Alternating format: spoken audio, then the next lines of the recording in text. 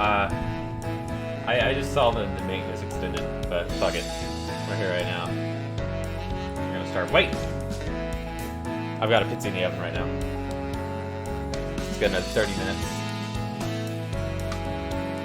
I could jam until then. Fuck it. Turn it into a radio station.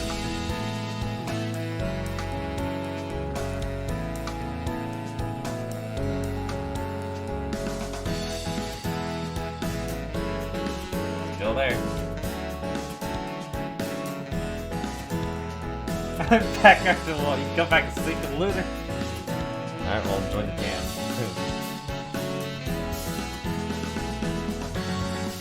I mean, it takes a while for me to eat pizza, like a good 20 minutes, so it actually works out.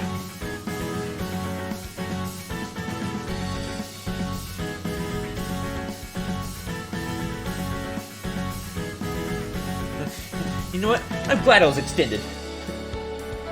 Give me time to eat food. Hello, hey, Espresso. It was extended by an hour, so we're just gonna jam until then. It's gonna take a minute to eat pizza. It's the buffalo sauce and chicken. Buffalo sauce?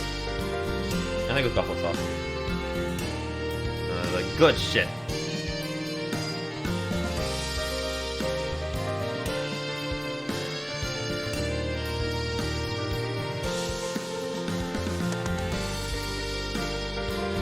We're just gonna jam.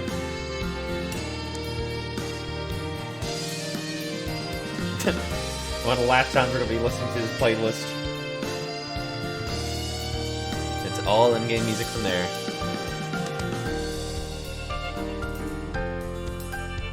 I'm gonna go sleeping on the floor once I start sitting in queue.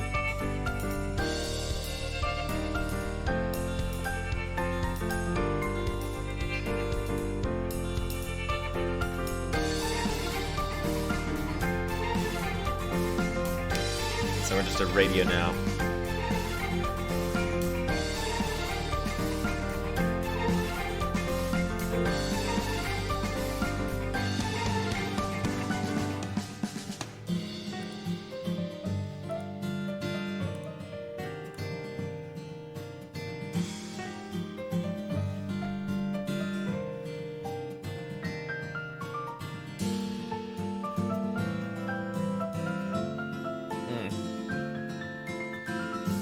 Once I start uploading, yeah, I may have to spend a day sorting through the AFK moments. Do a proper highlight upload. And cutting out the segments where I'm not on a computer or not doing MSQ. AFK mods? No. What?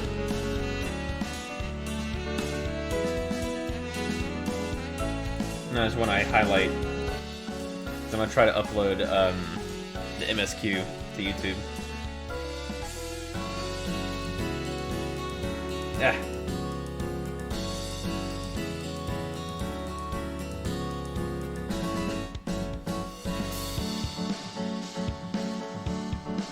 My ears! Yeah, I've got the jazz playing a little loud. They suck. I normally have it like this level. We're jamming.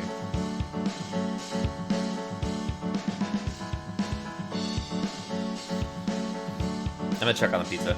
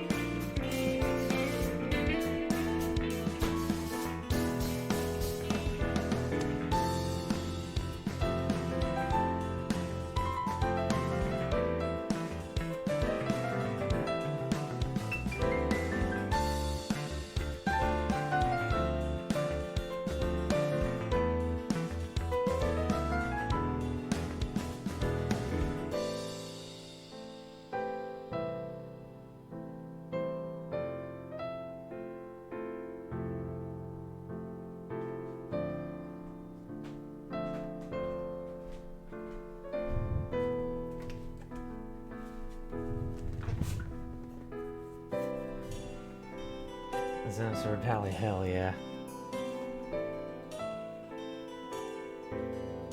Hammer fall?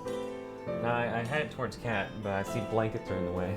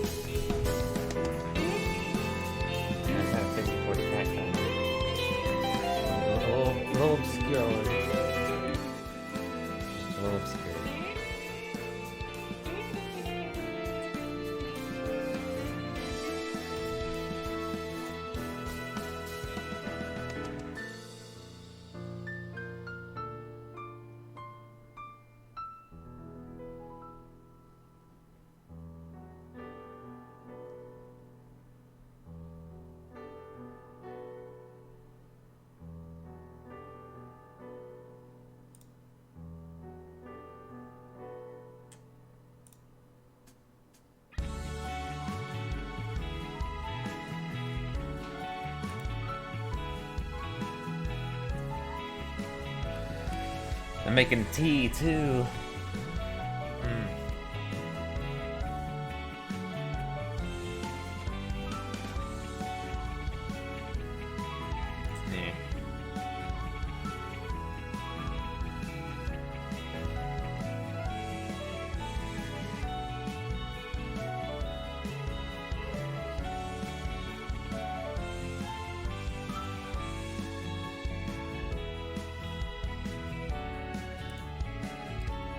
Let's go. Gotta wait another hour. They extended maintenance by another hour.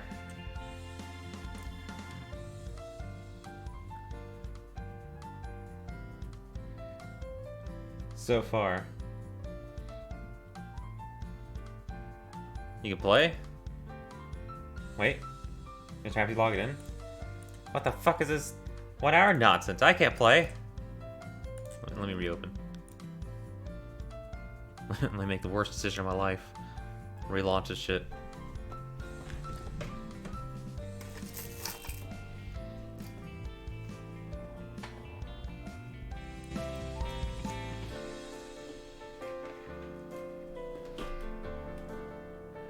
Ah! I left the door open! Just railed my elbow. Oh my god. That really hurt.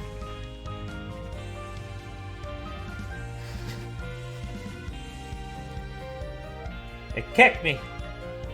What the shit? It's rude.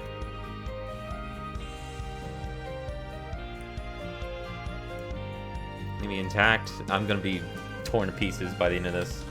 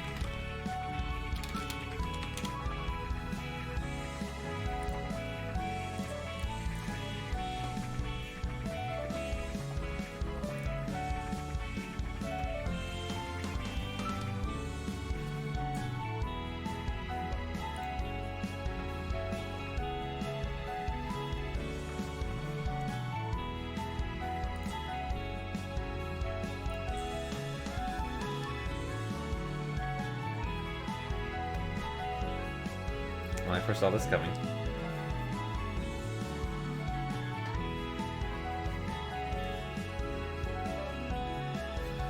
I'm gonna check on the water. Pizza, I guess.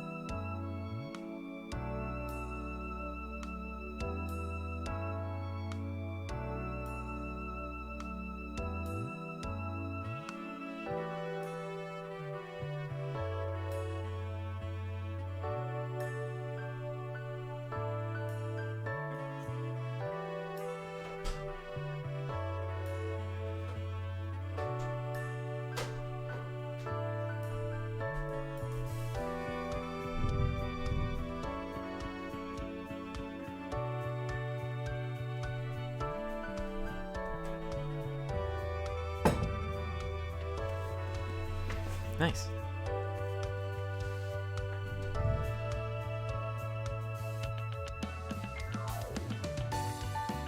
That says 33 hours to go? To what?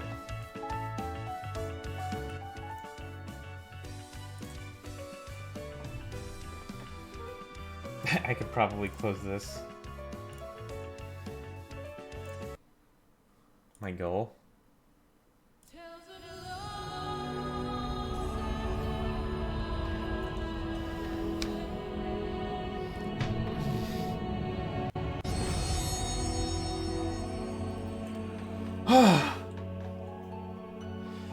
Goodbye, Shadowbring.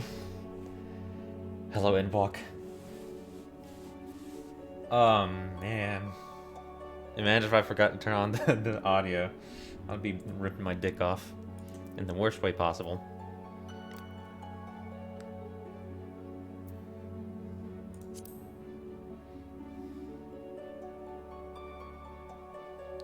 Ah, that's not gonna get old.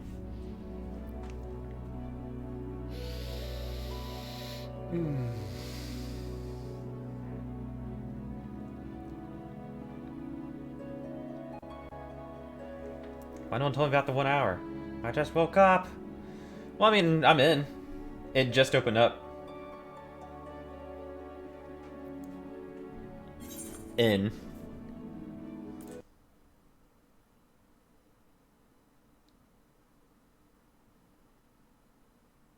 Oh boy.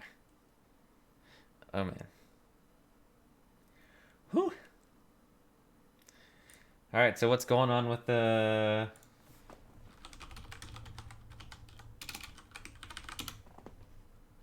the rest of the crew? You said Mr. Happy was in? Some people got in? Fuck.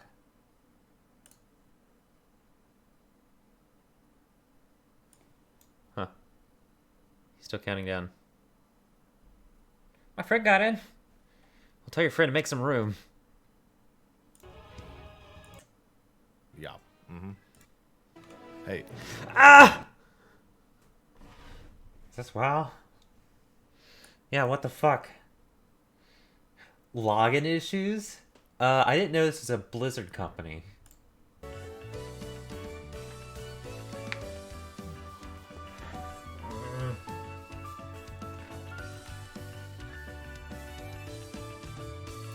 Meanwhile, there's people on the trial accounts.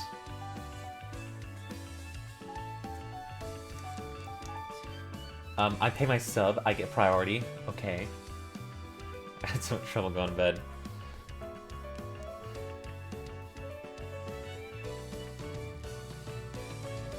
I had trouble going to bed, but for different reasons.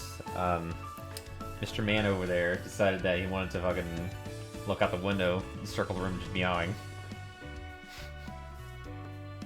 For a little bit.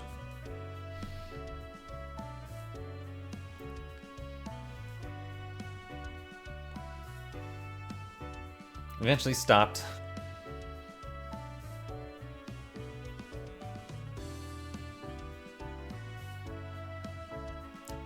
So I got some sleep. That's my cat at 4 a.m. Zooming. He wasn't even zooming, he was just casually walking around meowing. It doesn't even like a particularly loud meow. HTTPS system error. Nice.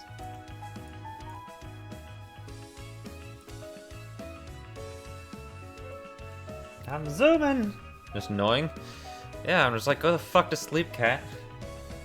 What are you doing? I'm gonna check on the pizza again.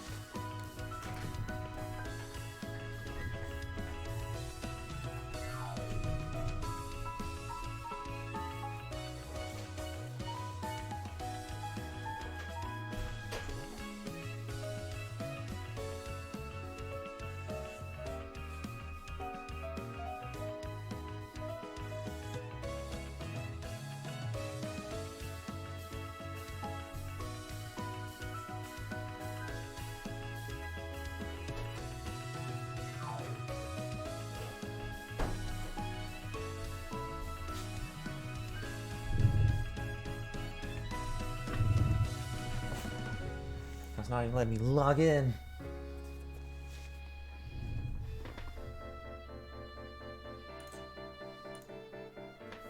What if I log in through download?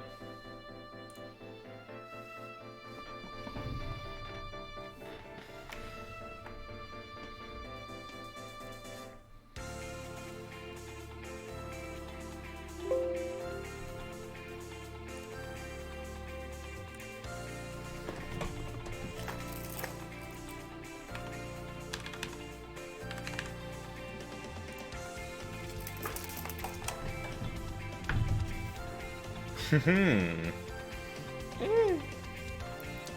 I need to report something, sir? No. No, not at all. Alright, well, let's listen to opener again.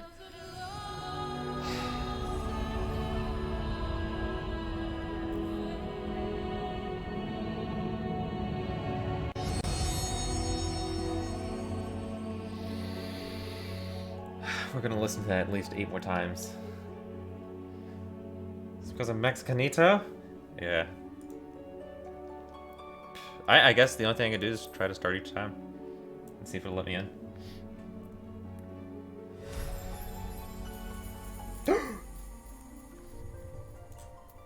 Alright. Queue time. What are we thinking? My pizza has 7 minutes left, by the way. I'm guessing 20-minute wait time. Whatever 3000 is. I'm on Genova. Did we ever go to Genova? I don't remember.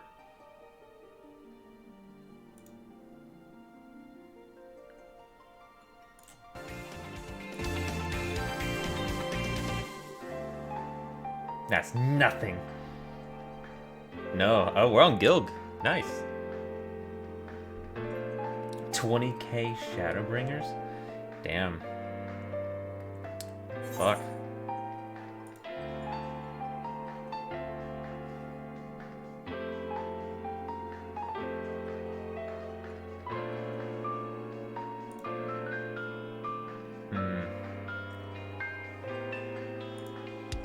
Okay, so there isn't like a bottleneck this time. That's good. That means servers are doing well. Unless there's like a mass logout, like a mass system crash, then that'll cause problems. I don't like that sound of the window opening every time. No, there's a bottleneck, alright. Wait to really say that. Yeah, no, that's why I said unless there's like a massive crash, and then everybody just get kicked out.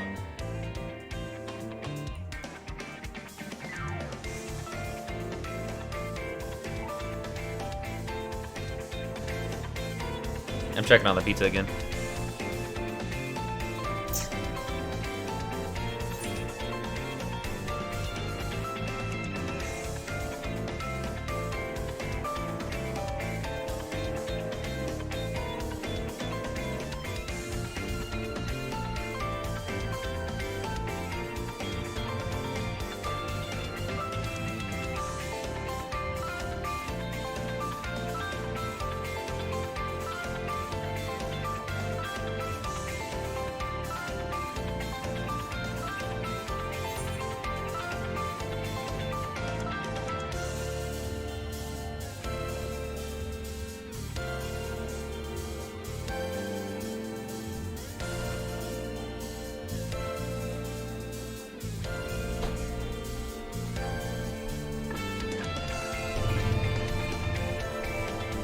Alright. 3 minutes till pizza. Pizza has 3 minutes. Oh god, it keeps scaring me, that new Windows sound. I got kicked a 3rd time! Keep trying. They'll get there.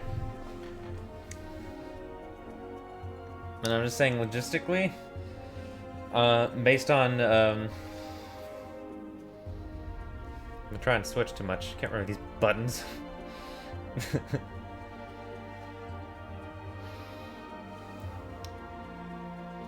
Oh, playing Switch too much.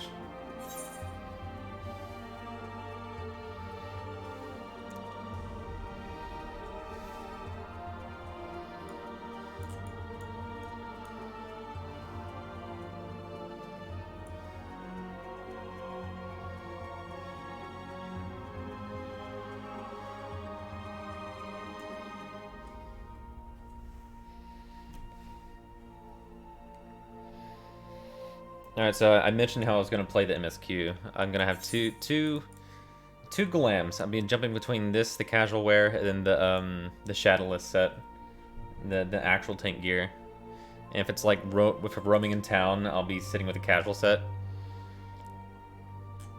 And if we like go out to like go somewhere, you know, in the field, I'll switch to the shadowless set. That way, if we get another Rogger's Reach situation, you know, I think it'll be much more impactful. I think I'd like the feel of it more. Like, alright, keep refreshing. Fucking goddamn. Rogger who? Exactly. The one that was carpet bombed.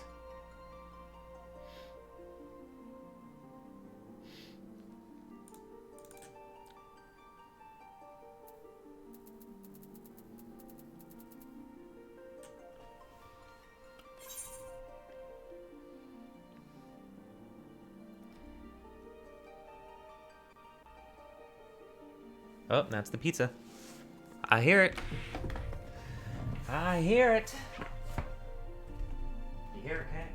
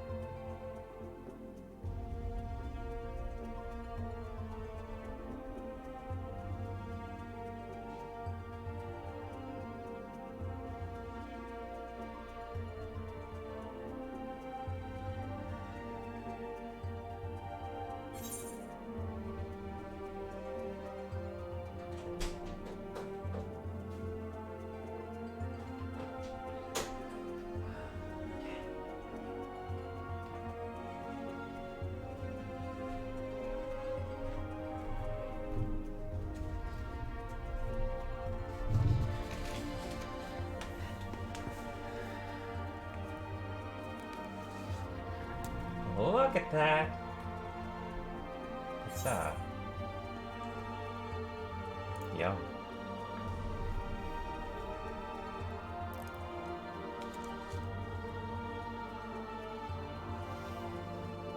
Oh, it's still piping hot. The smelly pizza again? That smelly pizza is really good. I wish. No, this is just the regular. It's barbecue sauce and chicken. I'm so hungry. No, yeah, that smelly pizza I got from Walmart, it's called One Bite. I need to remember it. I need to get more of it at some point. I don't remember how much it costs. I hope it's cheap. Because it's those thin crust pizzas are a scam. I like thin crust, but man, they cost as much of a full damn pizza.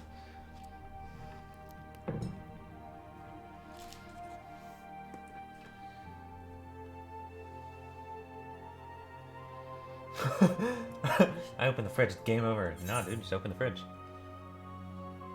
You got a fridge alarm?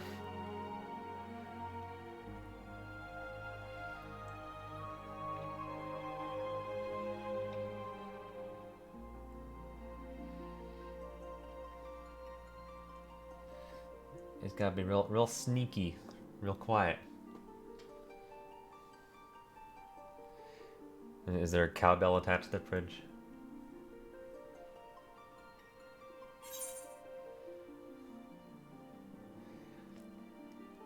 No, that's when you knock on your Mexican mother's door, and you crack that shit open. You're like, hey, you want anything?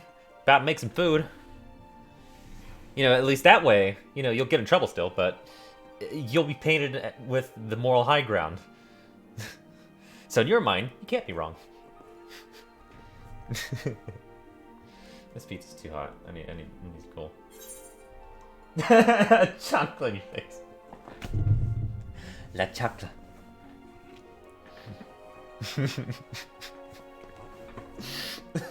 Oh my god, no!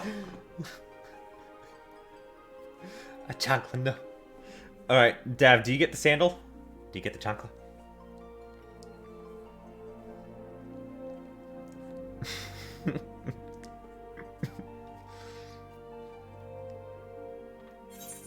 Yeah, oh god.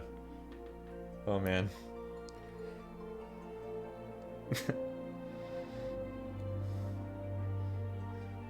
More for my grandma. Way too sensitive. Oh man, yeah. I'm sorry I brought it up. And it's funny, when I was younger, I used to get like a paint mixer, which is like this long wood paddle. Hang on. The wooden paint mixer.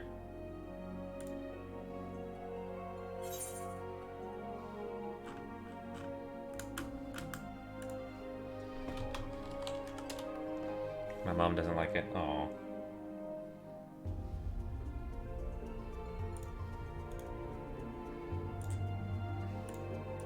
There it is.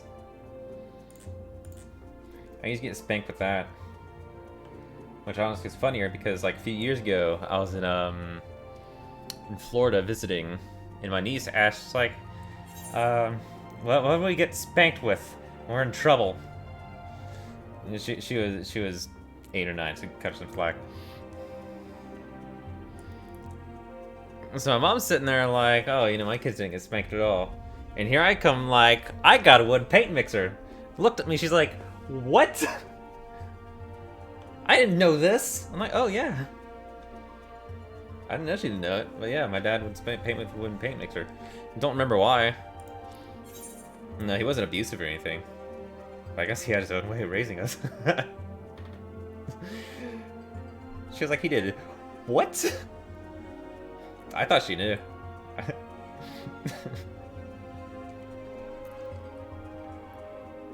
Pal, let's call 911 together. No, and my stepfather said like in the car, like whenever he and his sister would act up, his dad would be like, all right, sit up, turn around. Like while he's driving, he would try to spank them like while driving. Fucking.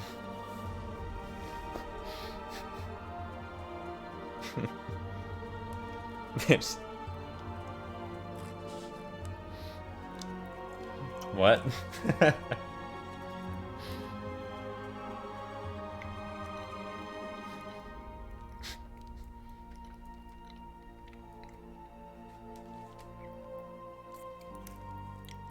You know what, let me tell one of my favorite stories.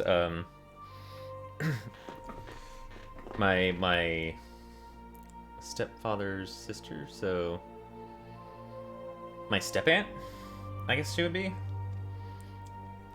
She had a really funny story. They live in Louisiana. You know, she was asleep, and then you know, she woke up to like a giant roach. And this ain't one of your normal cockroaches, alright? This is a Louisiana fucking rat-sized roach. She screams, so, their dad sleeps in the nude. So he hears a scream, he fucking runs in with a goddamn pistol, fucking... Where is he?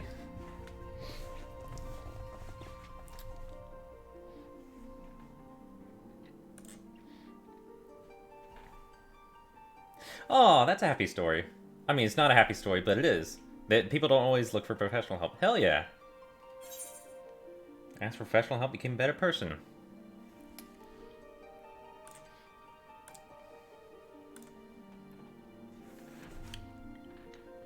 Nice. That doesn't normally happen. They normally stay in denial and... Aw. Well, I'm happy you came to that revelation. Undercover 3 weeks! Oh, that's not okay. Shit. I mean, is she alright? Did she have any long-term damage?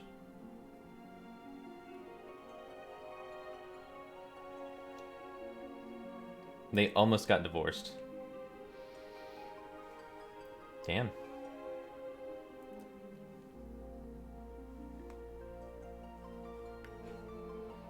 Only got the help he needed, and I guess they're...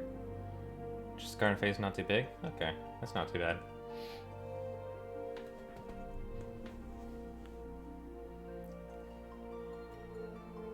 Fuck.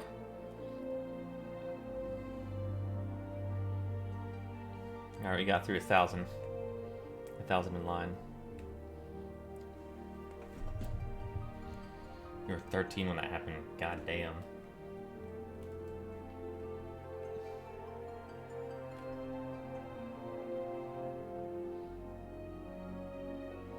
Fun. Alright, back in line.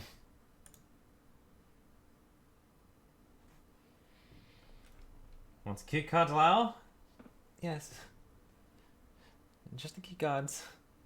That's all I'm waiting for. Just the key gods. I keep my place in line, right, Kappa?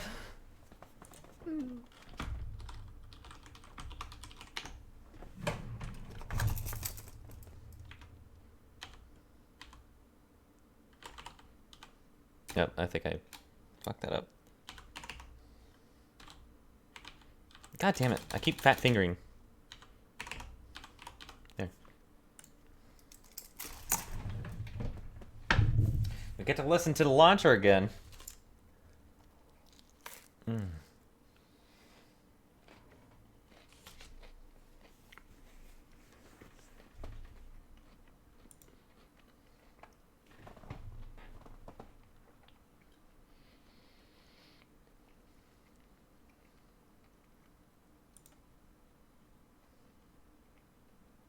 I was about 3,000 in line. There's Dartmouth launcher? Oh, hell yeah.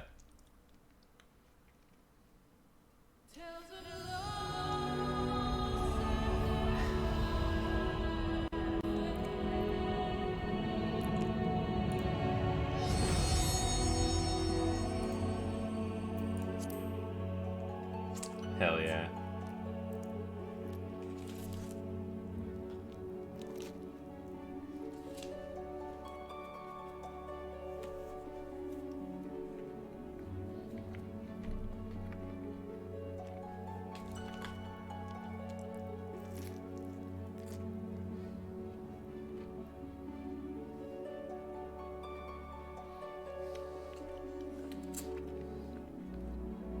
Well, Mr. Happy got in.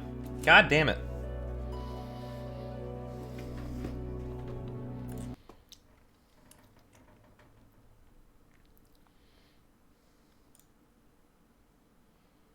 That is me. I'm stuck on that part. God damn, I made it to the login, but it kicked me the fuck out.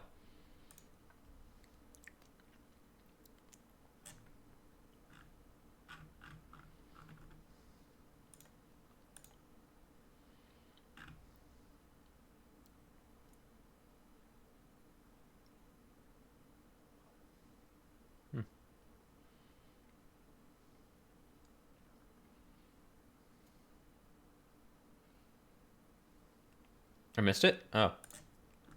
Oh, here we go. I was expecting another checkbox right here. Cool.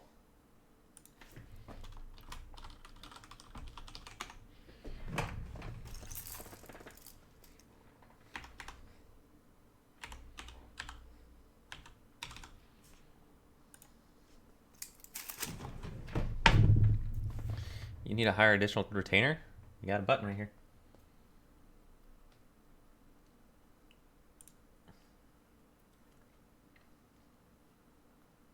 Streamer privilege? This is definitely not streamer privilege. What about me? I'm just as valid of a streamer as Mr. Happy.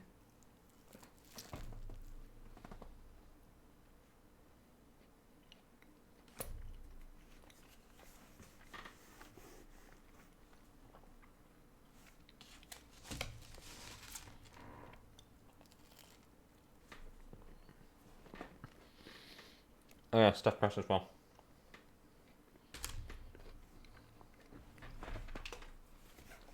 If you didn't know.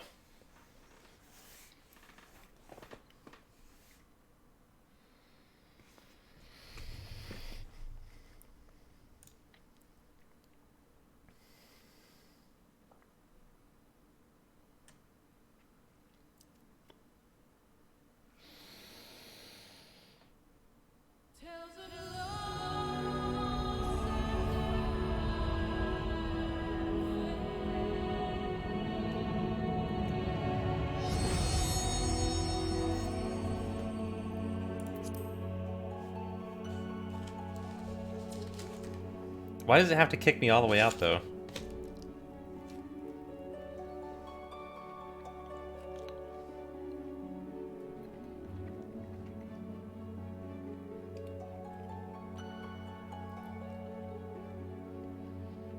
Sexual themes used with alcohol and violence? I don't know if I can play this. Is it because they finally added /masturbate? Fuck! Alright, I'm going through Delmid. I'm crying in the club, I just know it. Oh man. I'm gonna be in shambles. Not on this Christian stream. Alright, I'm just gonna leave this shit out. Fucking gonna need it. Look away, don't look at the numbers. Please no hack arena.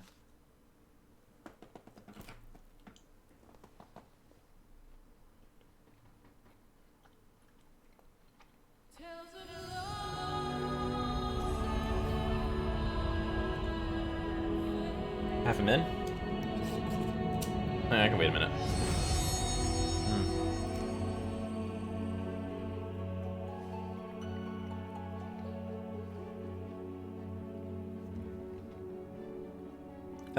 Which I made it to login, but then it kicked me out after like 20 minutes of waiting. I was in a queue for like 2,900, 3,000.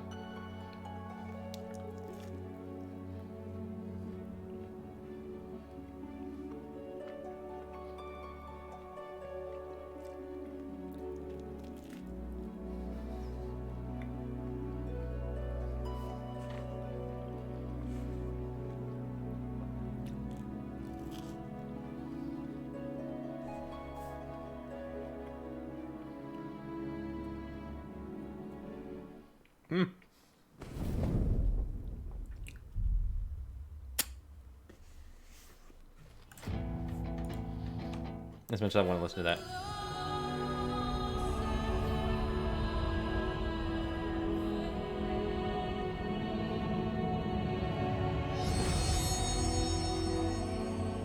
Fucking A+ launch screen though.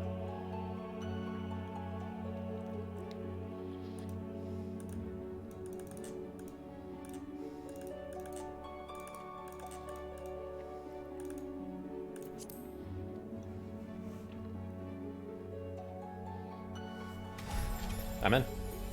Well, the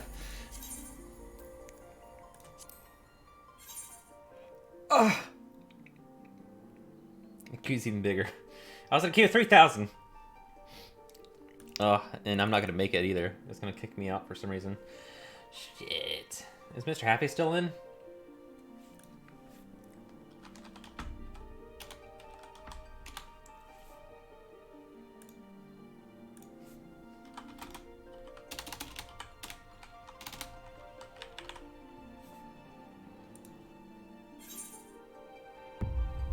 member of my family fights this fight.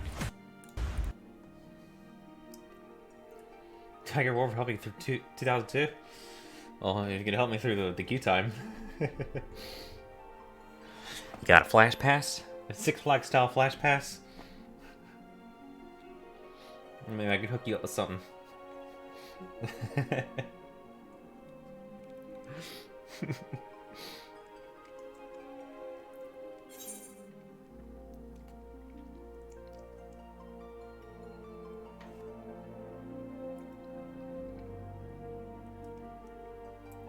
It's 938 on Phoenix Light.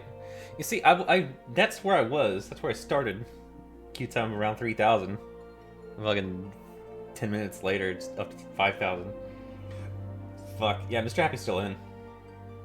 He's looking at the abilities right now. 14 launcher ultimate. Yeah, go back, dude.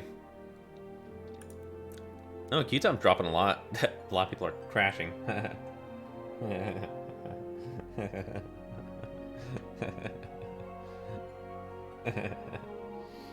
I'm eating pizza right now, so I've got a lot of slices to get through. Buffalo sauce with chicken and stuffed crust. Mm.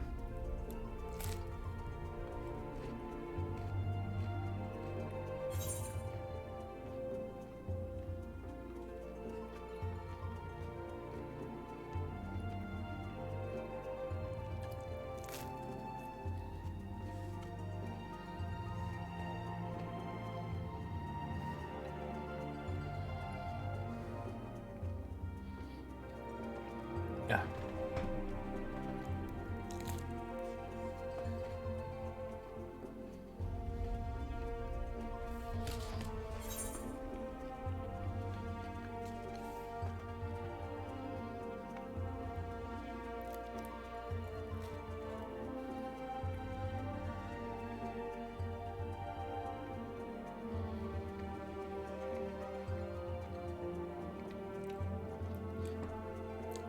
Can I drink this tea yet?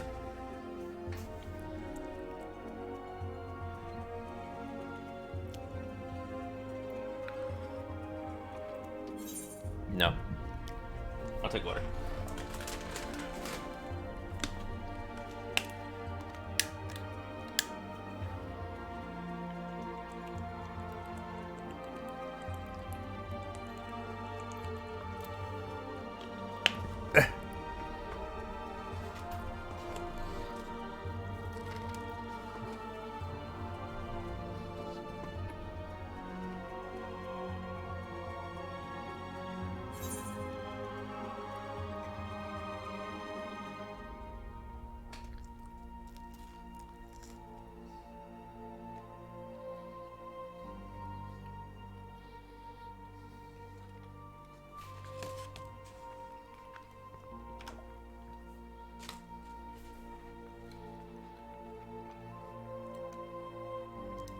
Yeah, just kicked me out from the queue. It's like, alright, log in again, motherfucker. Alright, I'm grabbing more pizza.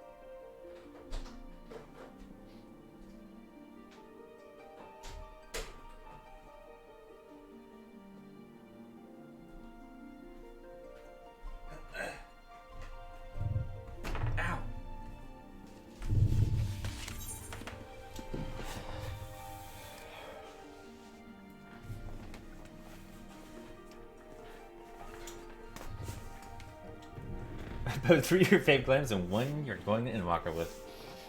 I'm going with 2. I'm gonna swap my glam whenever we go out into the field to like actual armor. And just leave on casual gear if we're like walk around the city. And that way, if we have another Ralger's Reach situation, that'll be pretty cool. It's like, oh no, you caught me off guard. I'm still in casual wear. I'm unprepared. You know, that sort of thing.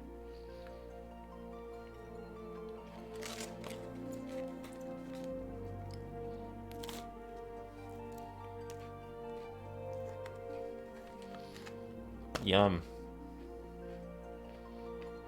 Stuffed crust.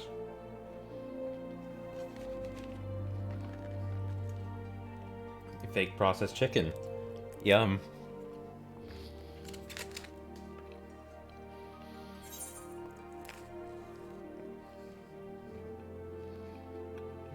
I look like a total tool.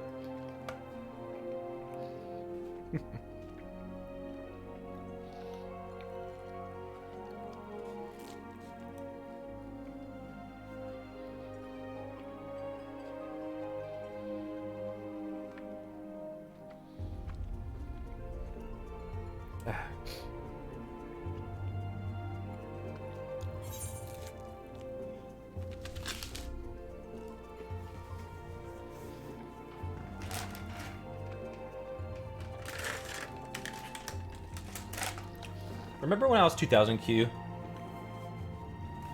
Oh no, Jan! That sweet, sweet error message. I can see my wall! Alright. Now log in, motherfucker. Make it.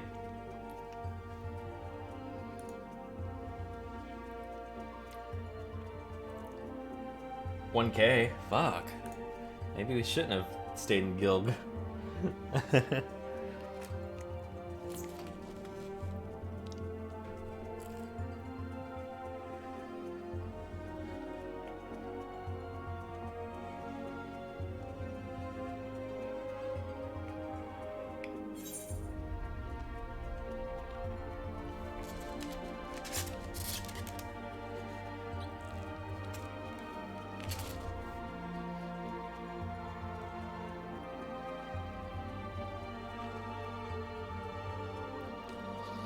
If save your spawn in Q if you crash? They don't. I was 2000 Q. Not me. Not me. Not me.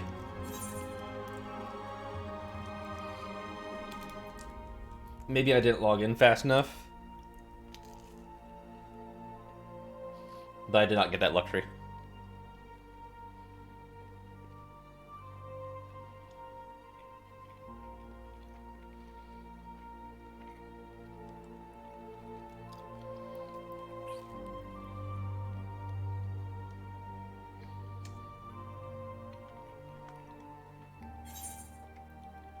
Unless you mean like crash in game. Though I don't know if people are having that issue.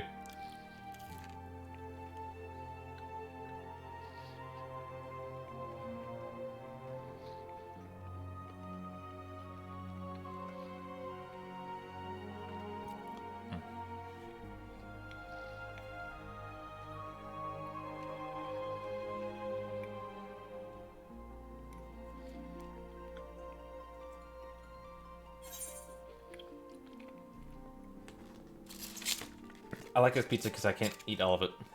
I still have 2 more slices after this. I'm gonna have to save them for the next round of queues. For whenever I take a nap on this floor and fucking wake up. I have to. If I nap on the floor for the queue, I'm gonna have to wake up and check and see if I got kicked.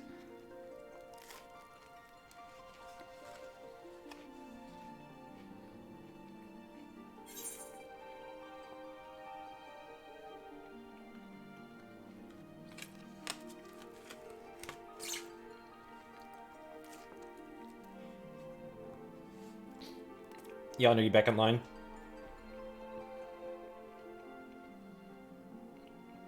Until the server limit? I have no idea.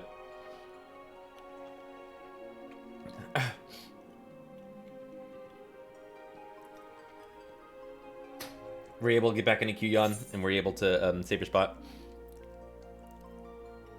Lobby area every time. Oh.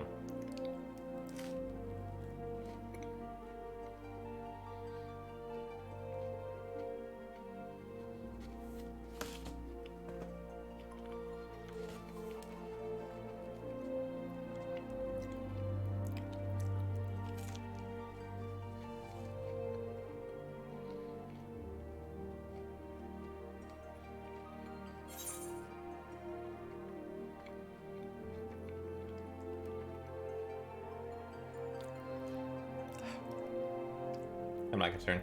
It's to be expected.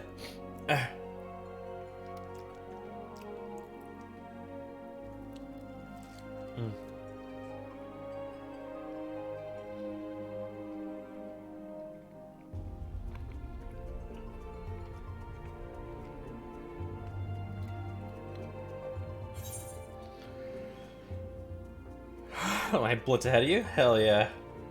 I'll wait for you when I get to the first dungeon. I'm not gonna start done without you. I feel like that's generally the waiting spot.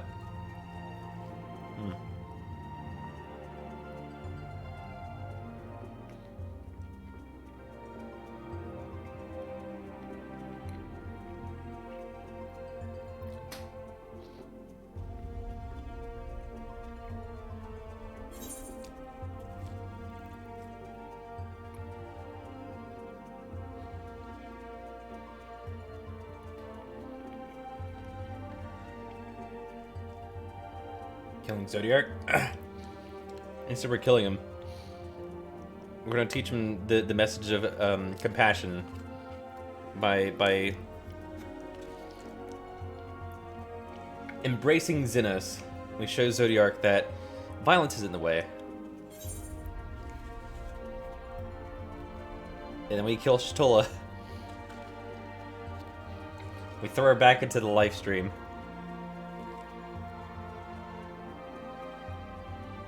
I'm gonna seduce you, make a good guy.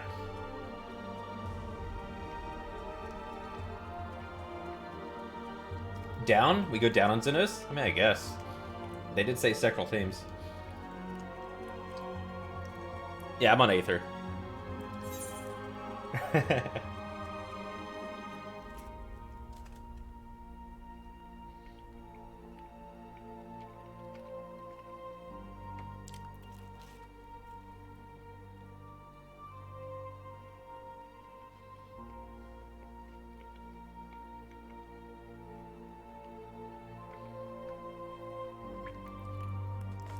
I just gotta survive the error messages for another 4,000 people. God damn.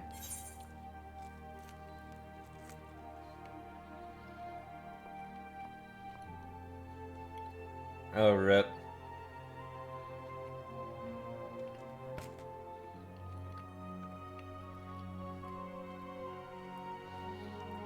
I think that Baelstar reveal is gone too, as well.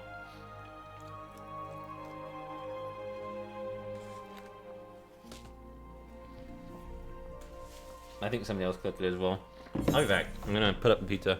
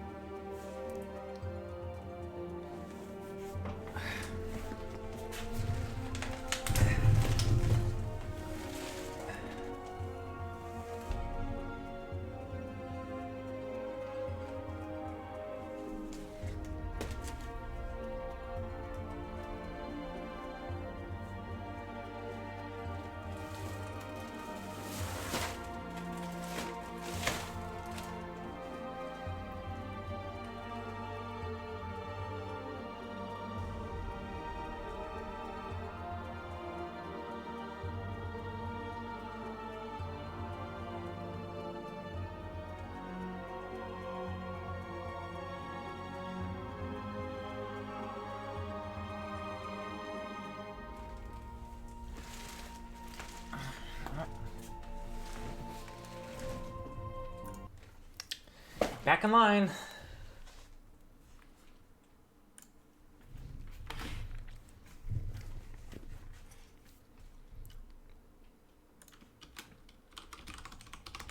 Let's just put me back in this menu quickly.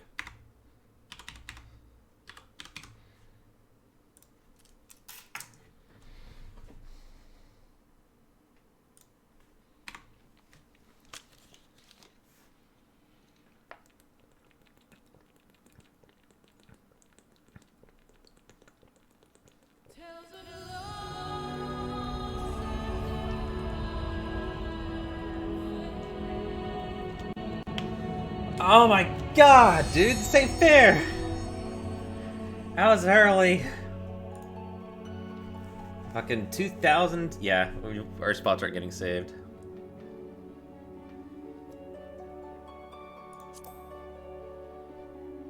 No, yeah, hearing that new window pop up for the new queue time. Shit. Or queue position.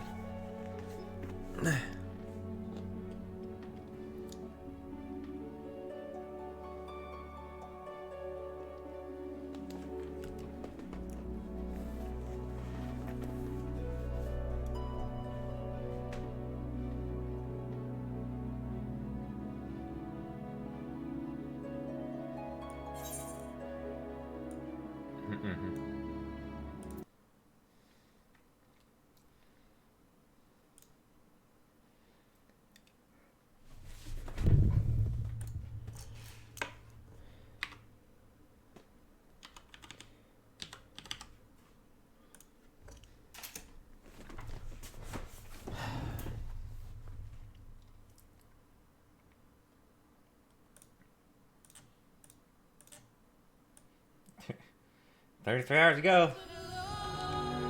Yeah, who knew that was a precursor to when we were actually going to be able to play? Huh? Oh, sorry, that was quickly. Damn. Should I stream Final Fantasy 14, my friends?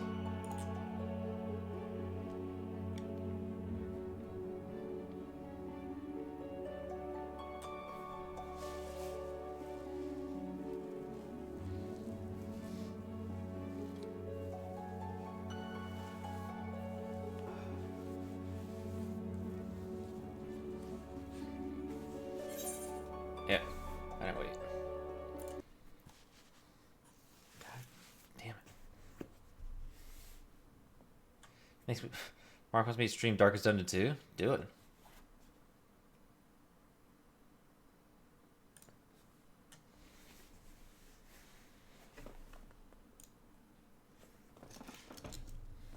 Now's good times ever.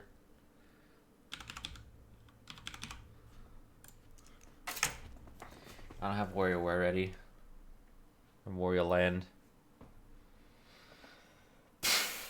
Logging in with data center.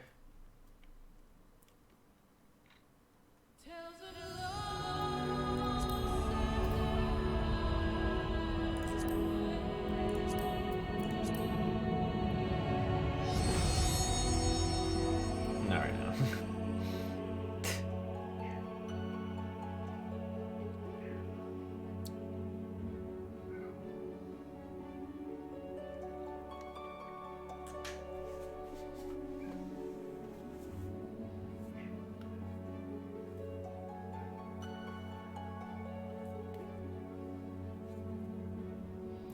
Epic exclusive early access.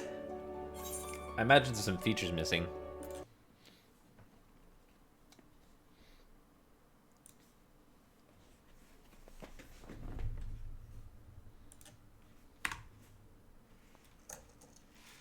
There's a ton missing. Yeah.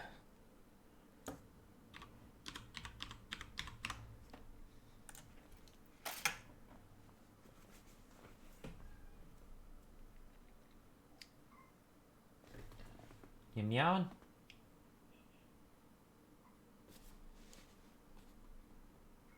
Oh no, it's from outside.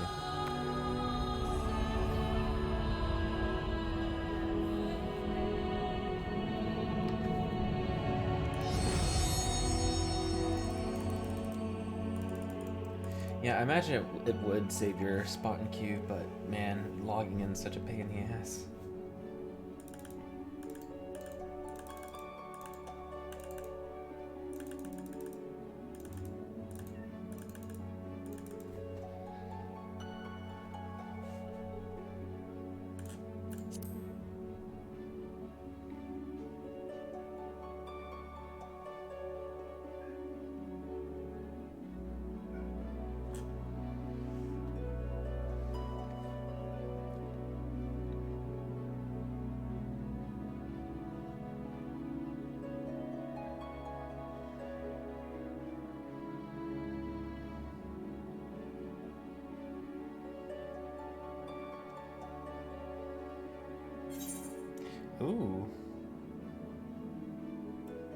Nice.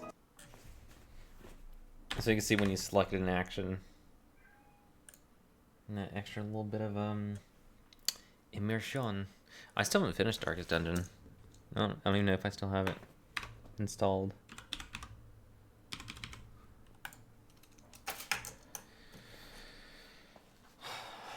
But yeah, if I play Darkest Dungeon again, I'm definitely gonna look at meta builds for doing that last little segment because that was just so deflating.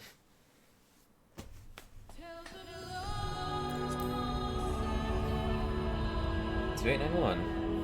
Oh, and Genova strategy.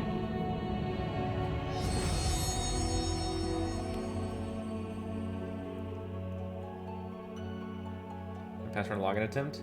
You're not going to because I'm using the downbid plugin. I was thinking about that and I was worried about it. I'm like, man, it's gonna 226 espresso. No. Ah. God damn. Let's see if you can log in quickly and keep your line. I hate life. God damn. Yoshi P, help us. We need a hero.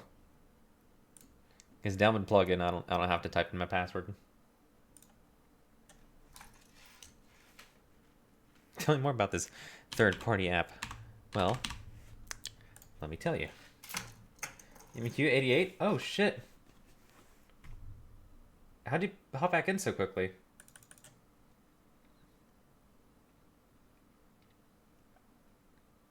I don't know.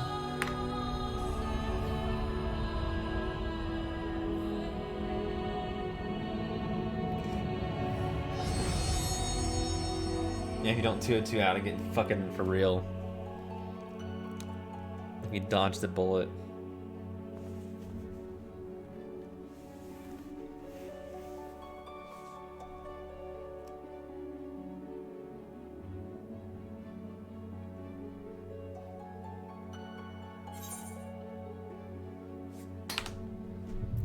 Kick me out.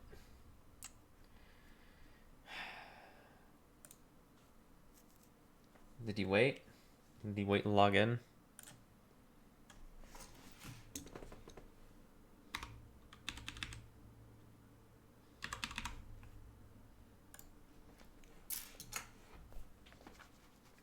Or did you just fucking Hail Mary die straight in?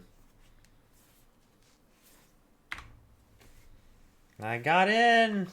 I'm so happy for you. Did I just hiccup? No. Not I. And 0 frames dropped. I'm proud.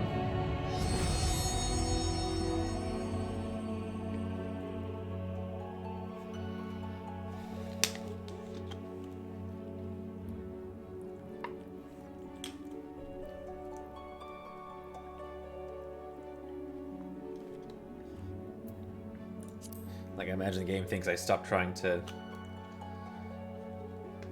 log in. 8 times, you said? 8 times what?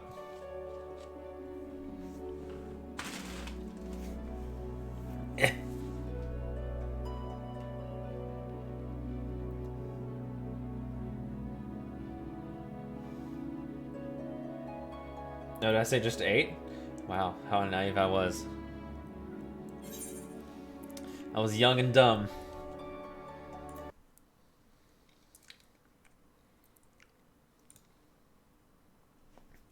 That was during a time I was blissfully unaware of the cruelty of the world.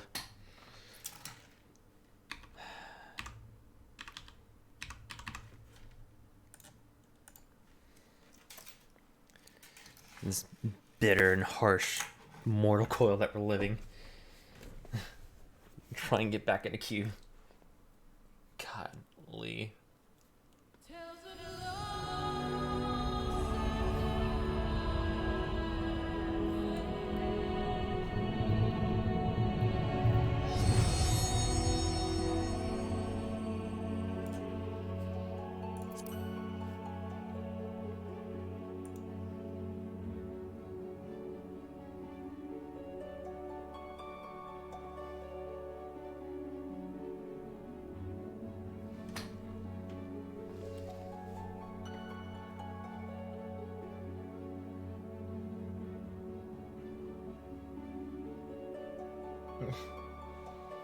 A stray memory has been unlocked.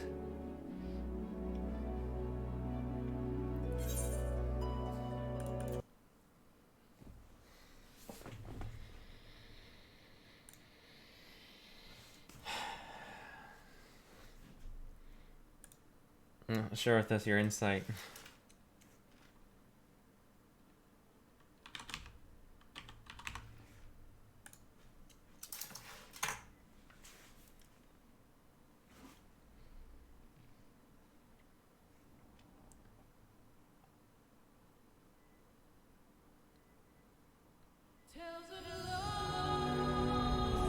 What did it say in Spanish? Chocolates from all sides.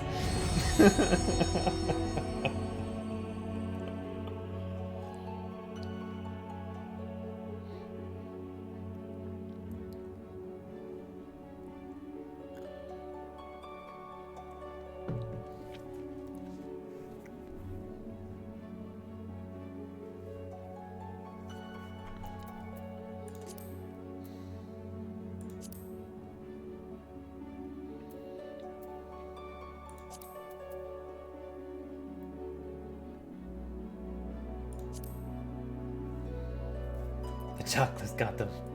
No. I would like a weapon glam of a chocolate. Thank you. You monks keep your teapots. I want a chocolate. Dancer weapon, yes!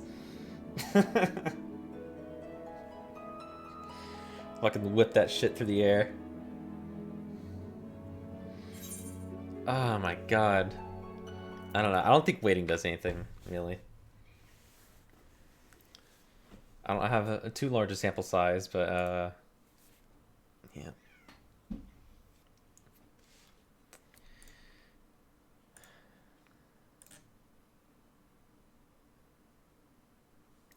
$4,879. Well, that ain't no 5,000, but it may as well be.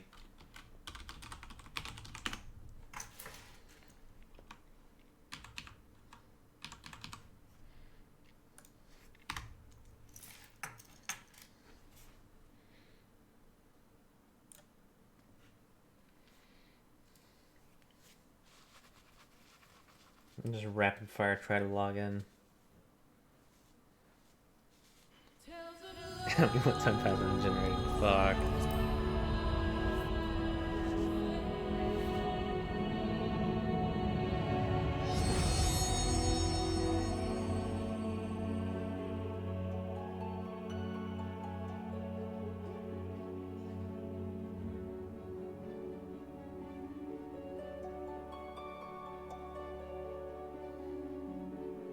Dude, Mr. Happy got so fucking lucky. We're down 23 to go. Well, hell yeah. Oh.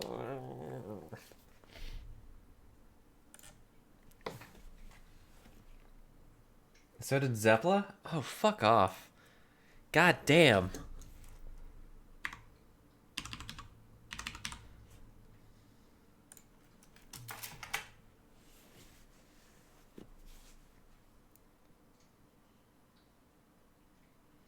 I shouldn't say that like it sounds bad. I like him.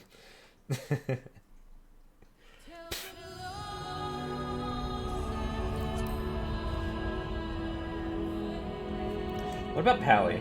Can Pally get in? Ah! Did I keep my space in line? Whoa. What the fuck? How did I get so far behind you, Jan? 4,879?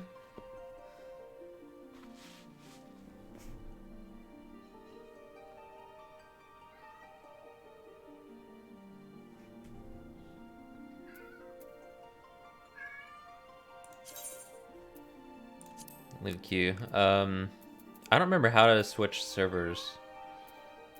World.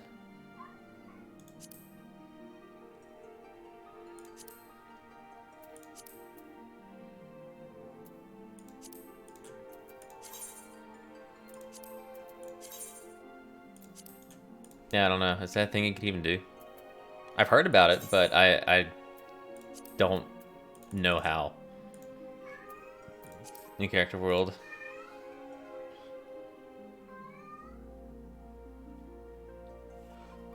Oh, alright, you're not. Right click name. Oh, hey, how about that? Okay.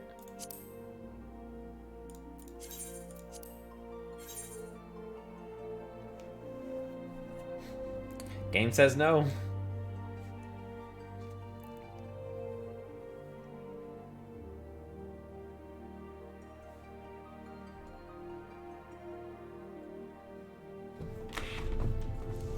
Cat, I hear you screaming.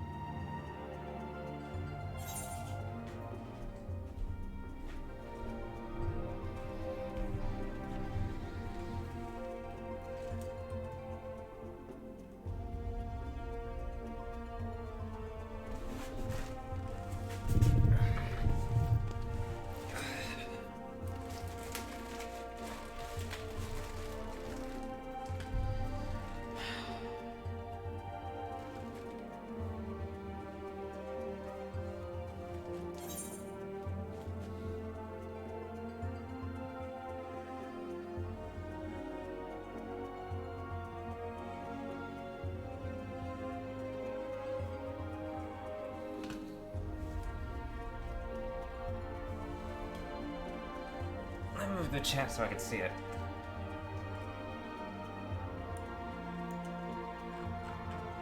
There we go. Are you okay with this? I'm not! I want to play the game! Hang on, I'm breaking it. There we go. Breaking ramen bricks.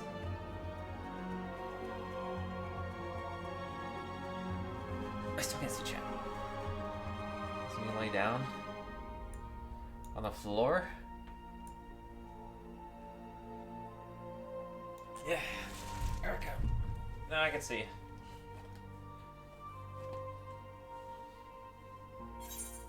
I just want to play the game. Is that too much to ask?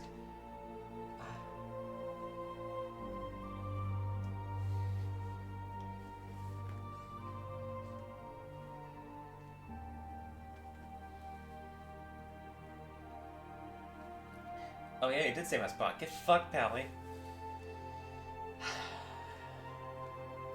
I'm a catch him eventually. Just you fucking wait.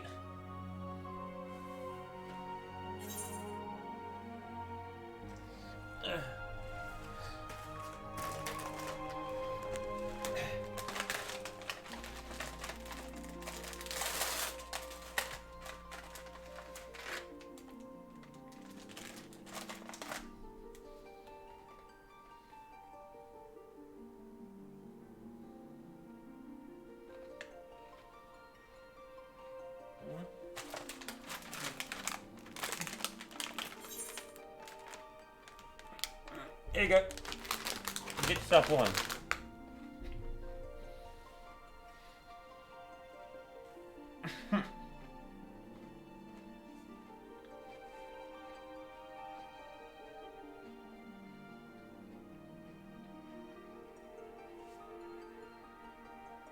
Yeah.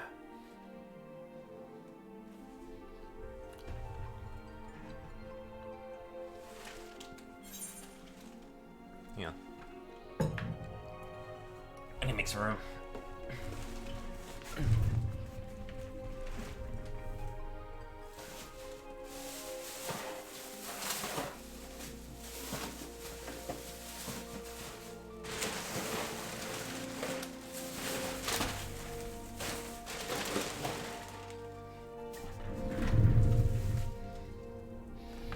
There you go.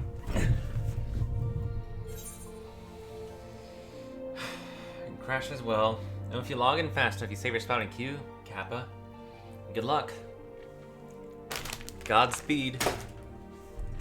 I hope you get back in time. Let me square this up.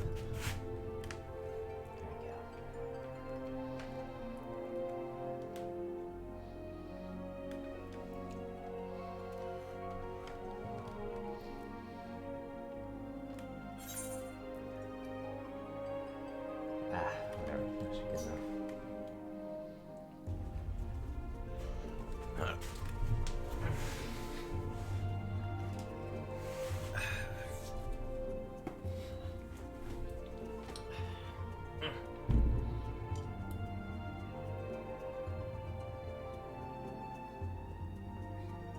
It's been 2 hours. Fuck.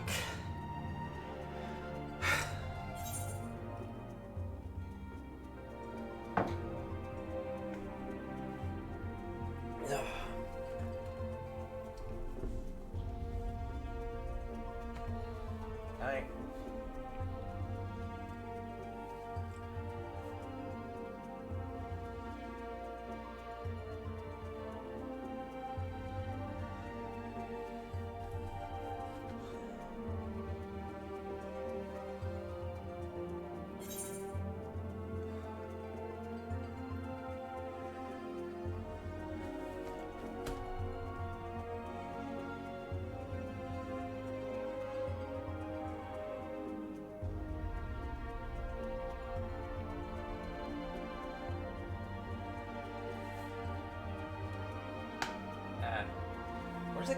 Where'd the cat go?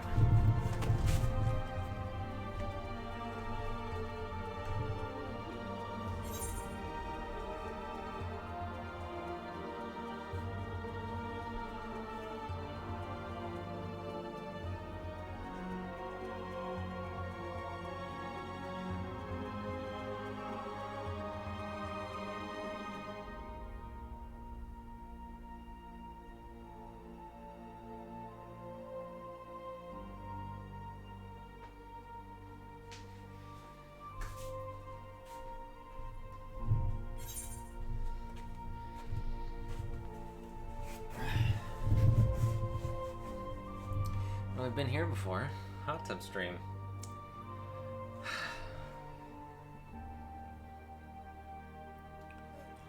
Emotional breakdown stream. Here we go. Yeah.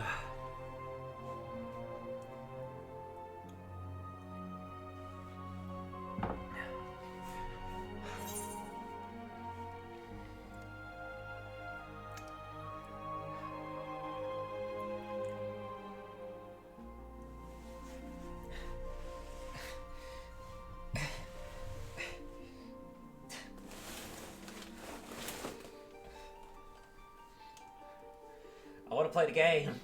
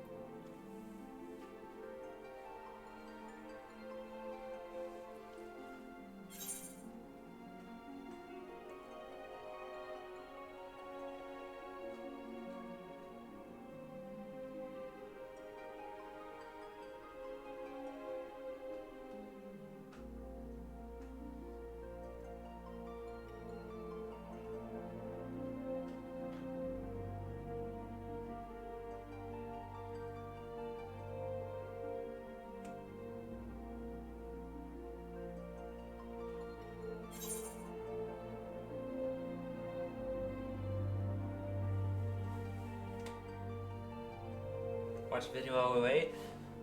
What video? I won't be able to turn off the audio. We'll be listening to the overture.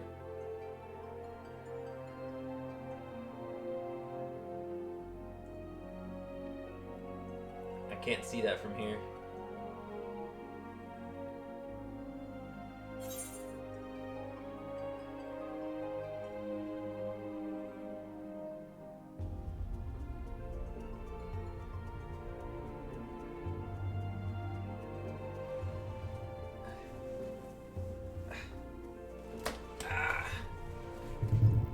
Roman's gonna be crushed by the end of this.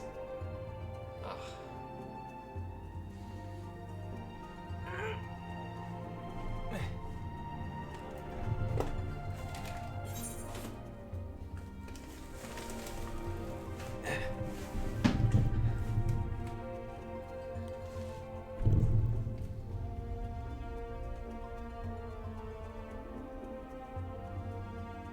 Let's see. Ow.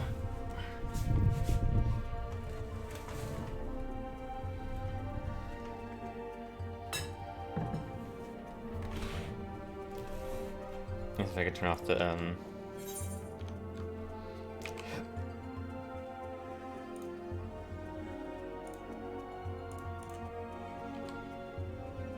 let's turn it down. Mixer.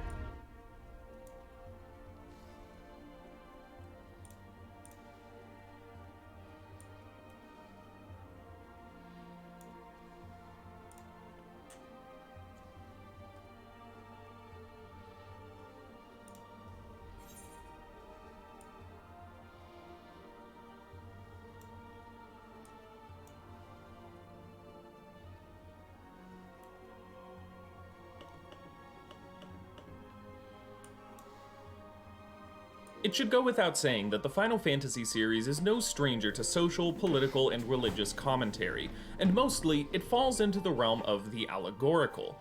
Not subtle allegory, mind you. Final Fantasy X, for instance, has extensive religious commentary taking the form of a story about the son of a mysterious father figure being transported to another world to put an end to a cycle of human sacrifices perpetuated by a seemingly benevolent church to appease a destructive monster literally named Sin.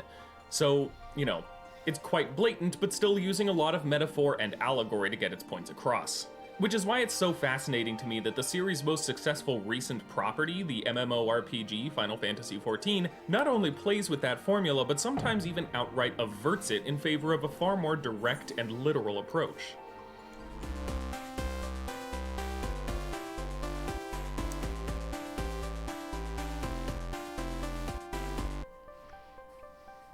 Hello, I'm the Game Professor, and welcome to Games as Lit 101. Final Fantasy XIV's gotten pretty popular.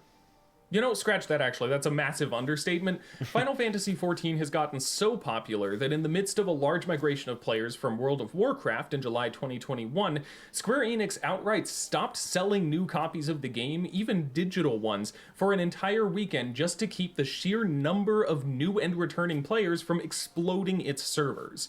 And one of the things that really sets the game apart from the scores of other MMOs out there is its focus on storytelling. Apt for a series that has historically been a leading narrative force in the medium, but still abnormal for its genre. And also, in some ways, for Final Fantasy itself, because 14 mixes up how it tells its stories pretty significantly.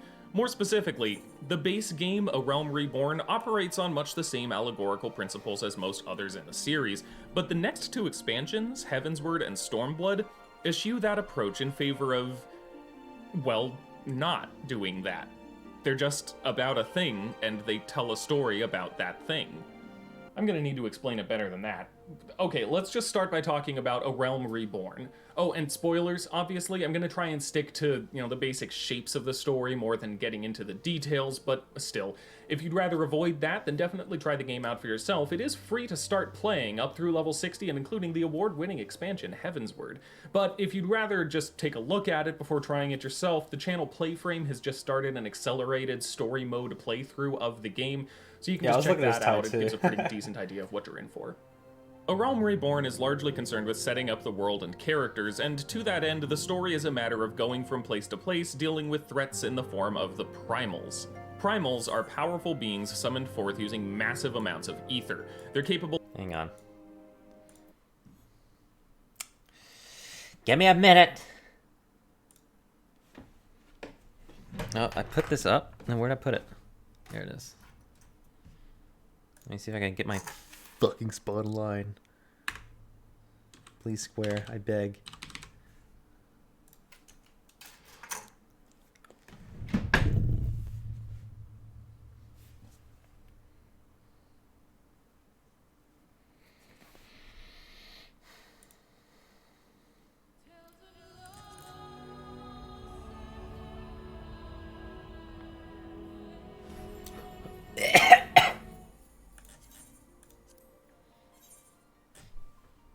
We did it. Alright, just gotta do that 4 more times. Of irreversibly enslaving people to their will, they're usually hostile, and even if they're not, their very existence feeds off of the planet's life energy. So they're just all around dangerous, and it falls to the player and the other scions of the Seventh Dawn to defeat them wherever they pop up. It's honestly a fairly typical RPG setup. You know, there's a specific group of baddies, and we're gonna travel across the world to all these different and unique locations and save the day, you know. It's fine, but there's a reason Heavensward is hailed as the point where the game's narrative ambitions really start paying off. But more relevant to our purposes is the way A Realm Reborn wraps its social commentary in allegory, much like most games in the series. The Primals aren't summoned by an evil cult bent on destroying the world or whatever, but by marginalized groups and tribes on the edges of Eorzean society in response to legitimate threats to their existence. And those threats don't come out of nowhere. Sometimes it's an invading force, sometimes it's a lack of food, sometimes it's simply a lack of direction or purpose. And just as often, those problems are caused by the very society the player is fighting for. The Primals aren't the problem, but a symptom of larger structural problems in Eorzean society, representative of the very same socioeconomic issues we face in our real world today. These struggles and their consequences are even manipulated and weaponized by the ruling class of an imperialistic nation for the furthering of its own power, which itself is a plenty familiar phenomenon in our own political landscape. It's a story about a band of heroes defeating magical monsters, but that story is used to talk about the very real effects of inequality, prejudice, and structural injustice that we see in our own world. That's not to say it's a particularly brilliant allegory. A Realm Reborn has plenty of weak spots when you really start digging into the details of its central metaphors, but nonetheless, it's all still there, even a little subversive, I'd argue, with how it plays with the whole increasing attacks from these group of monsters thing, but it's all very much in the vein of how Final Fantasy couches its social commentary in all of these fantasy allegorical elements. Which is why it's so interesting, to me at least, that the first expansion, Heavensward, swings so far in a different direction. It's not a particularly sudden change. Final Fantasy XIV releases patches between expansions that further the main story by tying up loose ends from the previous arc and setting up elements for the next. And the patch content following A Realm Reborn enacts a shift from this allegorical storytelling to a far more direct approach. It's largely, explicitly about politics, how the Scions are to interact with the Eorzean Alliance, how to address a refugee crisis in a city that already has extreme wealth inequality, how to shift from monarchy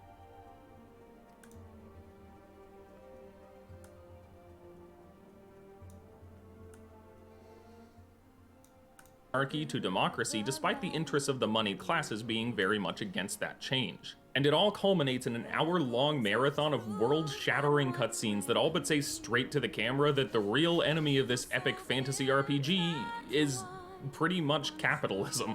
But then we move into Heavensward proper, and far from using its fantasy elements allegorically, it's pretty much just a straightforward and meticulously detailed story about a theocracy.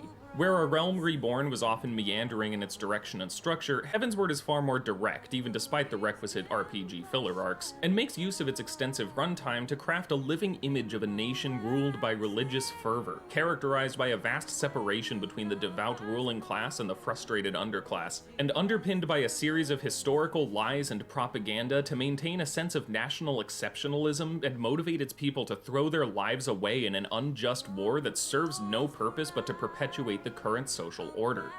Not that we in the good old USA would know anything about that, right? Democracy.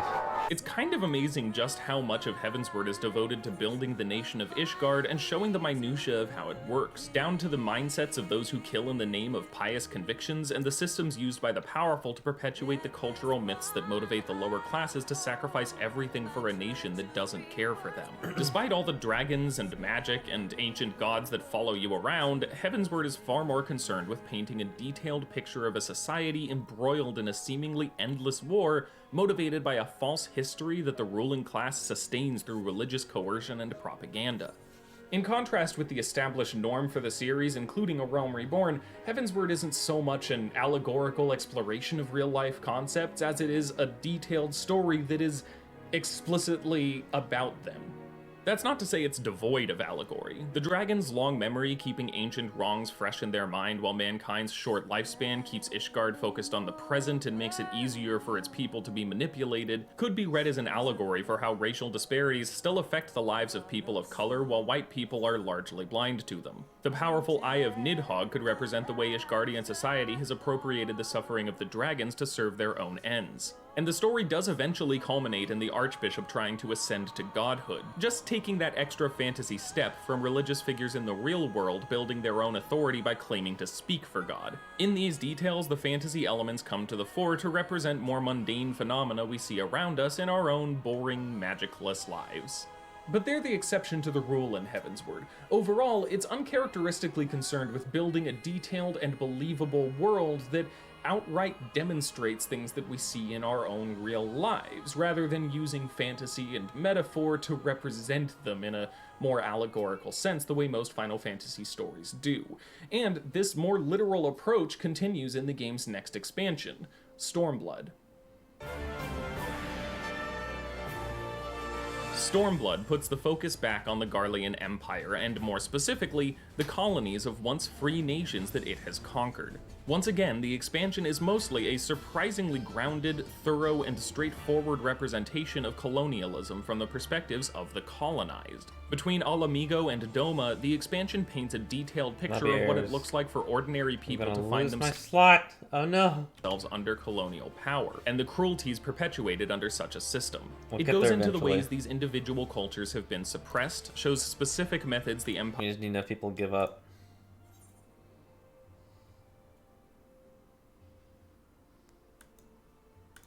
uses to make their colonials feel that compliance is better than resistance, and delves into the mindsets of those who make both the choice to Oh, you resist got it back? and the choice to fall in line. Most interestingly, it uses multiple characters and storylines to compare these imperialistic tactics to an abusive relationship, drawing parallels between the ways people are conditioned to submit to an actively malicious authority under both colonial oppression and familial abuse.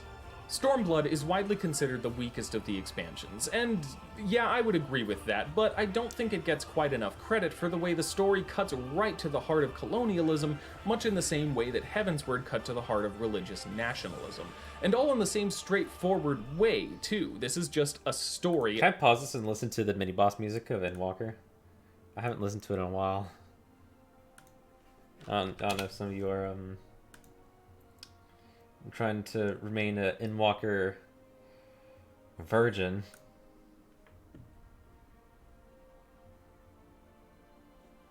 Ended loving Lise? Yeah, I talked to Jan about it. Lise isn't a bad character. Like, by the end of it, like, I didn't mind her. Like, when she's sitting at the council table, like, I thought she was okay. And I think I remember he talked about Lise. There was a video where he was talking about Lise. And he's like, you know, I don't give a fuck about people who say Lise is bad, and like the Reddits and like the people just saying Lise is a bad character. I don't care. I don't like her. And I remember that video. You know, in a vacuum, I dislike this character in front of me.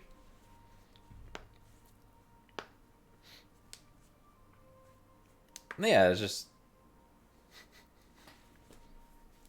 how she was sort of presented very early on in the expansion. By the end of it, she's alright. I've come to terms with it.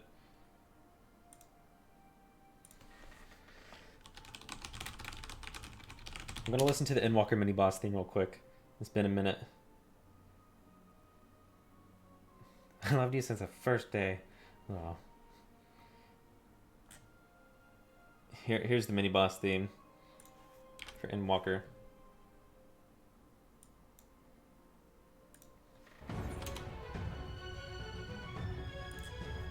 What was that song called?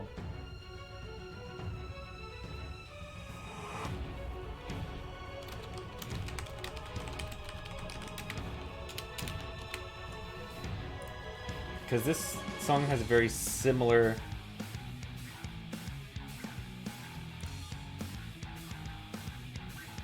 Sandstorm?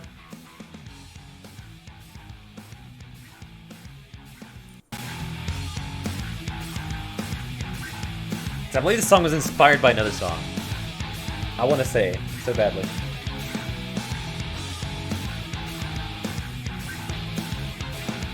You're saying Darude Sandstorm?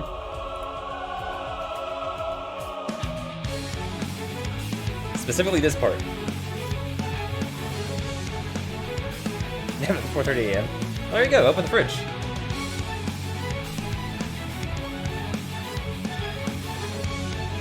Do you ever? You should hit her with the chancla, or not hit her with it, but like hit her with the hey, go to bed. It'd be funny. I think you'll both get a laugh out of it. Maybe not. Maybe you'll she'll do a chancla reversal on you. That's a definite no. Sophie, that's gonna be a hard pass. The streets the day after. No, I love the mini boss music, especially.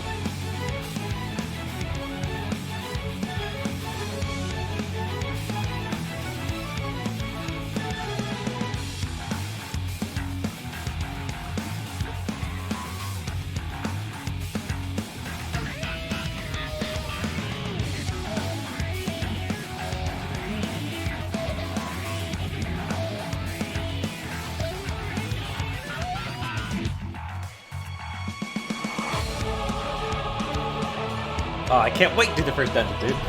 You better get in, Yon.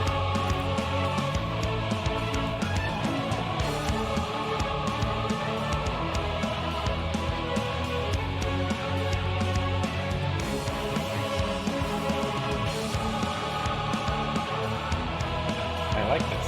This is just mini boss, too.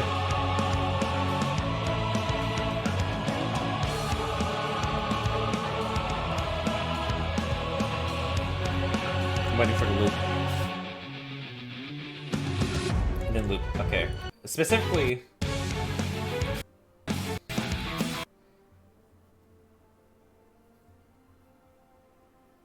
She asked a lot of questions during the drama. That's funny. That's like my mother. Alright, I want to draw your attention to this part of the song.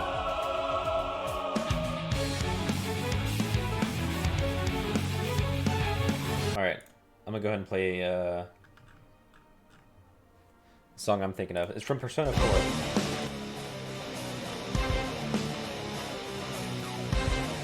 And it's funny because I've had this song on my iPod for fucking years.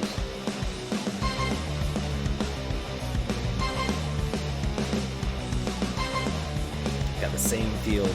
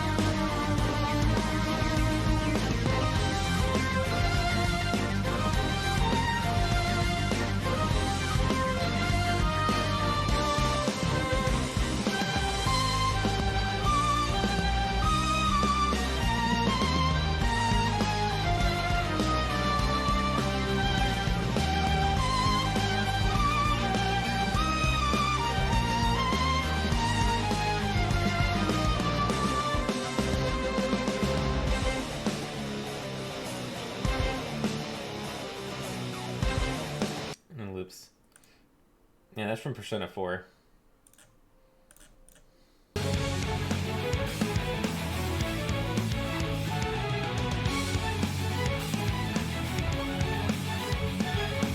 Yeah, I was just thinking of that when I was hearing the Stormblood boss music. About a colonial power and the people it's oppressing. But when we come to Shadowbringers, Final Fantasy XIV's third expansion strikes an effective balance between these two approaches. It boasts the return to allegorical storytelling, subverting the whole warrior of light concept by depicting a world where darkness was so thoroughly defeated that an apocalypse of light nearly ended everything. It even harkens back to the effective, if blunt, allegory of Final Fantasy X by referring to monsters of the light as sin eaters and presenting them as a ravenous force that infects and erases people's individuality. Shadowbringers has a lot going on, with themes ranging from grief to inequality to the very nature of personhood, and it's a good deal more complex in its... You know, I just thought about the fact that World of Warcraft kind of tackled that theme too, about light, and overbearing light being bad. Specifically in Legion with Illidan Stormrage, where Illidan accepts, you know, his demonhood. And then he turns out to be this this prophecy child, where he had like golden eyes, which he had sacrificed to become a demon. And then he meets this this Naru god, effectively. Who says, "My child, you are injured. Accept my light." Illidan says no. The Naru light thing, the chandelier, says, "But my child, you are a prophecy child. My wounds." No, don't worry. That's an expansion later. This was good old days. And Light God says, "But my child, you are of prophecy. It is your destiny." Illidan says, "No, thanks. I'm good." I'm actually just pull up the cutscene.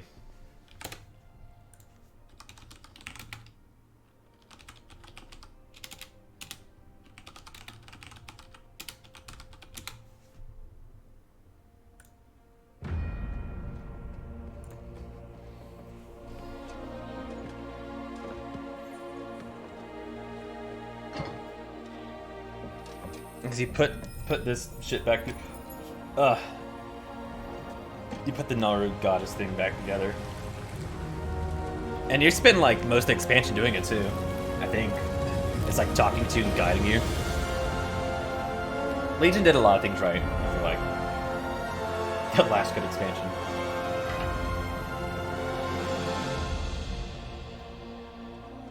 We are blessed to be in your presence once more, Zira. Turalian, you have found the chosen People losing one. it. I saw that Sylvanas has an unused skin texture, and it's currently locked behind. Or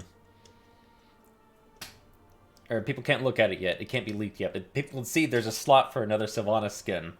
So, oh god, new Soul of Azeroth. Wouldn't that be something?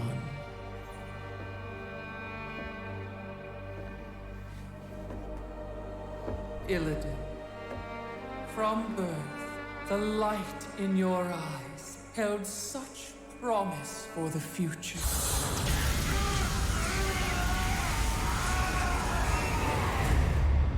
I sacrificed that birthright long ago. Do you not wish to reclaim what was lost? To be whole again? The Legion's end is all I seek. My child, you've given so much for so little. Your true potential, your redemption, lies before you. I wonder if she's talking to Arthas. Let go of your shattered form and embrace the light's power. I've traded my freedom for power before.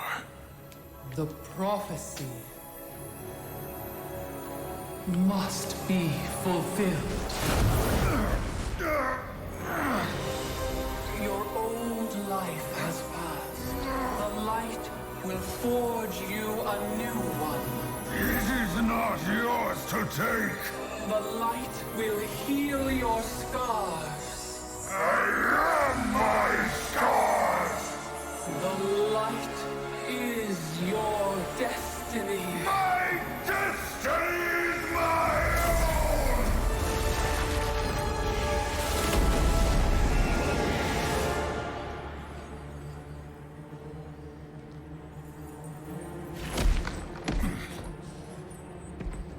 You've doomed us all! Betrayer!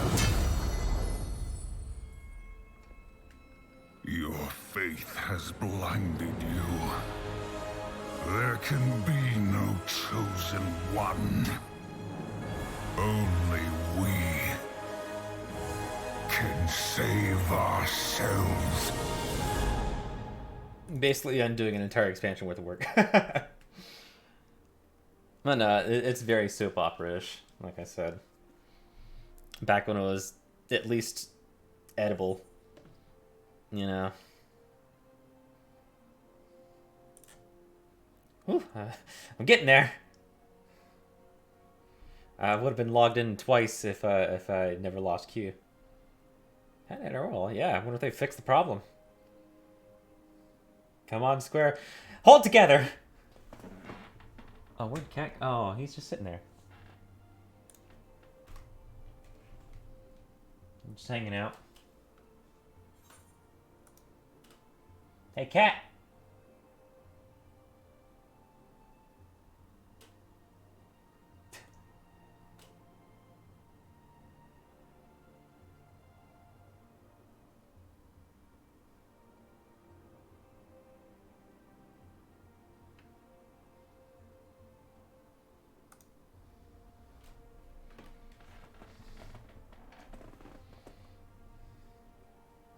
Where's that video? We'll finish it eventually. Allegorical elements than A Realm Reborn, but this allegory is also entwined with the more straightforward approach of previous expansions. This is most easily seen in Yulemore. Yulemore is a highly stratified utopia where the rich have all their needs taken care of, while the poor are either kept entirely separate and fed table scraps, or, if they're lucky, allowed into the city to become bonded servants at the whims of the Yulemorean upper class. An upper class which is so out of touch with the realities of life that they simply don't care about the suffering outside of Yulemore or even what befalls their own servants within it. It is, to quote Alphino, "This paradise built upon the bones of the poor." Clearly, Shadowbringers doesn't have a shred of metaphor obscuring its criticism of class stratification. 1K.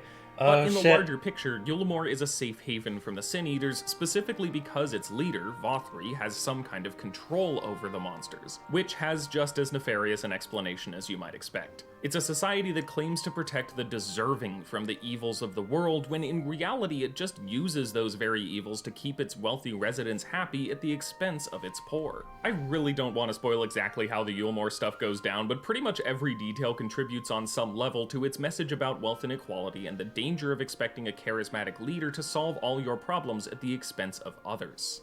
So especially in this prominent part of Shadowbringers' story, we see these two different approaches to social commentary combined to pretty great effect. The story is rather direct, but there is still a whole lot of nuance to be found in the more fantastical elements, and that approach continues as Shadowbringers goes on to talk about things like grief and human nature through the relatively familiar JRPG trope of impending apocalypse. I'm not here to talk about which expansion is best, or how Final Fantasy XIV's story overall stacks up against the series' many other excellent narratives. For that matter, I'm also definitely not here to give the game a full literary analysis, because that would be as colossal an undertaking as I could possibly imagine. Maybe I can get started on that if my Patreon ever gets to the point where I can do this full time. So, you know, link down there in the description and all that sort of thing if that's something that I do want to become famous. maybe be interested in Man, doing. they But I need to do pick think up it's the game. fascinating to see the game experience. Alright, I'm just saying that these bots need to do a little bit of research. Alright, falsely advertised, right? You know, scope the scene. Alright. You want to log in immediately? Click here. Fast Bash, Flash Pass, Six Flags style. Log in now. Oh, you bet I'm clicking that shit.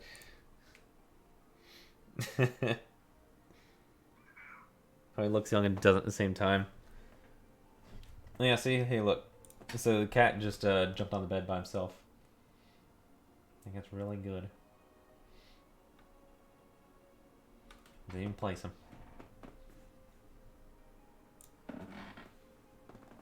I almost canceled that cue. Shit. Experiment with I'd jump on your bed too. Same. Yeah. So far it's cats only. Sorry. No bunny boys. Oh wait, I don't think you told me. So, are you gonna switch to Bunny Boy now that they fixed? Well, I guess you'd still have to just look at them, huh? Since they fixed the Bunny Boy posture, which means they fixed the potbelliness, I assume. With the gear. Probably not. Oh yeah, right. You had issues with the faces. I remember. I vaguely remember a brief discussion on this. They had faces that didn't look atrocious. Actually, it was in Discord. And the faces didn't look like shit. Different ways of addressing very real issues through its very fantastical story. It's at once a deviation from and evolution of Final Fantasy's usual storytelling norms, and clearly it's working very, very well. And I want to clarify, I'm not saying that this more direct and literal approach is better than the allegorical one. Especially in science fiction and fantasy stories, allegory and metaphor can be a very effective way of communicating ideas by putting them in different contexts and framing them in ways that make their significance more apparent in this fictional setting than it may necessarily be in all the complications of our real-world existence. I'm not so much praising Final Fantasy XIV for fixing a problem as I am examining the way that it's shaking things up, and admiring the way it's doing so as effectively as it is. So what will Endwalker bring to the table? Who knows? The Shadowbringers patches built on the story's ideas about grief, loss, and the motivating power of hope, and seemed to set up for a new generation of Ascians who have all the power of their station but no direct connection to the organization's original goals. So I'm excited to see how it approaches this idea of great power completely untethered from purpose. I also can't wait This idea for of great Lucian to come into the scene. Because I don't think we know anything about her opinion of Garlean politics, other than she was sent as a spy to spy on Ishgard, and then she just kind of fell out of it. She just fucking ghosted them. Because I don't think she's ever really spoken about it. Power completely untethered from purpose. But I'll leave the speculation to you, at least for the little amount of time we have between when this video goes up and when Endwalker goes live. In any case, whatever comes next. There? Yeah, it was around the time she showed you she was Garlean. Like, she took off that helmet, that tiara, I guess, that headpiece. She's like, yeah, I was a spy. I changed my mind though, and she put it back on, and I was like, haha, cool. Shit, it was all in the airship. I remember it. I was like, whoa. I remember that. Oh, God. That was a good moment. It was around the time I was figuring out what Garleans were. Because I remember when Sid showed us, I was like, okay. I didn't know what Garlean was. I was like, oh, so you got a jewel? Oh, right, the vault. Yeah. A spee. I'm really looking forward to seeing how Final Fantasy XIV will continue to expand the ways that the series speaks truth through their magical worlds of dragons and chocobos and then she met Amaric. Went on that date.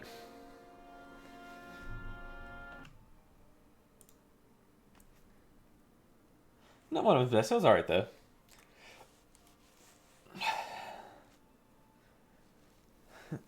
Amaric Bulge, that's all. Amaric's a hug kind of guy, not Fug. I don't know. Amaric does things to people. I don't know. Amaric's the kind of person you just want to embrace. I don't know.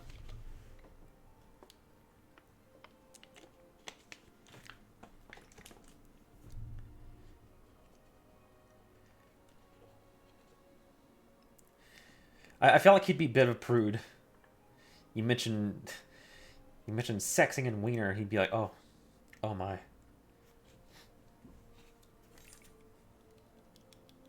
At least not. Oh. I'm like 9 feet tall. He's Ellison, but shit.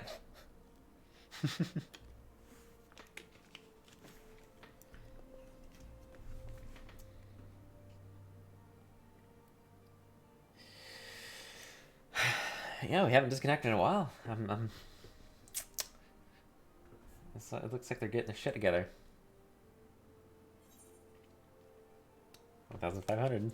I am very close to behind you. Take me, Lobby Eric. Take me.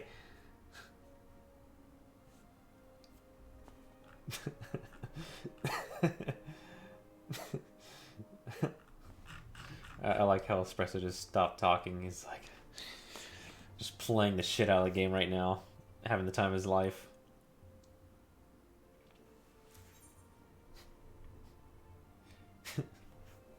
His eyes have rolled to the back of his head. He's going to the moon.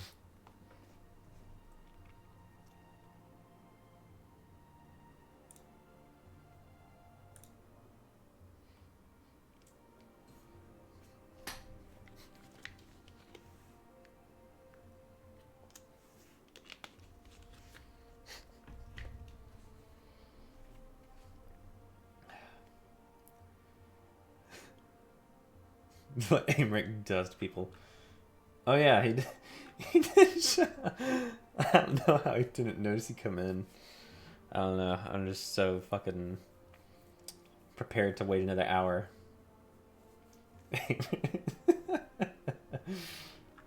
Oh, I just scrolled up and I see just like a lot. Yeah.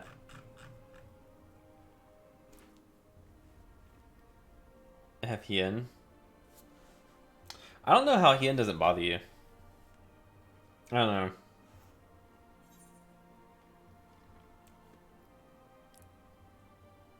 He's too perfect. You know what I mean? Name a flaw. He's just such a Mary Sue. I don't like him. A really boring character. I like Hien. He's not... I don't know. Just, give us a scene of him doing drugs in the alleyway, you know? Something. Show us a flaw. Give us a flaw. A human characteristic. You know, give us a small snippet of him beating his wife. I don't care. Something. Okay, maybe that's too much. He's not even married. He's single, isn't he?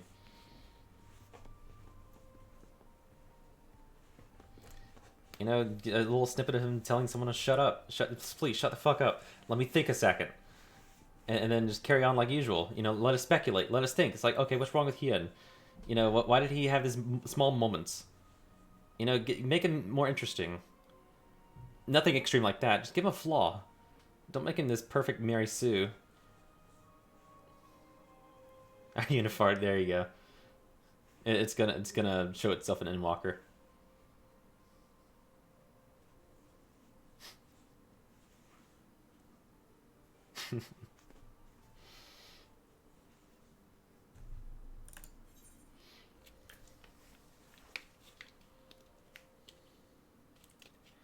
I would really prefer to be quiet. Oh wait, I didn't show you the picture. Hang on, let me see if I can find it. We talked about that. So, y'all know about the... Here, let me pull it up. We can watch it.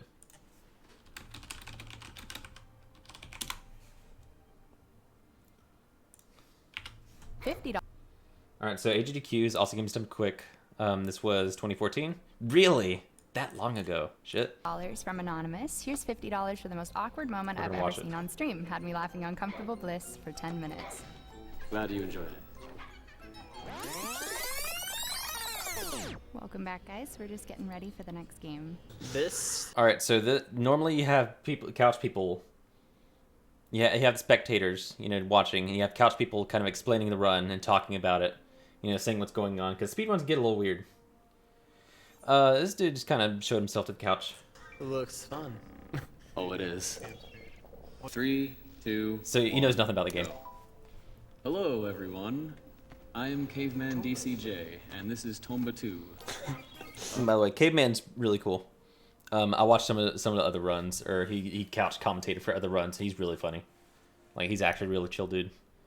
That's a good start. Well, I mean, it's more a plot than Bubsy has. We're sitting through all It's of it. weird. I always usually wear pajama pants, but I would say I wear jeans today. Yeah, you're not dressed for the occasion. I'm not. Yeah, me neither. Neither. I recommend all viewers to go get a nice cup of joe, perhaps a bagel. Dude, I love bagels. Just sit back and enjoy some breakfast, Tomba. Asiago cheese bagel. Yummy. I believe you. This game definitely has an interesting playstyle to it. How do you mean? Well, like most games in this kind of style are like sort of 2D scroll or 3D scrollers, whereas this one is kind of have a lot has another dimension to it. Yeah, it's like 2.5D. 2.5Ds. Yeah. Yeah. This Get used to this song if anyone's listening. Yeah.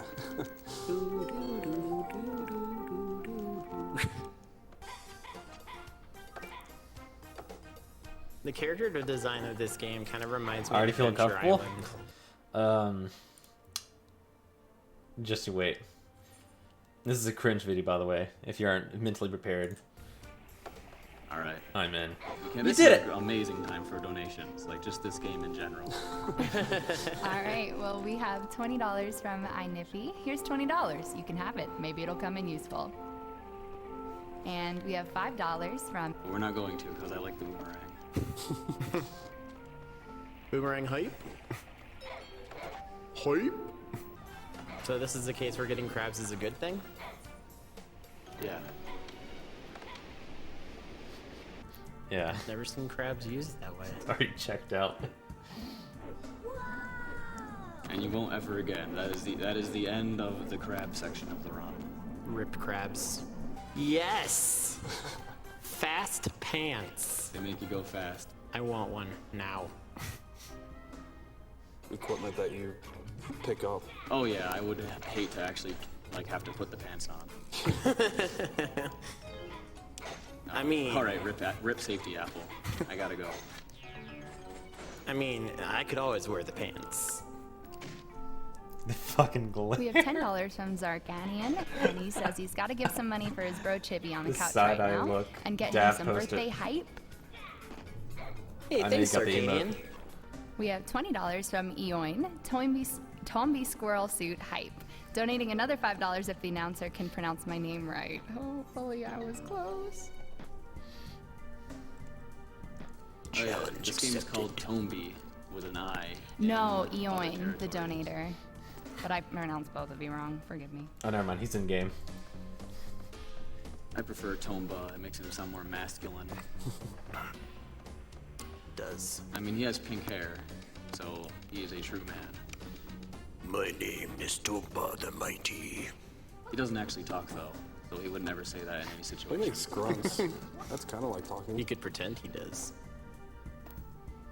I have fast pants. We get turbo pants later. Now you're just making me excited. Yeah, I don't think you're ready for that. I don't think I am. I think I need some time to prepare my body. He felt like he's so muscular, he just felt no change in his weight. And Tomba just proceeded to put him in his pants. Well, yeah, I got fast pants. Never doubt the powers of weapon space.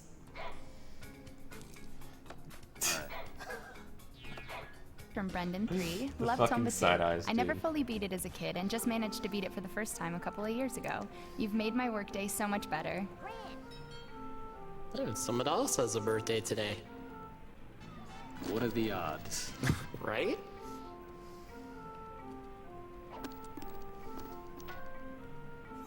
It's kind of coincidental how, like, in most games, pigs are evil. Such as? Well, Diddy Kong Racing, Zelda, Mother. Thank you for the list of evil pigs in video games. You're welcome. Uh, Dude, how come I never saw this Christmas special as a kid? It's a rare game, I guess, really. God. 300, I thought it was like 60. Well, like new, I guess. Yeah, Necessary. Space Pig. The greatest trick. This is only 18 minutes into the run, by the way.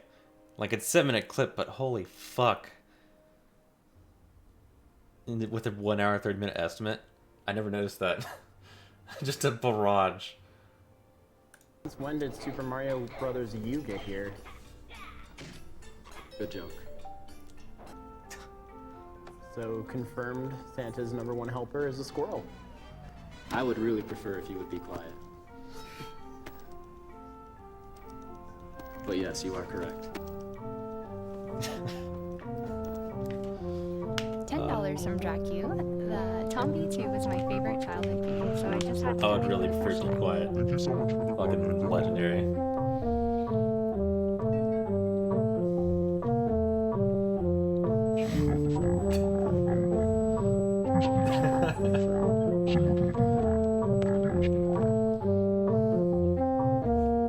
I haven't checked. I'm still good.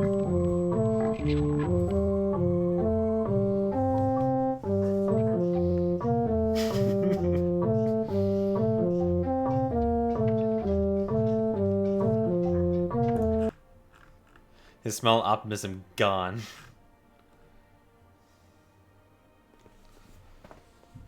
I want a road trip comedy where the two of them travel across America together. Fuck.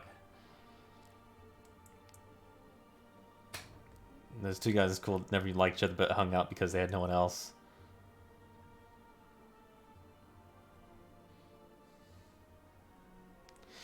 This is Big Bang Theory, except there's no laugh tracks and everybody hates each other.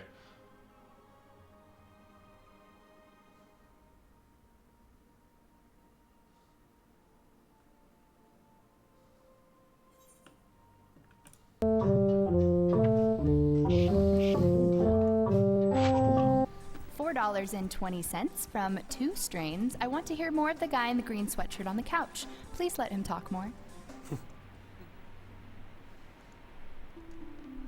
Hi. Nice mustache. Thank you. $5 from Diasoide. Enjoying this run, but I'll donate another $10 if Green Hoodie Guy does 10 jumping jacks. Alright, so this is like the coolest part of the game in my opinion. Like, the time is frozen, so this is just pretty much the point of no return. And, like, the first thing you see, alright, well we got this going on, first of all. 7, 8, 9, 10. Great job, guy I don't know.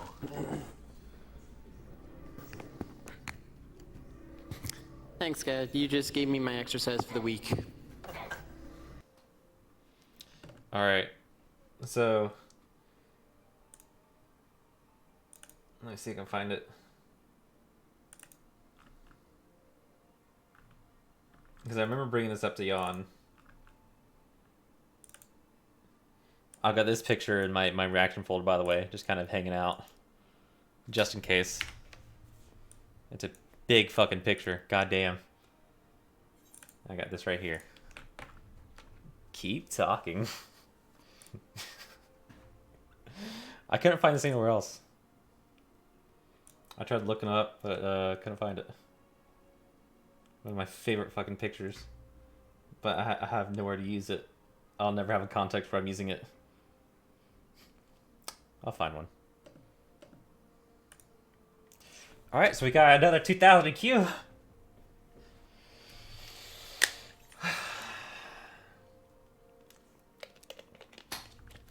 And it's so funny because that Toma 2 soundtrack is perfect for fucking cringe audio.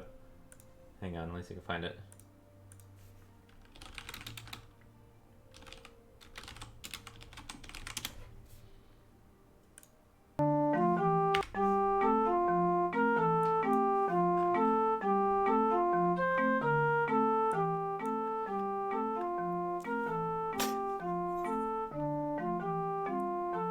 Oh, really freaky quiet. This song really lived up to its name. Conversations and events.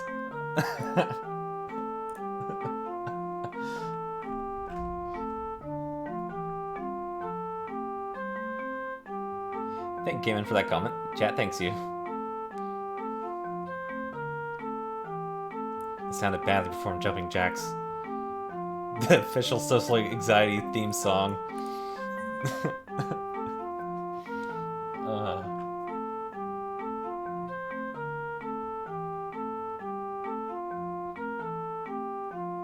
Oh, hey, look, William Hung Vivo. I think it's fake, though.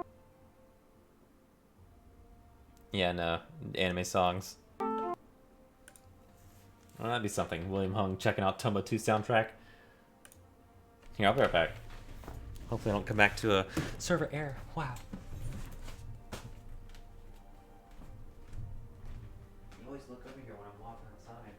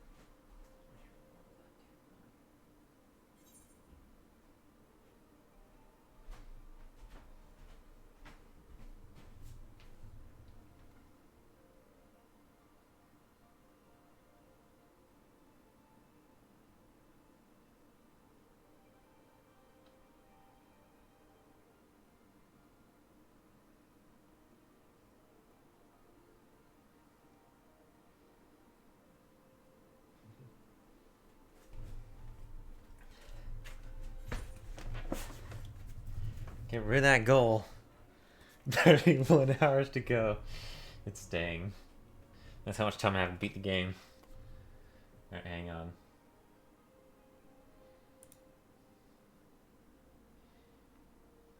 Don't worry, the gameplay hasn't started yet.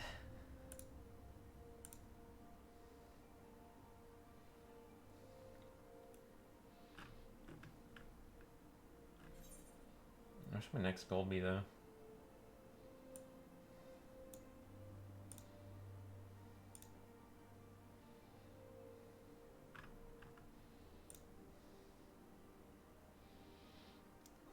All the 5.55 quests again?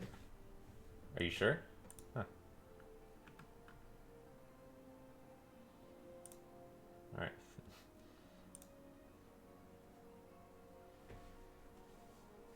Because you're lazy, never did them! Uh-oh. Uh-oh. But I did! Oh boy. There's somebody who didn't do the 5.55 stuff. They're like, huh, I never beat Shadowbringers. Damn, that's a doozy of a quest too, huh?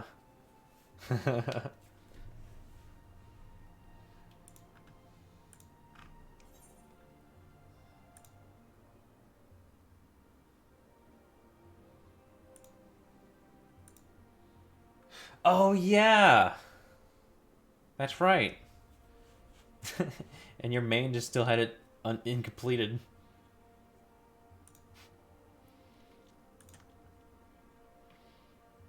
I keep forgetting you had an ult that you played for a while.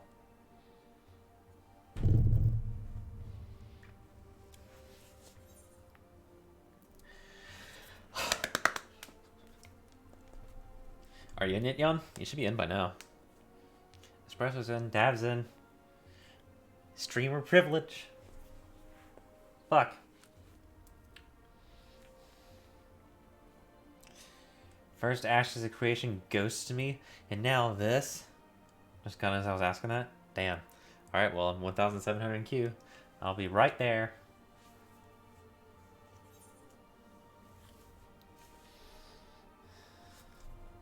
Holy great out skills, Batman. Welcome to Summoner. Check your inventory. Check your belt slot and see that it's still there.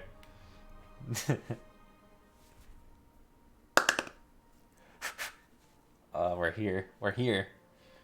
We're here. Endwalker. We did it.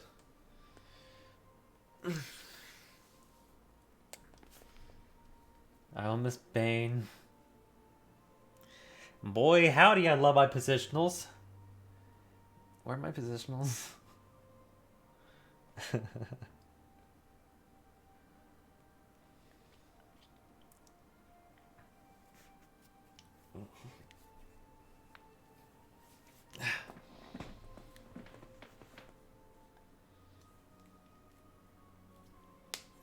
Bakor-chan, I'll watch the VOD later.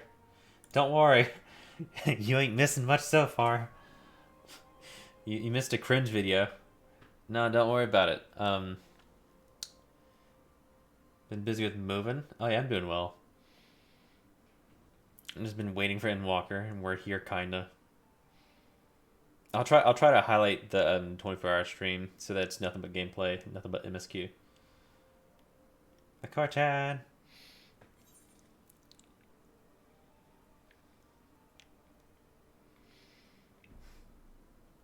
Everybody's in except me.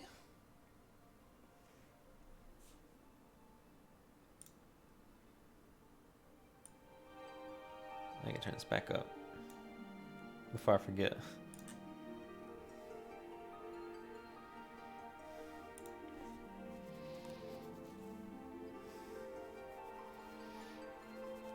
So are you moving somewhere within Japan? Because I remember you you traveled back there. You traveled back to Japan earlier, I think a few months ago. Don't know if you did more traveling between there. Oh yeah, I need a new goal. Fuck. I'm doing that 5-5. Where I'm all silence? Yeah, I figured. Holy ship coach! Oh my god. Moving, start a new job, and find out need surgery shit. And earthquakes! God damn! Oh fuck, hang in there. Shit.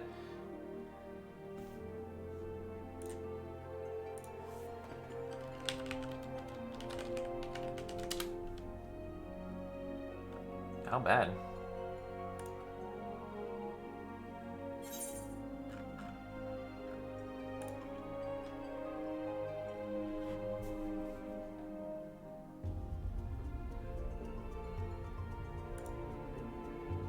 Okay, so the earthquake measure of 5 out of 7.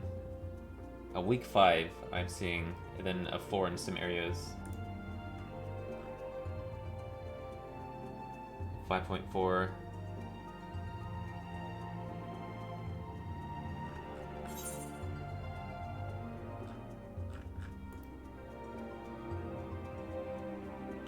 Oh, okay.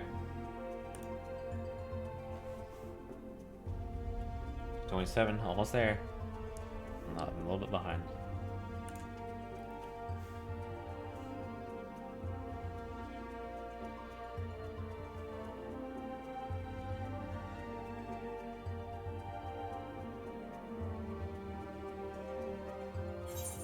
Oh wow, that's nice.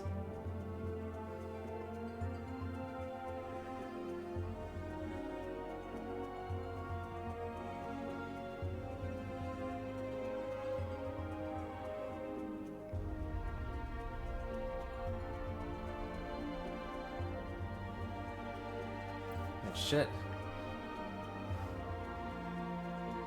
That's a lot at the same time.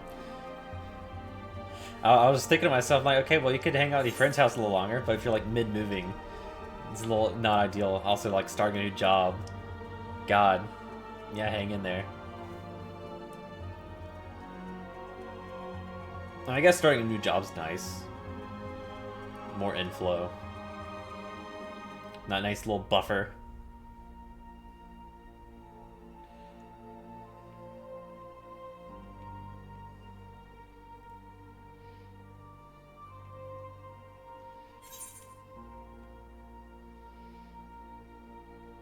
Yeah, I've just been kind of playing other games, waiting for Endwalker. God. Just got done playing Tacoma. It was pretty fun. Space game. Little mystery. I guess story-driven mystery.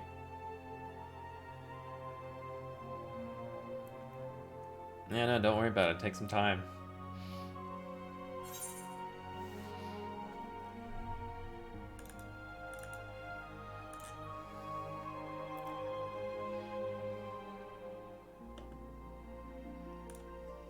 Let's see. So I never know what to do with the donation goals, because I don't want something that... God damn. Oh, yeah. I haven't had a hot bar this empty since Dancer. Shit. Oh, you just figured out the skills? Damn. Well, I mean, you're not 90 yet. You know, you're getting a few skills once you hit 90. I think 4. I think 3 to 4 skills. Most jobs you're getting. Because I don't want an incentive that means like the phone incentive. I don't want to do that again. Because like, you know. Yup. Everything's. Oh, okay. Well, enjoy your empty space, I guess. Well, I mean, to be fair, most of your abilities just kind of transform. Well, not even kind of. They do transform. So really, you have a lot of abilities. Think of it like that.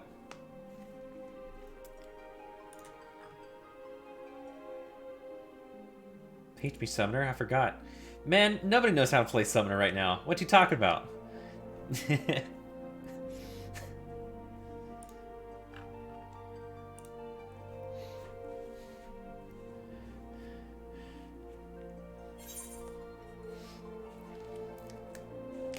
The summer of the past is gone forever. Random bullshit, go. Rotations? Who fucking knows?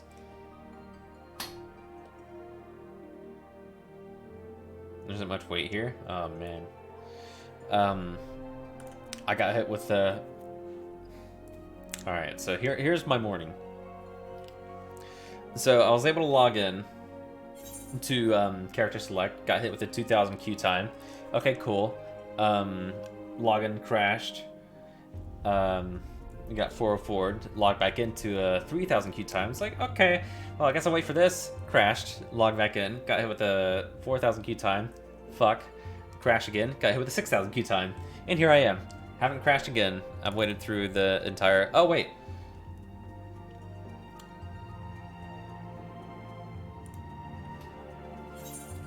Teleport threshold? $4.99? Make it 1. What are you talking about? Use tickets for everything. Why not?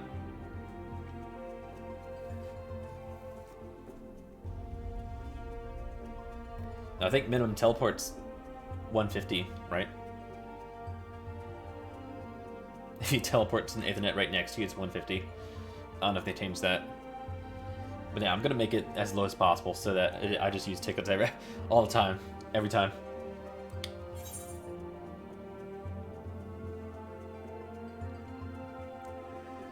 Never stop spending tickets.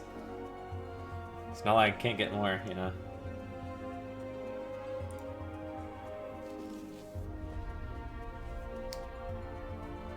Does no one work? I imagine a lot of people were able to change their work schedule, or their vacation time. Oh, that's a good bit. Or people just disregarding work in general. I don't know. Everyone's here. Yeah, and it's 4 a.m. over here as well. Wouldn't even call it morning. Well, I mean, I guess at this point, what time is it now? It's been 2 hours, so it's 6:20 Eastern a.m. Sun's not up. Yep. You forgot it's USA? Yeah. It's even weird people were able to shift their time off after the 2-week delay. It looks like a good fair amount of people were able to do it, huh?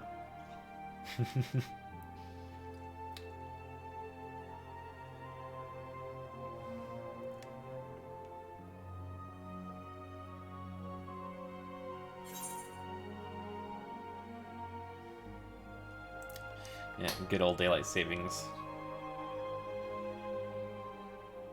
It needs to be abolished immediately. I hate it.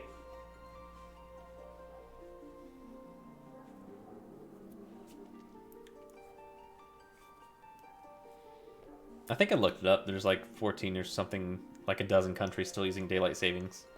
Not just US. Or more, I don't remember.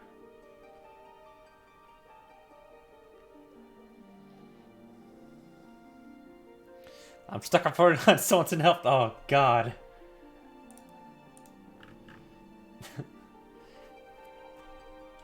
Sorry, club's full.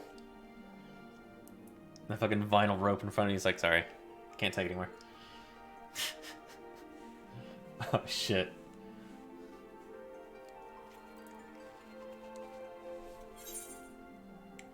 I guess it'd be red felt, huh?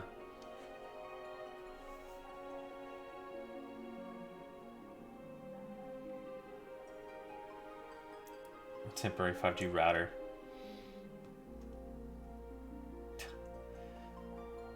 Damn, 2 weeks. I mean, Endwalker will still be here.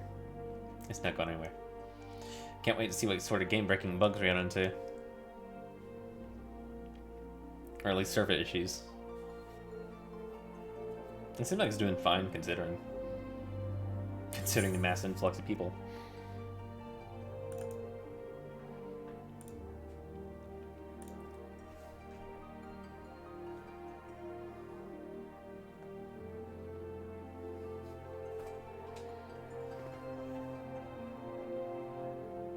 Oh yeah. Here's a stray cat. Just hanging out. An actual wild animal in a room. This new music already. I'm almost there. Just hang on.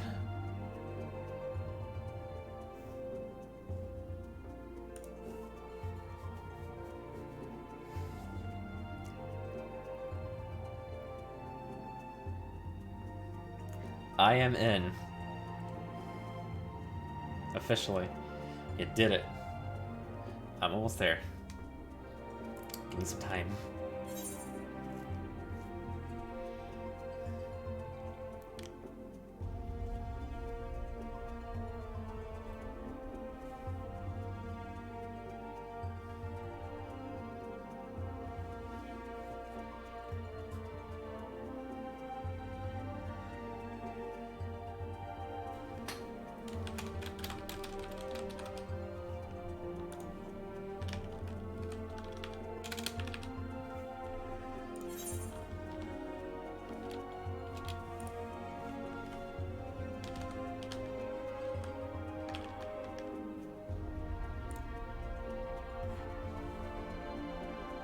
There we go.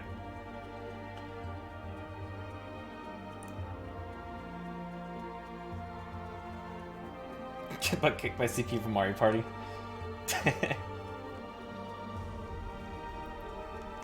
I want a Mario Party game, but the CPU is wired in a way that they're just like Terminator level.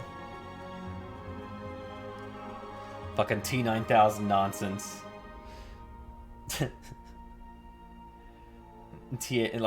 Tool assisted speedrun levels of just button mashing. Just immensely unfair.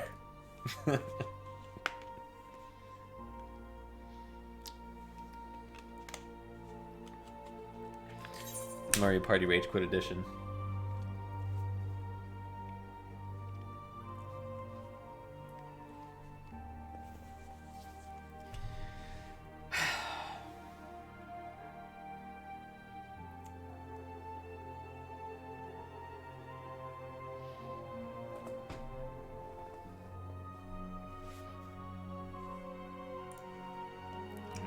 Put it back at the cat.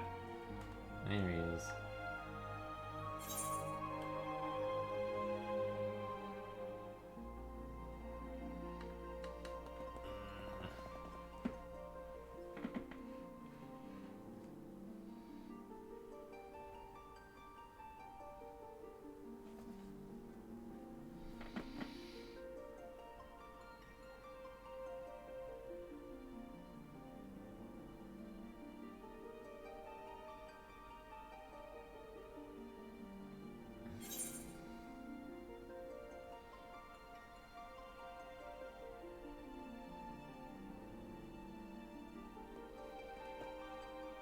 Did I sat and pick my ear?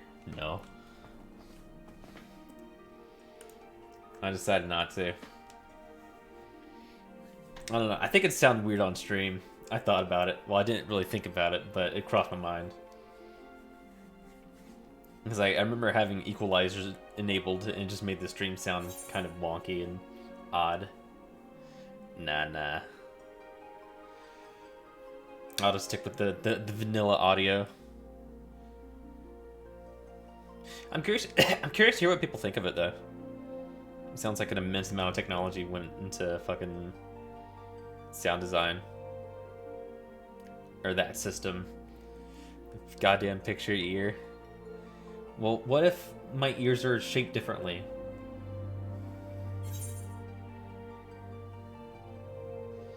Wouldn't it be wise in both ears?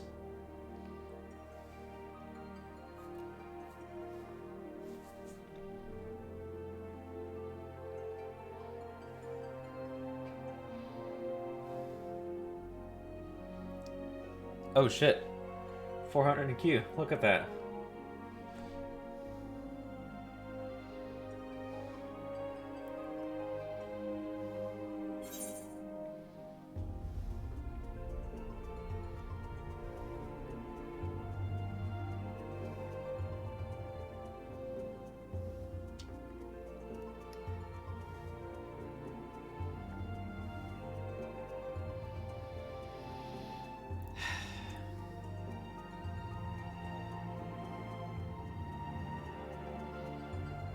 I want to walk away, but I can't. I can't do it.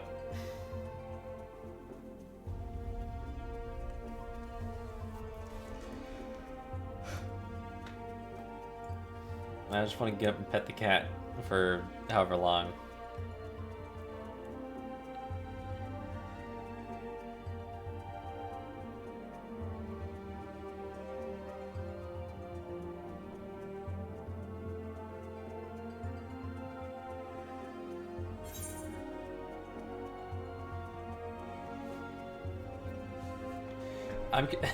I'm curious to see what the glamour is going to look like. New glamours, new casual wear, maid outfit.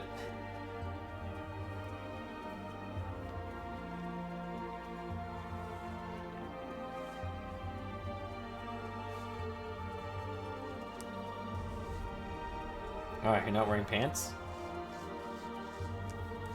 What do you mean?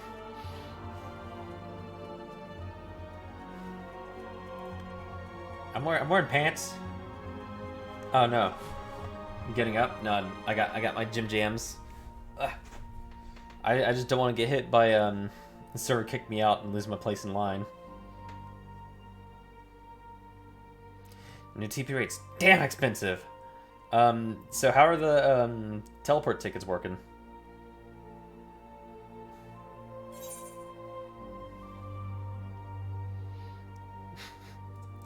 Yeah, don't worry. There's an in-lore reason. You know, it's a Ethernet maintenance cost. With an increased distance, that you know. I love how I think the translator came up with that on the spot. I think it was the was it Yoshi or the translator that talked about that? And they worked just fine. Okay, so there's no like overcap fee. Like, sorry, this ticket only reduces the cost by $9.99. Pay more.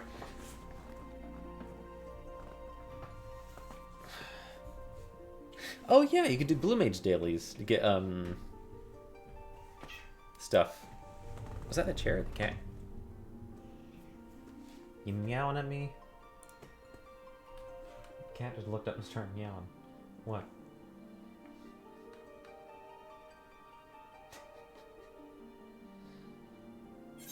Women in patch notes. I mean, they're just kind of vague about it, you know. But I guess you're right. They would have expressed, yeah, tickets will only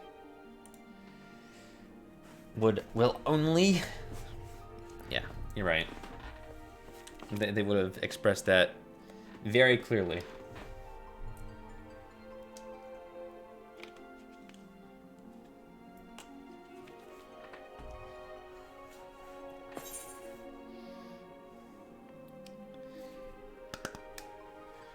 Oh, I'm excited.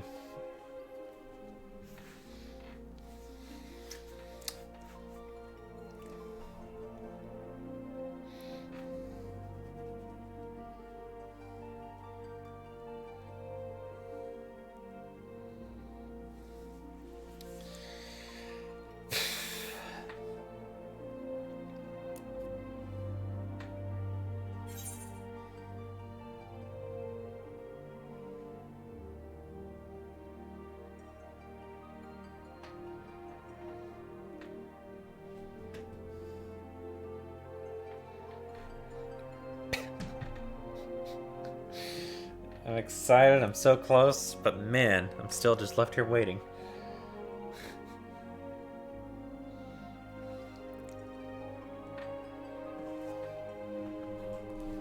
I'm reminded of a time where I've got a light outside my room that says now live. I'll flip it on whenever I go live, so just so people don't walk in my room, you know, screaming phone numbers and addresses. There was a time I did a 24-hour stream. My mother asked me the next day, "Hey, so I think you left your light on." I'm like, "Oh yeah, I guess I did." It's like, "Yeah, you left it on overnight." I'm like, "Oh, how about that?"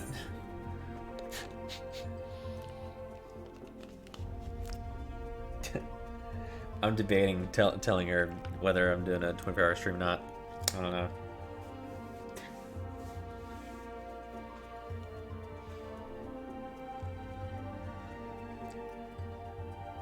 Then just tell her? No. Why? I'm in. She gets concerned with me sitting around and like just not getting up walking around. You know, with like blood clots and whatnot.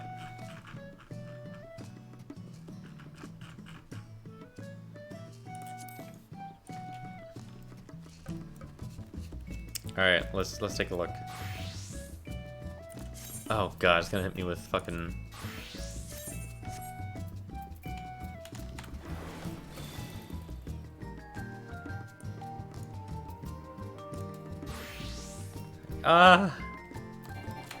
Goodbye.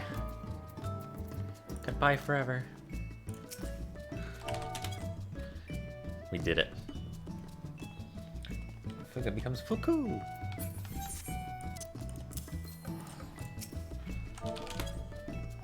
Goodbye forever.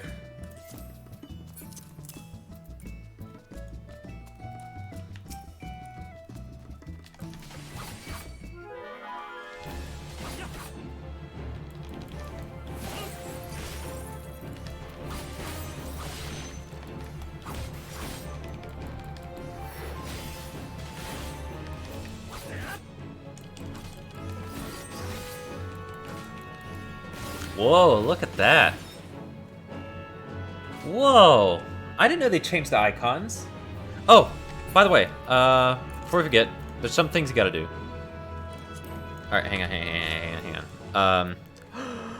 My Aether Compass, it's gone! Alright, so for your new Aether Compass, you gotta go into, oh, also remember Wondrous Tales. It is under Collections.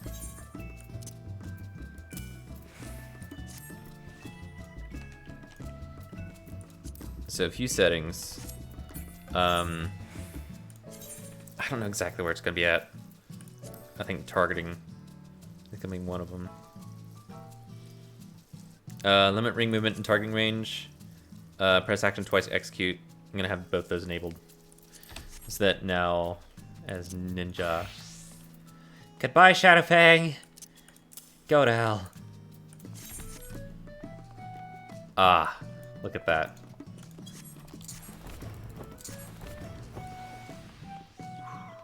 So do that if you haven't done that yet. I believe there was another thing. Was it under teleport, right? Yeah, go allowance 1. Always use. Just always use tickets. Don't stop using them. Wait, what? Character config, target, ground targeting settings, gamepad mode. Limit ring movement and target range, then press action twice, execute. Press twice to activate. I don't know who that would apply to. Because I was thinking Dark Knight, but they changed that shit. Who else has ground AoE? Ring-based ground AoE. I guess Astrologer, but I don't have that unlocked. White Mage has him. Wait, the Fluid Aura. It's gone? I can't bind people anymore? Fuck. So like instead of hitting the ability and then left clicking, you just hit it twice. You can still spam like you normally can. White Mage, Scholar, Astrologer. Well, I got news for you. Both those characters are under level. Oh wait, actually Scholar. I don't know if I have targeted AoE with my Scholar yet. I kind of neglected the quest a little bit. Sakura. Anyway, whoa. Oh yeah, look at all that space, dude. Shit.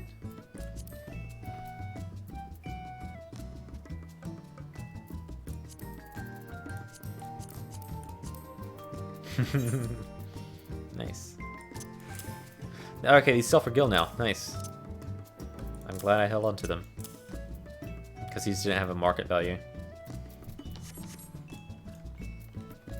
I was gonna visit Limsa, but I'm a Oh, wait. I got deceived. Bye. Bye, Byron. Oh, that sucks. I hope you don't have to wait in queue again.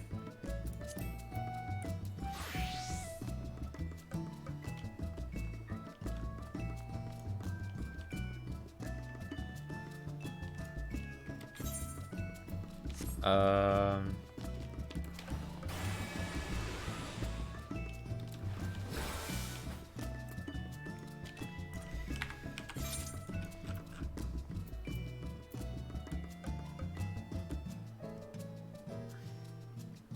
So that's replacing Spirits Within, I believe. Yep. Blades of Faith, that's gonna... Okay, I'm just getting... Okay, I don't have to add anything. I figured, but I couldn't remember. Oh my god. Fuck my drag right. Don't worry, I don't get streaming rights either. Nobody gets any rights. We all have to wait in queue.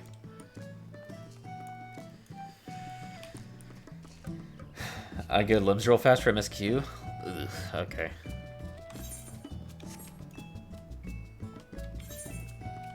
Give me a minute. I'll start MSQ in a minute.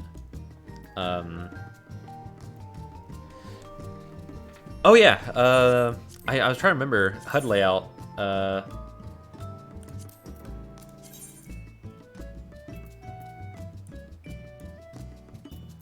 Okay, so it looks like it's already split up automatically.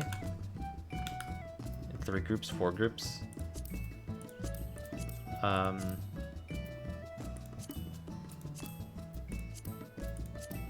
Okay, no. Okay, split in 4 groups. And so now we get the conditional enhancements. I guess I could put that here. That'd be nice.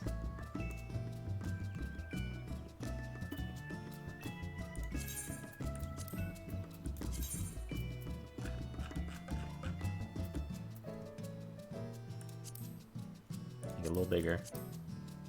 Wait, that's not the right one. That's others.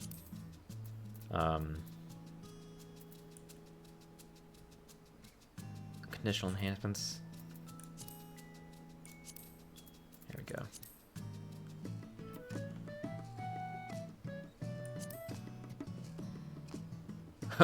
Hopefully that's not too obscuring. So I believe that's your the buffs that you give yourself. So, oh, hang on, wrong job.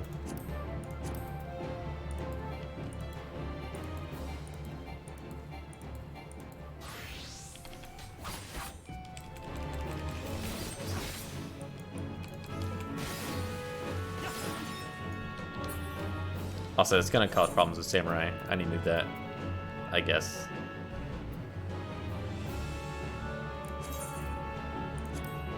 Let's make it smaller. So what is conditional enhancements? I guess we'll figure out. I don't know.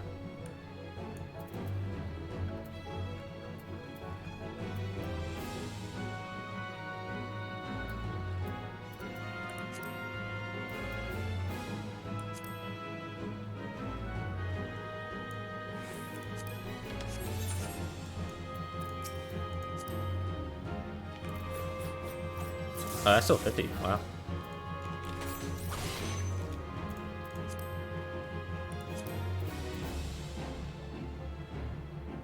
They nerfed Hisatsusune and Hitsugirin. Thundercloud.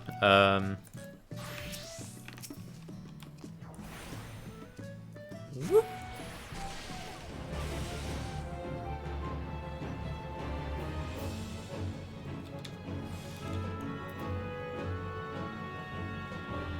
Weird.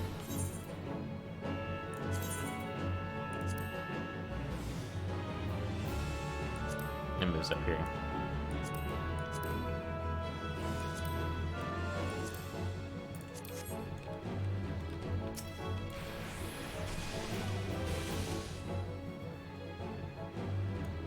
Actually, I'm not gonna get too freaky with that. I'm gonna move back.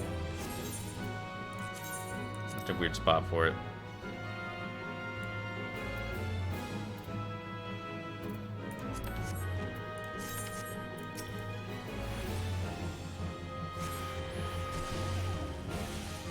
Oh yeah, proc base. That would be important. Because as Samurai, you don't really worry about your buff dropping off, huh? Oh, it's so hard to see. Hang on.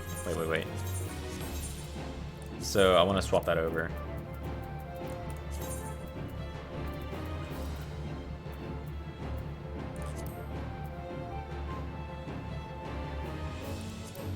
There we go.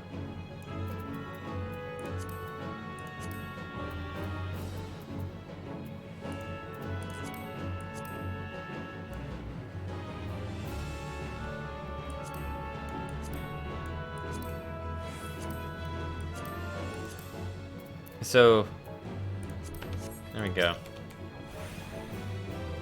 Leaving default for now? Fuck that. Go nuts. What you mean?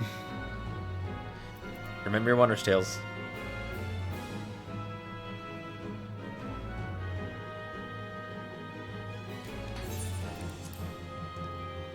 Wait, what happened to my levels? My experience? My bard was almost leveled. What happened? Kappa.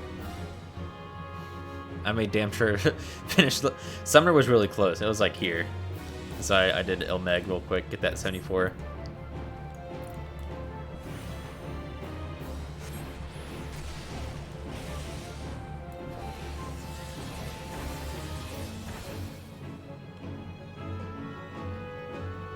Oh, that's up here too. So that means...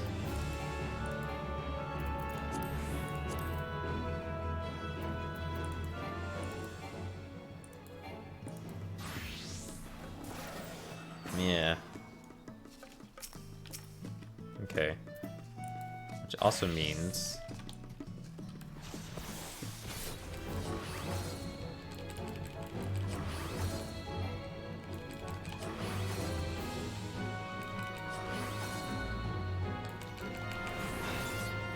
Oh, look at all that spell power I have. So I don't burn all my MP so I can heal afterwards. Nice. I like that.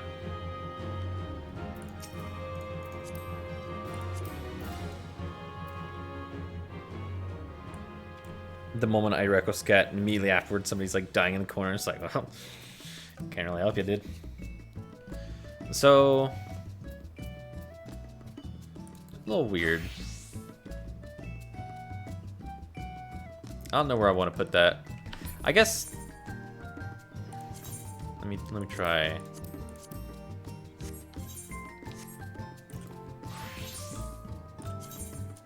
I'll try up here again. And kind of hover over everything.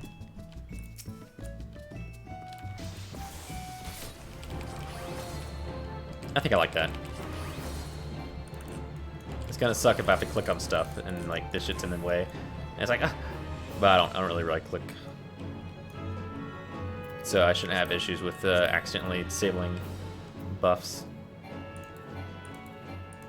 So I don't believe they ever. Oh, it's on cooldown. So they did a stack-based system for Delirium.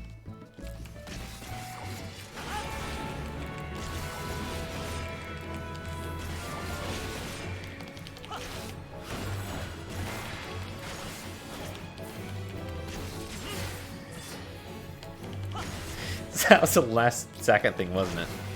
Putting Carmen's Pit and Bissell Drain on the same global. Oh, God.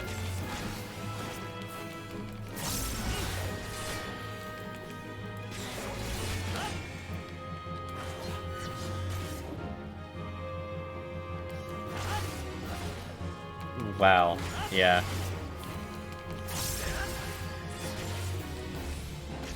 So weird they wouldn't do the same treatment for Blood Weapon. So weird. So I feel like Blood Weapon is the primary thing people talk about when they say, you know, like casting your Zoo GCD at the right time in the second slot window. Yeah, here we are. Oops.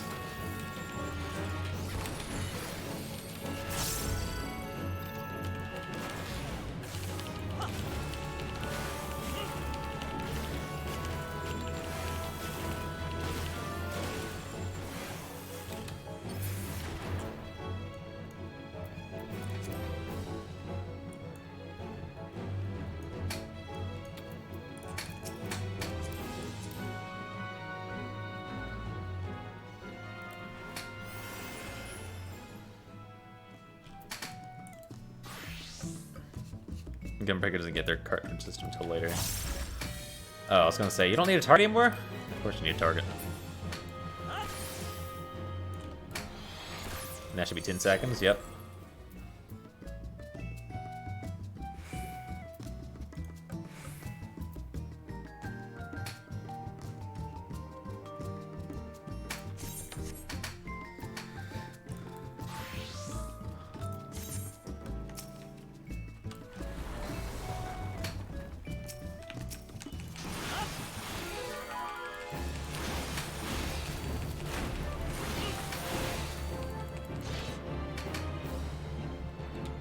Damn. I don't remember that. Only 3 charges. I guess it's on a shorter cooldown. Is that right? Wow, I don't remember that at all. 3 charges. Shit.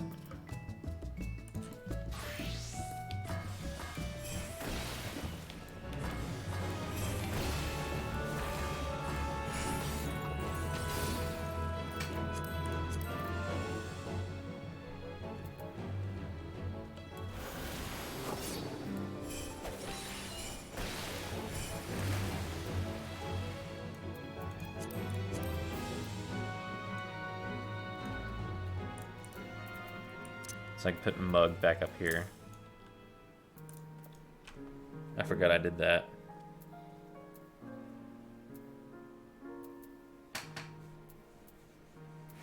Okay. I'm about to start in a minute.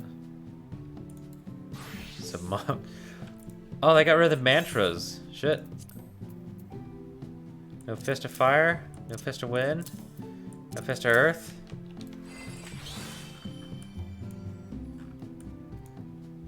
No shoulder tackle.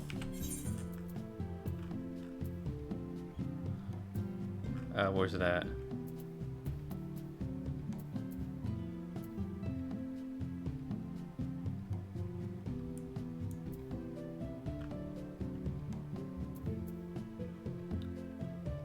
Rid of the wind. It's fucking weird.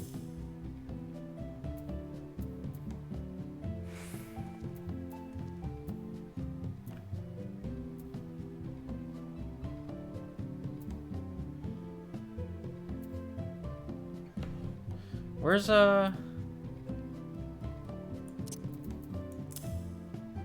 it is, Thunderclap.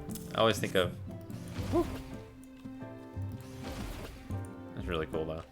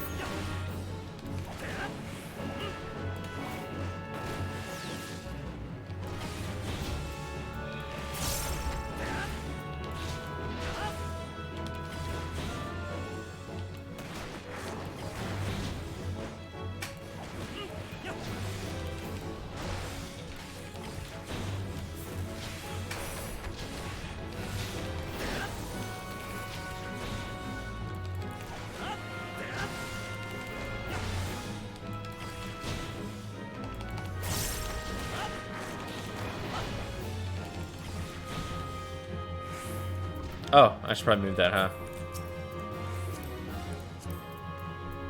So... I'll just move that right there.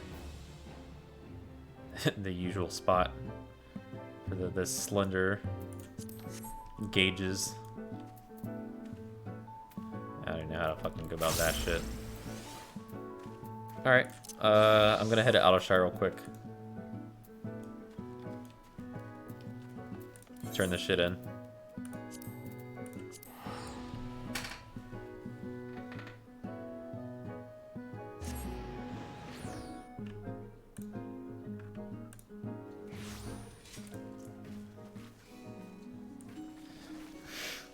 I remember seeing that.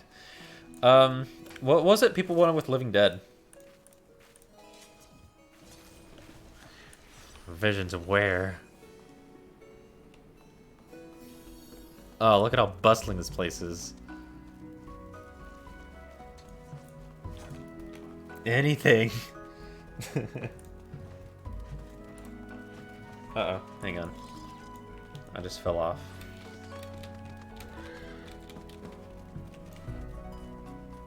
I accidentally closed the chat box. I never shrunk the window here. There we go.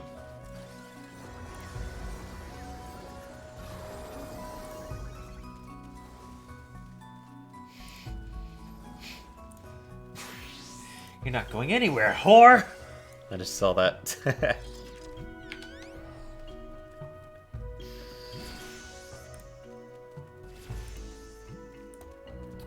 Alright, let me turn this shit in.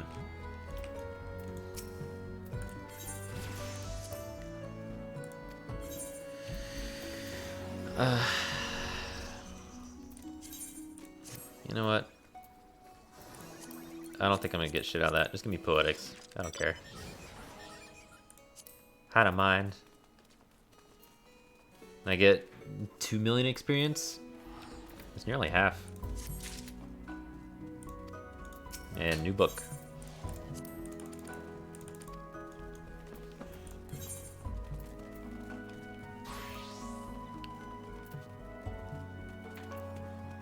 Alright, so I got Ifrit Trekking Tree, World Leader.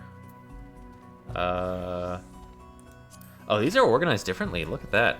I got 2 Bahamut's. Second Coil turn 1, Binding Coil turn 4. Huh. Wow.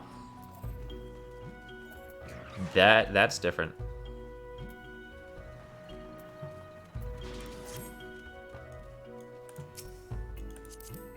Here, I got some Reapers out and about.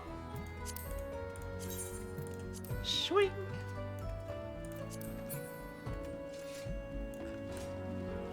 Oh man. Another Reaper. I'm not seeing enough maid outfits. Shit ton of Reapers, actually. That's what all here to do. Oh, we got a Scholar right there. Well, a Sage, I mean. That's a neat looking weapon there. And I'm just over here doing everything in my power to not do the MSQ. Hang on, is he wearing any of the stuff that was hemp and undershirt? And that's just 2B stuff. Yeah, nothing new here. Investments, Gators. Yeah, no. Where are the maid outfits? Alright, here I come. Going Limsa. I'm gonna spin all the belts real quick. Do everything in my power. Reaper Sage, as far as the eye can see. Hurry, level it! Fast! DMSQ? Alright, hang on. No DMSQ. Fuck. Fine. Is that the maid outfit? I changed the way it looked.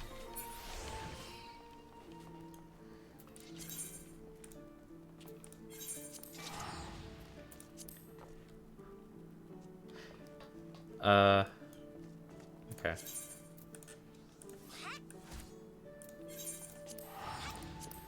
Now I can move my map to anywhere I want.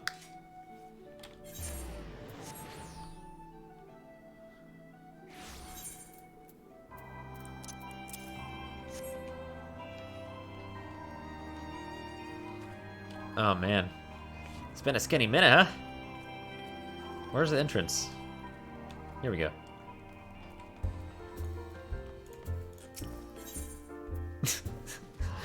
I just imagine myself with like a Mickey Mouse balloon, the fucking Mickey Mouse hat. It's like, alright guys, I'm back from my vacation. I fucking love ew music. I'm kind of unfortunate about the the abbreviation, huh? Endwalker. Ew.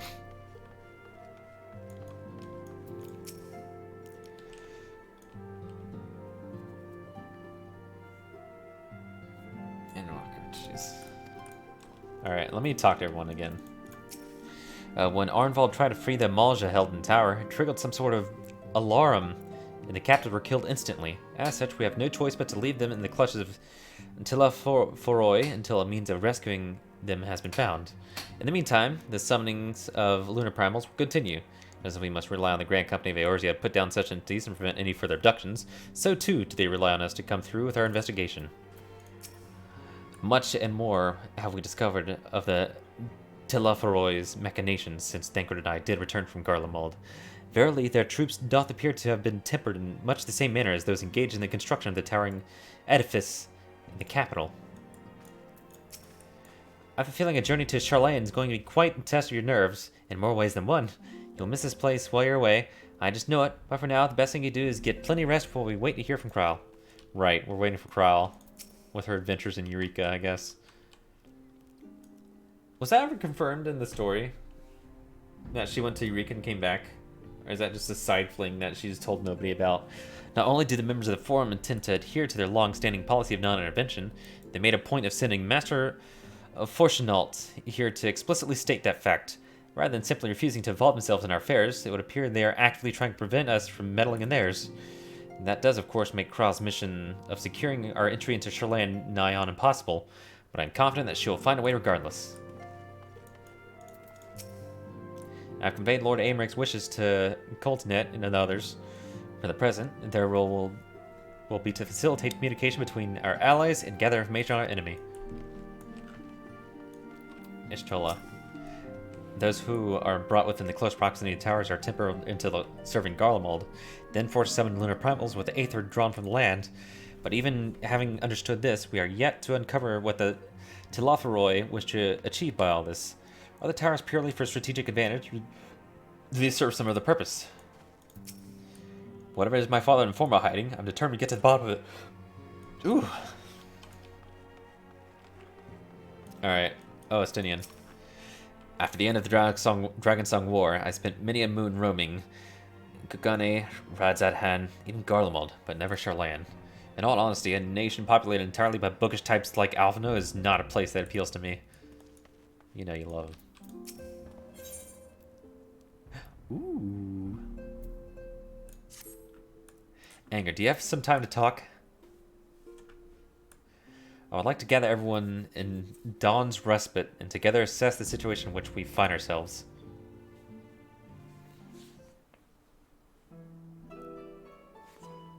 Talk about my vacation. Let us take stock of the facts, shall we? The crisis at hand began with the sudden appearance of ominous towers in the multitude of locations throughout the world. We have since learned that said structures were brought into being by an organization known as Telophoroi. The Telophoroi stated purpose is to recreate the final days of eons past, an apocalyptic event that would result in the destruction of all we hold dear. Already have these towers of theirs been the cause of untold suffering. Countless innocents kidnapped and imprisoned, their faith perverted for primal summonings. Ah. The music.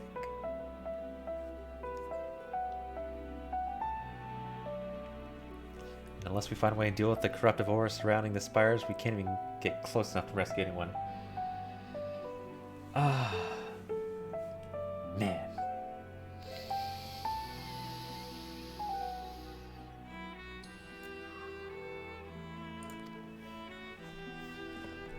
Those shielded with a blessing of light seem able to resist being tempered, at least. After what happened to Arnvald and Ferdola, we need to be very, very careful about how we proceed.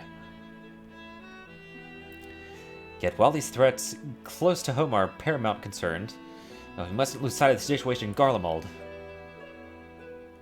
As you know, the Telophoroi are under the leadership of Fandaniel and one other delightful fellow, Zenos Yegalis, the Crown Prince and our dear friend. Yeah, you fucking know it. To date, he's reclaimed his old body, murdered Emperor Varus, and plunged Garlemald into an even deeper pit of chaos. Quite an esteemed fellow, huh? The capital has probably seen the worst of it. For a good while there, it saw the bloodiest fighting in the War of Succession, but that has since changed in troubling ways.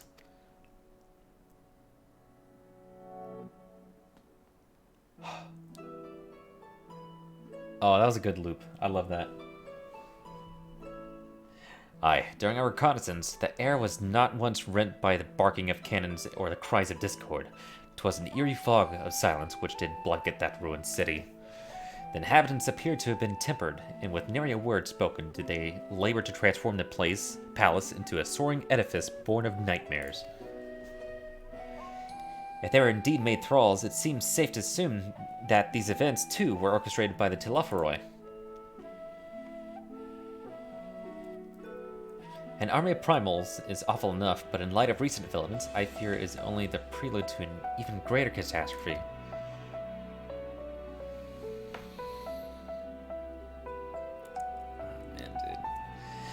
We need to devise a means to counter this threat, and quickly, before our allies are overwhelmed. It's Best Boy. We will find a way in Shoreland, I am sure of it. Master Forchenault's comments regarding the final days were curious to say the least. The Forum knows more than it's letting on. Sorry to interrupt. We just received word from Mistress Krile. She says that the arrangements for your visit has been finalized. You have to head to Limsa Limited and board the next ship bound for Shoreland. And on arrival, present yourself as associates of the students of Baldician. Come to assist with the Order's restoration.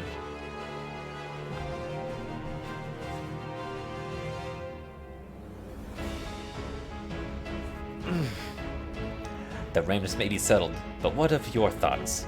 They must race at the prospect of returning home after so long.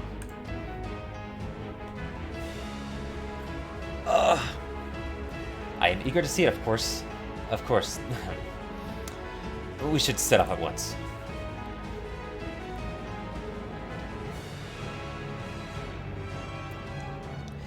Then I'll accompany you to the docks. You need at least one person there to wave and cry and wish you a safe journey.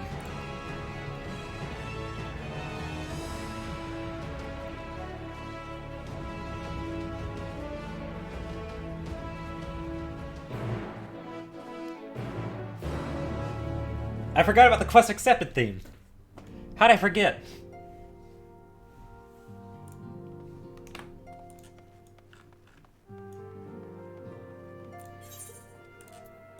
Oh, hang on, whoa. Yeah, the map is pretty fucking massive. Aosia. So now we can see Hingashi. Authored. Now we get a better view of everything. Nice.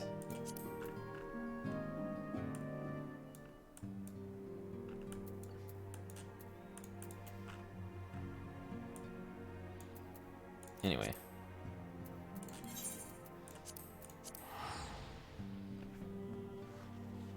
Oh, hang on. Got some things to deal with.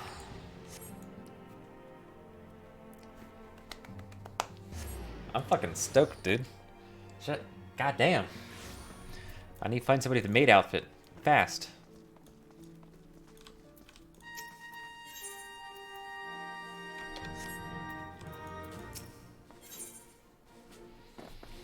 Alright, where is,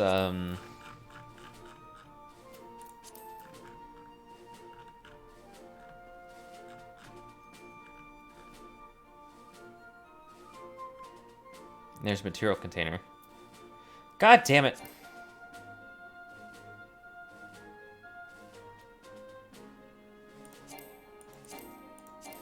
Insufficient rank.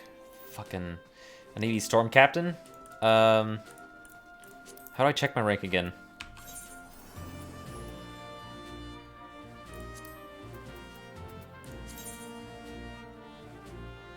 Ugh! There's one rank away. Ugh. How do I rank up? God damn. I'm pissed.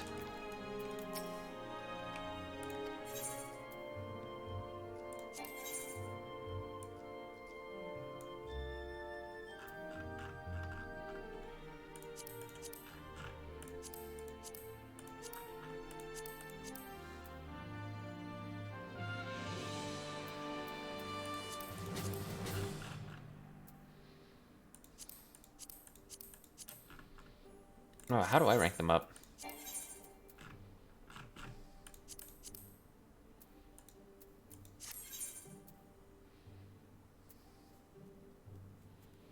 The whole Phoenix is down? Oh my god. Oh, that's not promising. Uh-oh. I guess I'll just leave them doing that. I don't know. So, in order to get the containers that has a minion or mount, random minion mount, servers are lit. You have to be a storm captain. And I am one rank away. I am pissed.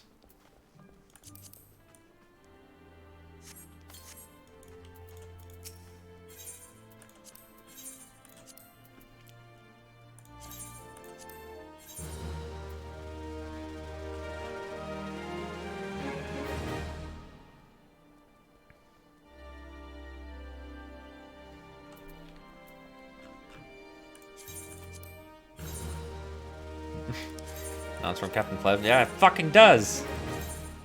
Like, I sat there debating with myself whether to continue leveling my rank. I was like, no, they wouldn't put that past fucking First Storm Lieutenant. Because, yeah, you had to work for that, too. Doing fucking AR content. God damn it, man.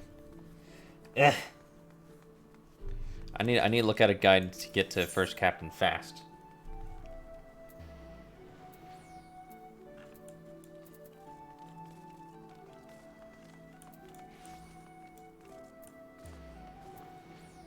Let me go to Limsa.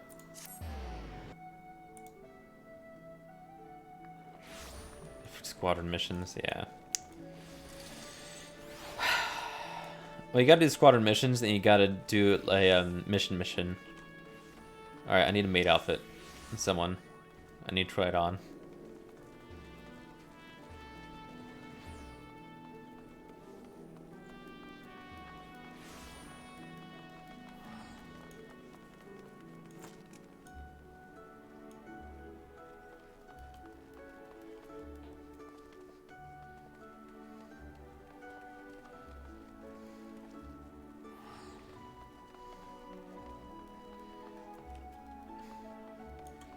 Where's everybody? Doing the MSQ stuff?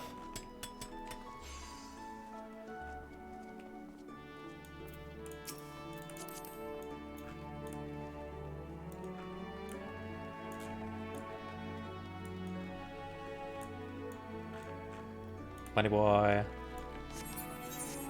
You know, I didn't count the bunny boys.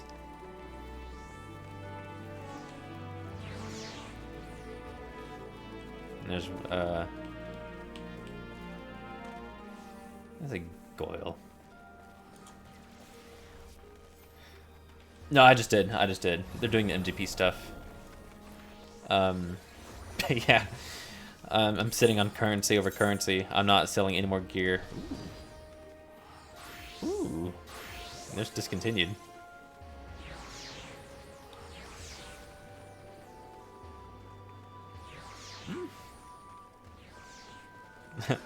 My very low amount of nuts.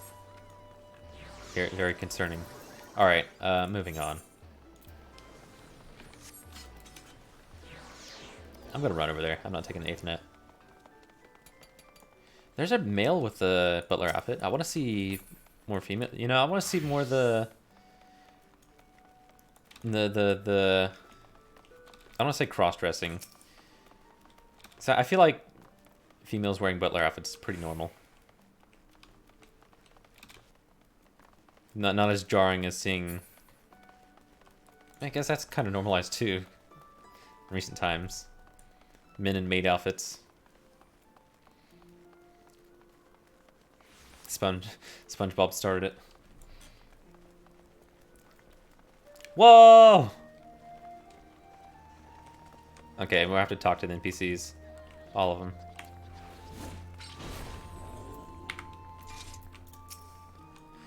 Sea travel can be tedious, but I don't mind it. 'Tis a rare experience for most Ishgardians. I never thought the day would come when I would be sailing home again. It always seemed so very far away. Oh my god, we get to meet Gra's parents! Tell them what a fine young man they raised is. What a grim reason to bring you to Charlayan. Not much to be done about it. I suppose, but I would have liked to give you the grand tour under happier circumstances. Though part of me looks forward to returning home, I've not forgotten that my father stripped of us of the privilege of our family name. I hope it doesn't cause trouble with officials upon our revival. Charlene, how's it going? Better be soon. I might have lived in Master Batoya's cave for a good part of my life, but even for me, the thought of returning to Charlayan is quite exciting. I can hardly imagine how it is for the others who live most of their lives there. I keep wanting to call Charlayan Charlea, because Charlayan's so often used as like a an adverb.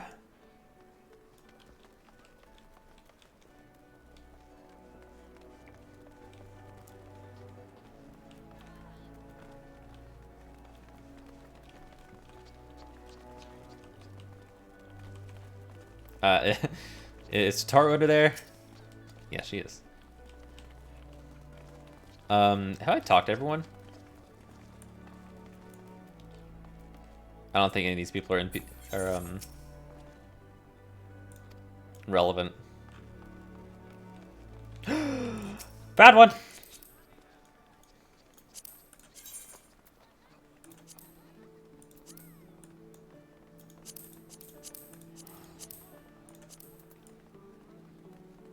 Eh.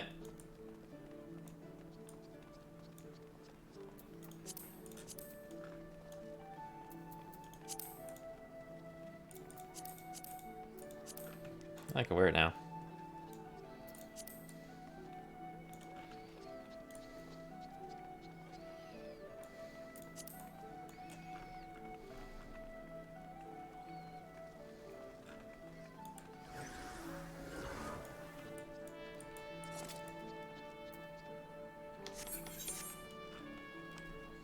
Alright, Tataru.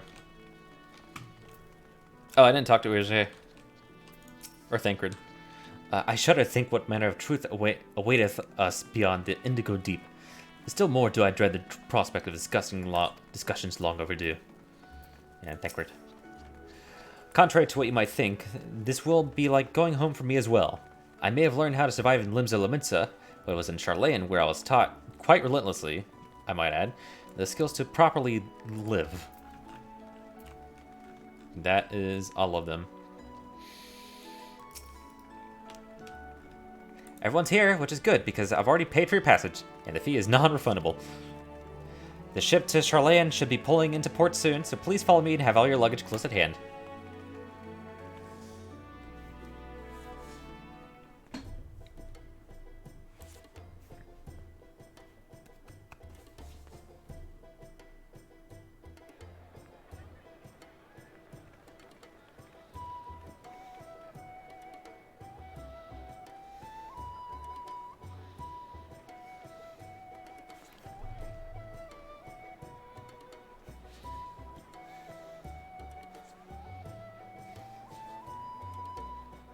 They've almost finished loading our cargo. We should be ready to depart right on schedule, or so I'm told. Excellent. 'Tis nice to have a smooth beginning to one's journey, at the very least. It's funny.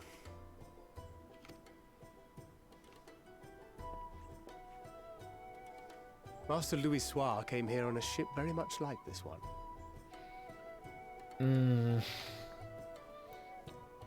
And now, years later, the street urchin he befriended that day is bound for his mentor's homeland. With his mentor's grandchildren, no less. Aye. 'Tis upon reflection that every twist of time's river and fate's whims are brought into sharp relief. Thou hast matured much in the intervening years. Wert thou not caught attempting to relieve Master Louis Soir of his purse scant moments after he made landfall upon this dock?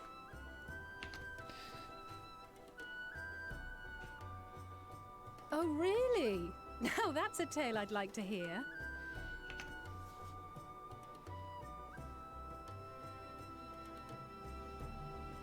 Will this be your first visit to Charlayan, Sir Estinian?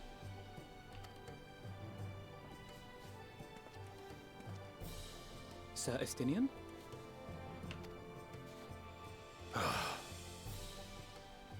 Are we strangers newly met? Why this stiff formality? I, merely meant it as a professional courtesy, since we are now colleagues in an official sense. I'd rather you dispense with the sirs, especially in private company. Yeah, we're bros. Or I'll be forced to respond in kind, little Lord Alphino. You've made your point, Estinian. Painfully well. Better.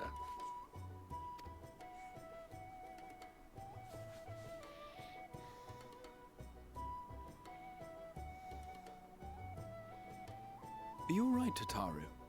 You seem positively distraught. Distraught? Me? Don't be silly. I think it's lovely that they get to see their homeland. It's just... we're trying to thwart the schemes of an army hellbent on destroying the world. And, once again, I have to stay behind and worry that this is the last time I'll get to see my friends.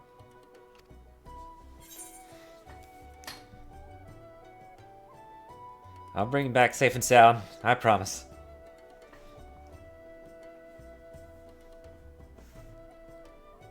I'll hold you to that.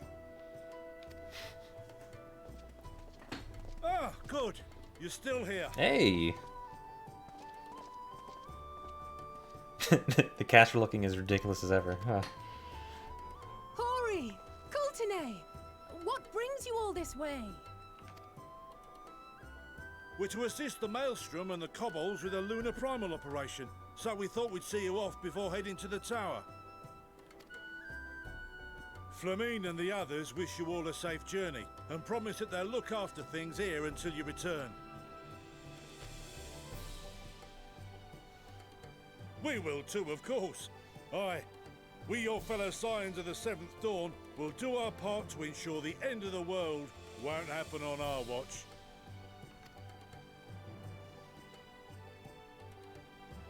We're set to sail! All aboard for Sharlayan!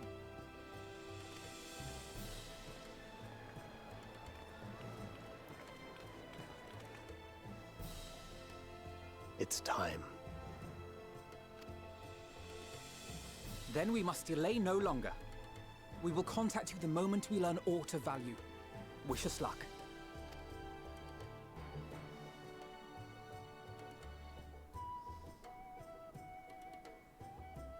Have a safe journey, and please, be careful.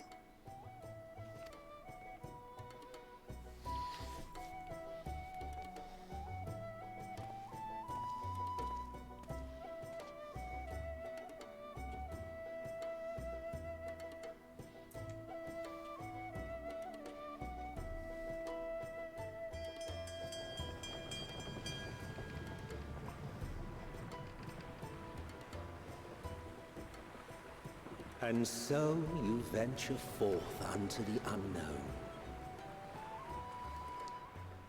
A fate beyond the horizon that cannot be divined. A future undefined and in flux. In uncertain times, naught but the simplest words of wisdom will suffice.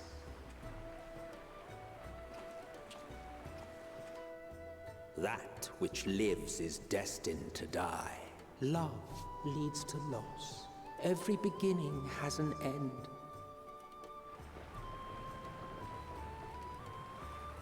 Treasure every moment, every step of your descent.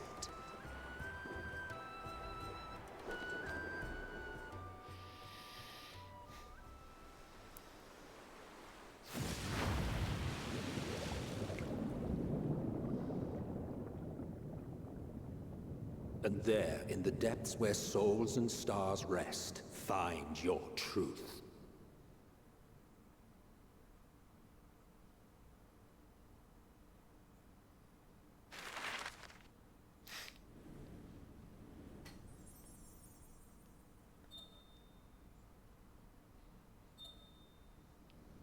Here we go. I found an NPC named Dickon.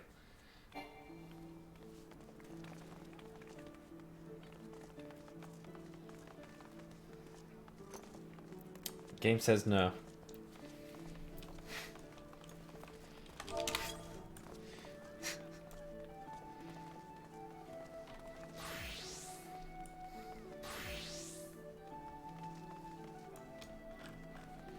I like how somebody said, can you not surround NPCs? We're literally doing a quest in the middle of a cutscene. Hold X. My X button does something different.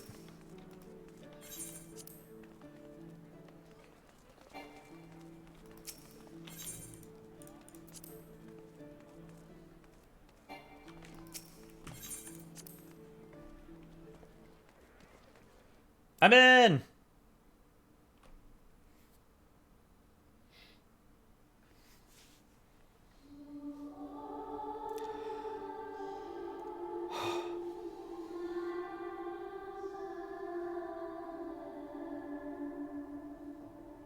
Here.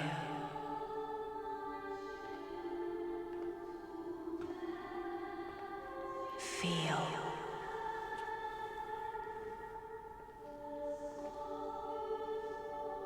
Think.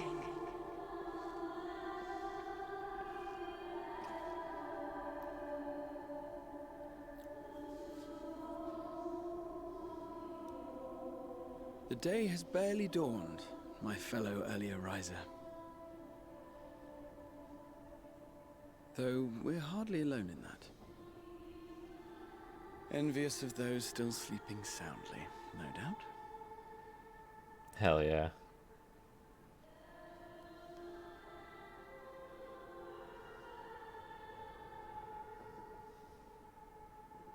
Called out to you, you say?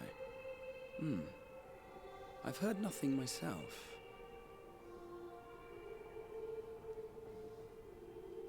In any case, I dare say the sea air will do you good. Why not join the others on deck? Charlian should be coming into view at any moment.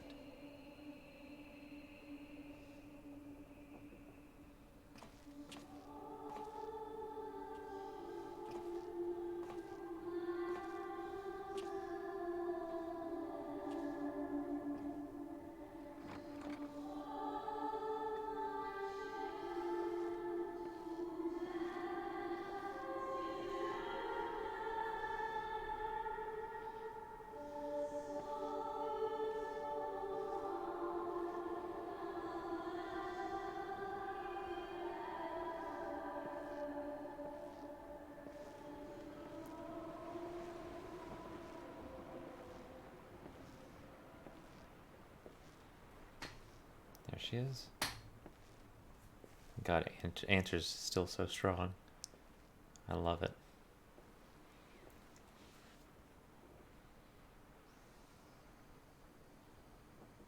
My voice yet reaches you. I am glad. Hear, feel, think. And thus do we meet face to face at last, my warrior of light, guided by the crystal.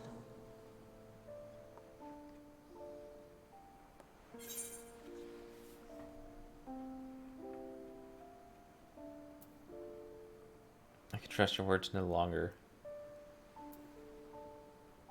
Oh, that reprisal. You hear that shit? That soft piano of Answers? Why now, Heidelin?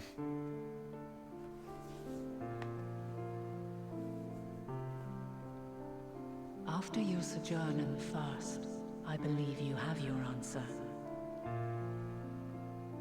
I don't know. You have gained an understanding of what I truly am, what Heidelin has always been. Oh yeah. A primal.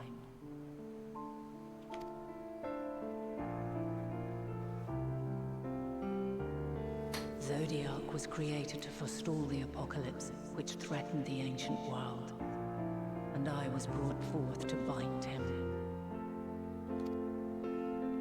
Yet 7 times now, those who would orchestrate a return to that bygone era have rejoined a shard to the god I had sundered. The greater his strength grows, the swifter does mine own diminish.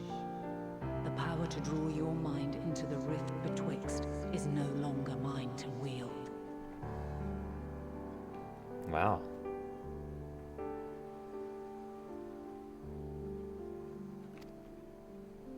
Yet though it taxes me sorely, I dare not leave these words unsaid.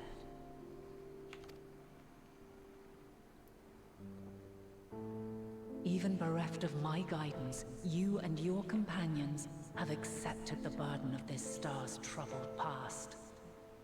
A conjunction has begun to form, an intertwining of your time and mine.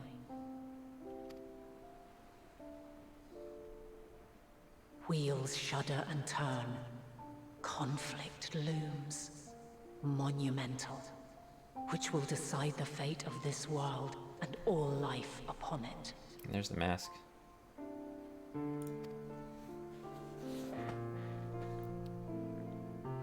When you truly understand what is at stake, and your journey has prepared you to surmount the insurmountable,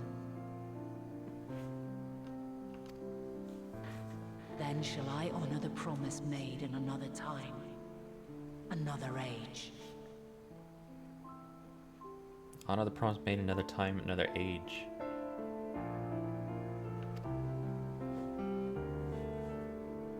Cast your peepers to the fore, folks. When she was still an Ascian? Just over yonder. I will not keep you further. Your traveler's heart must yearn to behold this unfamiliar land. We shall meet again, and soon. I can't remember her Ascian name. I keep thinking Azim, but that's me. I don't remember her name. Overmeld? Huh. Finat, that's what it was.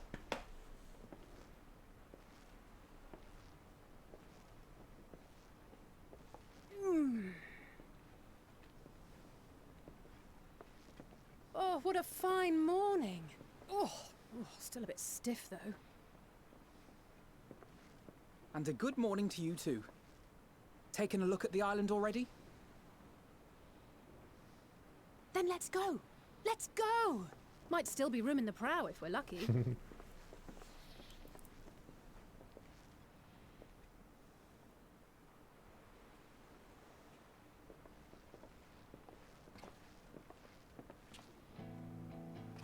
Ah, the sleepers have arisen. There she is.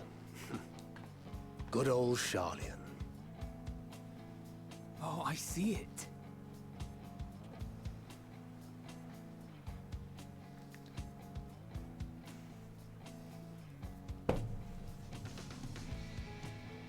Home. Home at last. Well, maybe not in Father's eyes, but we'll manage on our own, if we must. You do know you're not alone in this, don't you? Indeed. 'Tis as Sir Estinian said. Forget not the comrades who boarded this ship at your side, I prithee.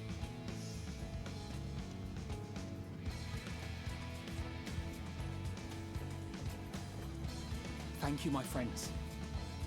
We are ever grateful for your steadfast support.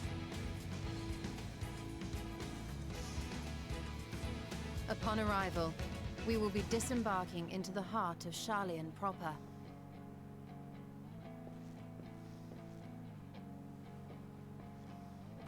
There is no greater concentration of wisdom in all the world. I am confident that somewhere within that center of knowledge and learning, we will find the answers we seek. So we're locking Graha in a library. And we're gonna pretend it's the Crystal Tower so he feels at home.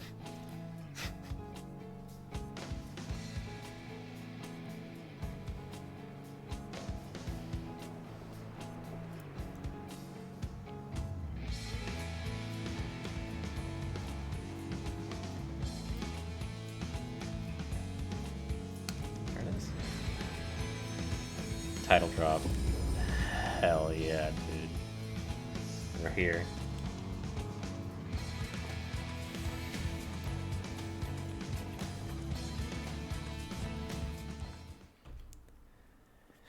Sharlian, the solitary island nation of the northern seas.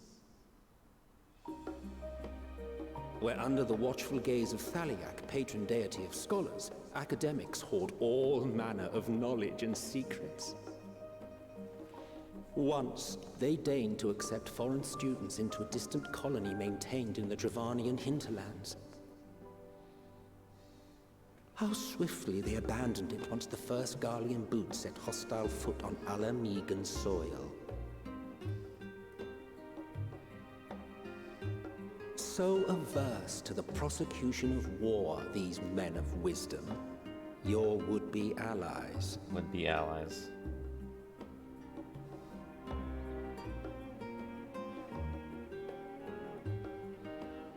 Dude, Emmett Silk gonna make me fucking cry.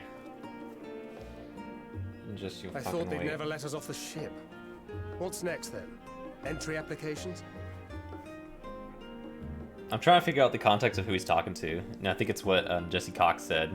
It's gonna be like Heaven's Word, where like we see it at the end, and it's like after everything's wrapped up, he's talking to someone. I guess us or is him. Fuck, dude. I'm not ready, dude. I'm not fucking ready.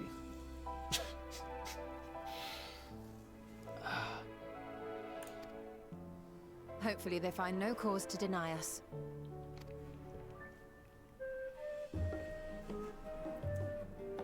Hasn't Sharlian all but severed relations with foreign powers? Those of us without direct ties, myself included, may be refused outright. 'Tis true that, as a nation, Sharlian only forms trade agreements with a select few neutral countries. But from a practical standpoint, an island cannot afford to be overly strict with its borders. Especially not if that island's people are wholly devoted to the accumulation of knowledge. True. If one submits the proper paperwork, with satisfactory evidence of identity and intent, then foreigners may be granted entry. Hold on.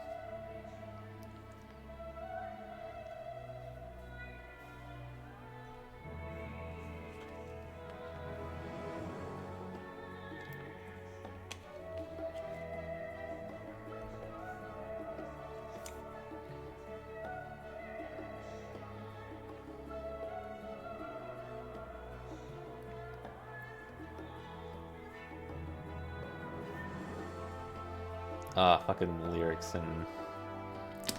yes. May.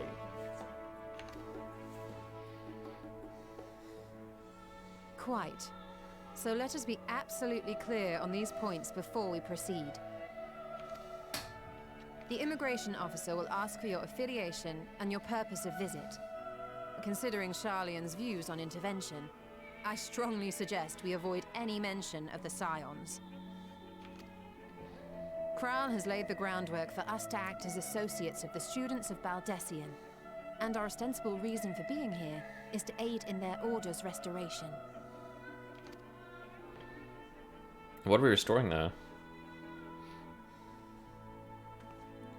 Grahatir, it might expedite our progress should an actual student be seen at the head of our little group. Would you mind leading the way?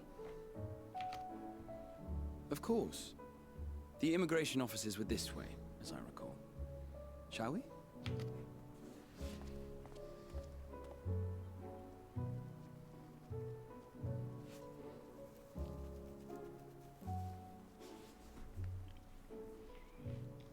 Greetings. We've just arrived and are eager to make our way into the city. Would you be so kind as to process our entry applications? Yeah. Certainly. I see by your mark you are an Archon. Oh, I thought that was Mark of a Scion. Oops. I didn't do enough studying. I am. Grahart here of the Students of Baldesion at your service. I was assigned to an Eorzean survey team, but have returned to assist with the reformation of my order. My associates here will provide additional support.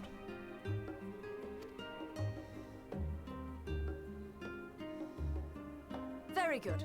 I have paperwork detailing your group and its scheduled arrival for today. What the fuck, Lise and Thancred? Did Lise have one? I don't remember. Did she? If she did, it's not on her neck. Thancred has me fucking curious. And it seems some few of your companions are also Archons. If you'll step forward, we can process those applications first. Oh yeah, it would have been Ida. That's right. That's why everybody knew she was full of shit.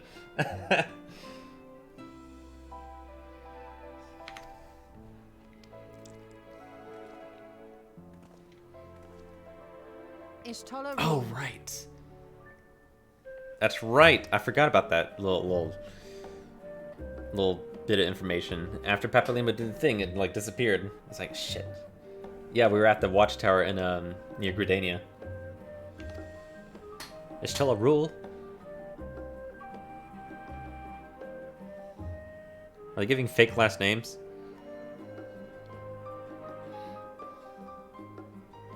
See how it glows. That list is etherically linked with a citizen registry kept in the main repository. No? Is that Ishtella rule? Have we heard her last name before? I don't recall hearing it.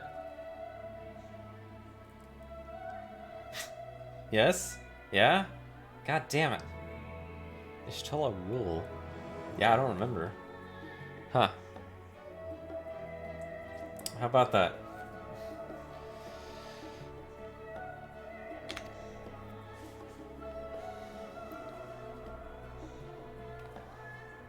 Oh, she has nail polish. Your status as Archons and amended your travel records accordingly. Welcome home. Now, who do we have here? Oh, is that me? Oh, them. Oh.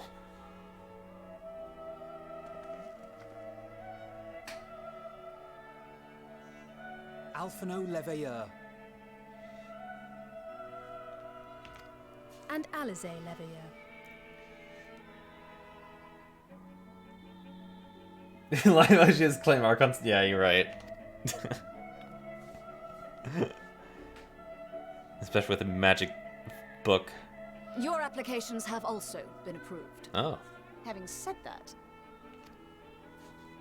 the streets are abuzz with talk of how House Leveilleur's lord disowned his young progeny.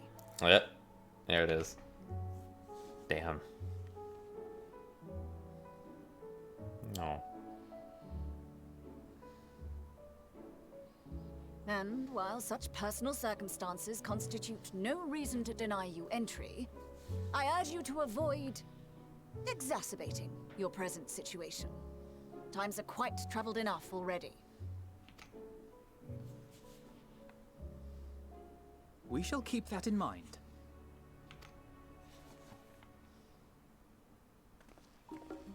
These last two are not Sharlayan natives, but you will find their credentials are in order.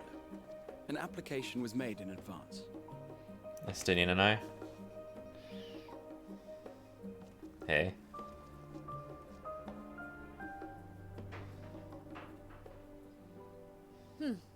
Name and occupation?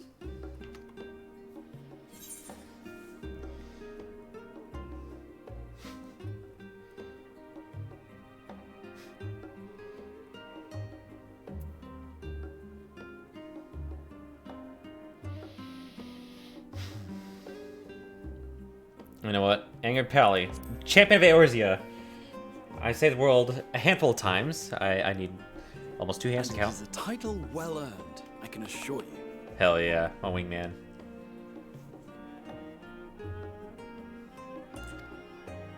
An adventurer by trade is what your documentation indicates.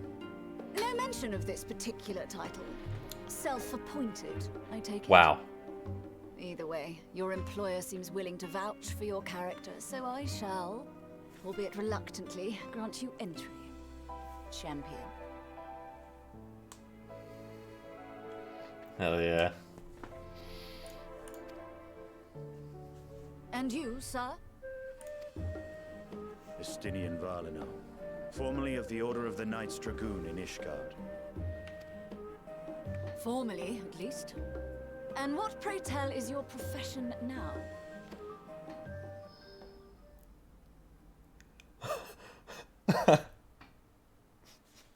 Good point.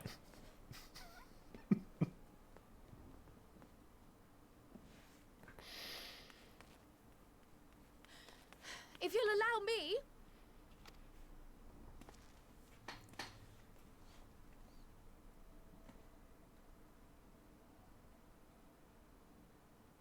My associate is a mercenary, hired for his strength at arms. Surely you are aware of the dangers we often face on our forays into the wilderness. Mistress Baldessian, if you insist on sponsoring his entry, then so be it. But while I appreciate that desperate times call for desperate measures, I find your choice of company concerning. Be advised that even a single misstep may have severe repercussions for your organization. God damn. I have every confidence in my chosen company, dear and trusted comrades that they are. But I thank you for your concern.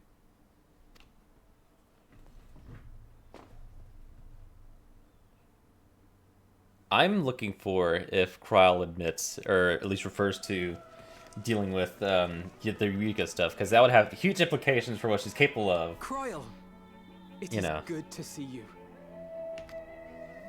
Likewise. Long voyage notwithstanding, you all seem none the worse for wear.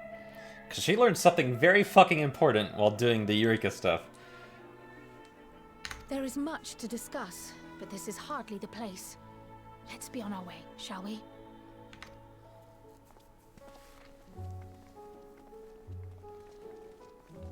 Oh!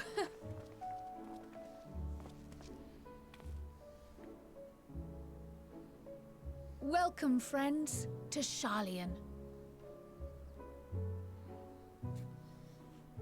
As your mercenary, I should hope my welcome includes a generous salary. Well, I had to say something, Sir Taciturn.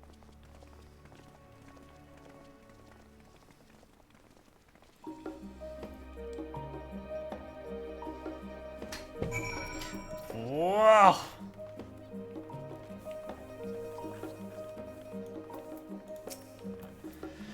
I am unaccustomed to fabricating lies unmanned. Why should it matter how I earn my living?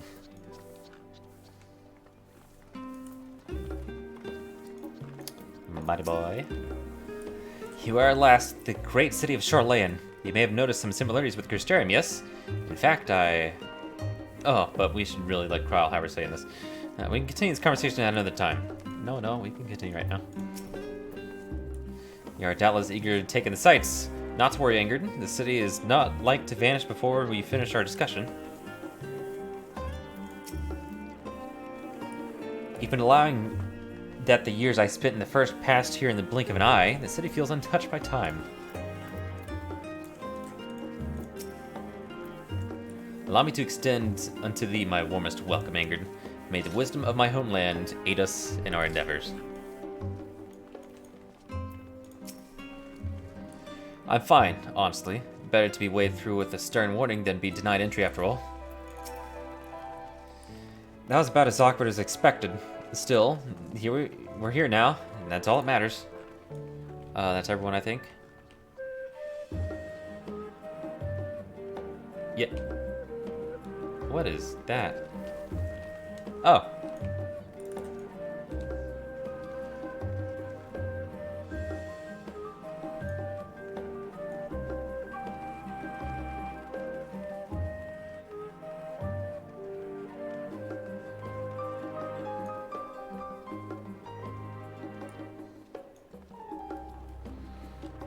Alright.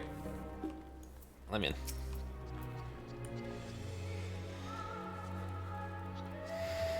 I'm glad I spotted your ship coming in port.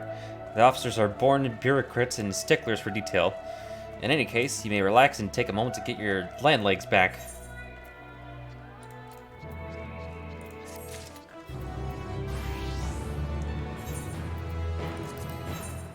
Oh. I guess I could throw these over here for now.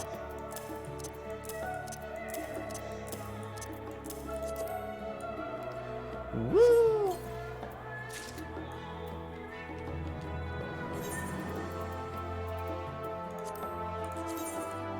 Right.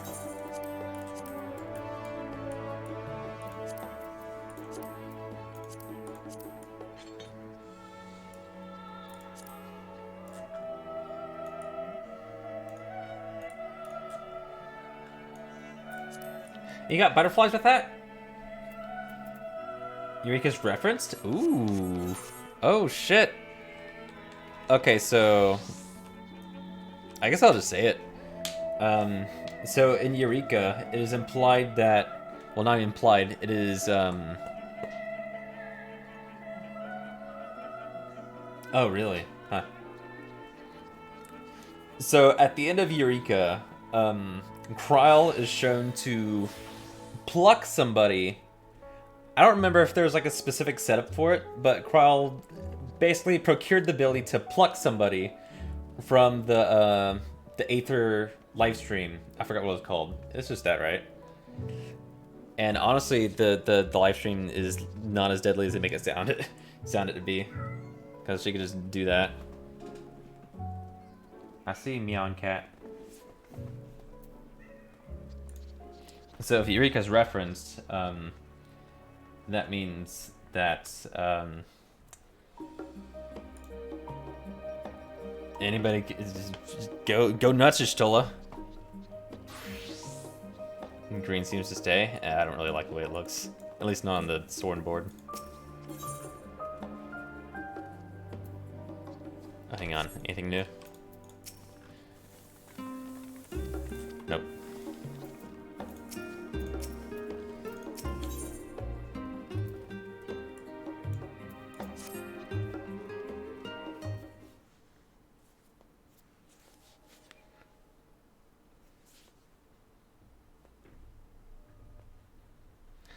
I had thought to launch directly into an explanation of what I've learned and how we might proceed.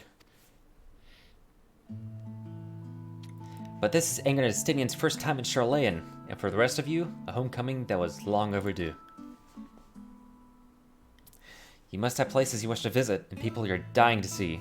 Therefore, I propose we postpone our agenda so that you all may have sufficient time to recover from your journey and get your bearings of the city. Once you've settled in, we can reconvene at Baldician Annex.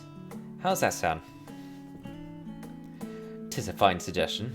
We may not be welcome at Levier Estate as such, but I should like to nose around the neighborhood all the same.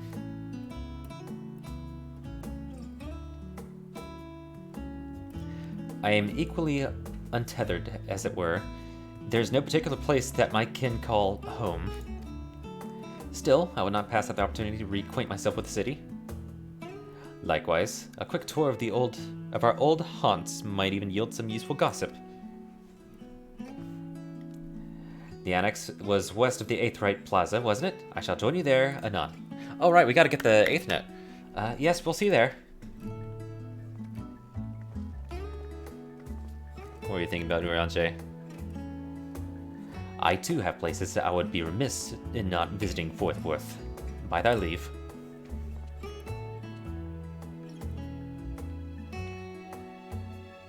What of you, Estinian? My services as guide are yours for the asking. That won't be necessary. Until we reconvene, I prefer to wander as the wind takes me. Alright, bye. But I could... Oh...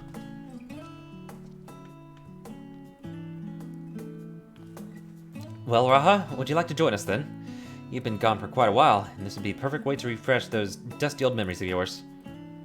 Oh yeah, like 100-something years. Oh, of course, if you would have me. Come, Ingrid. Charlayan awaits. Hell yeah. Best ending.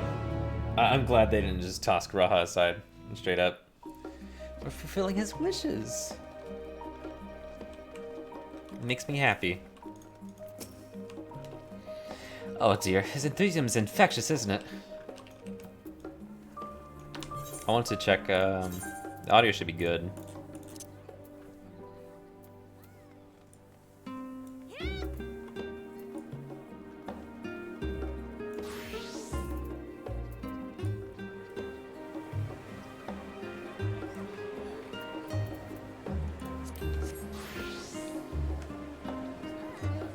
This mission is already fulfilled. Aw. I know.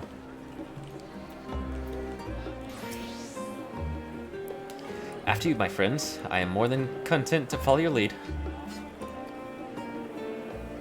Hell yeah.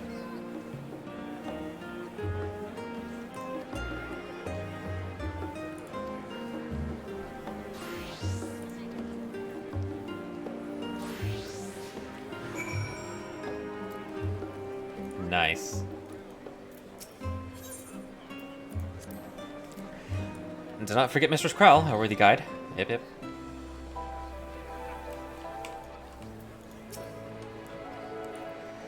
All set, and then let us be on our way. Our first stop, amusingly enough, will be the last stand. It's a cafe on the west side of the harbor.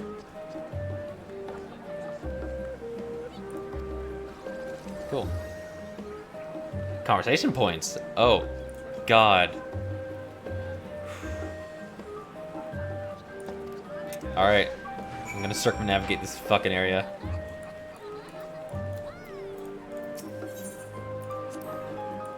I'm grateful to have Cross help in reacquainting myself with this place. It's almost as if I'm seeing it with all with new eyes, as you are. Come on, let's hit the cafe. It may not seem so at a glance, but the last stand is actually a very important part of the city. Alright, let's find these fucking conversation points. I see one. Grab the Aethernet.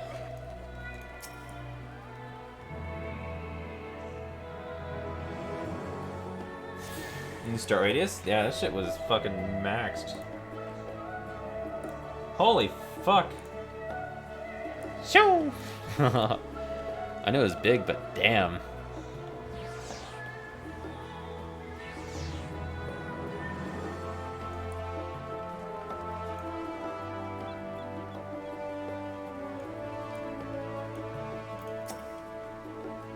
Greeting, traveler. Welcome to Charlayan. If it's knowledge you seek, you come to the right place. What is this place? Charlayan is the city of knowledge. Once a humble settlement founded by Archon Yunkref and the refugees he rescued from the great flood of the 6th Umbral Calamity, it has since flourished into the grand metropolis you see today. Prior to the Great Exodus, it was common among Eorzeans to refer to our Dravanian colony with the shorthand Charlayan, which resulted in the colonists unofficially dubbing our homeland Old Charlayan, or the Old World. Alas, the name appears to have stuck. But old or new, we continue seeking knowledge from all over the world to record in the Bibliotheca Historica, among other collections of invaluable wisdom.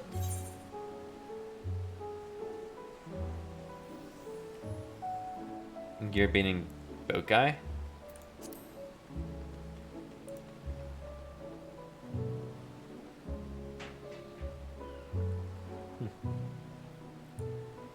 I am Wamimi. Wamim. An occasional lecturer at the studium. I specialize in natural geography, including history of the world, topography, and climate transitions. I like coming here for a bit of fresh air between classes, but for some reason, I'm asked for directions rather often. So I decided, why not act as a guide? Alright, where's the Gearbanian boat guide? I'm just hanging out over here, the ferry docks.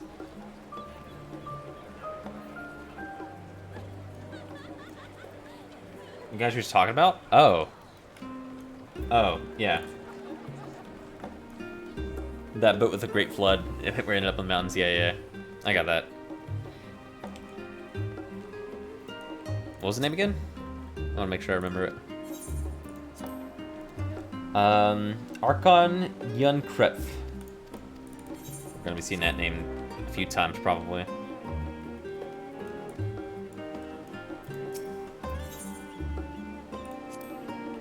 Now that is a sight one could hardly forget. The great statue of Thaliak.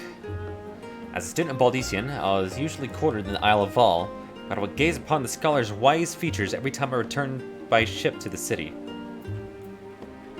Where's that? Ah, there it is.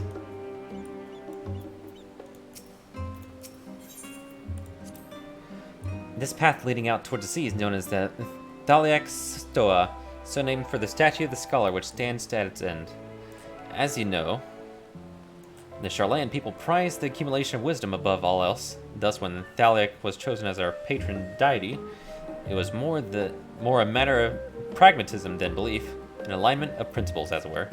We may have honored him with a rather impressive sculpture, yes, but our faith is not so restrictive as that of, say, the Scardians.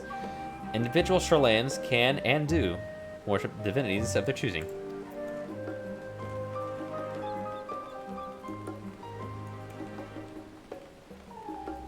Alright, there's the quest area. Skirt. Look at all these fucking summoners.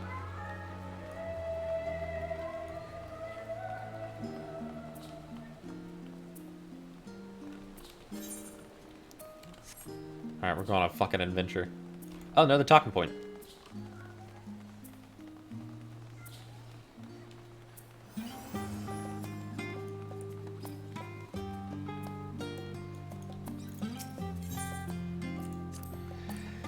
With all the unusual wares coming and going at all hours, I expect the assistance of an intrepid adventurer would be highly appreciated.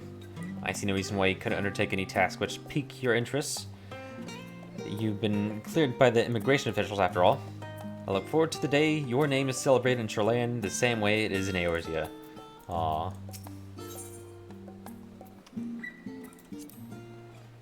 This place is called the Peristyle, and is the first stop for cargo unloaded at the docks. You'll find the usual necessities for daily living and other imports vital to running an island nation, but also supplies that further Charlayan's pursuit of knowledge, namely, large quantities of books, specimens, and samples. And sorting these stacks certainly seem to keep the attendants busy. Alright, what other fucking...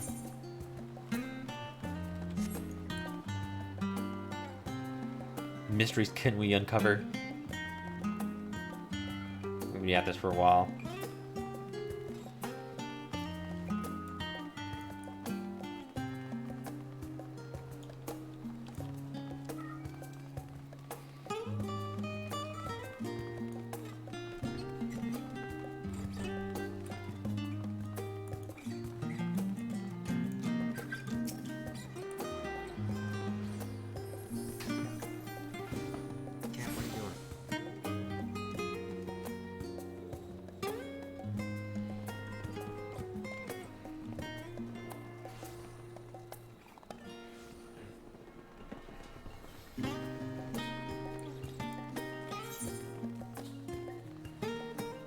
No, yeah, that's what I'm doing right now. I'm gonna walk around and grab the mini Aether Ray while I look for the talking points. Don't know how many there are. I hear you, cat.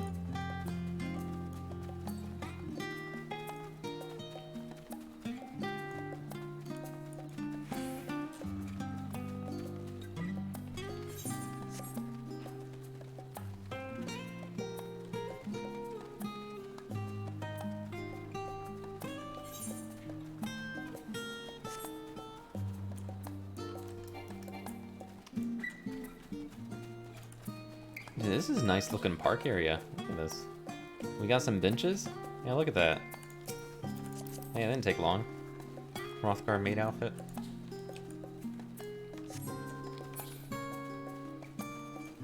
Some guy nude. Legit.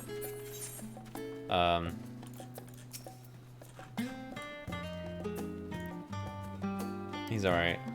Don't mind him.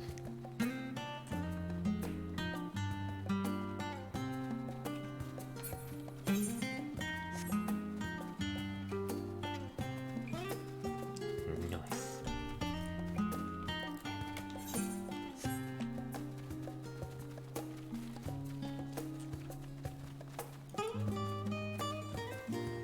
I've got a feeling there's no more talking points.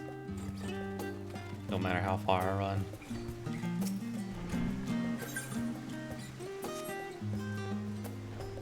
I'll be damned if I don't try.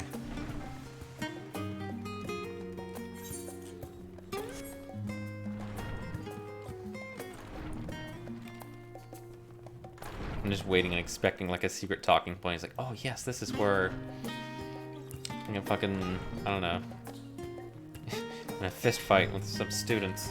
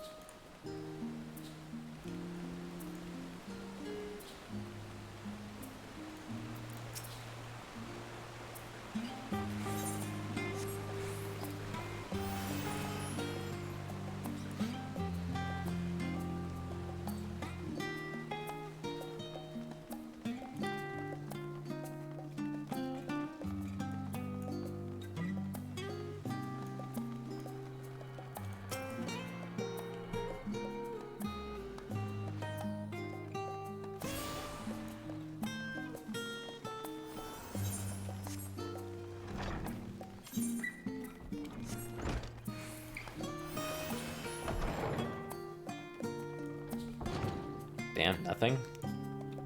All right, I guess they're keeping it close by, so you don't have to worry about this. Defying oh, from the Wicked musical. I know what you're talking about.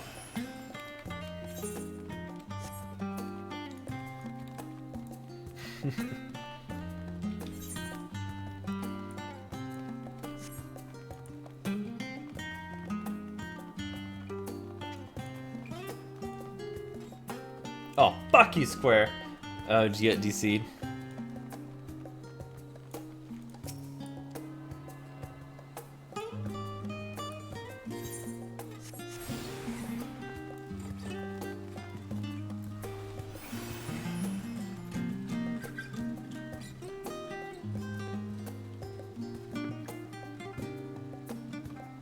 Not give me a chemist healer.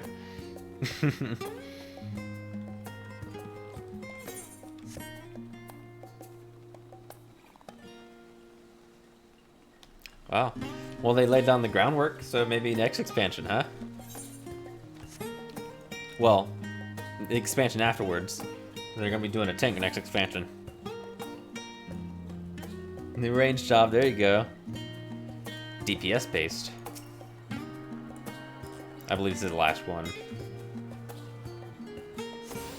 Yep. Woo! Alright, so it looks like there's no out of the way talking points. There's gonna be stuff close by, it looks like. Which I appreciate. Instead of circumnavigating every time I get a new follower.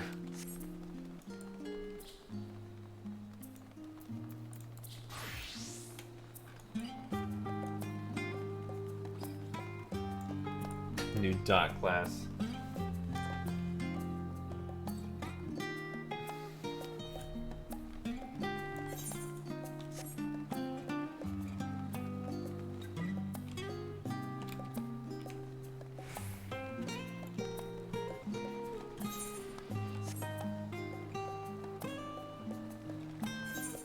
Yeah, and they're gonna be adding Shadowfang to the new dot class too, the Alchemist.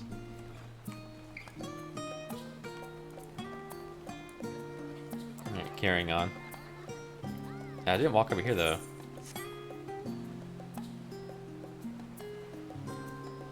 What's the range on the circles?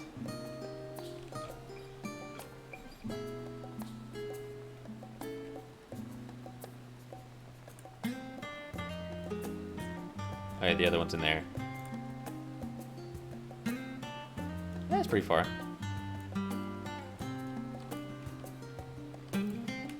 I'm just gonna glance. Well, they already talked about the statue. I'm moving on.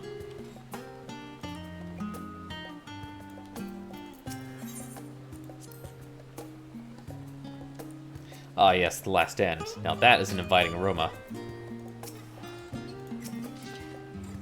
And here we are, the last stand. I may have mentioned this before, but although our research into nutrition and food preparation is quite extensive, the average Charlayan tends to regard seasoning and flavor with a certain indifference. Oh, so the food sucks. How could I put this? The food is bland. As encapsulated by our infamous Archon loaf, the prevailing sentiment towards cuisine is dietary value first, and taste a distant second. There was one pupil at the studium, however, who could stomach the school's insipid meals no longer. So he quit his lessons and poured all his savings into building a proper eatery. And so the last stand came to be. It is, as the name implies, the sole dedication outpost of fine dining in Charlayan, the one and only bastion of the culinary arts in the Isle of otherwise mediocre fare. I seem to recall their burger being hailed as one of the more impressive items on the menu. Not that I ever had the pleasure of eating one myself. Because you were a typical Charlayan when it came to cheap and convenient, Raha. But surely Tataru has since taught you how to appreciate a well-prepared dish. We should all stop when the time permits and sample the cafe's delights. Shall I press on? The stairs to the Santa Cafe there will take us up to the Aetheryte Plaza.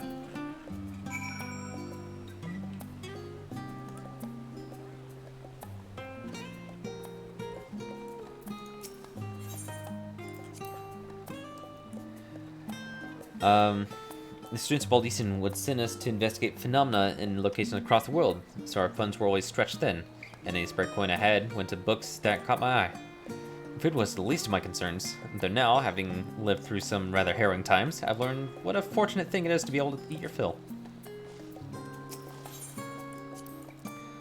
Alright, onto the Aetheryte Plaza. Got it.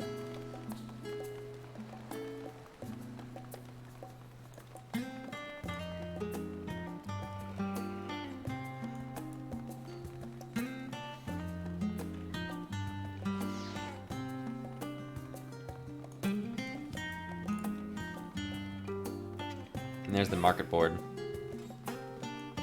And vendors.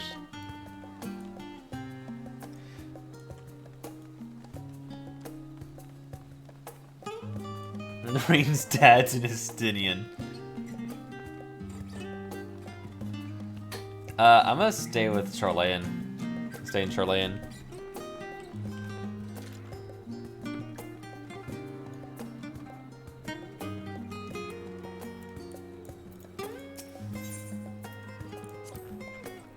The Aetheryte looks different from how I remember it. An unusual shape, isn't it? I assure you, however, that it's a perfectly functioning Aetheryte. Remember to tune yourself before we move on. Now, being the diligent tour guide that I am, I should make mention of the Confluence, a research facility located on this very plaza. Its much vaunted discoveries are the reason Charlayan stands at the forefront of teleportation technology. In deciphering the underlying principles of Allegan Aetherites, it allowed us to understand and reconstruct what was essentially a lost art. And off we go to the next destination. Our path leads northeast to the Agora, Charlayan's largest marketplace. Hold on. 2 seconds. Cat and cock problem?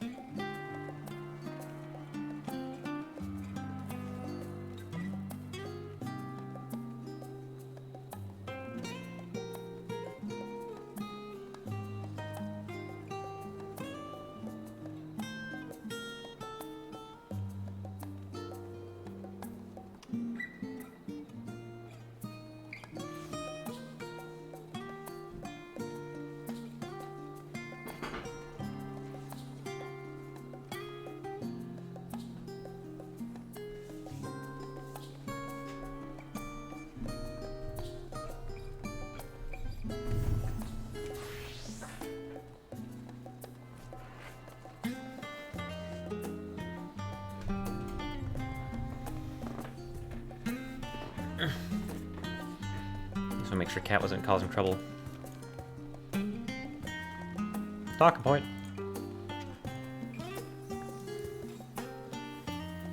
Oh, hang on, wait. Oh, the markets. I always did look forward to seeing what the new wares they had to offer. You tuned yourself Aetheryte, then let's continue to Agora. Do you mind if I browse the shelves for a moment? There might be some hidden gems I've yet to read. Only a moment? How optimistic. Feel free to browse all you like, but we won't wait around for you. Perhaps I'll return here later. These little open-air bookstalls are so uniquely Charlayan. I'd always thought them a common sight until I visited other nations. Oh yeah, look at that fucking range. No more the floors have fluorescence. Nerd!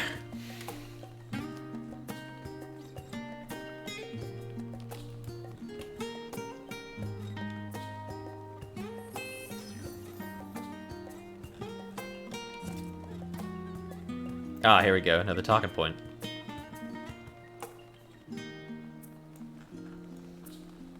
Oh, this is cruel. I already talked to all the NPCs. Fuck. Speaking of Aetherites, those teleportation fees do add up after a while, which is why I tend to rely on the far cheaper ferry services. I was pleasantly surprised when Mistress Tataru informed me that the Scions are reimbursed for transportation costs as part of our duties. But I find old habits hard to break. That, and I'd rather not be bothered filling out the necessary paperwork. That's the entrance to the confluence. I have no doubt their expertise will prove useful at some point, so I suggest you remember the way here.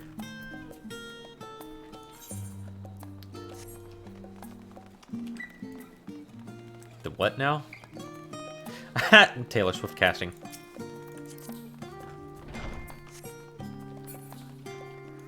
Ooh. I am researching the Far East Tinkonto. Here's a bit of trivia for you. It is made of timber. Is that not absolutely fascinating? My, what a mysterious and exotic land such a place must be. Neat.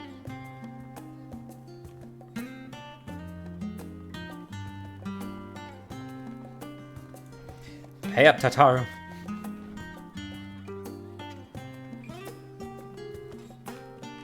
I mean, I don't need this place.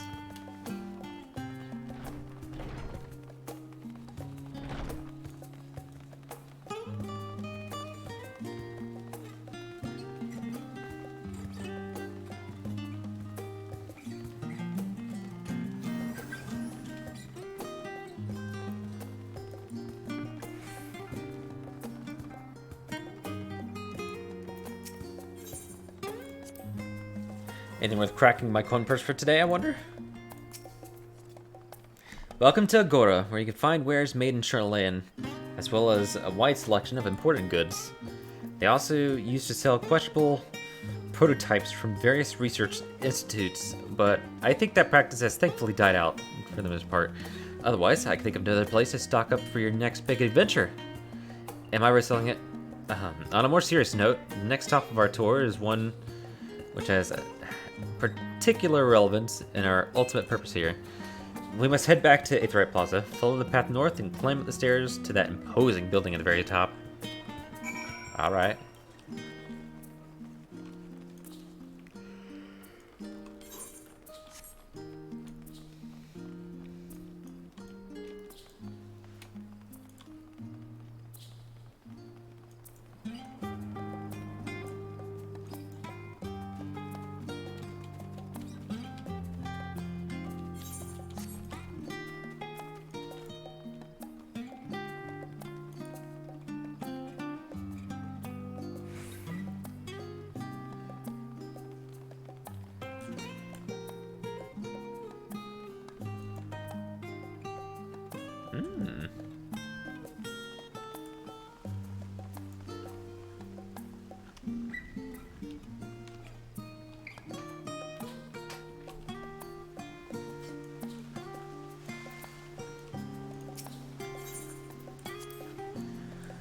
These little decorative features are typical of Charlayan architecture. Aside from the research wing, our headquarters on the Isle of Val were rather simple and rustic by comparison.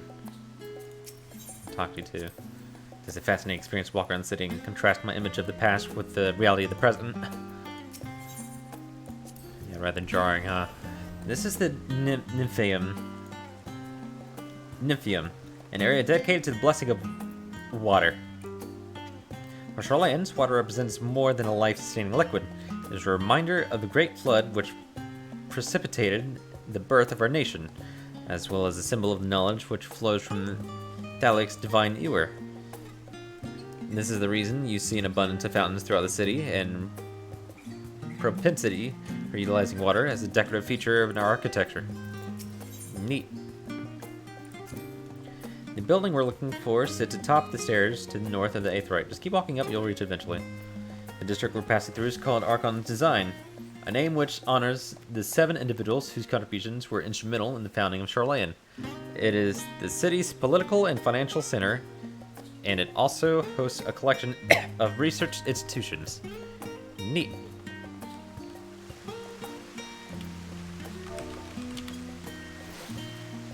I hope that's not disrespectful.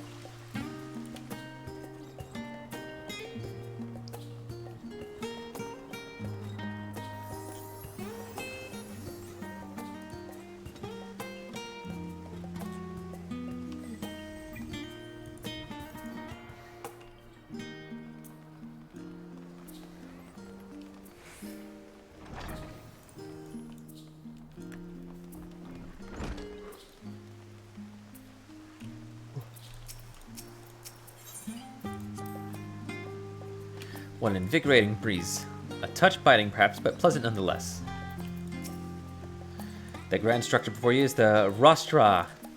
The name refers to the original public platform erected here, upon which a forum of elected representatives would deliver orations, debate policy. Although this stage has since evolved into council chambers, the nature of the forum and the duties of its members remain largely unchanged. Am I boring you, Raha? You seem awfully distracted. My apologies. From here, one can see the entire city spread out below. The vista put me in mind of my arrival in the first. Those who had gathered at the Crystal Towers asked me how they might go about building a new home.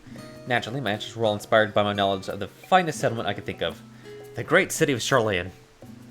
And bit by bit, those few buildings grew into a town, a community, the Crystarium. I can almost see its echo. I see. Feel free to come up here whenever you wish. I don't think the counselors would object to you simply enjoying the view. Such memories must be treasured. For now, however, the tour must go on. Our spectacle of sightseeing concludes with the fittingly named Journey's End. Walk down the stairs to the east and continue straight ahead.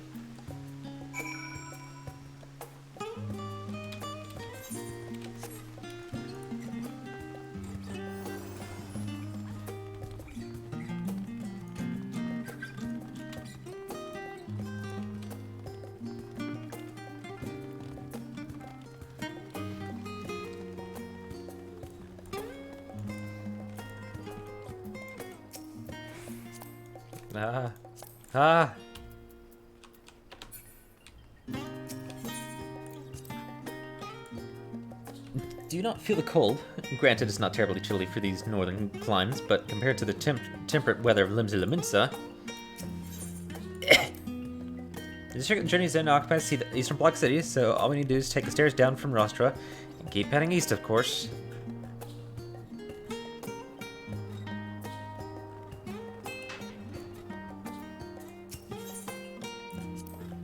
This neighborhood is home to the highest echelons of Charlayan society. I never did feel comfortable enough to wander these streets on a whim. We've arrived at Journey's End. History tells us that this was where those who put ashore the Archon Yunkref built their first homes. In the present day, it serves as the residential district for the most important officials and the oldest Charlayan families. You'll see that one mansion is clearly larger than its neighbors. That estate belongs to our friends from the House Levier. All things considered, we should probably keep our distance for the time being. And with that, we bring our little Charlayan tour to a close. I hope it has proven to be entertaining and enlightening experience. Now, shall we head directly to Baldician Annex? You remember the way, don't you, Raha? Let me think. We head down towards the harbor, cross the bridge to our right, then follow the path below the Aetheryte Plaza. Correct! After you, Ingrid. And we're still wondering. Neil, I hear you. Ah, the good old Annex. I used to bunk there whenever I had business in the city proper. Like the time I came to submit the thesis for my Archon qualification. Have I tired out with all this walking? Not to worry. I had rooms prepared for you at the Annex. Just follow the path west side of the Aetheryte. We'll be there in no time. Gotcha. Wait. Down here. Got it. I'm gonna walk.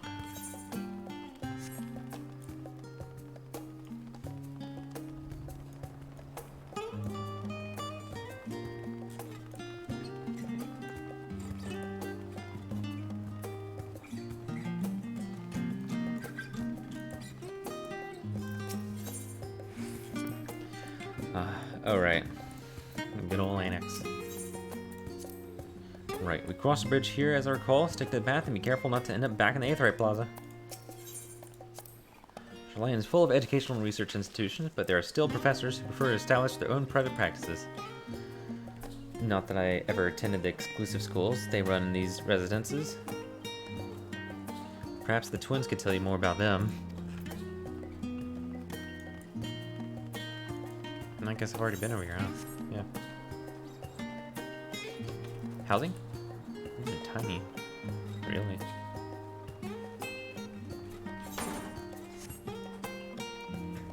Oh. Cash is on the windowsill. Why him? We'll open that up. Hang on. Hold on, Cat. I got you.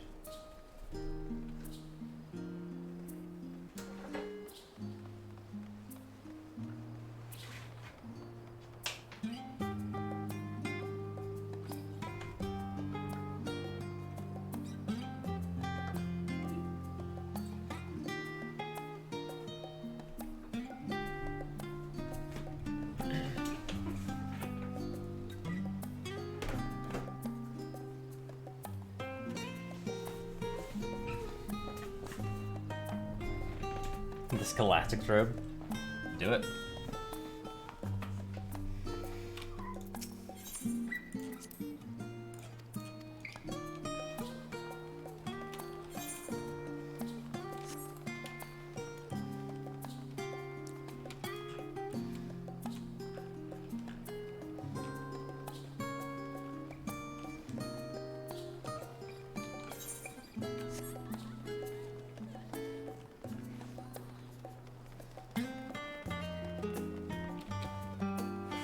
People are already looking for tanks. I'm 3 out of 4 on the queue. Can I get a tank to get Instapop, please? Get fucked. Alright, where you at? This is it. Baldician Annex. I almost said Arsenal. That's the other BA. As the joyous look on Ra's face has undoubtedly informed you, this is the Baldician Annex. If you continue up the hill, you'll arrive on the doorstep of a phenomenon. But I think we've explored enough for one day, and we can take you there another time. Inside with you then.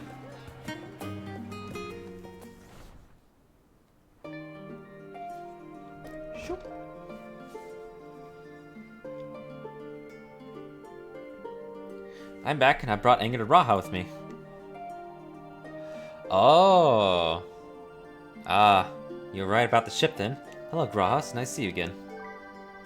And it's a pleasure to finally meet you, Angerd. I've heard many a tale of your exploits. Ojka? Ojka Tsunjika? It's been ages. Ages. Yeah! I thought he looked like Ejka. Let me introduce Ojka, cousin of Ejka Tsunjika, an administration officer of the students of Baldician. He oversees the day-to-day business of the Annex. I was like, no, he's way too pleasant to be Ejka. I read the reports on the Eureka expedition. I hope Ejka didn't cause you too much trouble. He's impatient and impetuous, but a good sort at heart. Okay. So she knows how to pluck people from the live stream. She's got that fucking skill. This place is like a second home for the students. The Isle of Vol served as our main headquarters, of course, but we often had an occasion to visit Shoreland. Whether to make use of the city's research facilities, attend conferences, or procure supplies from distant shores. And the annex here was built to provide lodgings for our members while we engaged in such activities. Now that our former headquarters is on the wrong side of the world, among other things, the annex has become our new base of operations for all intents and purposes. And yet it feels so empty, with so many lost to us. Our organization is a shell of its former self. The day will come when we will see the students rise again. But first, we must ensure that the Telophoroi fall. Through that door on the left there is the main hall, where we can discuss our options moving forward. Once everyone arrives, that is, you probably have time to rest before our discussions begin in the earnest.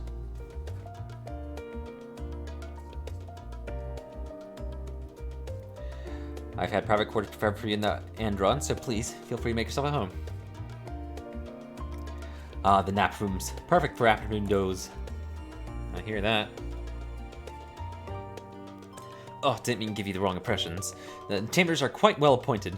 Far more than some cheap roadside inn, you may be assured.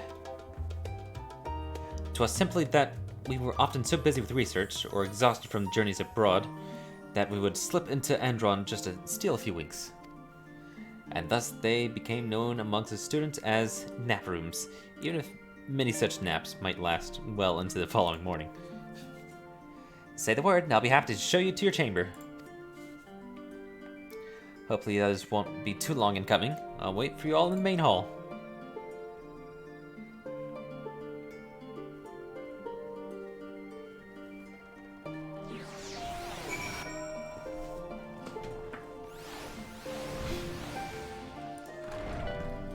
Yeah, just hanging out, I guess. Just staring at me as well.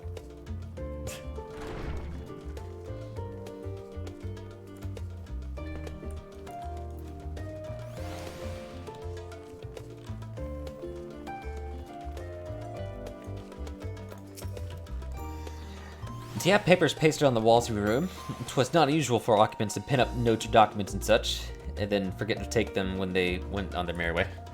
Sometimes it was quite deliberate, though. You might see complaints addressed to other members, or a thank you card for the engrossing literature someone left behind. Beloved traditions that I should know better than to dwell upon. If we are to create a future for students of Baldician, and so many others, we must look to the days ahead.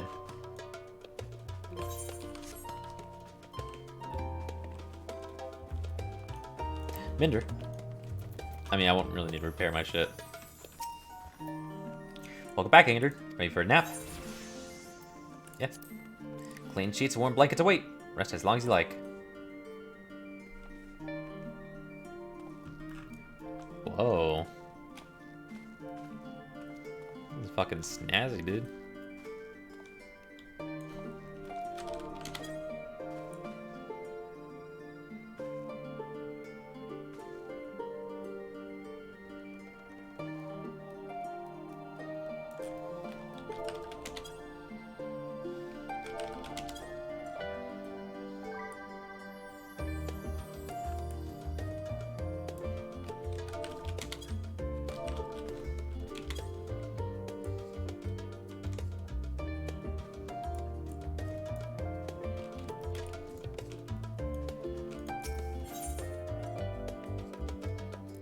Wait, what are all these? Huh. Did they add some stuff in the toy chest? Because I only had, parlay with the Manderville. Huh. Interesting. Specifically for ERP.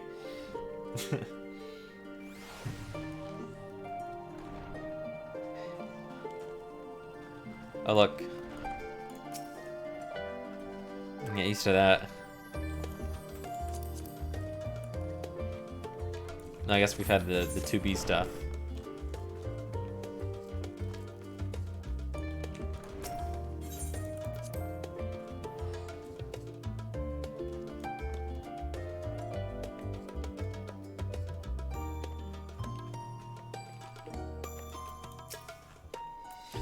Feeling refreshed alert? Our colleagues should be wandering in soon, so I suggest we stay here and wait for them to join us.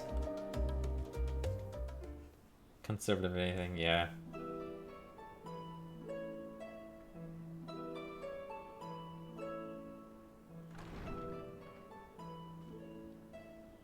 Pray forgive me. I was delayed. It's fine, Urianger. We're all here now.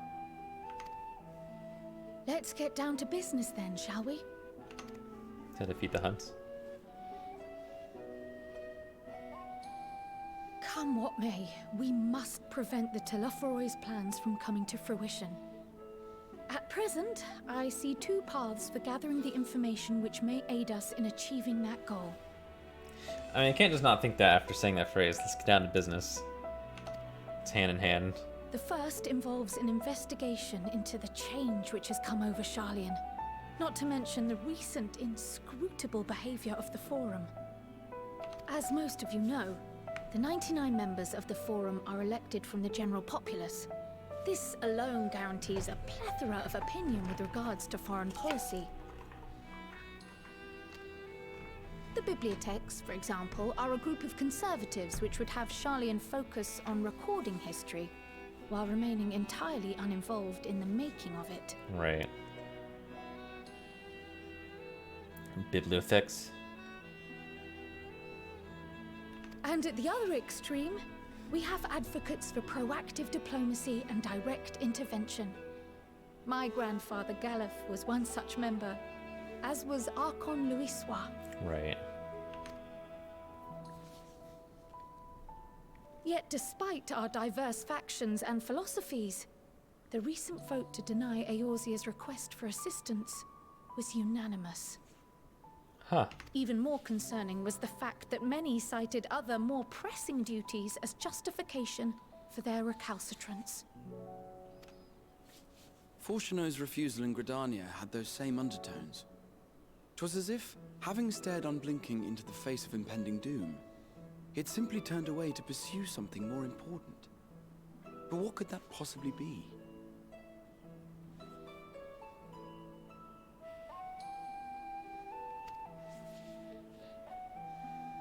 A mystery indeed, and one which I ask for your help to solve. Our future may depend on it. As for our second potential path, it concerns a request made directly to the students of Baldessian.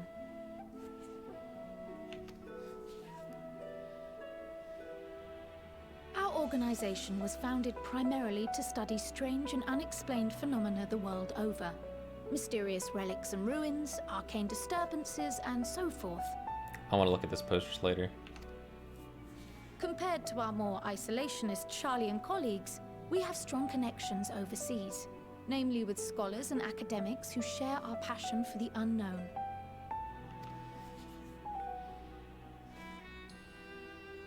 The request in question comes from one such acquaintance, Nadana, an alchemist residing in distant Thavnair. Her missive describes the sudden appearance of a tower, and the subsequent summoning of what I can only assume is a lunar primal. Mulan's a good fucking movie.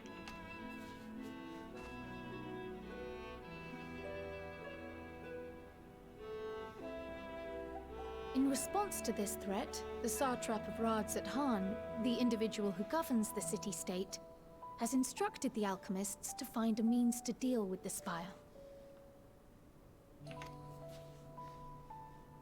The artisans of that land are heirs to an ancient tradition, one rather unlike that of their Uldan counterparts. It is possible, nay, probable, that they have gleaned truths unattainable by Eorzea or her Far Eastern allies. They do, in fact, appear to have a strategy in mind, though it will require further research. To that end, they have requested an introduction to a capable warrior shielded by the blessing of light. Assuming we divide our forces to pursue both of Kral's lines of inquiry, then having you join the group heading to Thavnair would seem the obvious choice. But the investigation in Sharlayan is of vital importance as well. Equal, I think, to the Thavnarian one, given that the fate of the world may hinge on the results of both. Yes, it is quite the quandary.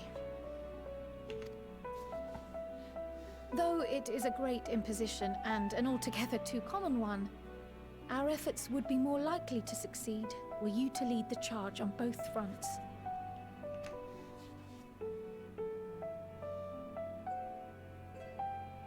You are indeed our champion.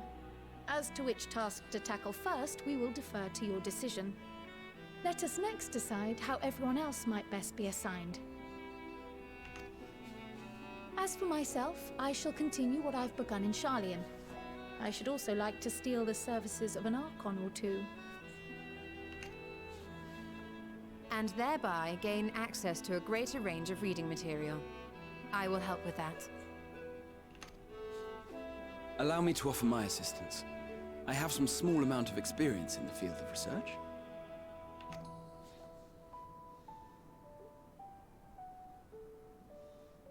Alize and I would also like to help, if you would have us. Anything to understand even a fraction of what our father and the Forum might be thinking.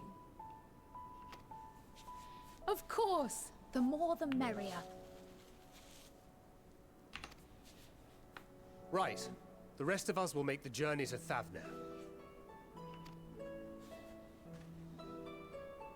Thoughts?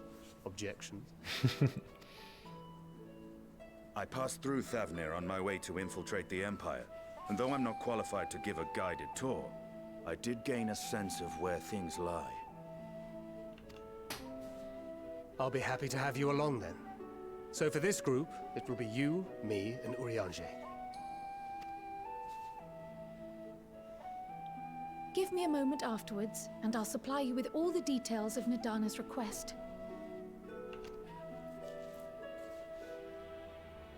Consider this hall our rendezvous point once our respective tasks are complete. May our investigations prove fruitful.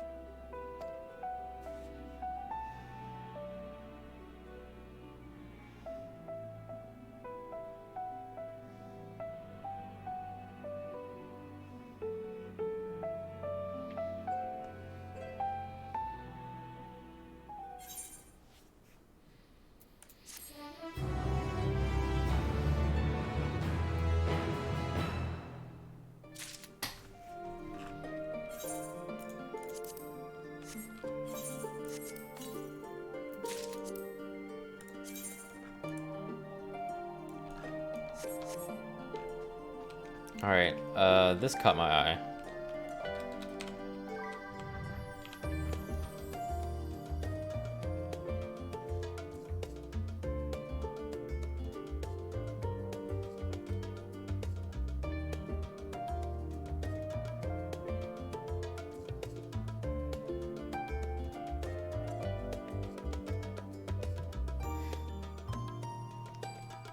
I want that poster, to be honest. Yeah, that caught my eye during cutscene. Like, hold on.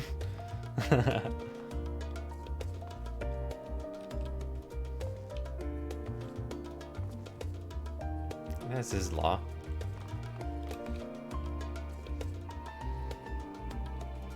Yeah, it looks like it.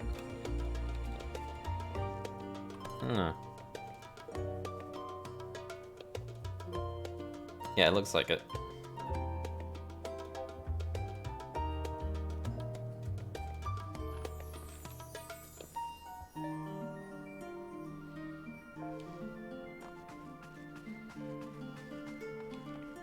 Garuda. Dude, a lot of these pictures look good.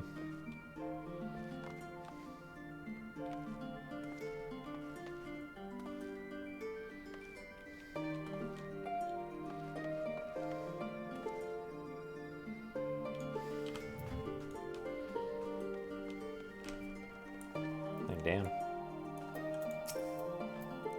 So it's back to Thavnair. Had I known earlier, I would have considered more suitable attire. read much on the subject of Rajahan. This visit shall be my first. 'Twill be interesting to see how the Hanish mean to contend with the tower, different as their magical and technological disciplines are. Alright, and I'm going with this crew over here. I still don't understand how the vote could be unanimous. What could possibly convince them all to turn their backs on Eorzea? Yeah, where they fucking live. If the Forum is intent on concealing its intentions, then a cursory investigation will avail us little, I suspect. We will need to dig deeper, and with the greatest of care. The process by which Forum members are elected is fair and equitable. Neither wealth nor social standing offers any advantages to a prospective candidate, but fairly elected or not, Master Batoya still found them all to be insufferable. I like that word a lot. Our tour of the city was a pleasant distraction. I feel more than ready now to tackle the challenge of the day. Let's do it. Hitting the books. An unsettling change has come over Charlayan, but together we will divine the underlying cause for the Forum's callousness. As I mentioned before, however, questioning the councilors directly is as fruitless than ever. They seem to have already come to consensus as to what and how little they are willing to divulge, which is why I began scouring Charlayan's archive of historical records for any hint of a connection to the final days. Suffice it to say that progress has been slow. There are only so many dusty pages one can skim in a day. But now that I have this band of willing reinforcements, the search should proceed all the swifter. Let us reconvene outside Numenon, shall we? Exit the annex to the right and you will find the archives on the western edge of the woods.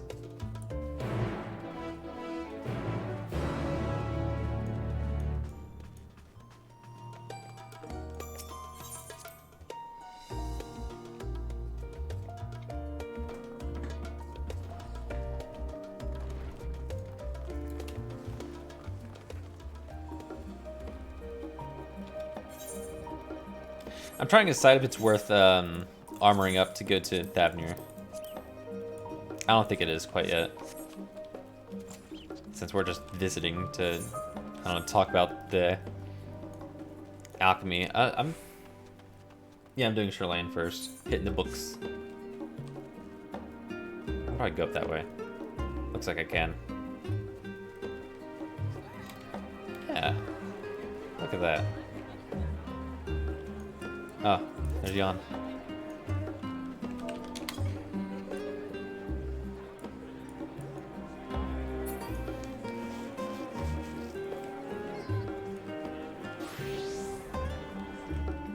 Where's the squad?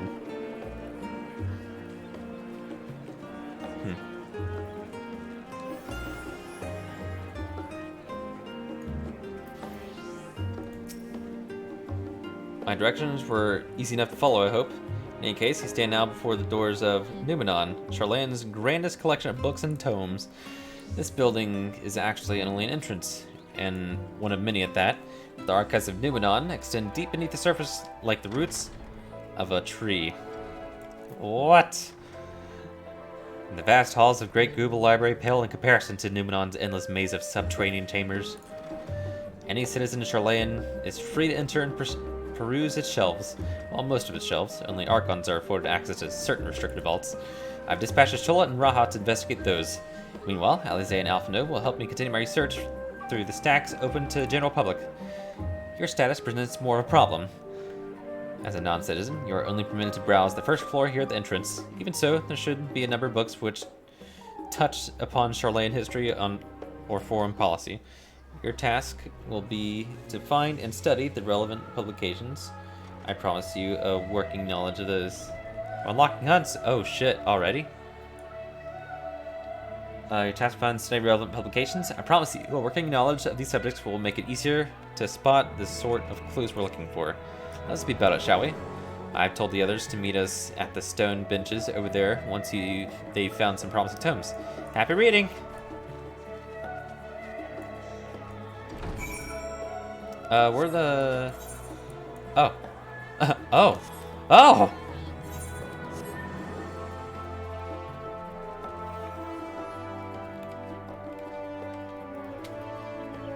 Damn. Straight to it.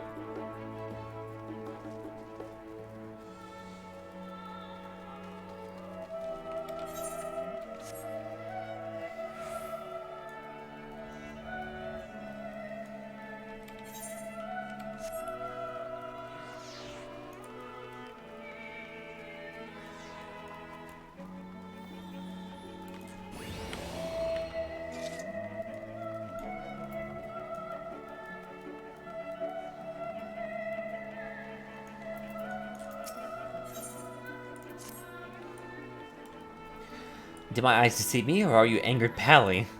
Hell yeah. Well, as I live and breathe, it is you! Ha! I knew I'd be the first to track you down. Who's the guild ship's top hunter now, huh? Wait, you have heard of guild ship's hunts, yes? They're not so different from the hunts you're familiar with in Eorzea, as I understand it. I'd wager they're rather more challenging. An adventurer of your caliber would never turn down a challenge, would you? Time to kill Slim Cact. Not quite yet. Gotta hit max level first. No, you would not. Pray speak to Northa at Peristyle to register your interest at the earliest convenience.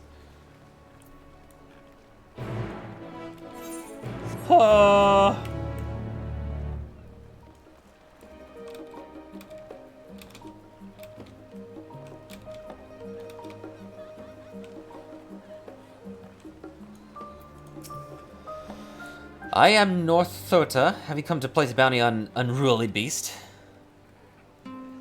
I immediately afford everything. By the scholar, you're angered?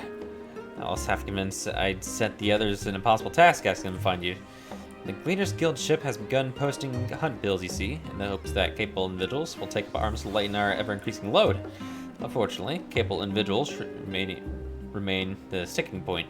Few hailing from our fair polis are willing to take up arms, let alone stand against the more fearsome specimens. You, however, have the experience and the grit that we need. When I heard that you have arrived to our shores, it was music to my ears. You needn't worry for work for free. Oh shit, I think she has the armor you want. Usagi Daigoro? There she goes. We've done our research, and the rewards... Oh, never mind, she's wearing a tank set. We offer as fine as any you'll find abroad. Currency we employ is a relic of times when Gleaner was a great deal less figurative, so you may find it somewhat eccentric, but it's as good as Gil here. Speaking of eccentric, it should be noted that the majority of our clients are scholars. You probably won't have heard half the creatures they will send you after, but it's best not to worry about that over much. Slay beasts, collect samples, try not to think about long-term effects of touching said samples, and get paid. Simple, no? That being said, I wouldn't dream of throwing you in the deep end just yet. Let's have you start off with some junior marks so we can get our feet wet. I've seen Jeffrey Bogart a lot. Oh, fuck, wings. Demon wings, even.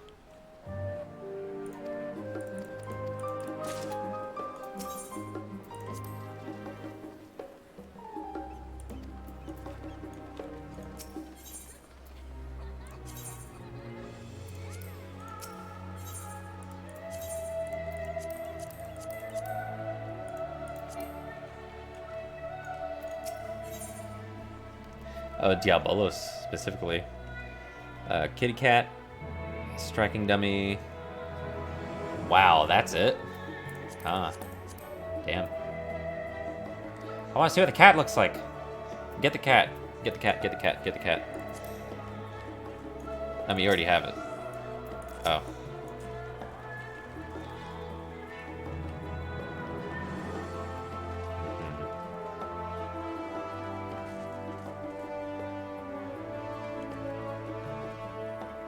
Okay.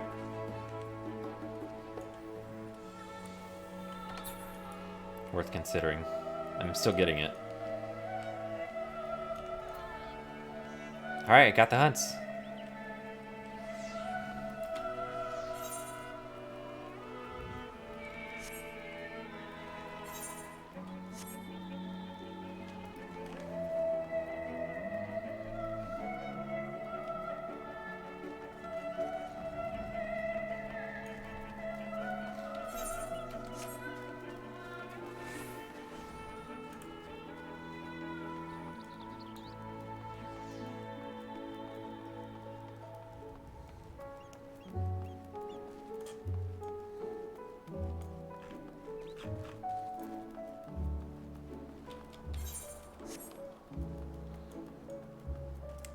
The wings, the Diabolos wings.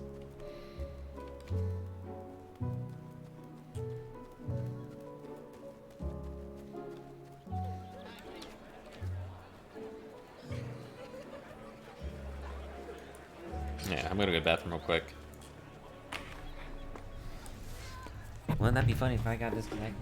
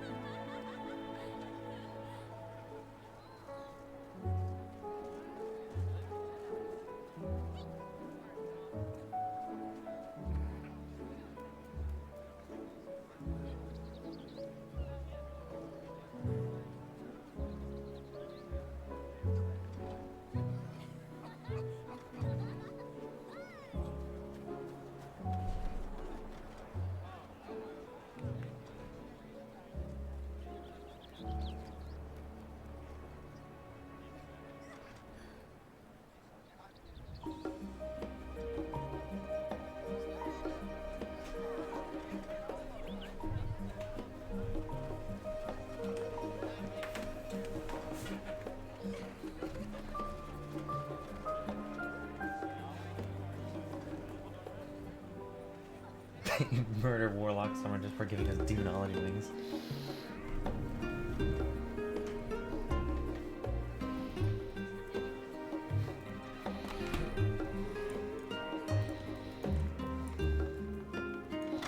Damn, he's already got the...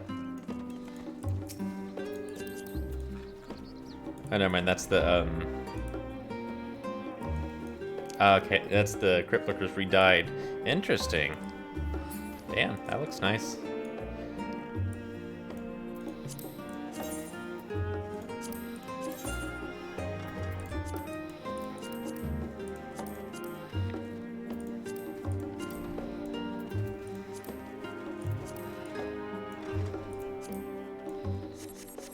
Anyway.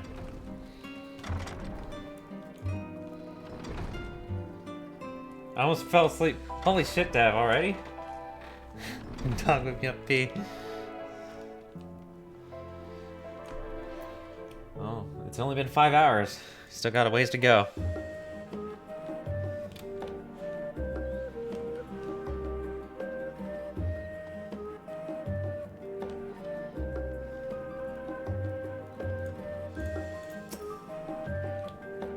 We pause to make convenience, but the reference desk is currently experiencing an unusual high volume of requests. Please stand by until this issue is resolved. Where do these people come from?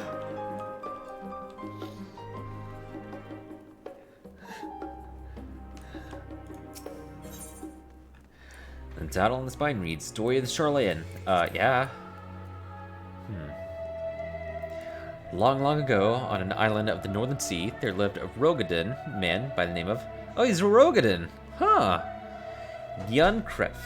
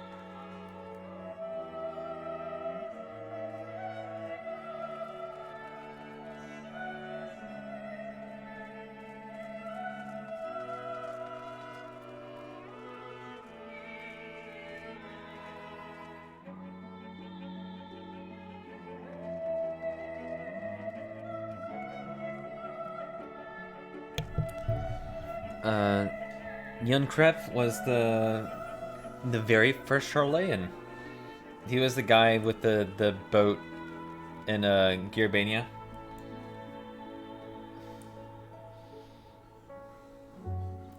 I guess that'd be accurate, right? He founded Charlayan. Yunkref was a student of astrology, and he divined that a flood of terrifying proportions would soon sweep over the lands of Eorzea. And so, it was that he built the gigantic ship, assembled a crew, and set sail for that imperiled realm. Read the book. I do not remember. Well, here we go. The flood arrived as foretold, and to their horror, the strangely churning waters drove the people toward the ocean. It was there, however, that Yunkref's crew hauled them aboard his ark. But the danger had not passed. A towering wave approached, threatening to smash the vessel to pieces. Oh, God. With only moments to spare, Yunkref wove a mighty spell of teleportation, and it shifted the entire ship to safety atop Abalathia Spine. Refugees from the surrounding regions huddled there alongside them, but it was not long before disputes over the dwindling supply of food led to violence and bloodshed. Saddened by the sight, Yunkref gathered to him his crew and his grateful passengers and abandoned the ark to those red peaks. They journeyed to the coast where they built a new ship, intent upon returning to the northern seas. They landed on the beach of an island and settled upon that very spot. That settlement prospered and grew, and in time, it became the city of Charlayan we live in to this day. Yeah, see? Red cover book. Roads of the Old, The Colony. Many years ago, the banks of the Thaliac in the Dravanian hinterlands, a Charlayan colony once thrived. This settlement was originally established as a mere outpost to study ethereal sea in the year 1311 in the 6th Astral Era. Is that the gate that we saw? That didn't go anywhere? At the giant door?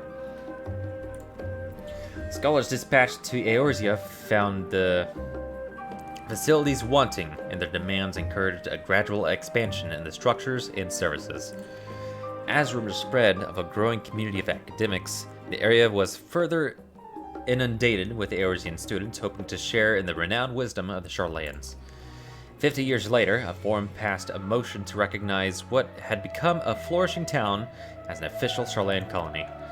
Eorzean residents took to calling the colony itself Charlayan, which led to no small amount of confusion when discussions turned to the subject of the motherland.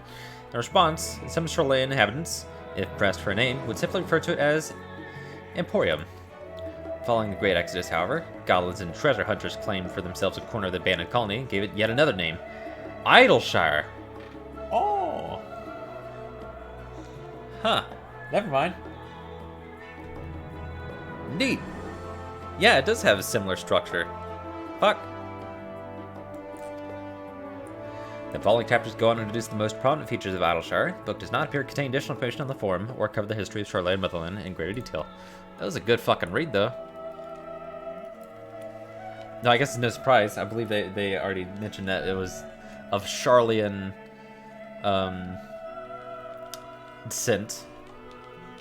I'm sure at least Crowell dropped that on us a few times.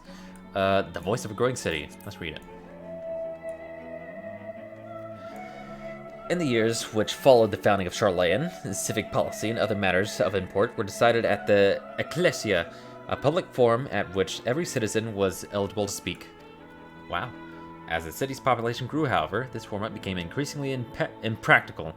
The large number of participants gave rise to ever longer debates, resulting in significant delays of vital resolutions. Understandable. Various measures were introduced in an attempt to curtail protracted discussions. But in the year 201 of the 6th Astral Era, it was ultimately decreed that Charlayan would transition to a new form of governance. The nation would now be led by a body of 99 members, citizens chosen from amongst their peers by means of nationwide votes. Thus was the forum, as we know it today, conceived and created.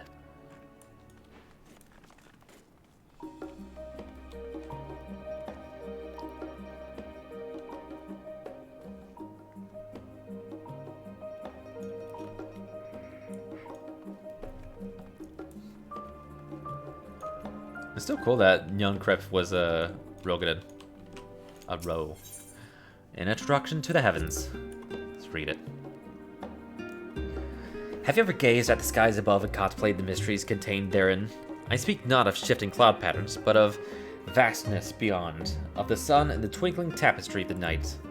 Some think the dome above us to be a finite space. Yet amongst the leading thinkers of our age, one scholar's depiction of a boundless sea of stars has firmly taken root. Alas, this heavenly sea remains unreachable, unknowable destination. There are few indeed who could explain, in satisfactory detail, why our own stars believe to revolve around the sun.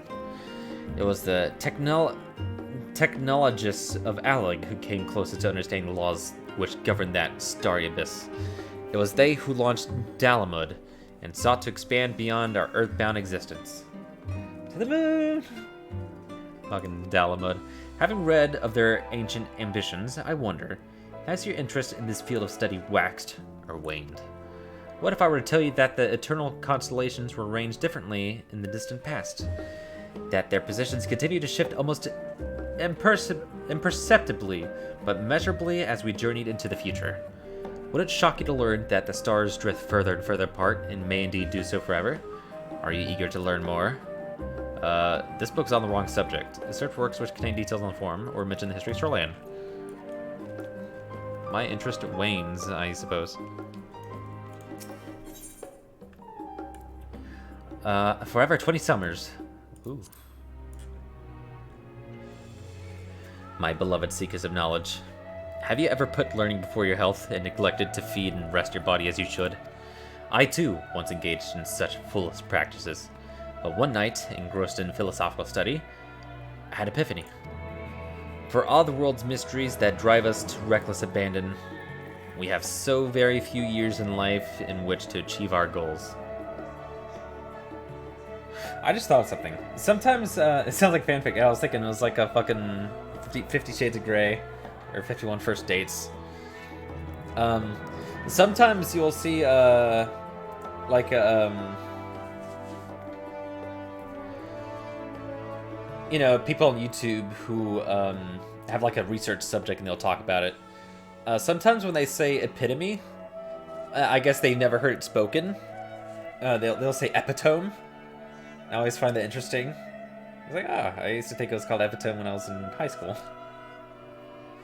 Epitome. Oh, yeah. It's spelled like this.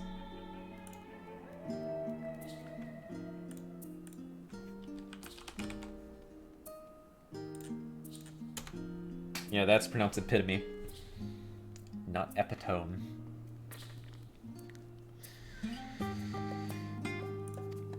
Thus do I share with you this mantra. I am forever 20 summers young. The number itself is unimportant.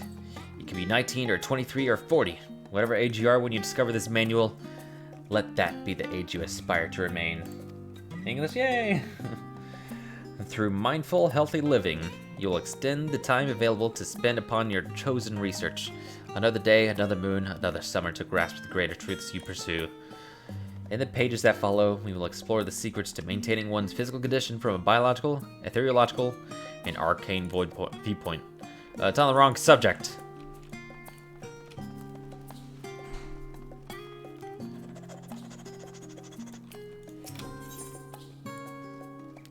A steward of wisdom. Let's see it.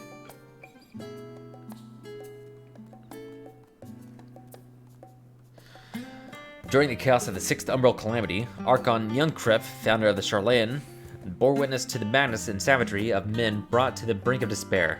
Upon raising a settlement on an island in the Northern Empty, he instructed his people thus: renounce the ways of war and pursue enlightenment through knowledge and reason. That's a neat little outfit. Look at that. The Charlayans took to heart the words of their savior, and thenceforth served as stewards of wisdom. Upon a foundation of accumulated learning, they built a homeland unlike any other. A nation born of strength of minds rather than strength of arms. I see a lot of butterflies right there. With knowledge of economics came shrewd trading. With knowledge of agriculture came bountiful crops. Engineering brought wells and sewers, ending squabbles over water. Wealth of expertise could be bartered for wealth in coin. And the more their wisdom spread throughout the world, the more mankind as a whole would thrive. And so it was that no matter the trials and tribulations of the age, the citizens of Charlayan would live by their founders' teachings. For the sake of a better tomorrow, for the sake of a brighter star, they would eschew the tools of war, and with knowledge deliver the world. Okay. Still doesn't tell me why they fucking said no, so I'll have to trust in the Scion Squad, the Archons.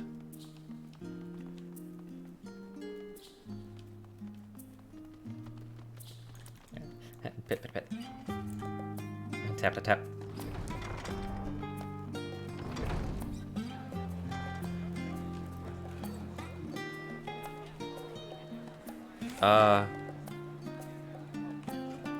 Okay, I'm just waiting.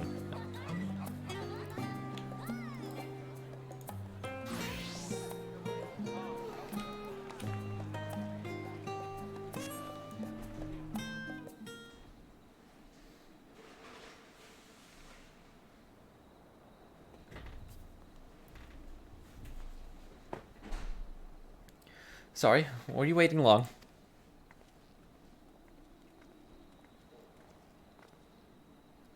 I want to make sure I'd borrowed at least a few promising volumes. Alphino and Kryl should be along shortly.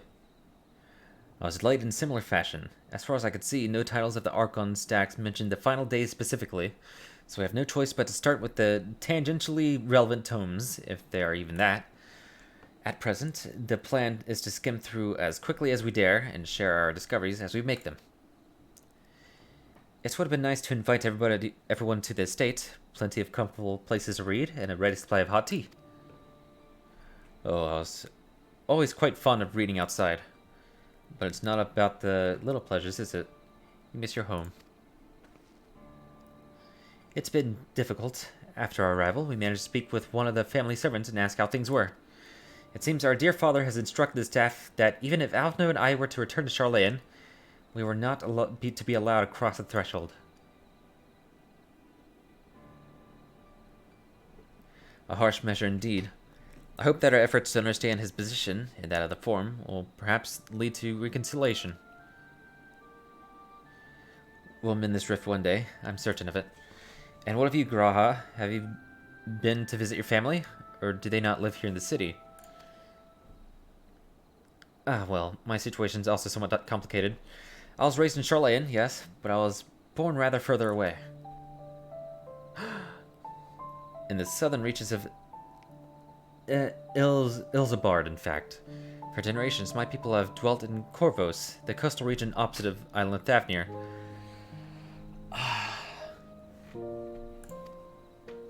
The Alligans founded a city in that fertile land, and by ship brought in the subjugated tribes of the Mikote to serve as laborers. This fucking suck, I know!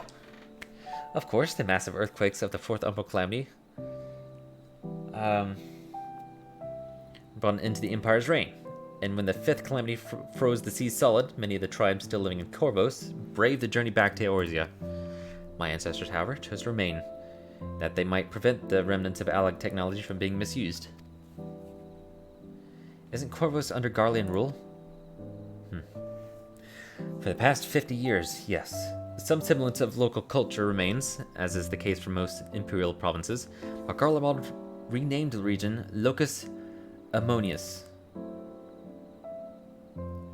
When I was a boy, a nearby town came under the jurisdiction of an illustrious imperial family, the nobles of House Darnus.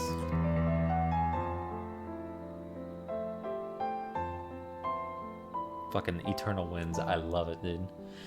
House Darnus demonstrated a singular interest in Allagan civilization, and so my tribe was forced to consider a plan of action. For some time already, voices have been raised in favor of abandoning our ancient customs. After all, the Allagan Eye no longer passed to our eldest children as reliably as it once had. Fear of discovery eventually tipped the scales, and the decision was made to bury our ties to the knowledge and traditions of Allag.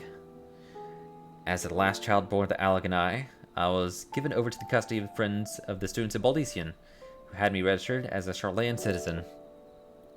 I never even considered. Forgive me, it was an unkind question. Even Thancred was taken in by Archon Louisoix, was he not? The stories of adopted wives and rescued orphans are more common among Charlayans than you might think. Yet regardless of our origins, we are all provided with an equal opportunity to learn, and with sufficient perspicacity, we outsiders could even earn the vaunted title of Archon. Yeah. It is exactly why I have such love for this country, why I wish it to remain a nation of which citizens can be proud. Here, another good reason to get to the bottom of the Forum's stubbornness, aside from the trifling matter of our impending doom.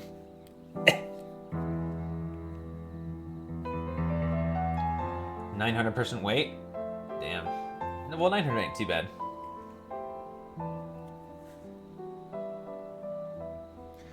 Excuse us while we try to make some headway into these books, Angered. More company should be arriving any moment now.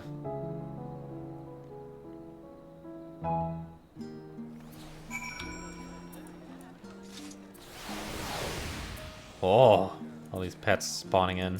Fuck.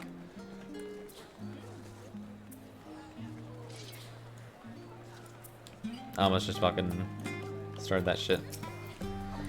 There are others better suited to poring over the old history books, so I thought I'd try my luck with more recent events. If I could find anything better to inform the Forum's baffling behavior. What else do I know about Corvos? Precious little, I'm afraid. I've not returned since Master Galuf first brought me here. I can tell you that Korvosi rebels still seek to slip the yoke of their imperial masters, though the fighting is far less fierce than it once was. Oh, and they have carpets. Flying carpets. Legends are quite extraordinary.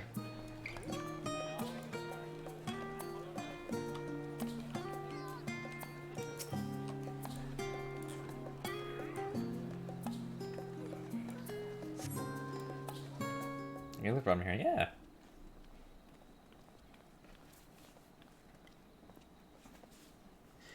We've returned with our selections. Although I must say the pickings were quite slim indeed, Mistress Kryle has already flicked through every history book devoted to disasters and more than a few which barely made mention of them. As such, we will be looking into research papers on the umbral calamities as well as articles written by prominent forum members. Perhaps their knowledge of the final days comes from an unexpected source. Speaking of which, might I ask you a few questions related to the final days? I'm the only one here who didn't witness the events of Amarant firsthand, and I fear I may be overlooking critical details. Well, damn. I witnessed it. My thanks. Now, where to begin?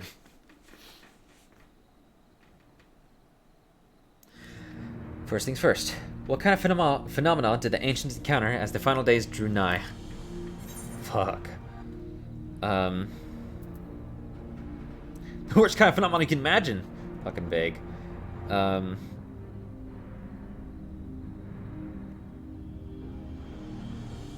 yeah, just a complete destabilization of creation magics. They just fucking lost control. Yes, the unfolding catastrophe wrought havoc in all manner of life. The chaos extended to the ancients themselves, causing their powers of creation to spiral out of control. Fear and despair manifested into terrible, tangible fashion. Meteors raining from the sky, fire erupting from the grounds, indescribable abominations prowling the streets. That more or less aligns with my understanding. If only the arts of creation had survived until the present day, we might have had something substantial to analyze. To the best of our knowledge, however, those techniques were not preserved or passed on. Ishtola summarizes that the closest known magic is that of the summoning rituals promulgated by the Ascians. Was there aught else of note which heralded the approach of the final days? There was a noise. Alphino, you got this! Yeah. They say it began with a keening sound from the land itself. A noise. And the bloop. Ah yes, the Amarotines spoke of it, didn't they? They never did hear the sound ourselves. Or we never did, of course. Thrust as we were into the midst of the madness. But it seems that each and every one of these catastrophes was preceded by this ominous noise. Eventually it resounded all across the star, and not even Amarant was spread. So the ground was crying out, you say? To be considered the harbinger of doom, it must have been quite distinctive, and probably quite loud. I'll have to speak with one of Numenon's mammoths and ask after any books which make mention of such sound. Last but not least, would you describe how the ancients sought to quell this unprecedented calamity? What definitive action they take? Well, I believe that's when they made Hydaelyn and Zodiark. Knocked Dominant from the sky. Well, first it was Zodiark. Right? I think it was Zodiark. Yeah. Because they summoned Zodiark, and it was like, no. That's too strong. So Hydaelyn is just fucking Zodiark's babysitter. Just what? It's not like I was wrong. I should know this, Pally. I wasn't wrong! Why am I getting scalded? Fucking wag your finger at me when I say it was Hydaelyn. God damn! Just noticed immediately. Yeah, and I immediately said it was Zodiark, right? Without question, it was a rhetorical question, I'll have you know. Yes, with Elidibus serving as his heart. So many gave themselves in sacrifice to bring him into being. We do not know exactly how Zodiark brought salvation to the star, only that his godlike will were the laws of nature set aright. Then, once balance was redressed, the ancients offered up a further sacrifice to heal the ravages of the final days. Life sprouted anew, and it was these fledgling souls they intended to render unto Zodiark, a trade that would have allowed them to resurrect the shades of loved ones absorbed by the primal. I don't know as I was neutral land. Yeah, well, it's been a minute. Or might have, had Finette and her followers not manifested their opposition in the form of Hydaelyn. Thank you, both of you, for the detailed review. I feel much more confident now in my understanding of events. Apparently not me.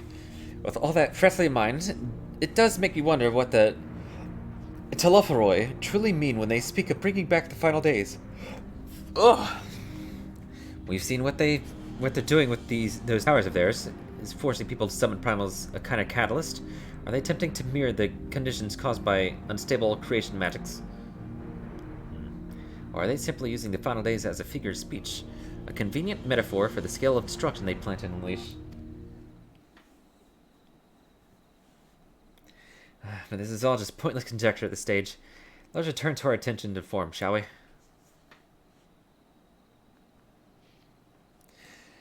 We should keep an eye out for Y'shtola, but 'tis time we begin studying these research papers.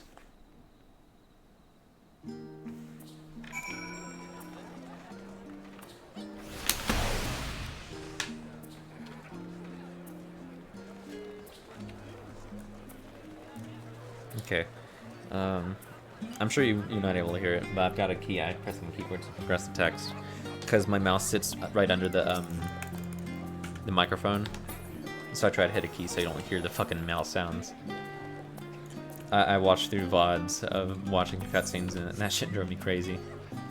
Not so much yawn, but I couldn't stand it. I'm just like, give me another option. So for a while I used the PS3 controller, but I didn't like leaning over and picking it up, so option 3. Many forum members are also researchers or professors. If they know aught of the final days, then that knowledge might surface in their writing. That is my hope, anyway. What else do I know of Corvus? Oh, I've already read that. Flying carpets. Neat.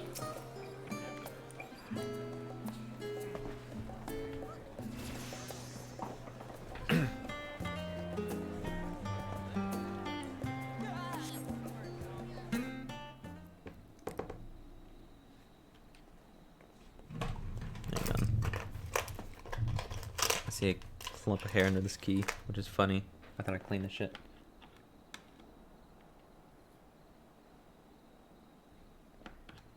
I spent a good while fucking doing this. Yeah, okay. I'm the last, am I? Well, my extended search of the Archon stacks produced 1 or 2 possibly useful books. But I wouldn't get your hopes up.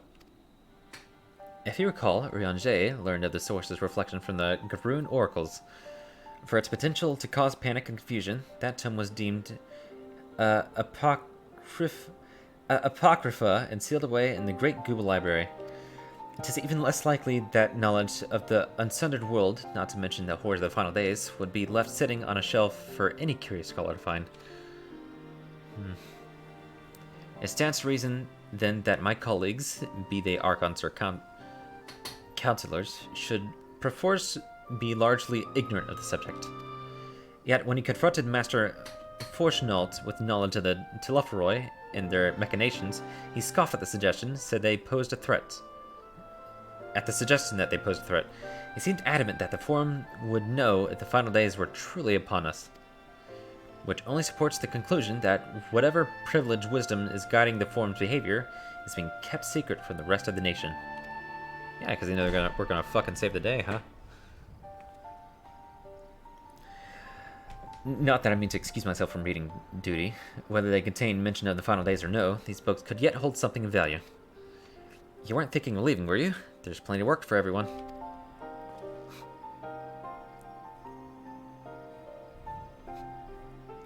I don't have access to the lower levels.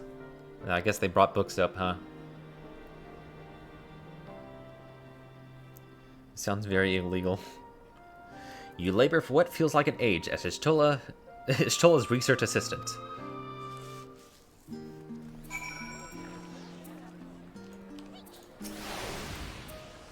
Thank you for your help, but I think I can manage rest without your assistance. If I were you, I'd steal a few quiet moments for myself.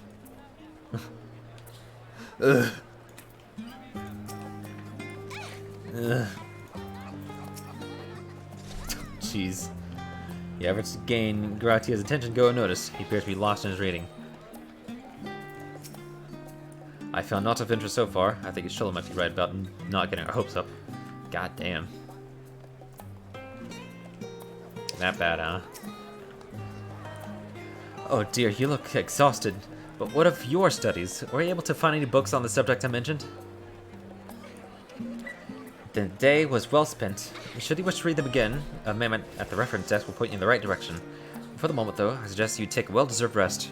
You might be occupied with our research for quite some time. Oh, I didn't even see what eye level these things were.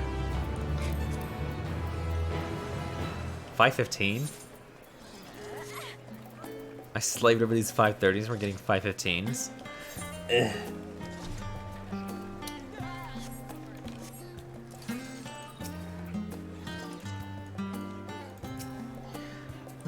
Well, I did find one paper focused on the world before the advent of the first Umbral Calamity, but it reads more like a work of fanciful fiction than an actual academic supposition. Interesting.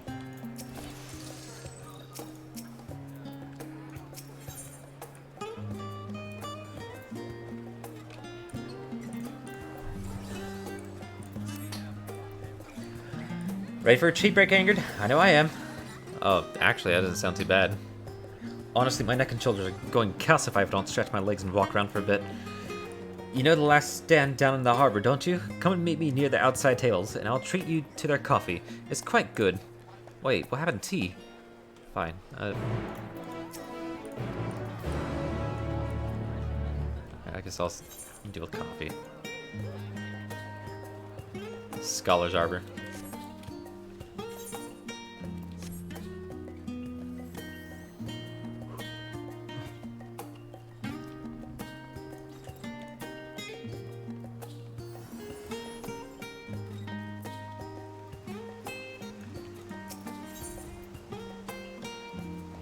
I was gonna say, I didn't get the studium, but I thought I got all of them.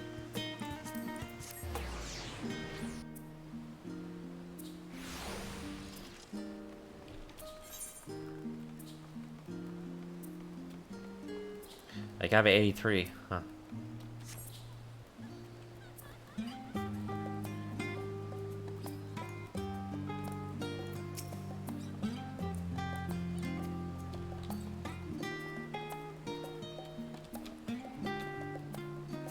I ain't leaving this place until I have burgers with Graha.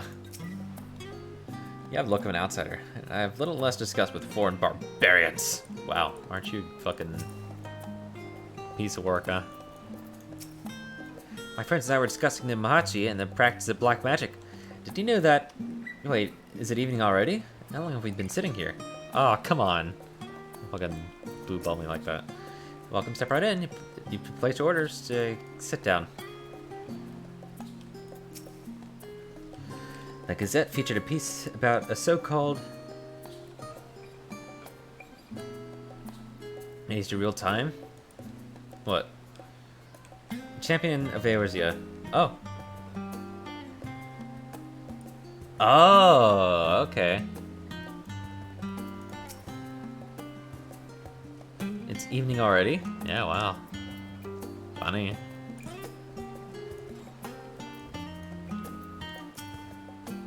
Hang on. Oh, I was talking to this person. The Gazette featured a piece about a so-called champion Eorzea. Haha.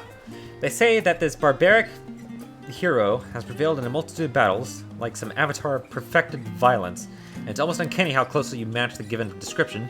Well, an odd coincidence. I'm not a fucking barbarian. The oven baked lobster is one of the last hand's most famous dishes. The flavor is said to be phenomenal, but unfortunately, so is the price. I'll just take the burgers.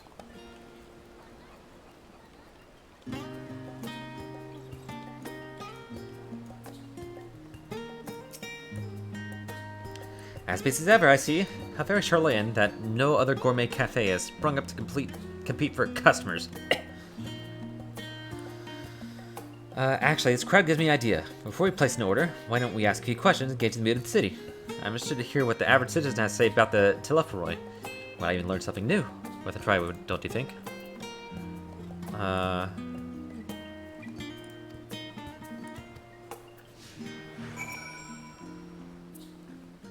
Alright, we're going on an adventure.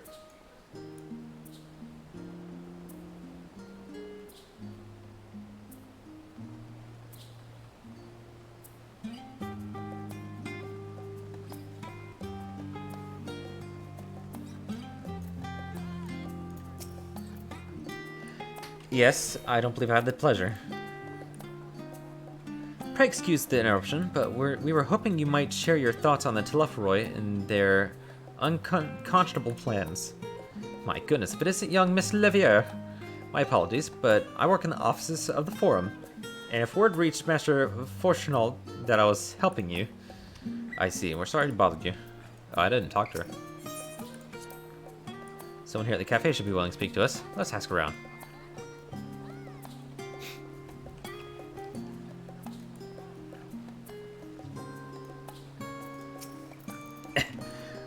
What is it? Can a man not enjoy a moment of private respite? If you're looking to share a table, then I respectfully request that you look elsewhere. Oh, you misunderstand, sir. We were simply wondering if you knew the Telepharoi, those enemies of peace have promised an end to all we hold dear, and...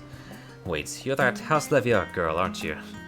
And this man with you is obviously a foreigner. I heard you were disowned for helping outsiders indulge in their barbaric whims, and here you are giving truth to the rumor. I'll thank you to leave me be. I've not say the likes of you. Well, I must apologize. 'Twas foolish of me to expect an ounce of civility from one so enlightened. Come, Ingrid. Yeah, I could have told you not fucking talk like that, huh?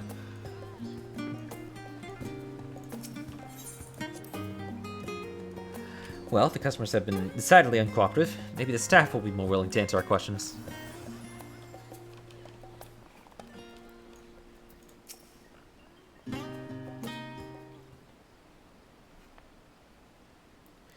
Welcome, sir. What could I offer you today? Wait, is that Mistress Alizaessi there? My word, how long has it been? Far too long. Meet Dickon, the owner of the Last Stand. Oh, it's the owner. I used to frequent his cafe on occasion, in between lessons at the studium. That seemed like an age ago now. I remember hearing that you and Master Alphino had set sail for Eorzea, but then you never came back. Lately, there's been gossip about your father just owning the pair of you. Everything alright at home?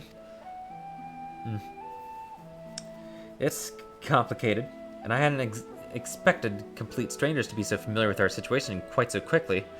Everyone has an opinion, it seems. Well, it is House Levier. No matter how discreet Master Fortunal may have been, news of your family's doings never stays secret for long. Things being what they are, what brings you back to the city now, of all times? We have questions, and only Charlatan has the answers. And tell me, Master Dickon, have you heard anything about an apocalypse called the Final Days? What, like the end of the world? Nothing like that, I'm afraid. And that's what you're here to find? Information on this apocalypse? Yes, whatever we can learn. Unfortunately, your patrons appear to be unwilling to speak with us. I wish there was more I could do to help.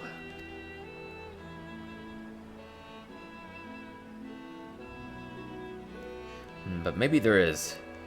You're a visitor, Charlatan, aren't you? Then few will know your face. We should be able to pass you off as a server with none the wiser. We just finished preparing a few orders. Strike up some friendly conversation while you're sitting down the food, and you might just get the answer you're looking for. Well, not a bad idea. I hate to ask, but what do you think?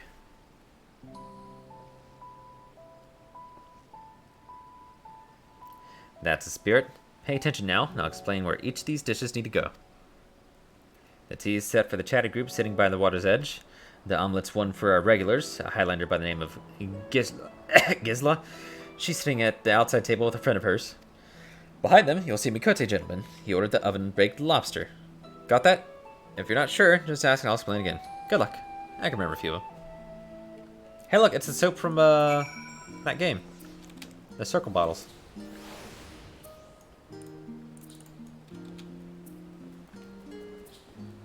Hand soap.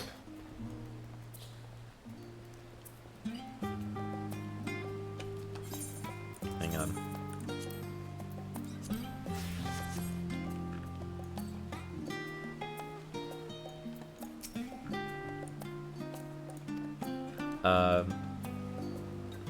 Right.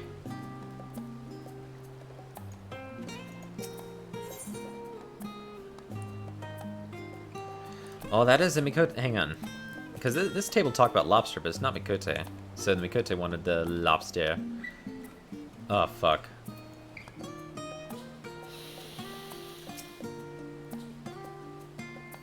Okay. No, okay. Got it, I got it.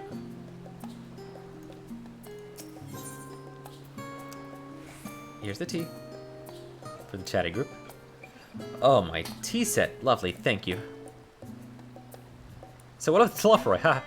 The Telophoroi who? I'm sorry, I've never heard of them, or their final days. My friends and I are somewhat uninformed when it comes to current events. Now, if you wanted to hear about ritual arcane practice of 6th Astral Era, common or esoteric, I'd be happy to talk your ear off.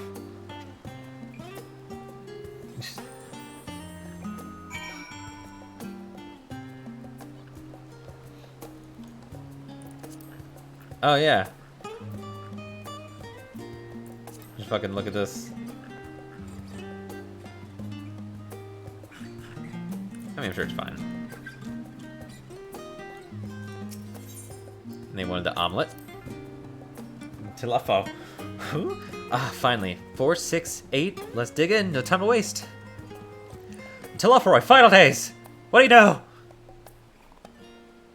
What? The Telophoroi? Oh, yes, I remember seeing the name in the latest Gazette. That and some grand claim about the end of days. The same old senseless warmongering. When will these old fools grow tired of spilling each other's blood? Best stay out of it, I say. The Forum made the right choice, and I fully support our decision to remain neutral.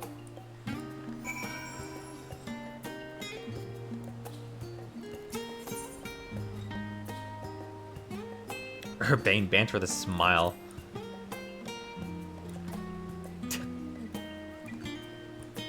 You don't need to butter me up, you know. I've already ordered one of the most expensive things on the menu.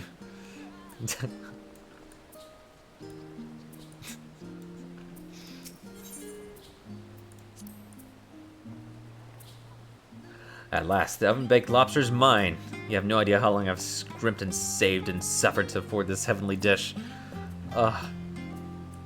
Telophoroi final days, do you know? The final days? This is the first I've heard of it. Although that would explain why my friend's been rushed off his feet. It must be a busy time to be a gleaner. What? You don't know what a gleaner is? They're collectors of sort. Travel the world procuring things that we haven't got here in Charlene. Priceless books, unusual life specimens, and so forth. So named for those folk who trail after the reapers in the fields, picking up every grain which was missed. Aye, by all accounts, gleaning is a most meticulous and demanding profession. If these Telophoroi make good on their audacious threats, then many uncatalogued rarities could be lost forever. Why else would gleaners be buzzing about in such a frenzy? Watch the harbor, and you'll see what I mean. They're carrying loads from the docks all day. It's never been this hectic before, not like this. Well, that means it'd be in their best interest to kind of avoid this shit from happening, huh? That doesn't make any sense. I'm gonna switch out of this, butler outfit in a second. Any trouble with customers? Were you able to get anyone talking?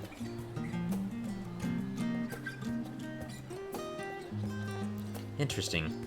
They seem unaware of the final days, aside from whatever vague news the Gazette are printing.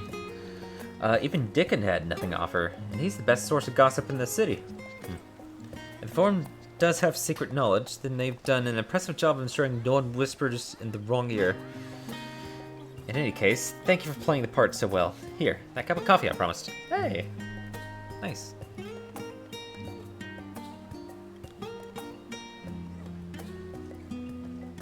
Oh, Yansong. Yeah, so far so good. I'm liking it a lot. Let's enjoy our drinks elsewhere else, shall we? Maybe behind the peristyle, away from the gossips that are wagging tongues.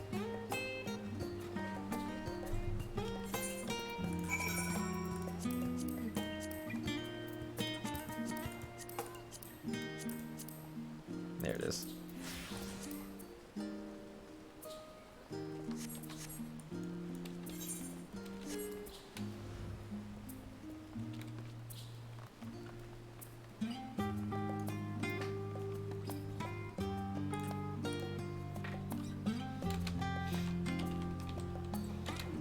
You just banned out. Oh, rip.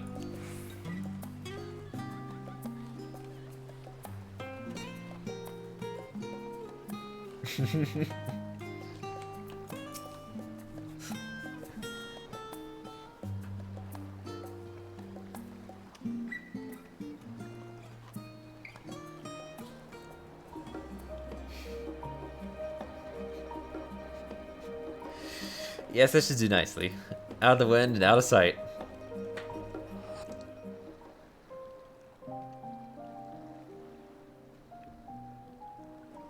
Hey, I'm sitting on a ledge.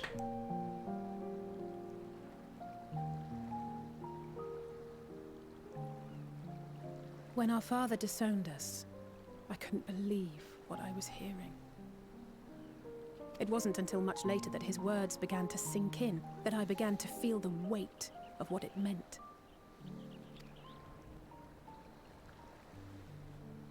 Do you remember when the decision was made to come to Charlian? Graham said that the Forum was determined to keep us in the dark, and that Father's venomous performance was part of that strategy, to keep us at arm's length. Perhaps it was. Father argued with Grandfather on many occasions, but never with such dismissive contempt. And when he demanded what justifies the sacrifices we make in war, I honestly didn't know what to say. Neither did Alpha know, I know, but never for one moment did I believe we had made the wrong choice. So all I could do was fume silently. It was only afterwards that I realized how childish I had been. How being stubborn and self-righteous must run in the family. If I could have just mustered a civil response, then things might have turned out differently.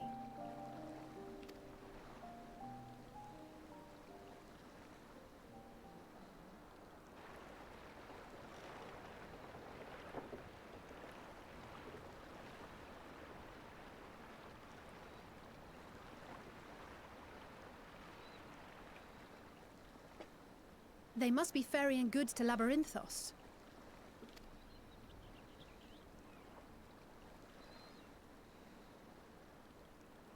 A vast complex beneath the island. Charlian is famous for archiving knowledge from around the world. Well, that knowledge is not preserved exclusively in dusty tomes and desiccated samples. Our living library, comprised of all manner of flora and fauna, is housed and studied within that underground facility. Still, that did seem to be an unusually large shipment. When I lived here, it was rare to even see such cargo transported by boat. Oh. We need to do roulettes. On our mains. Unusually large shipment.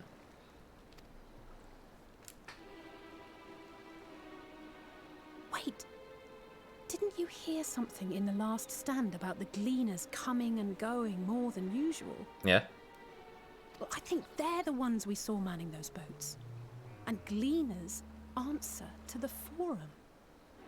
Do they? Yeah, I guess so.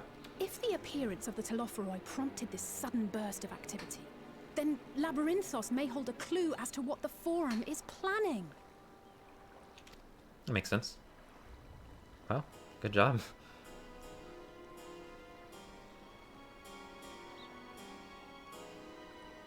We got 2 proficient swimmers too. Got to return. Aw. Alright, say yawn song.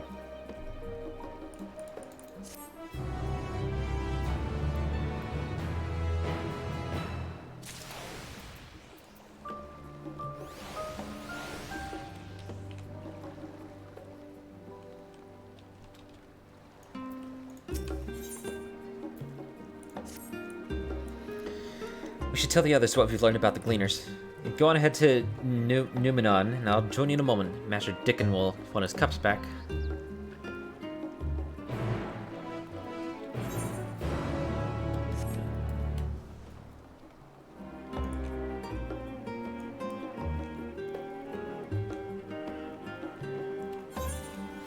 Where was that stall? Over here.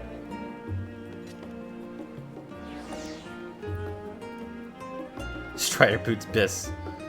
Oh man. I'm not even gonna bother. Well, if it isn't our serving staff's honorary member. If you ever grow tired of the whole adventuring thing, I'd be happy to offer you a job waiting tables. No thank you. Hard fucking pass.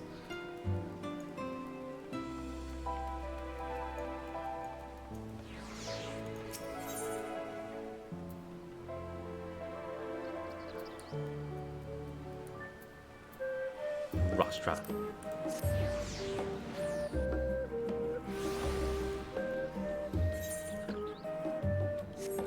Wait.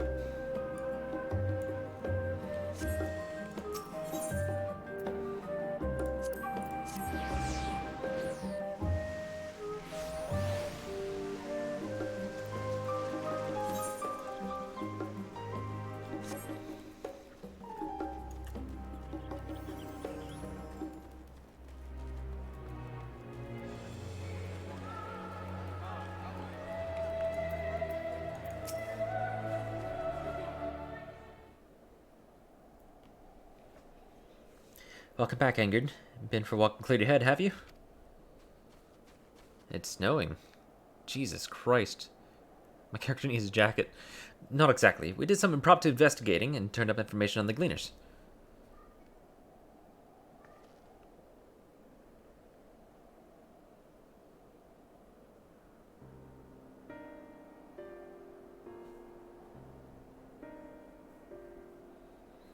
It makes sense. The Gleaners take their requests directly from institutions and bureaucrats. But as you say, they ultimately answer to the Forum. A sudden and significant increase in Gleaner traffic and cargo, it certainly gives the impression of an overarching plan to being put in motion. Let us see what theory we can build from the fact. As Y'shtola observed earlier, Numenon's archives appear to contain no information concerning the final days. Coupled with what Engard and Alisaie learned at the Last Stand, we could be reasonably sure that most Charlayans know nothing of that particular period of ancient history. Yet my father and his colleagues are not only familiar with the final days, but are also somewhat certain that the destruction of being perpetrated by the Telephroi is wholly unlike these apocalyptic events. Moreover, a Forum claims to be so occupied by duties of such pressing importance that they saw fit to unanimously deny Eorzea's request for aid. And now, the Gleaners, official agents of the state, have been mobilized on an unprecedented scale. I do not think it's a stretch to conclude that the Gleaners' recent activities are in service to the Forum's secretive ends.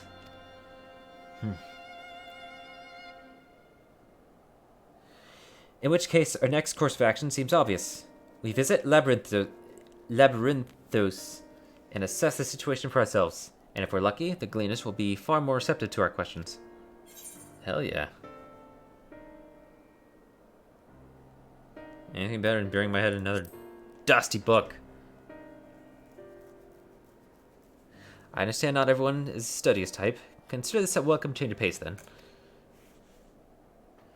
As for myself, there's a few more subjects I would like to research. I may join you later, but feel free to leave behind your borrowed books and be on your way. I'll see to it that each is returned to its proper place. That would be great help. Thank you, Raha.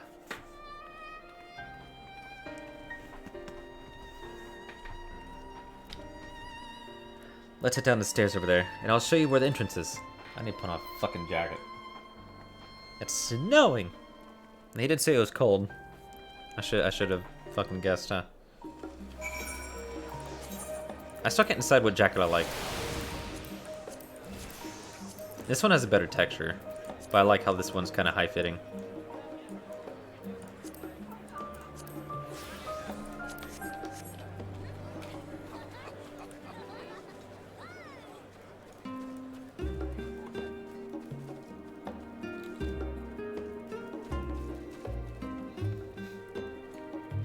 Hang on, am I still able to talk to someone over there?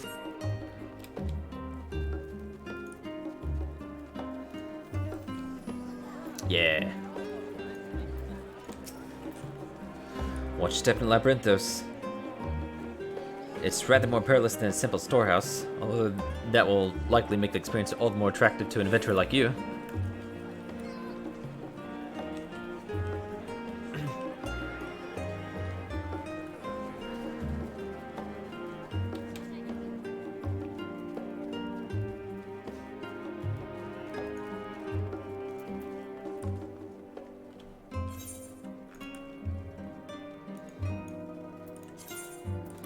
I could always just fucking throw that on.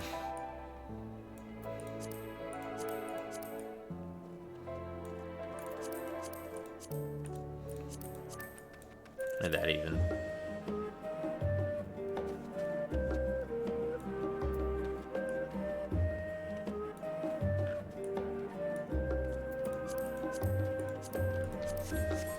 I wear the jacket.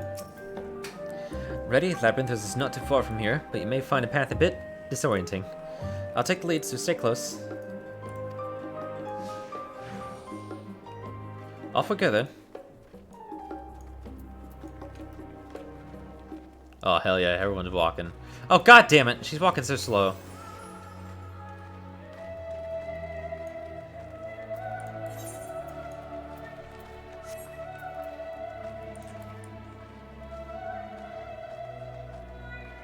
We really should move along.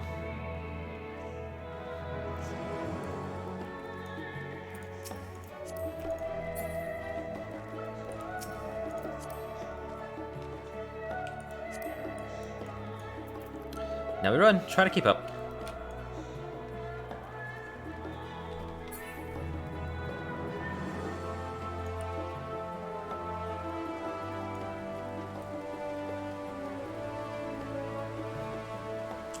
I got debated.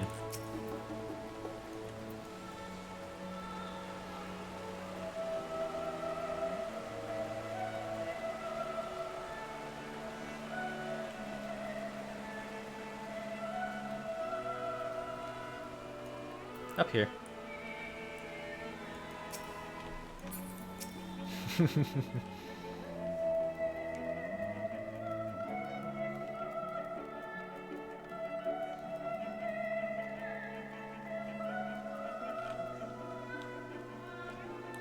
The rostra, not far now.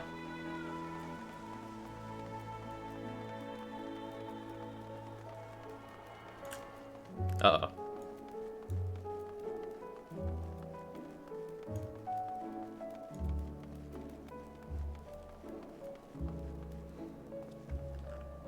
Here we are, through this door and down the stairs. You did remember to tune to the shard back there, didn't you? It will make your life much easier if you need to come back in a hurry, otherwise we should keep moving.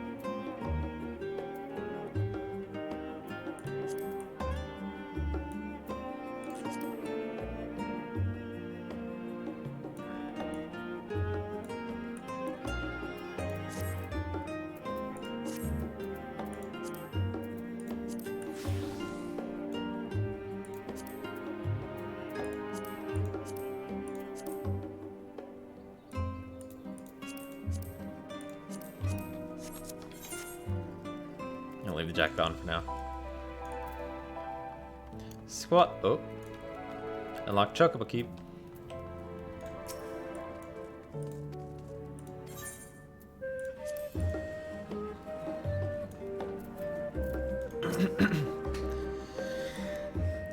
I've not been to the Labyrinthos in the longest time. Even as a student, my visits were few and far between.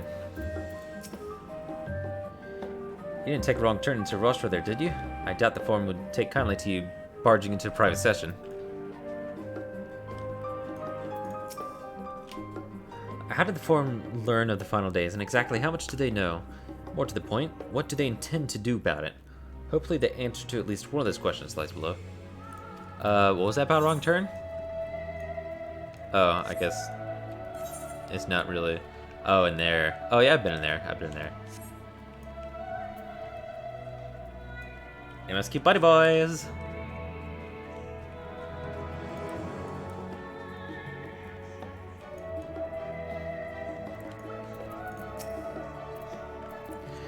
Well, here now, yes. I've taken the liberty of securing permissions for our group's descent. Right, everyone onto the lift, and down we go.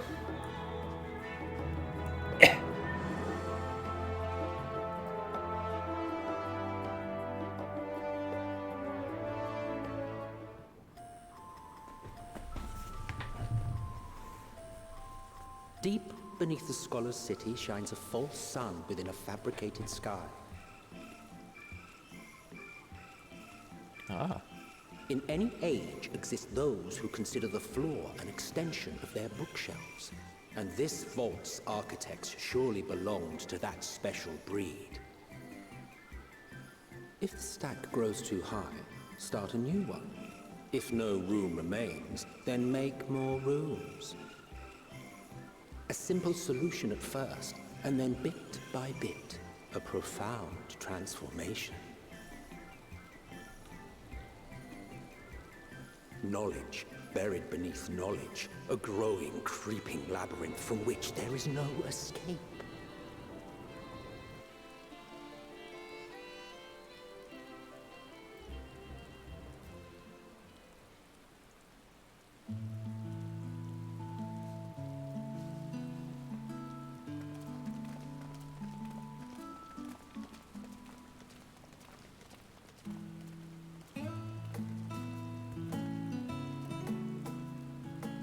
Not what you expected.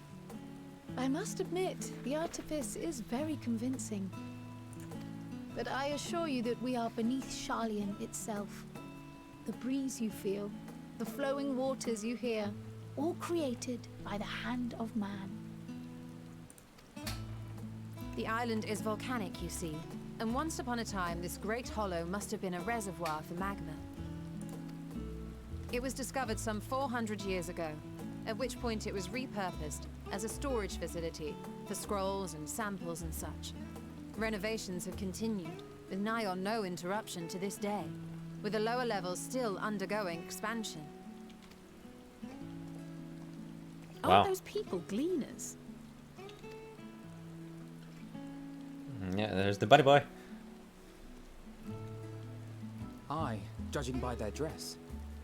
They are said to work alone as a rule, but 'twould seem that rule is being enthusiastically broken today.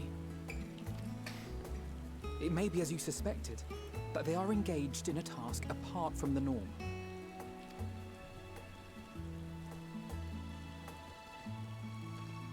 Let's spread out and get some answers then.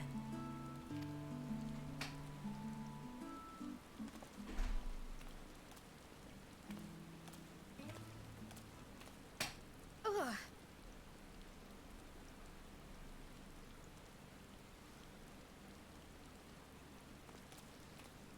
Did you call to me just now? No. No. How odd. I must be a bit dizzy from the descent. I'll be fine, I'm sure. Let's get to work, shall we? Yeah, I'm sure this isn't going to come back up, huh?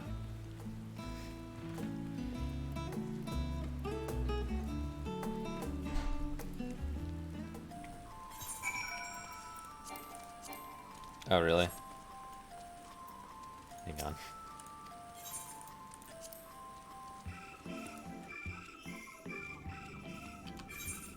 Gotta fix something. Ah, okay.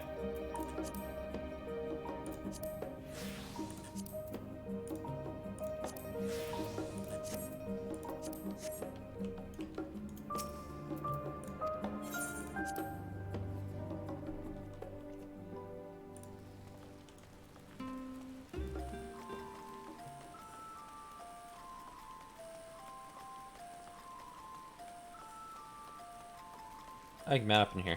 Nice. Oh, this is an entire... Oh, God. Oh, God. Okay. You want to know what I'm doing? Hauling books, and ore, and fauna. If it needs hauling, I'll haul it. Every decade or so, they take stock in labyrinthos. You know, sort and tidy up the inventory. Never seen an operation like this before, though. They just did one a few summers ago, even. Then, with no warning at all, this mess got dropped in our laps. Orders from the high. Damn if I know the reason. Could be they're changing layout, eh? Preparing for the next big expansion? Huh.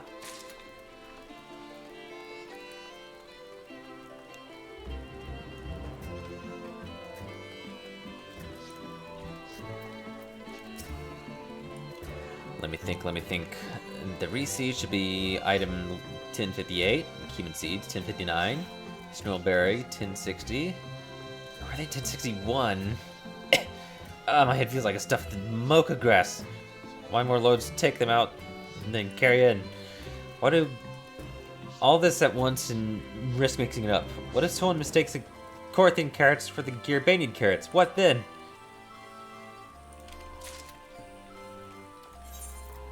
Oh. Boots?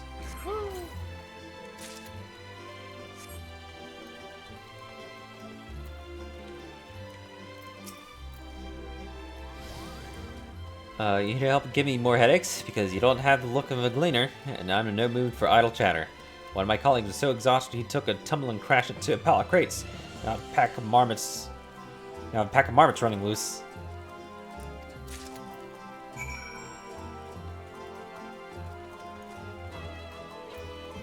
Ugh.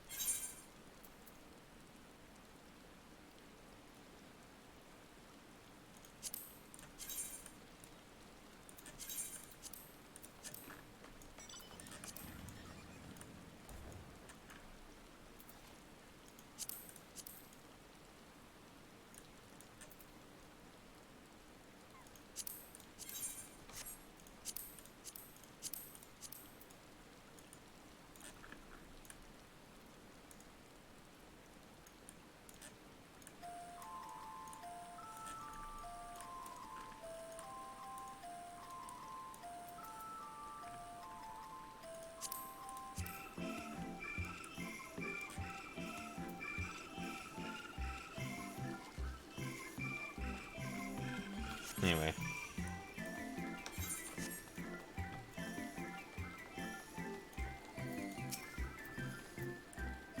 Any luck, Edgard? What tales did the gleaners have to tell?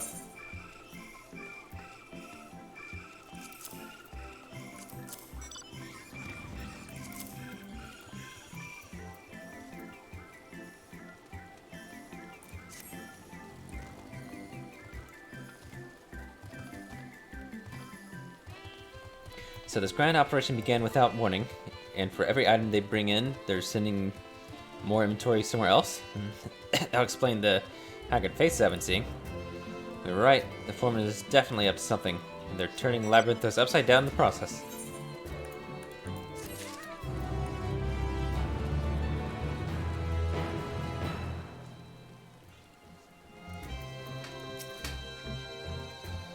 Yeah, Castlevania. That's where the butterfly book came from.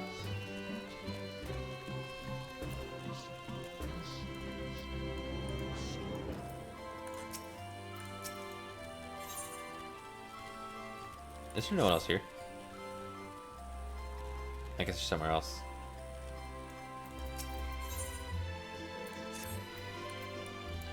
We would do well to learn more of what specifically the Gleaners are being tasked to do, as well as who has tasked them to do it. If you're game angered, I have an idea. Didn't one of the Gleaners you questioned say something about escaped marmots? Perhaps if we were to help him capture said creatures, he might be inclined toward a more friendly and enlightening conversation.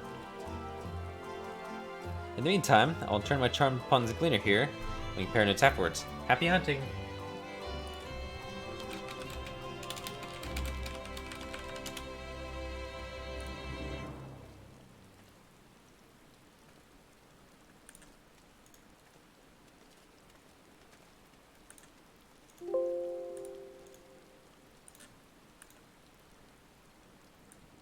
I always think of this.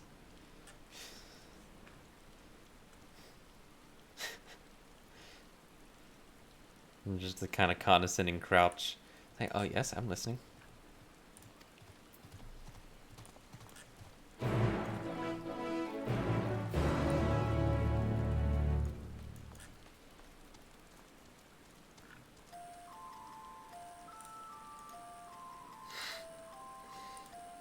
This is a fucking treasure trove of memes, by the way.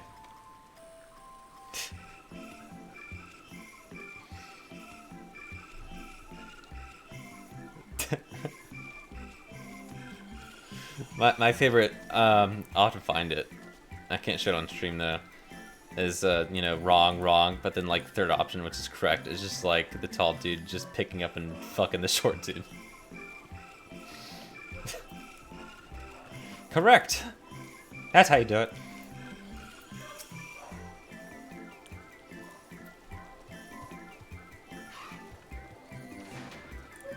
Hang on, I got another one. It's just fucking full.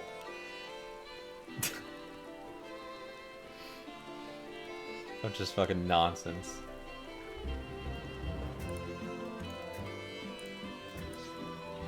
Pull a few more.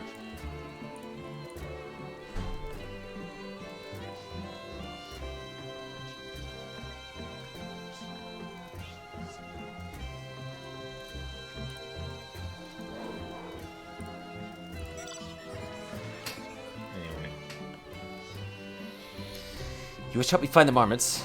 I have nothing suitable to pay you for your services, but if you're offering out of the goodness of your heart, I'd welcome assistance.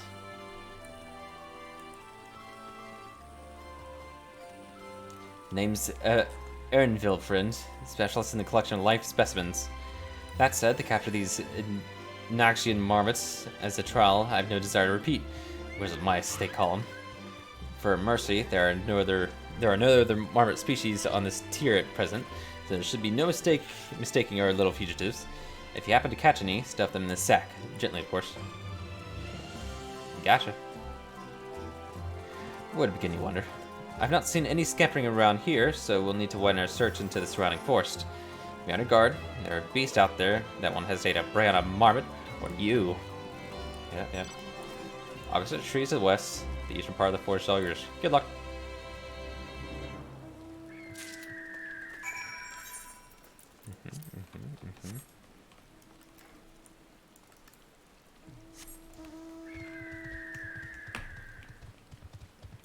Oh.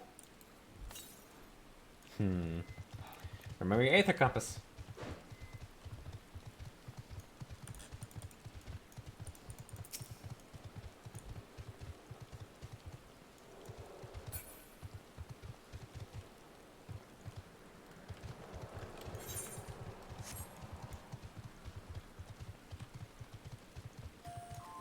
Oh, they're just trolls, huh? With fishnet leggings.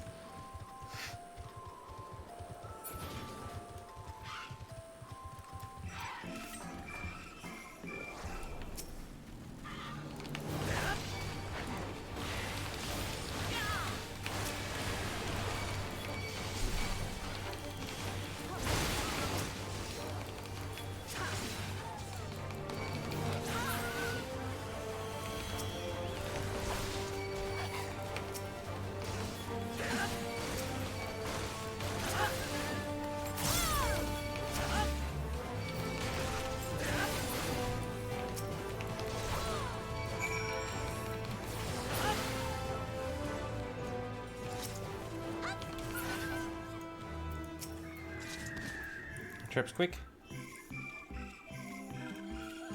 Barely have ready the sack when the grizzled mouse scampers off into the underbrush. Damn. Oh, these are marmots. I try to fly. But some are so basic. Oh, you hate it?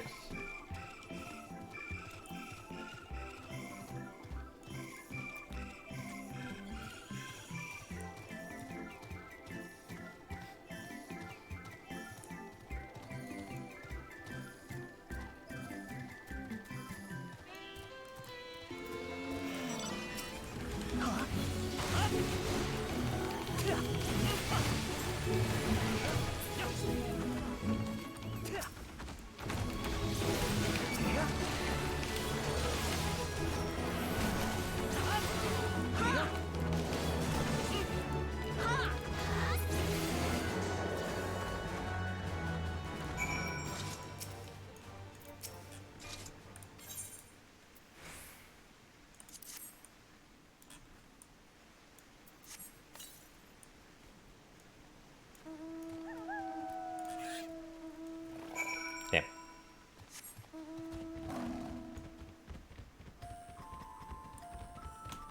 I forgot. Achievements. Wow. So recommended.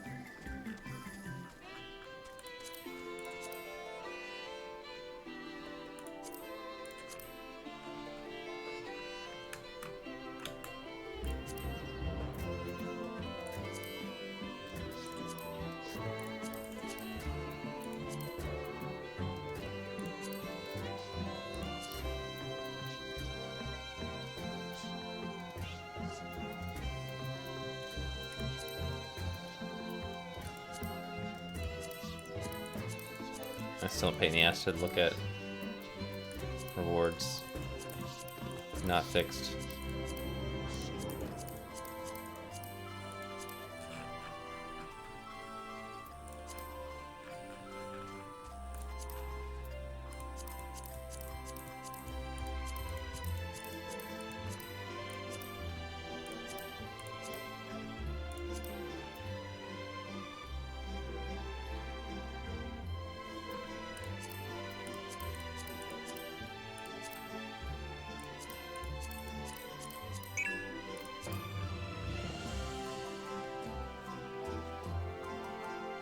You sure, Kippo?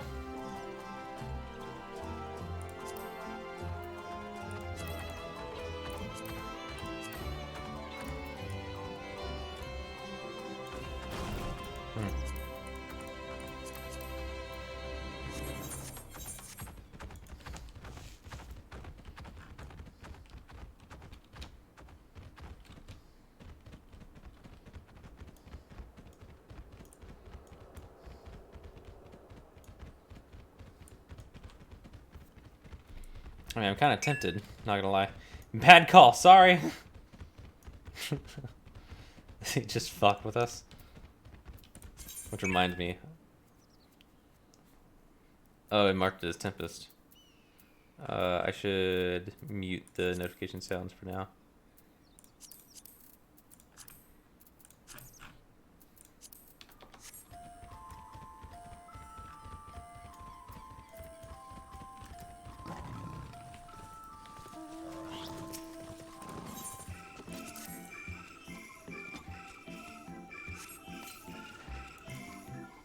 Got it.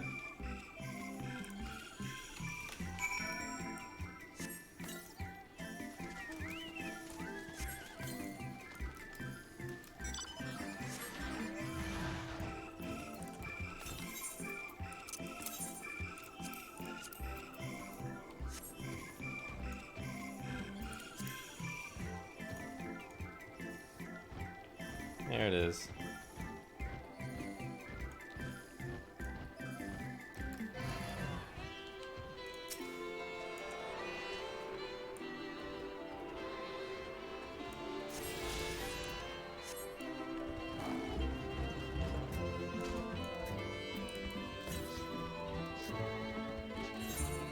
I'm sure we'll be heading down there momentarily.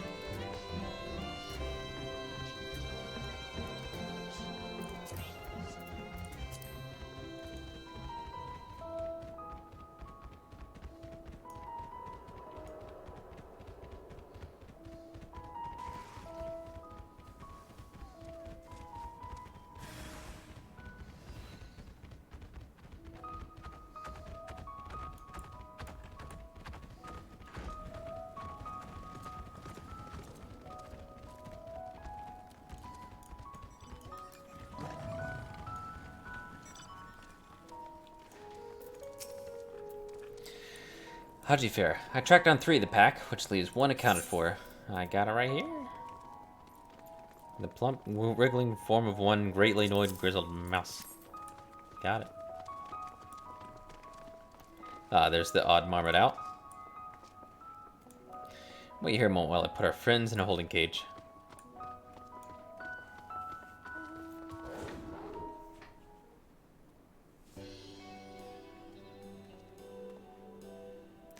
Thankfully, the marmot seems to be unharmed.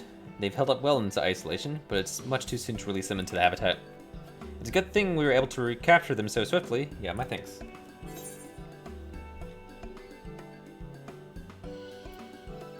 Who told you you'd get them in the first place? Honestly. A little ridiculous. Haha. Nudge, nudge. Why, the authority in charge of Labyrinthos, now in perpetuity. The same officials who've had us working day and night of late. The honorable members of the Forum. Who else?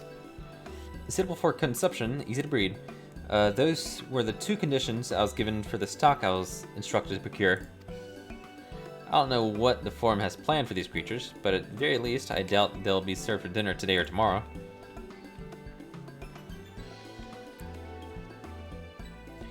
There you are, Angered. Is this the gleaner you mentioned? The one who was looking for lost marmots?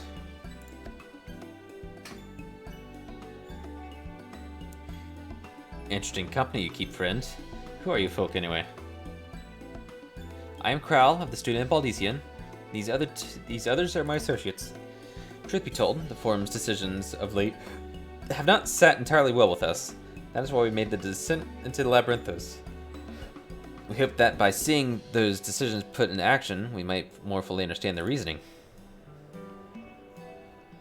Wise and practical. Never hurts to try and gain a broader perspective, does it? Anyway, duty calls. Other animals capturing enclosures empty. Once again, I'm sorry that I can't offer you more of your services. More for your services. Bye. Did you learn anything new from your friend in there?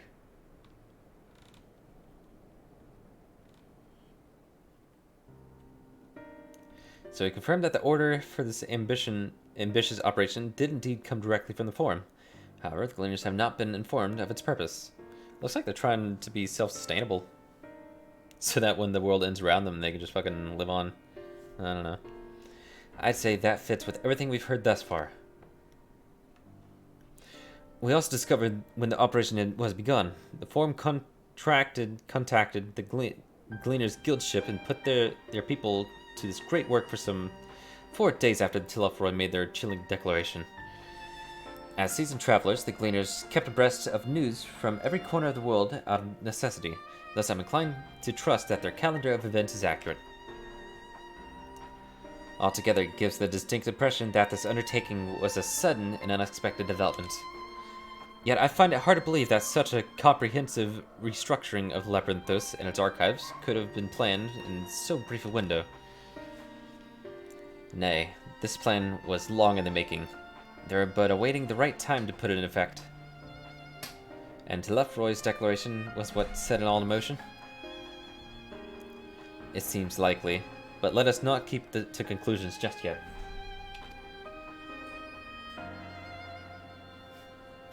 For the moment, I suggest we conduct a wider investigation in Labyrinthos. The more facilities we visit, the more pieces of the puzzle we stand to find. In that case, how about we head to the Archeon? From there, we can reach the lower... Oof. Akral, what's wrong? I'm fine, truly. The sudden descent has left me with a bit of a headache, that's all. Nothing that will stop me from soldiering on. Well, let's be about it then. At least allow me to take the lead. I'm fairly certain I can remember the way to the Archeon. We follow the path east through the forest where you were chasing after that mouse. Or marmot, was it? Anyway, 'tis the trolls you need to watch out for.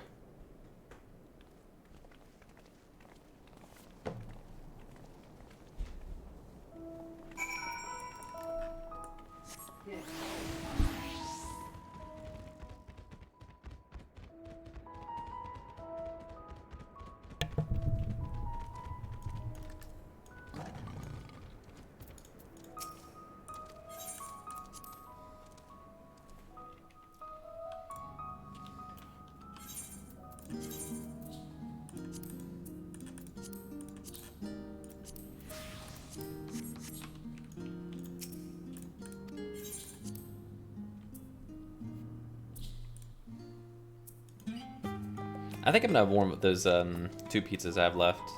I'm getting hungry good.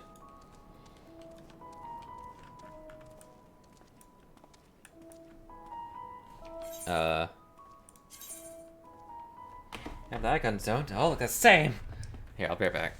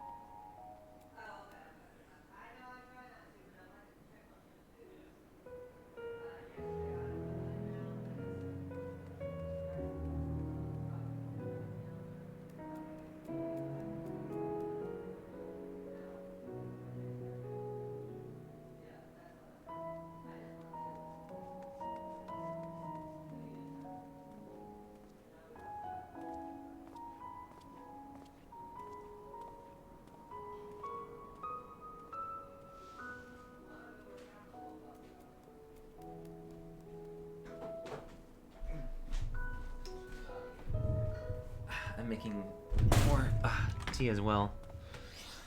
Need this. But he's gonna need to go in there at some point, so would you rather I put him in there or just wait a little bit, let him stay out a little bit? Is that gonna bother you to open the door? Yeah, but it's nice.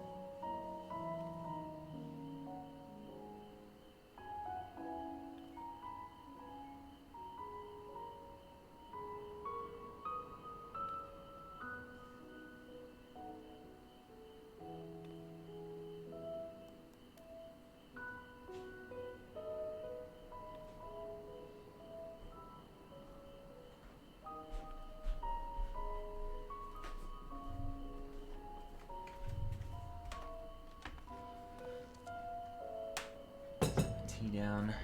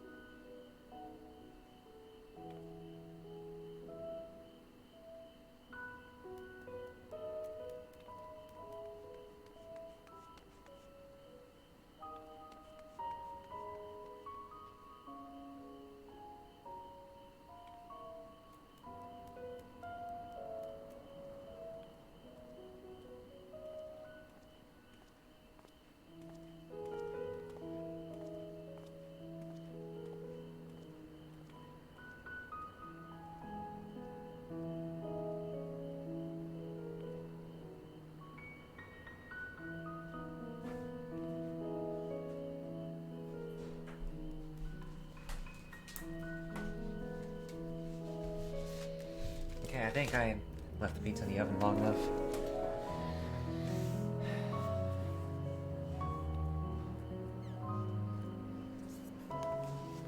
I'm hoping.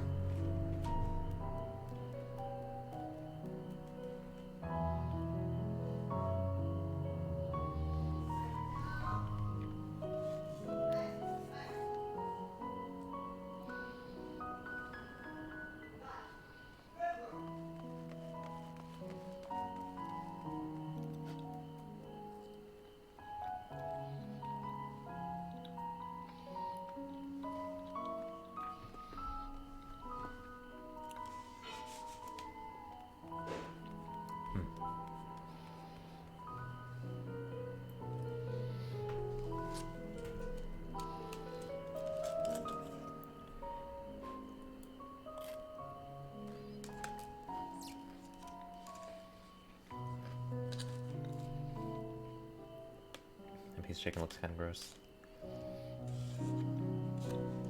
Looks a little more processed than the other ones.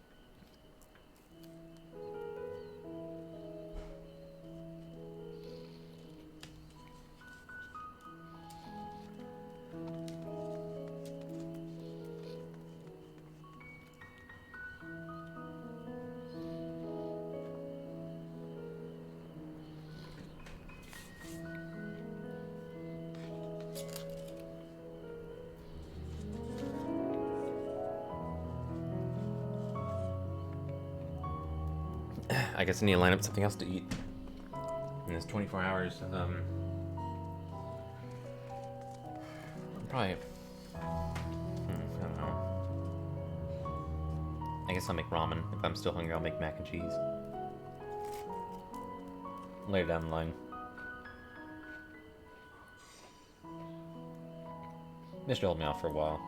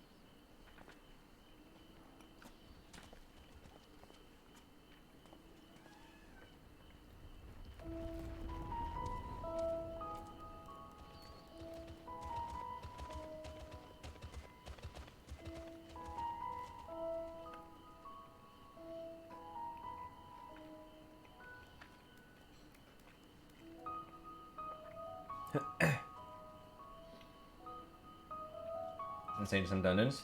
Yeah. It feels kind of meh. Oh no.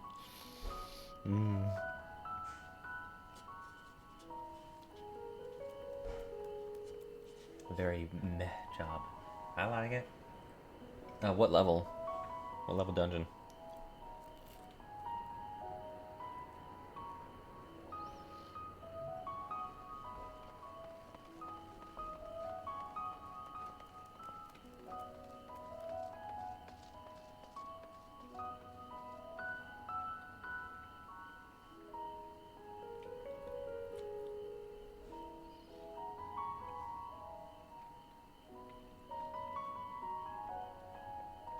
In 5.0.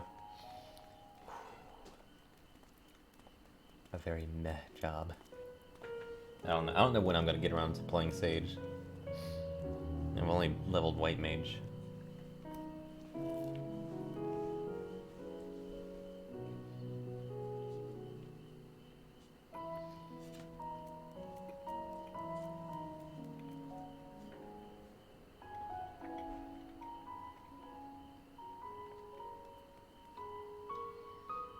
Huh.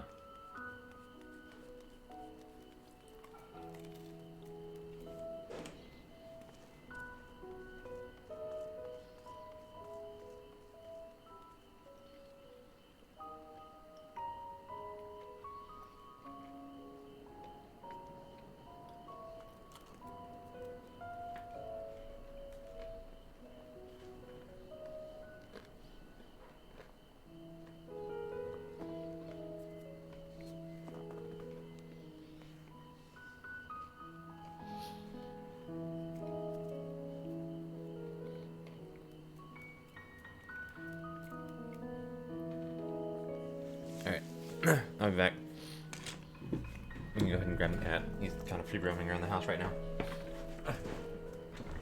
Oh, shit.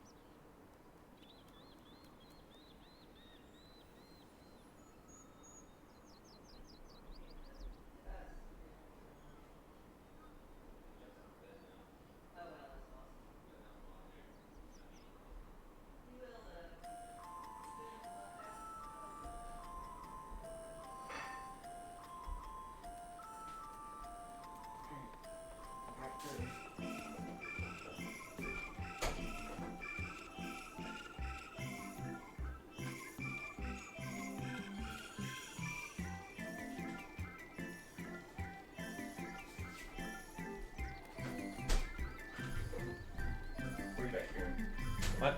You ever use your deck somewhere with Gear Freeze, the Iron Man, or whatever? That's what we're looking for.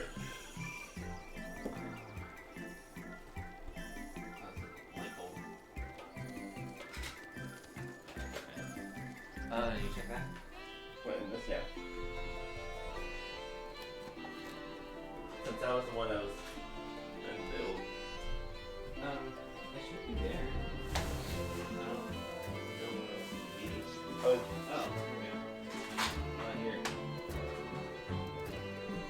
Baby.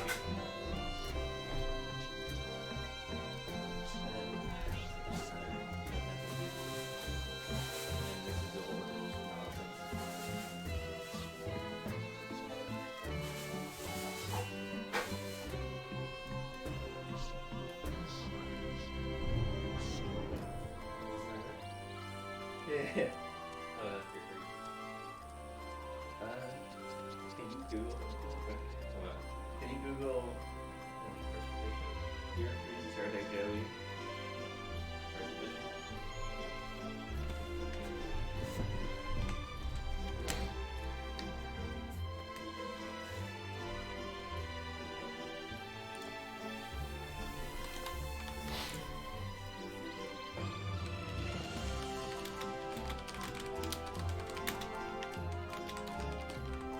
It's a Joey deck specifically? Yeah.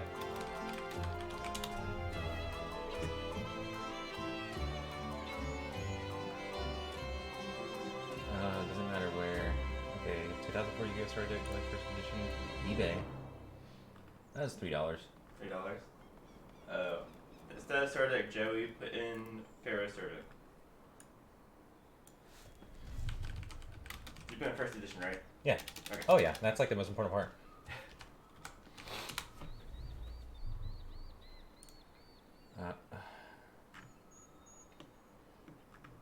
This one's on Amazon. $22. Which one was I looking at? There was one that was supposed to be like a butt ton. Really? Yeah. Okay. Hang on. Let me look under shopping. See how high they get. Just Gear Freed first edition. See what comes up. Yu-Gi-Oh! Gear Freed Iron Giant. This one's like holographic and shit though for $340 on eBay. It's probably ultra rare or something. Yeah. There's so many fucking rares in Yu-Gi-Oh! It's kind of No, I don't think any of those are shiny. You have one that's rare, but you're saying like ultra rare or something, right? I don't know. I don't know, dude. Well, does it It's say it's either shiny or it's not shiny. No, does it say just rare or like secret rare? Or... Super rare. The text is black, but the background is holographic. That's this one. Ah. How much you say it was? 340. First edition. PSV 101. Yeah. Moderately used. That's for moderately used. This one is lightly used. It looks like some of the edges are kind of fucked up. But this is also on eBay, so yeah, it's what they post it for. There's no telling if people are fucking buying it. Yeah. That's like the blue eyes I showed you. It's like I don't know if the $100 I saw are is people actually buying it for $100. Yeah, if it's the actual market value, if it's just somebody posting it, so hoping to get a bite. Fucking, so we played with that. Yeah. Well, I showed you my blue eyes that cost like $800 and is now like ruined because I put it up as a kid. I mean, I went through a whole bunch of those cards and like the value that I came up with all the cards that cost like $1 or more is like $1,300. How much was that Red Eyes Black Dragon that I gave to Sam for eating a bite of pizza? 500. Depends on where it probably came from. Starter Deck Joey. Yeah. I believe it was first edition too. 525. It was first edition. Don't worry, I remember. Well, that's what I have in there. SDJ. I see 145, 799, 525. It's damaged now. Oh, well. There's a crease like down in the middle. 20 then. Yeah. I looked it up.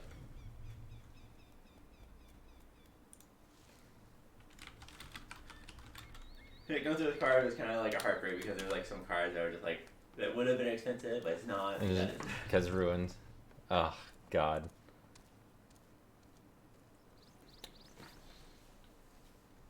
Okay. I gotta look through these cards now. Or let me see if there's any. Because like we started back with we played with the first 3 sets, like Legend of Blue Eyes. No, yeah, we fucking, we were OG. Well, kind of. We were there beginning. Fucking before the first movie. We were there.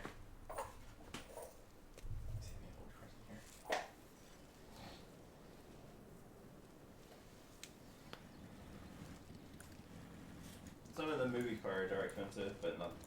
Oh, really? The Pyramid of Light one were expensive because we had the holographic ones. Oh. Not, my water fund doesn't cost anything.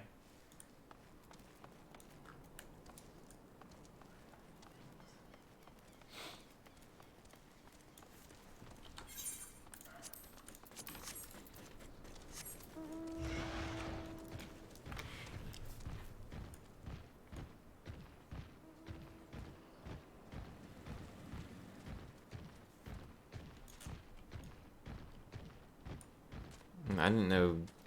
What was his name? Gearfried was fucking pricey as hell.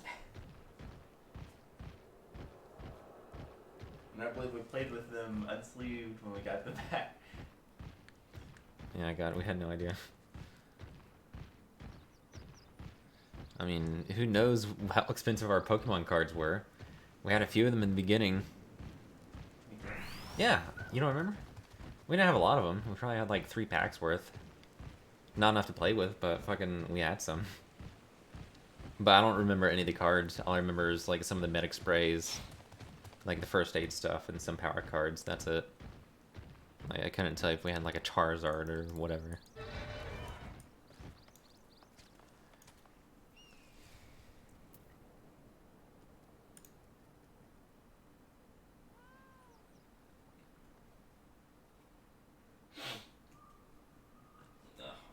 You're new to that, just all new stuff.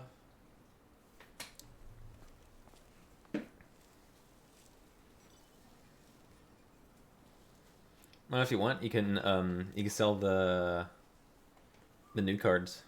These? Yeah. Do you not want your deck or anything? Eh. Your deck box? Deck box. I mean, I'll keep the deck box if I find something else, I guess. If I get into Magic the Gathering, God forbid. I don't recommend it. Yeah, fuck that.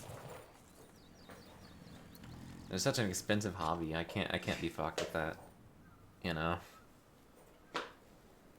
You could print proxies. Like Commander is just a casual format, and they don't really care if you print things. Just to like have a card and not have to pay for it, right? Yeah.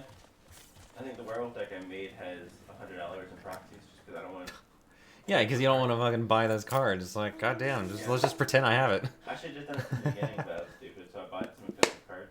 Oh, rip. Yeah. Okay, thank you. Cut me a slice. You'll see.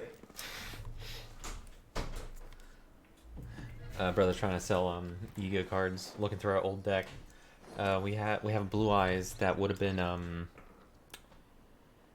first edition Blue Eyes that would have been $700, but it's got like a crease down the middle, so it's like 100.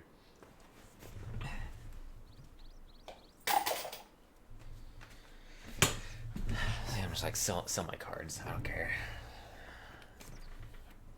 I'll take a cut because I'm not fucking selling them.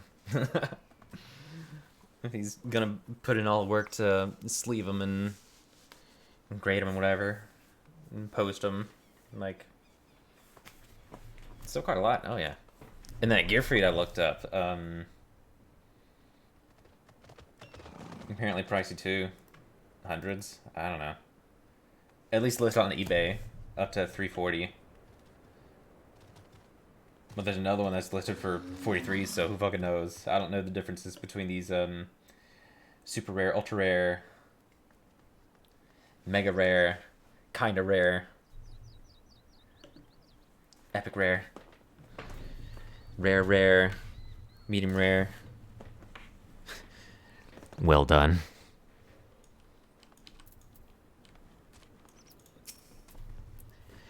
This is the foremost material archive in Charlayan. I should love to explore its treasures shelf by shelf, but I fear we have little time for such indulgences. Were you caught in the midst of your way here? The sprayers keep the air humid, so the habitat feels as close as possible to a natural forest. Don't worry about me. I'm hale and healthy. In fact, I'm beginning to suspect that... Nay, let's discuss this later. The investigation demands our undivided attention. Yeah, you're gonna have to get that checked out.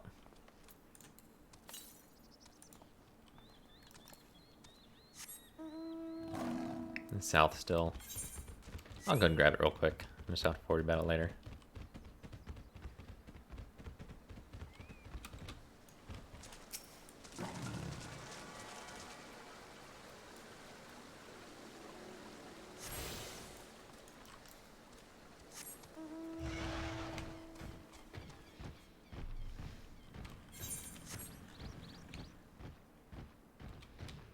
Is it gonna have me jump off? Hang on. Hang on.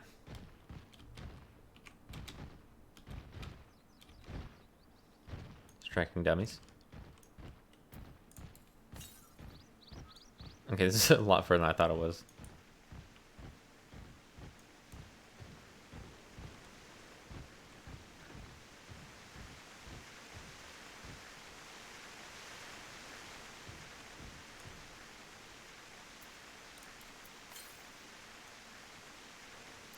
Southwest.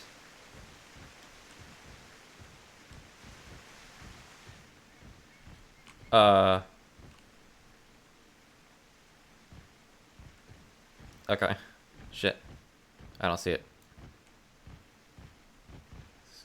So it must be down.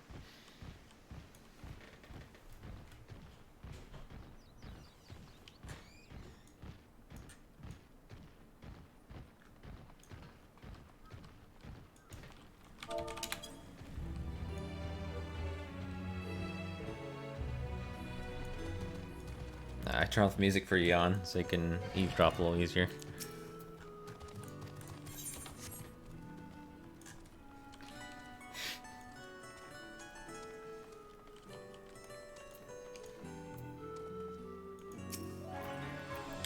Behold the Archeon. As Numenon serves as Charlayan's literary archive, so does the structures house the city's wealth of material data. It came too late, though? No. We still got some information. The architecture, too, is similar. This building you see is merely the upper entrance and access point to the vaults carved into the cliffside itself. Within those vast rooms are stored countless samples and specimens, as well as the detailed records which describe them. In a manner of speaking, the Archeon contains a physical history of Charlayan's unwavering dedication to the accumulation of knowledge. Whoa! Whoa! Look at all these quests that open up. And this is still way too hot. Huh. It's okay.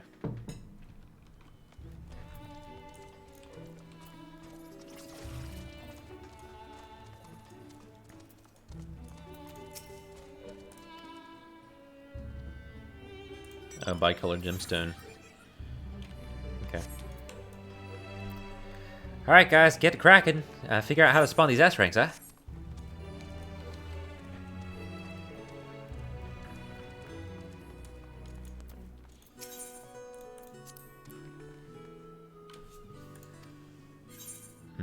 Oh, you got it.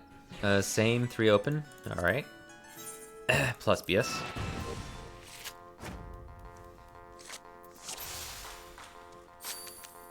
Oh god, those cards suck. You got Mudman though.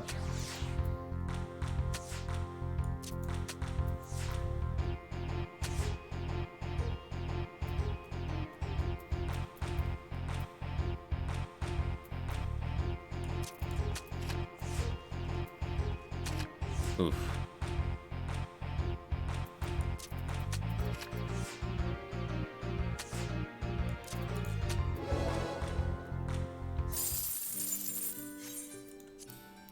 I just need to win that one card. Oh, I forgot I was doing plus BS. Or same. I can do that. Okay, well, fuck you.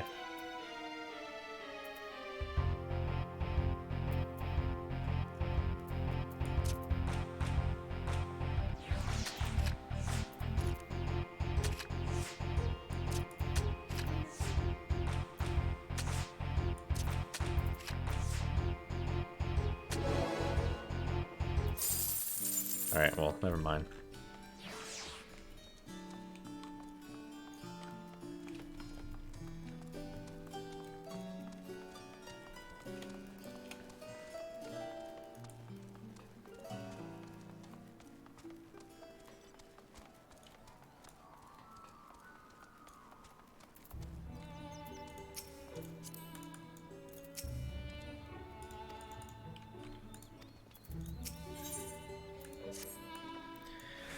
Well, we won't learn anything of value standing out here. Let us proceed into the main building and speak with the custodian.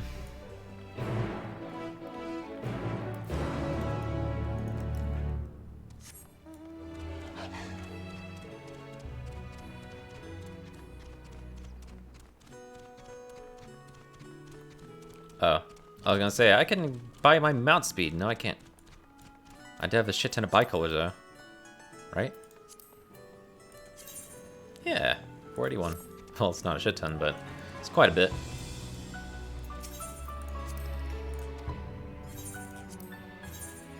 Oh fuck, that's not the quest giver. Shit. I misclicked.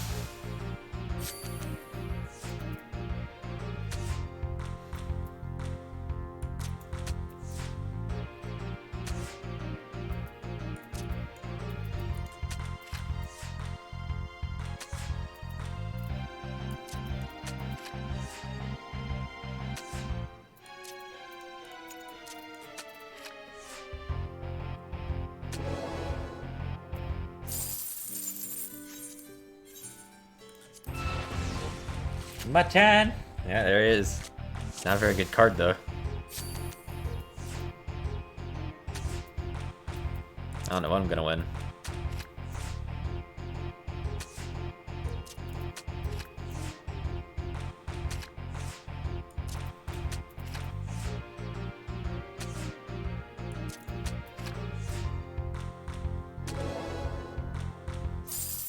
Nothing.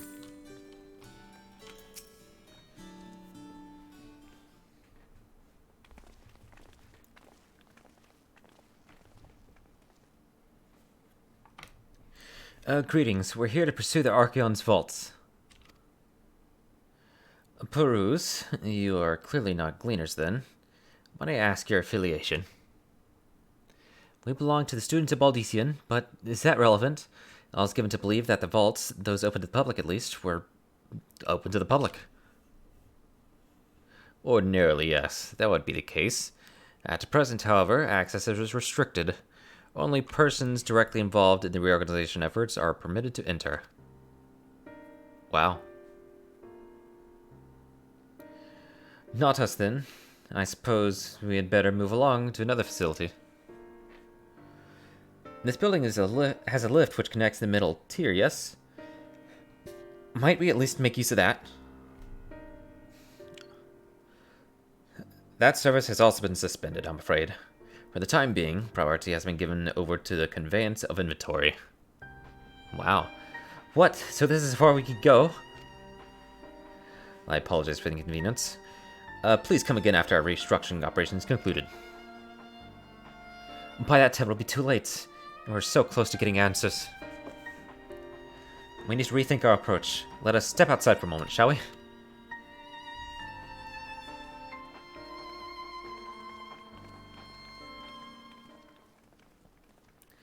The students of Baldician. Wow. Why so venomous, dude? What the fuck did we do?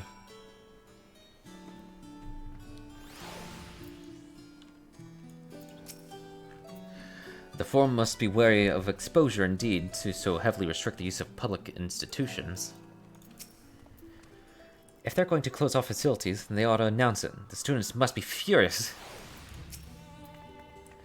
Labyrinthos... I feel like I'm mispronouncing it.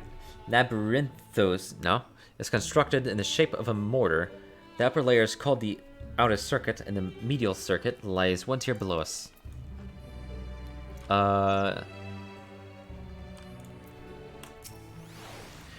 We're at an impasse. As we have no other leads, I should like to pursue this one further. But I doubt that our stone-faced custodian will be swayed by heartfelt pleas. We must seek another means to access the lower levels. Breaking and entering. It is likely that people in this area are involved in the restructuring in one way or another. If we are to ingratiate ourselves, they might allow us to accompany them on a lift.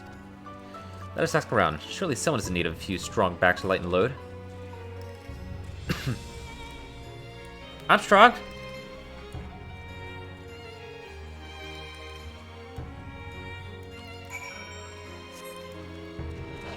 Alright, let's see. What about you?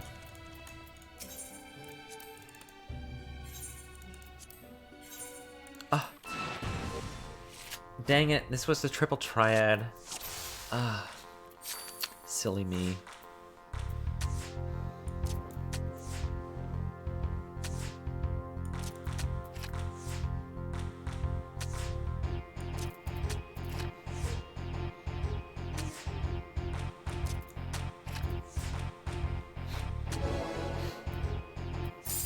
Bro, what the fuck? I just want the card to like move on. Like it wasn't even supposed to be that hard. It's just one card. I don't even think it's that high a star, considering what I'm presented with. A 1-star, a 2-star, a few 3 stars.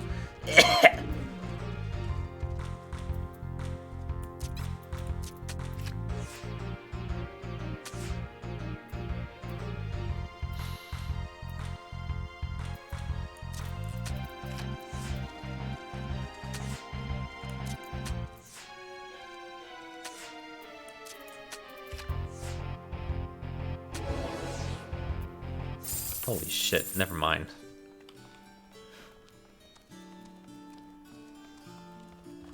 They nerfed the card drop rates again? They just said we got it too good. It's like, no, no, no, no, no. Am I taking lift? Oh no, we're just students. They won't let us onto the Archeon. Even though we found... Actually, I have no idea what we found. There's no record of such a creature anywhere, but it was wandering around Tranquility, so we thought to donate it to the vaults. Squeal, squeal. Odd little squeal, don't you think? Anyway, I suppose we'll have to take care of it until Archeon's open again. Is that one of our flying pigs? Well, that means something.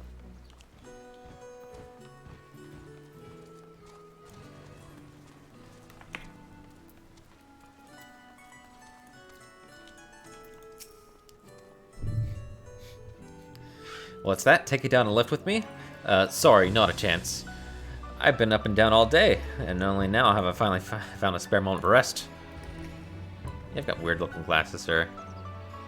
I did see a gleaner fellow heading out the gate there, though, shouldering a large pack, engaged in some manner of task. Maybe he'll be headed down below after he's done with whatever it is he's doing.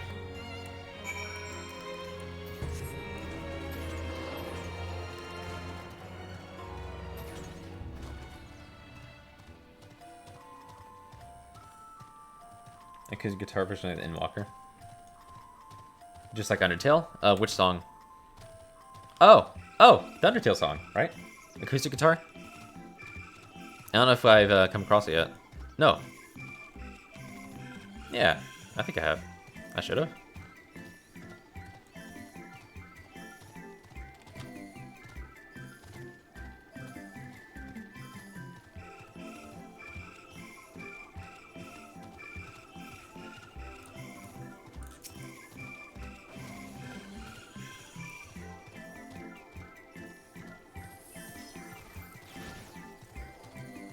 Where the fuck? There he is.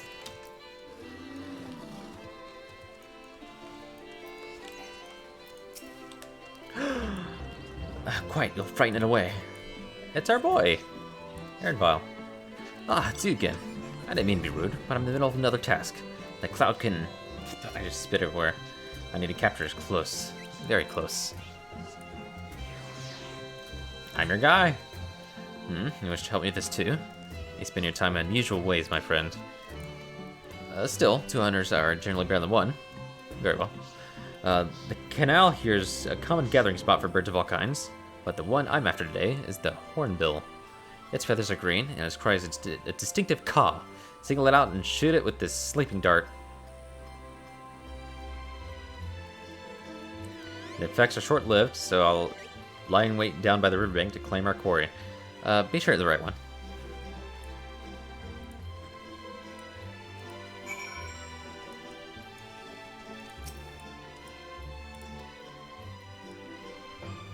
A distinctive caw.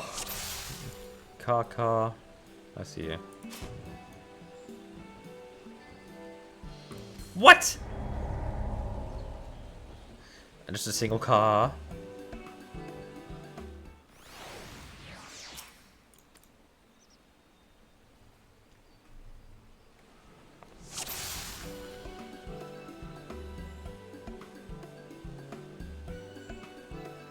It's not that. It's got to be this one then. By process of elimination.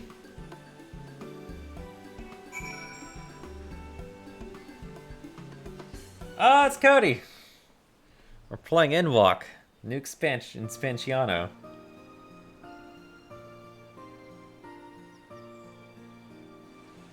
I'm loving it so far.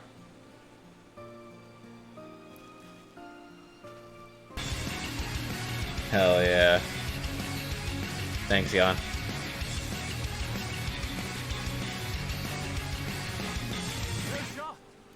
We heard him talk. He gets voice lines. He's an important character. I figured he would be. Done. Let me truss this one up, and I'll make my way over to you.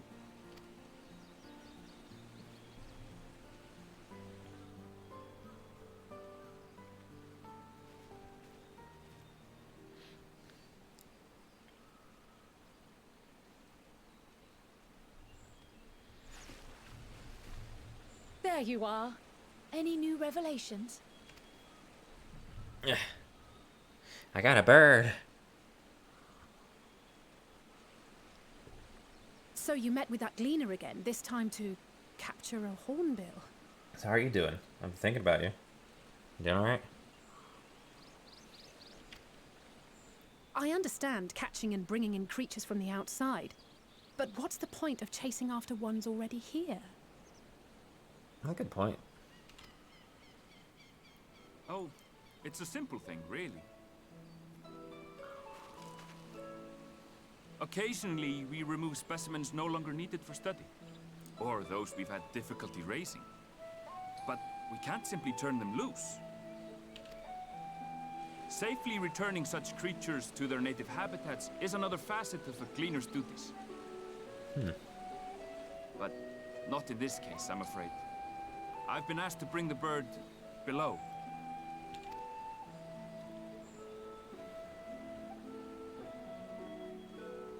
What's below, though? The restricted section in the lower levels of Labyrinthos. Open only to a select few researchers handpicked by the Forum. I've been alright.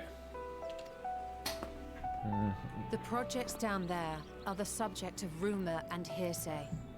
Forbidden magics. Advanced technologies that can never be allowed to fall into outside hands. I've got a stray Even cat walking around Archons my are room. not privy to the truth. I'm gonna see after the cutscene if I can pull him up. Those who are, the researchers involved in this secretive work, are not permitted to walk freely in the city, and are instead required to live in isolated quarters. What could a facility subject to such strict security protocols possibly need with a hornbill? An experiment? Possibly. I wasn't afforded an explanation. But judging by the requisition list given to me and my colleagues, I doubt it's for any kind of advanced research. I'd be more inclined to believe we were making preparations to migrate to the south. Mericidia or thereabouts. What? Why would you say that? Much of the flora and fauna we were asked to procure could serve as reliable sources of sustenance. They're comparatively hardy species too, able to endure harsh climates. And among them are specimens known to be effective in improving soil quality and purifying water. Oh my god, the Blizzard lawsuit and just everything Blizzard right now. Between World of Warcraft and Codec, it's all just a fucking circus. Just an all-around shit show. When you put it that way, migration does sound like a reasonable assumption. That's all it is, though. An assumption. Through our tasks, we gleaners glimpse only bits and pieces of the Forum's plans.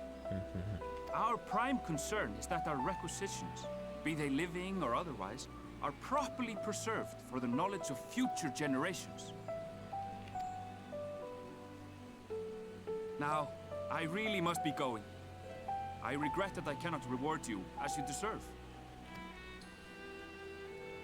No, just take us down the lift, homie. Perhaps you might reward us after a fashion then. It is imperative that we reach the lower levels. And seeing as you are already set to descend with your assigned cargo, mayhap we could accompany you as your assistants. I'm afraid that won't be possible. What? Once the animals have been prepared for transport, we send them down separately via the lift. I will, of course, follow after to make my report, but I can hardly pass you off as porters when there's nothing left to carry.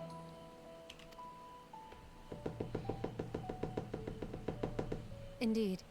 Pray forget I said anything. Aw.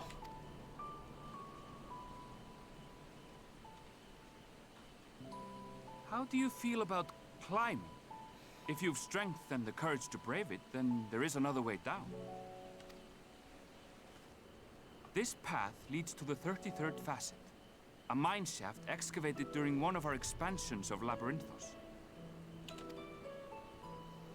While I cannot guarantee that the passage is safe to traverse, it should provide access to the medial circuit below. Oh, dude, flying here is gonna feel so good. I can't wait. I never even knew such a place existed. Thank you. This is the perfect solution. You're quite welcome, but consider yourselves warned. If the going proves too treacherous, you do well to turn back. I bid you good day.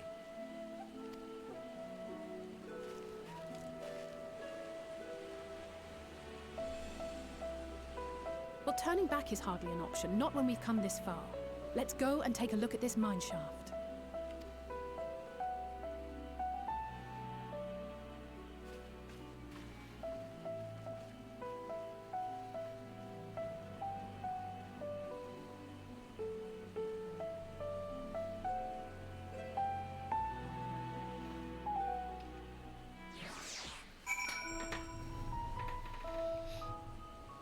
Alright, am I in a safe spot?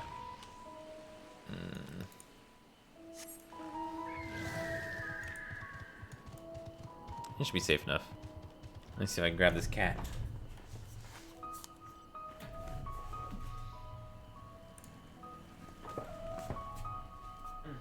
Where are you at? Come here, cat.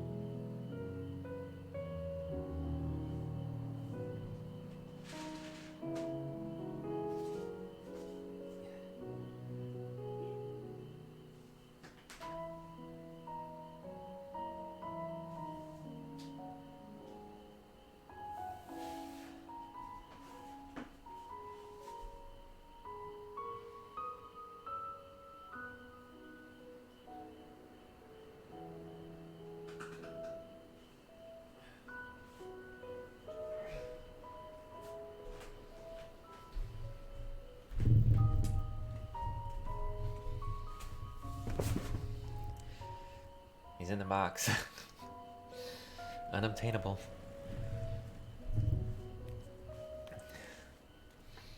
I'd have to like drag him out. I don't want to do that. I don't know, maybe sometimes he'll pop out of the box and I'll see him across the room there.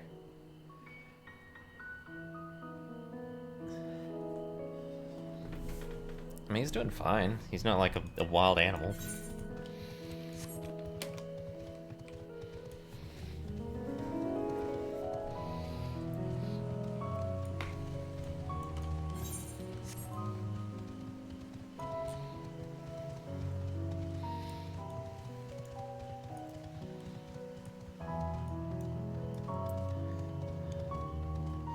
A lot of people wonder how to get down. It's like, Jesus Christ, I want this. I don't even see it.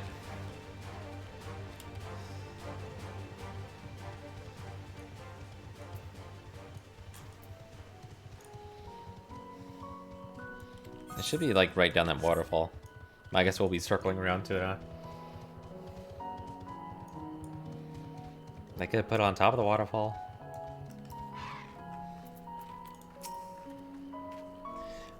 I never would have noticed this cave on my own.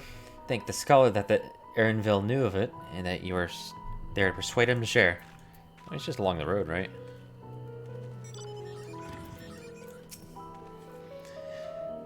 I took a quick peek inside, but it's awfully dark in there. The medial circuit with the Erinville mentioned is the tier directly below us. Unlike the lowest level labyrinthos, with its rigid security, one can usually roam the middle layer quite freely. Let's see what we might find.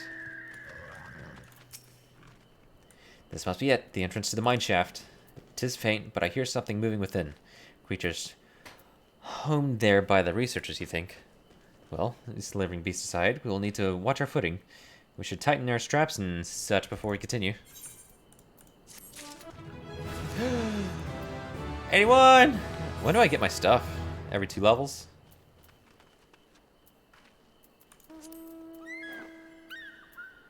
Yeah. 2, 4, 6, 8. I get my I get my Sheltron Mastery next. You're here. Alright, bye.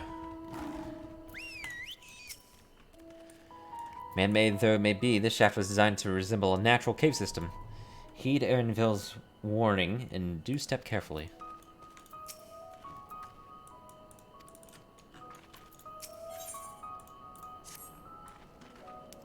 Assuming everyone's tightened their straps and checked the gear, then I say we head on in. Given the train ahead, though, it might be wise to leave some distance between us. We don't want to be stumbling over each other if it comes to fight. Take it slow. Don't forget to check your surroundings from time to time. We can meet up again on the other end of the tunnel. Alright.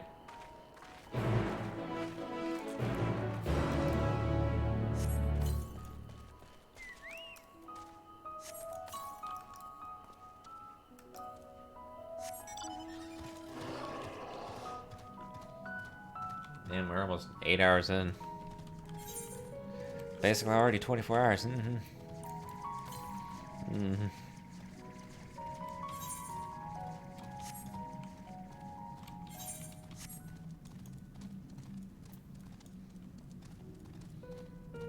I was gonna head straight for the Ethernet, or the Aether current. I'll just do these.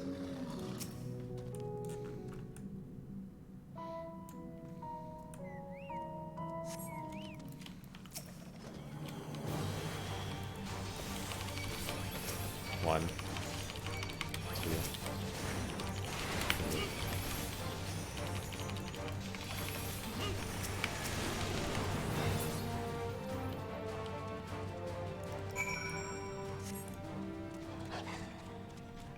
I forgot I don't have to count. I get a counter right there.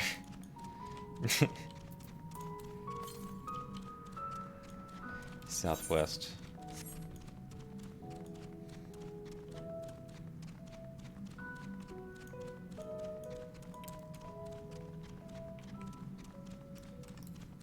Hey, Black Mage, get fucked. I got some more for you. Oh, even more too. Here you go.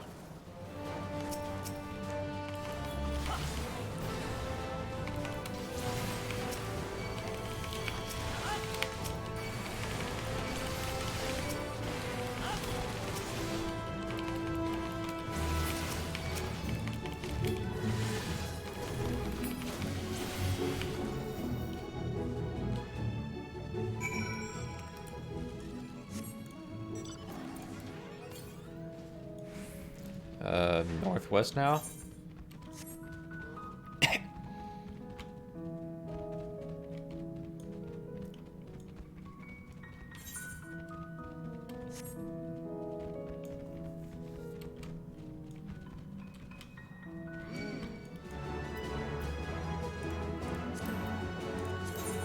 Oh shit, I forgot where to check my there it is.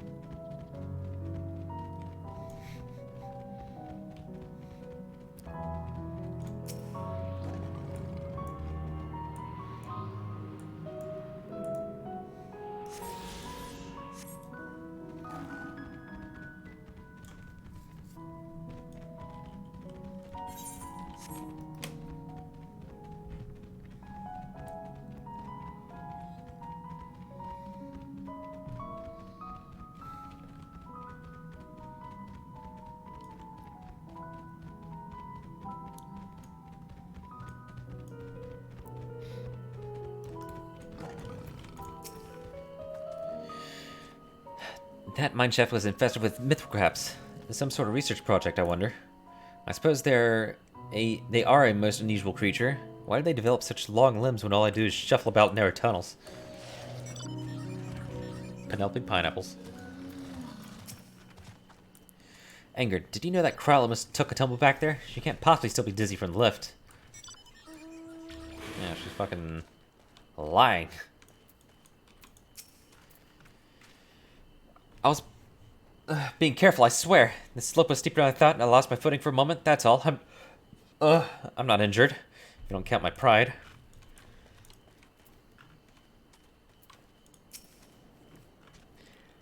Everyone seems to have made it through without incident, nothing of consequence at least. And, as promised, the tunnel has delivered us into the medial court.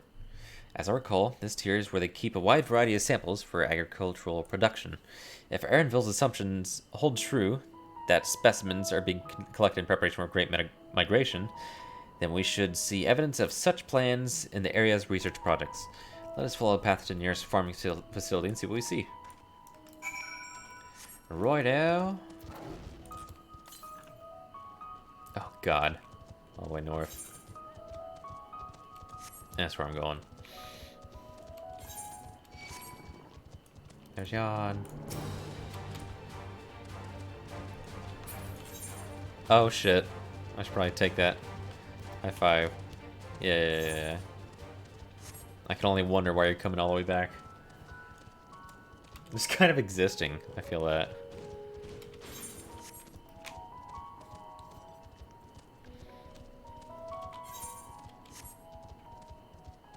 And there's CS LOL. Hey.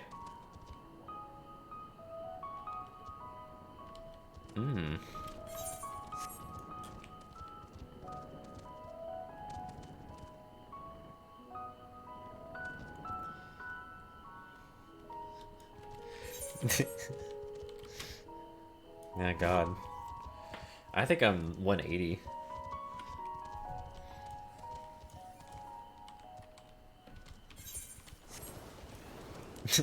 You're gonna come back at like a few months later. It's like, hey guys, I made it to 90. Double digits, I did it! It's like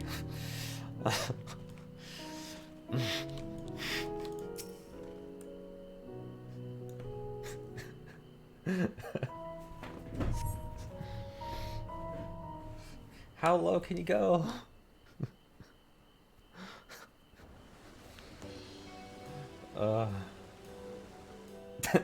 This past week, not so much. Yeah, Thanksgiving. Oh, dude, there was a sweet potato casserole that nobody ate, and they're just fucking shoveling that shit down. It's like, dude, how's nobody enjoying this shit?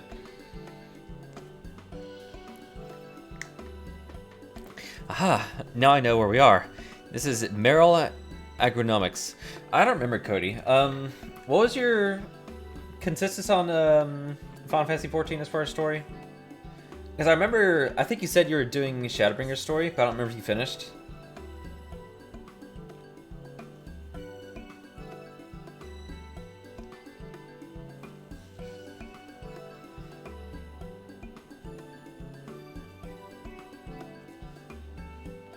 I did not. Oh. Oh, you're on Shadowbringers, right? Not Superior Story? Yeah, I find that shocking. So I think 14 has a really good story. Like, incredible. Probably one of the best video game stories I've played. And coinciding with the music production as well. ARR was kind of a slog up until the end. Heaven's Word was really good. Stormblood was okay. And Shadowbringers, I thought was really good. Post Shadowbringers? I don't know.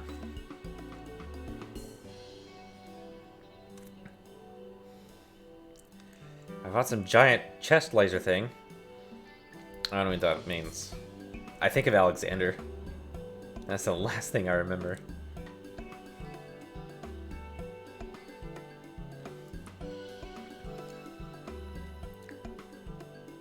No, it broke my heart when I was talking to Jess about Endwalker and whatnot, and I found out she skips cutscenes. I'm like, what?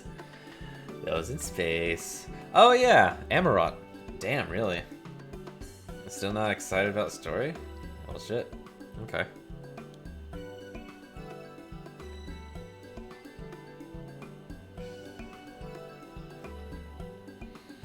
Well, no, I don't know if I can convince you to go back through the story and read everything and really take it all in.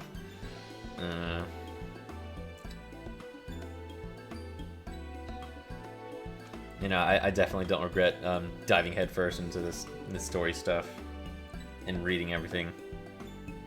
I'm just really trying to get a firm grasp of like what's going on. How do I get my gift sub back? I mean, at least I mean, as far as I know, he's paying attention to the story. Jess broke my heart. And she was like, yeah, I skipped the cutscenes. And like, the more I dove into that comment, it turns out she doesn't believe any video game could have any good story. And that's just beyond her interest. I was like, well, you read books and watch TV shows, right? It's like, yeah. It's like, well, video games are another medium of storytelling. She's like, no. And just like not having it. And it's like, oh, man. It's fucking breaking my heart.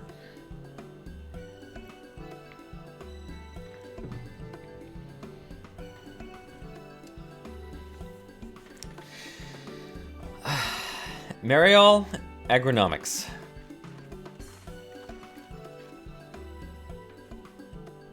Labyrinthos is host to a wide variety of vegetation, which allows us to conduct studies on cultivation methods utilized in foreign lands. And it is this facility which coordinates and oversees these efforts. The fruits of the research goes to feed their Labyrinthos colleagues, or so I hear. More notable successes might make it to Agora. Foods so exotic you'd be hard-pressed to guess their origin, let alone how they might taste. Indeed, mystery vegetables without a name. Only a list of nutritional benefits scribbled on a card. I see no gleaners hereabouts. Yet these workers seem to share that same sense of urgency. It is possible they know something of the form's plans and their underlying motivations. Worth looking into, would you say? Yeah, why the fuck did everybody not want to fucking help us? See what you can coax from the workers. The rest of us will do the same, or cast about for useful clues.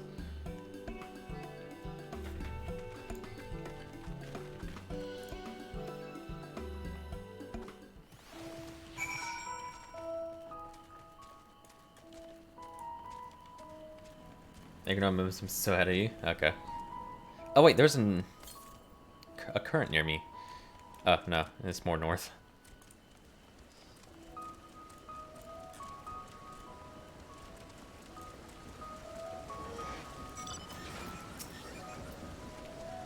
Oh, hello there. Was expecting visitors. No, a few said the lift being restricted. How did you make it down here anyway? I walked. The mine shaft, you say? Well, you're a much hardier soul than I am. I'm keeping tabs on the glamour I'm looking at. Looks like this dude has some half-worn overalls. Can't be fucked to put on the other strap, huh? Mine shaft, you say? Well, you're much harder than I am. Under normal circumstances, I'd warn you... rewards such nasty with a guided tour of the fields, but I'm afraid the forum has this filling order list a mom long. Yeah, I think... Finish on a skew? No. I think, I think the forum is fully expecting for there to be like a, another calamity. They're just trying to be self-sufficient. Just letting the world die out while they carry on. Massive yet detailed requests. Literal wagon loads of crop samples and hardly any time to put them together. When I first heard this grand reorganization, I assumed we'd be shuffling around old stock to make room for the new. Then came the orders for ridiculous quantities of seeds we've already thoroughly researched. Passing strange, I pressed for our explanation and was met with vague assurances that all were to be revealed in due course. Not the most satisfying answer. Well, thanks for being forthcoming, at least. Not being passive-aggressive.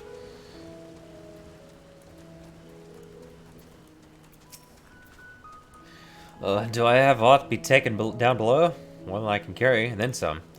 Most of our stock is sent off via the cargo lift, but some has been earmarked for ethereal transport.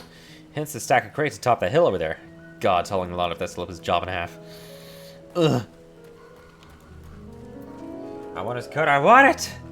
Whose? You want the overalls?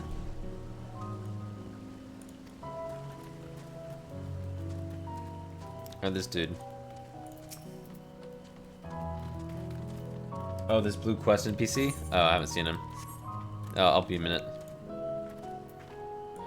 What crops are we raising? Well, as you can see, this one's a variety of grape. Only needs a good source of sunlight to grow, and the conditions here are nothing short of perfect.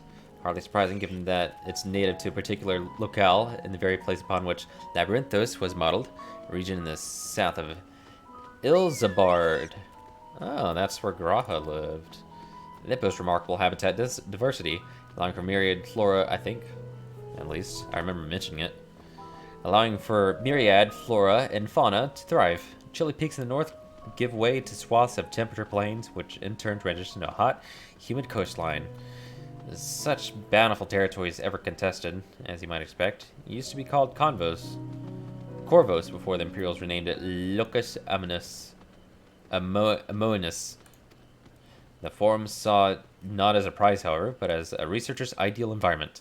One whose climates we strove to recreate within the confines of Labyrinthos.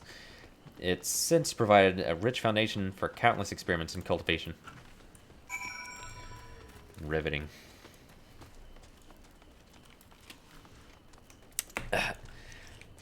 Talk to me about your irrigation system.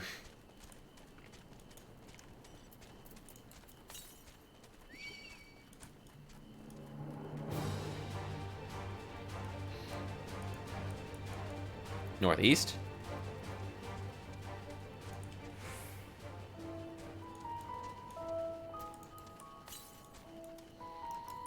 Due east. Yeah, that's where I was. Yeah.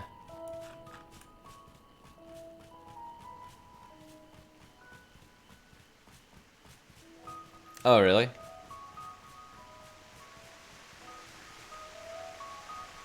I see it. I see it. What? Looked like there was an entrance. Damn. Oh, there it is. Found it.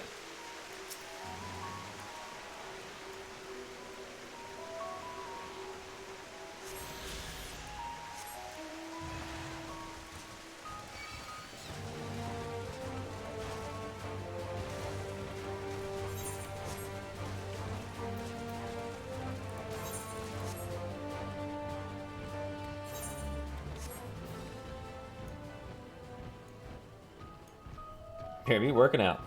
Trying to hit those double digits. Alright, I'll be here for 24 hours. Let's swing on by.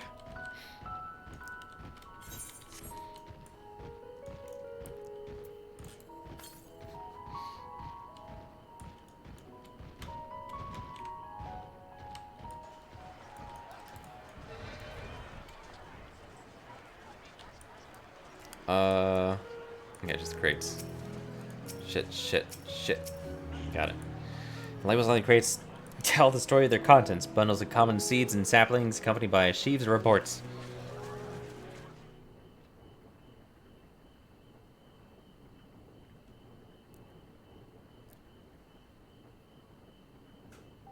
Oh.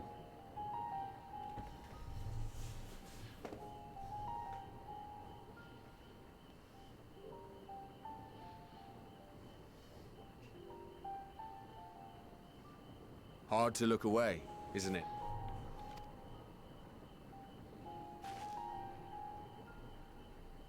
But they're more than pretty flowers.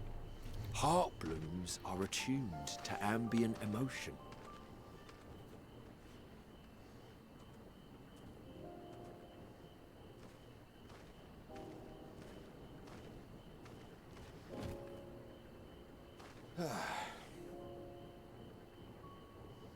You don't seem convinced, but believe me, it's true.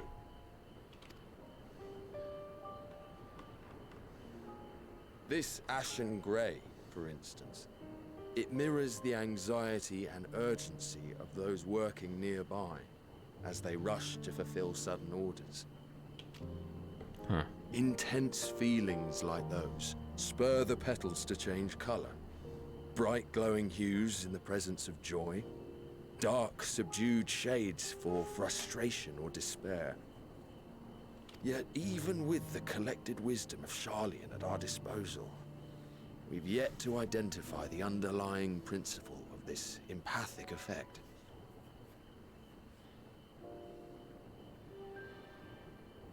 Can I set form Drowned City? Yeah. And there are other mysteries besides. Although the flower is extraordinarily long-lived, its low reproductive rate has made it difficult to find younger populations growing in the wild. With too few sightings to map its distribution, and no closely related species to track, we've been unable to pinpoint its land of origin. To further complicate matters, every culture, even dimly aware of its existence, has given it a different name and mythos. Our attempts to study it via the historical record have been an exercise in frustration. As an avid botanist myself, I should one day like to unravel the Heartbloom's secrets. But I'm afraid other duties must take precedence. I will leave you to your thoughts.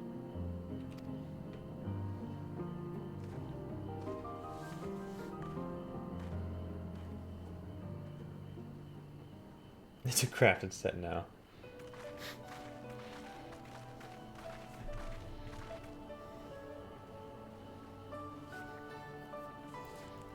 Well, next expansion you'll have the Aught of interest. current set you're trying to farm.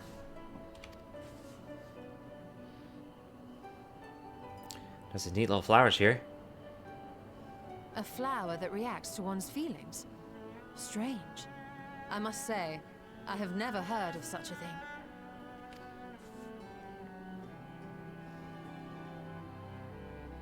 This is all very fascinating. But as it stands, we failed to gain any significant insight into the Forum's undertaking. Indeed. While there is certainly enough activity to support Erenville's supposition that a priority has been placed on improving food production, unfortunately for our investigation, these workers were never informed as to how their duties serve the master plan. If only we could interrogate the Forum members directly.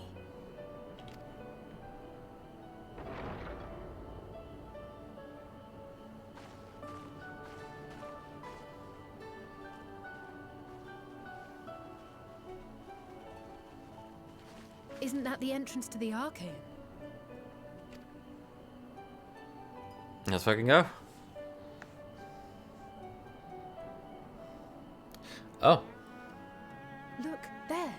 I think that's Erenville. It's our bunny boy. A little difficult to tell from here, but I think you're right. He did say he was coming down to make his report. Erenville receives his orders from the Forum. Would it not follow, then, that the superior to whom he reports is a forum member, or at least a close associate. You mean to eavesdrop on their conversation?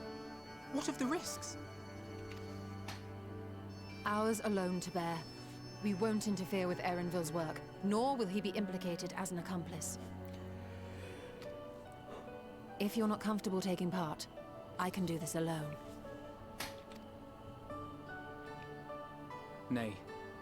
I said myself that I wished to know Father's intentions. And no answers will be forthcoming should we simply ask nicely. We can apologize later, should it come to it. Right now, we need every crumb of information we can get our hands on. Consequences be damned.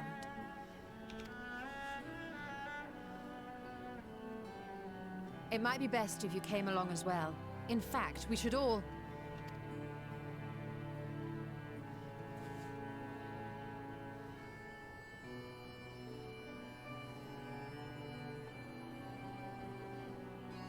Cryo?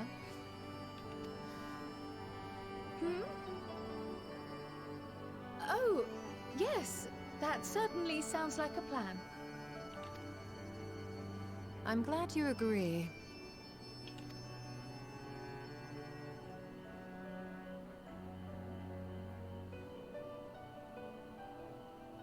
Quickly! Erenville is on the move. We need to get closer before we lose him.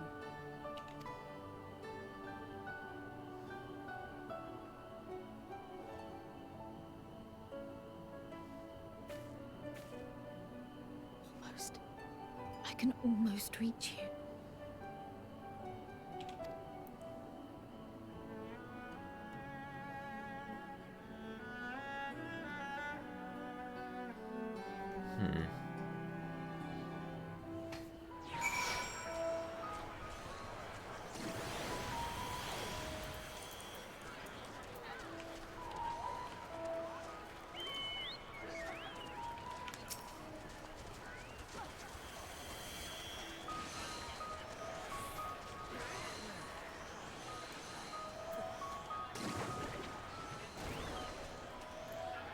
These birds are fighting for their lives.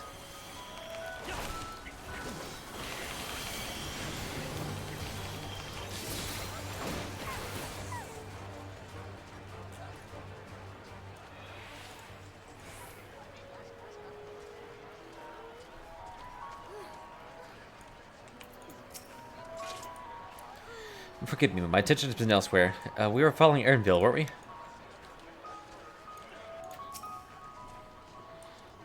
Let's get after Mari. We waited too long as it is.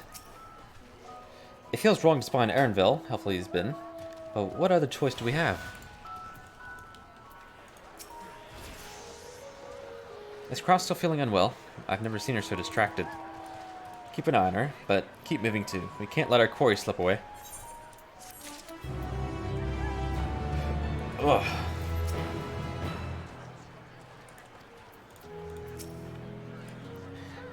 Do you see which way Erenville went? No. Erenville was heading westwards along the path outside of Archeon. Come, we can still catch him.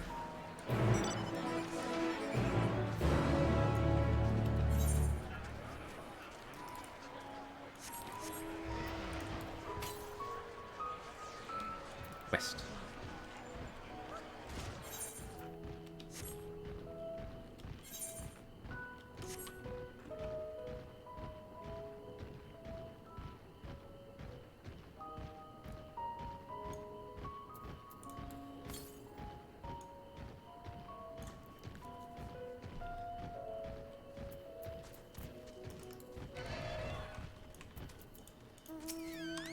I can still hear it.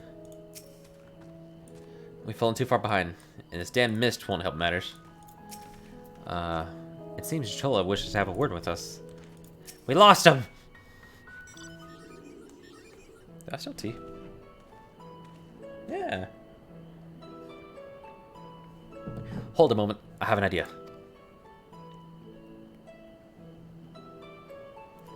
If memory serves, that colossal wall-like structure is Logicsticon Beta, one of Labyrinthos' climate control centers. It should have its own lifts, which one could access the upper or lower tiers. Aye, if I were an agent of the Forum, it would make for a convenient meeting place. But even if we expect to find Erenville in the company of said agent, we cannot expect them to reveal issues of importance as we nonchalantly stroll past. Nay, we shall have to remain undetected. If only Graha and his vanish spell were here. Oh, but there are other ways of turning invisible. Oh, don't do it. Hippity hop, my little toads. Oh, okay. Goodness!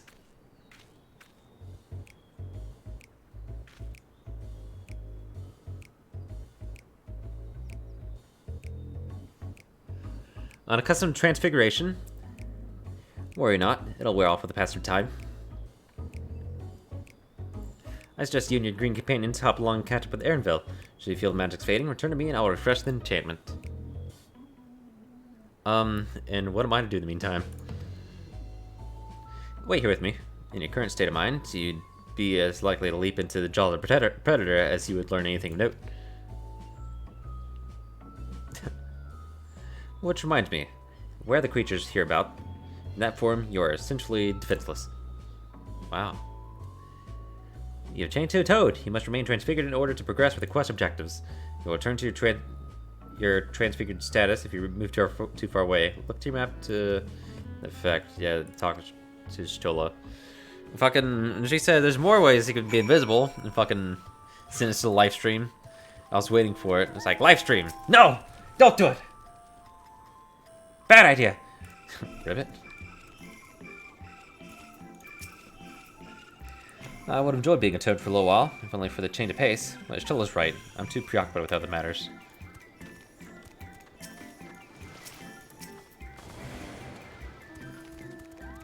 Santos Forecast spell. Yeah. We're good. Rivet. Alpha... Alpha Toad and Alley Toad are now accompanying you. Keep them at your side in order to proceed with the quest objectives. You can leave your quest companions. Yeah. Oh.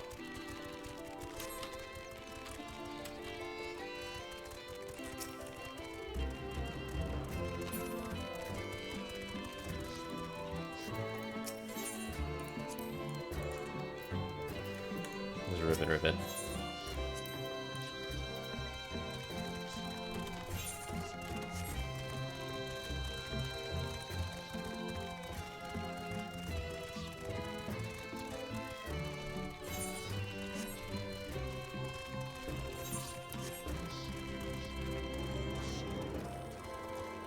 Oh man!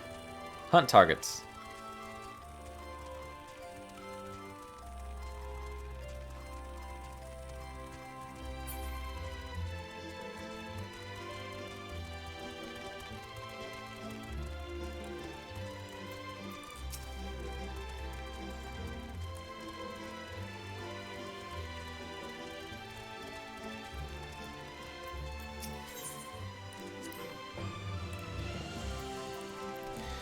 Alfie Toad attempts and fails to shake his head, but you nevertheless understand that he's telling you this is the wrong way. Alley Toad turns to face north. Perhaps she is suggesting you cross the bridge.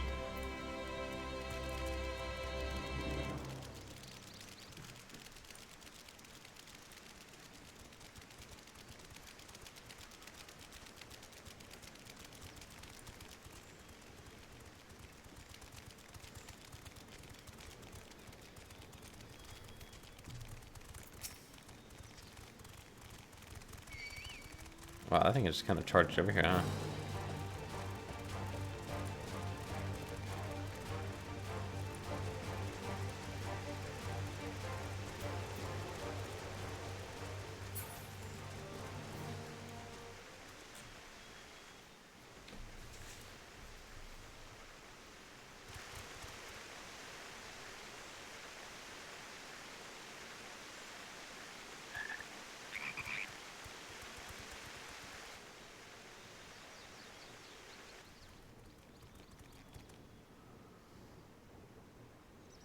I trust you will find your compensation to be more than satisfactory.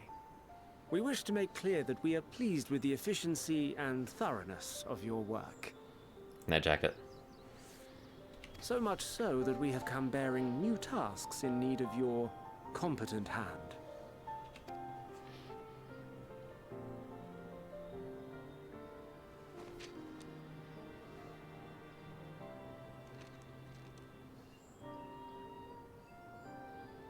Another lengthy list.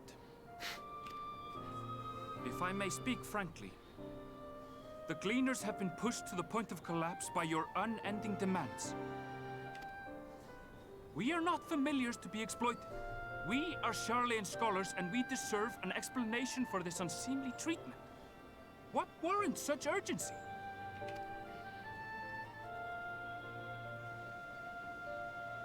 Yeah? Yeah? In an age long past, Charlian was charged with a momentous duty. And now that word of the final days hangs heavy in the air, the time has come for us to fulfill that charge. I can say no more, but I promise you this. All will be revealed in due course. And when it has, you will understand that your toil was in service to the greatest good.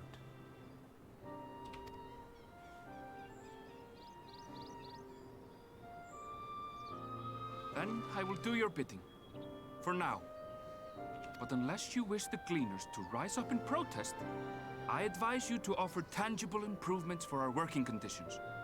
Your promised revelation does nothing to address present circumstances. A fair point. Your concerns will be conveyed to the Forum.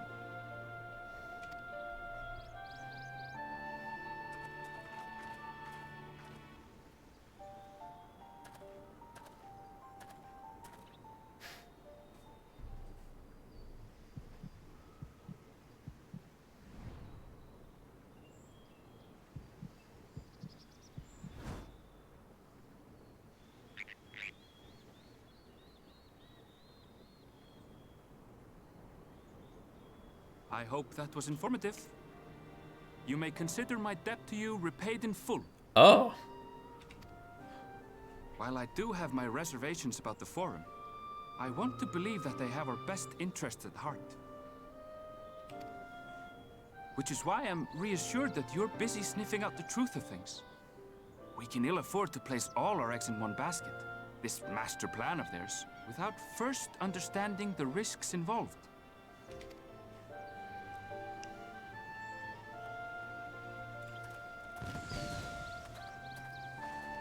Wait! How did you know it was us? If you mean to impersonate a toad, try studying the real thing. And don't try to fool an expert. Yeah.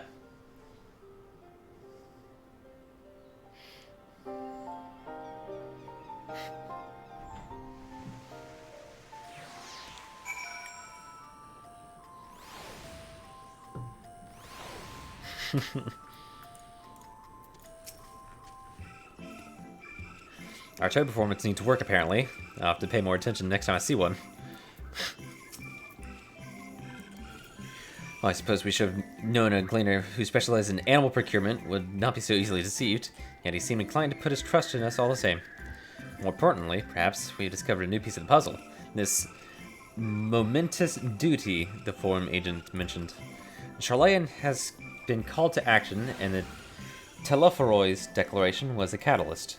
Whatever change it is they hope to fulfill, they deem it of sufficient import to disrupt all Labyrinthos, not to mention ignore Eorzea's request for aid.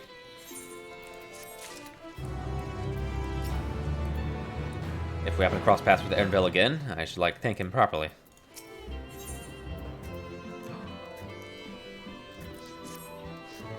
What duty could warrant the direct involvement of the Forum and the commitment of all its resources? Judging by what we just heard, none of the Gleaners were offered any kind of explanation. At this point, it seems abundantly clear that we'll learn nothing new by pressing him further. We should head back to Stola and Kral for the moment, see what they think of this.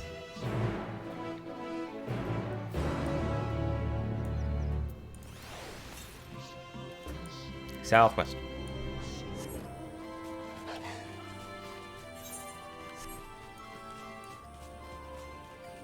Alright.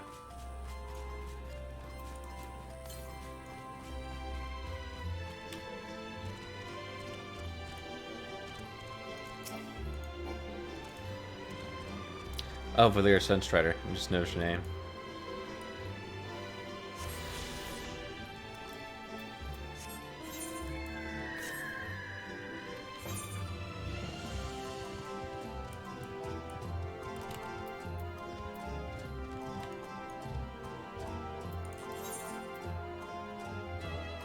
Oh.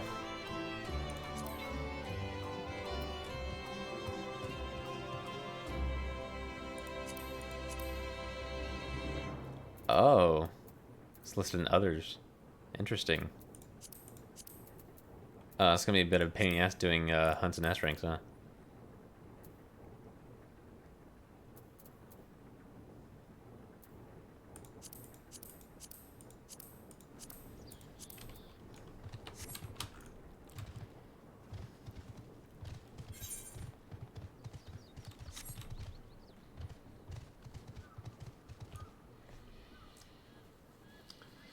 Sage and Reaper went so slow. They probably sucked, honestly.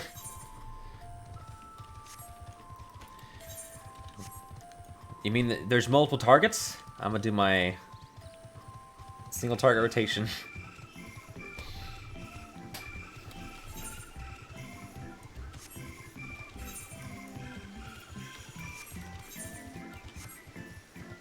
Alright, let me kill some of these.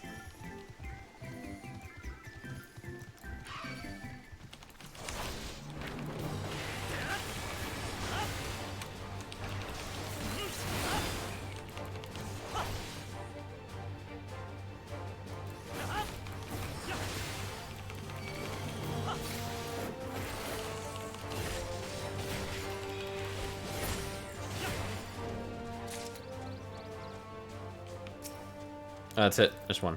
Cool. For 3 nuts!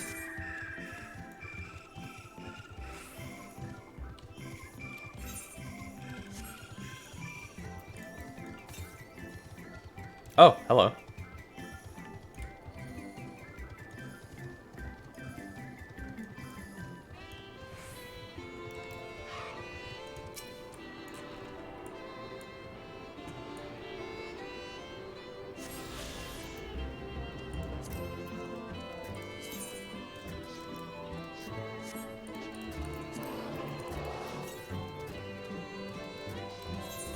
West. I didn't miss one, did I? Oh god. It's probably down, honestly. Southwest. See if I can see it.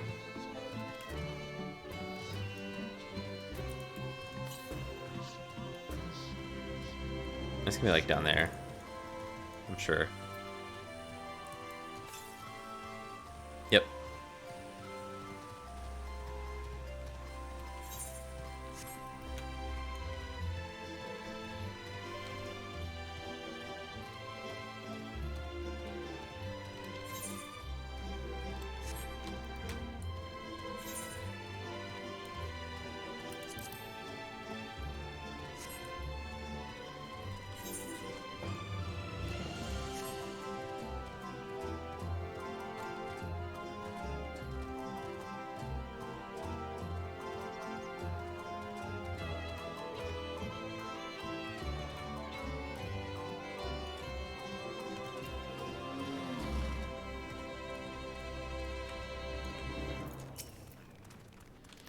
It's funny how normal the force seems now, as the Toto is all so much more ominous and threatening.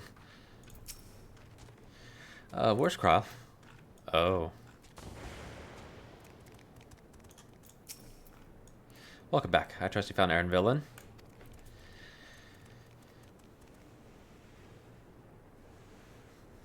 Interesting. I had a feeling you would learn something important, even if that something was simply a confirmation that no one knows much of anything.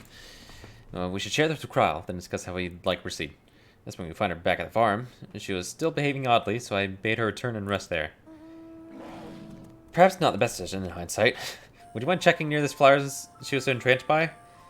The rest of us can survey the more distant areas, just in case she decided to wander.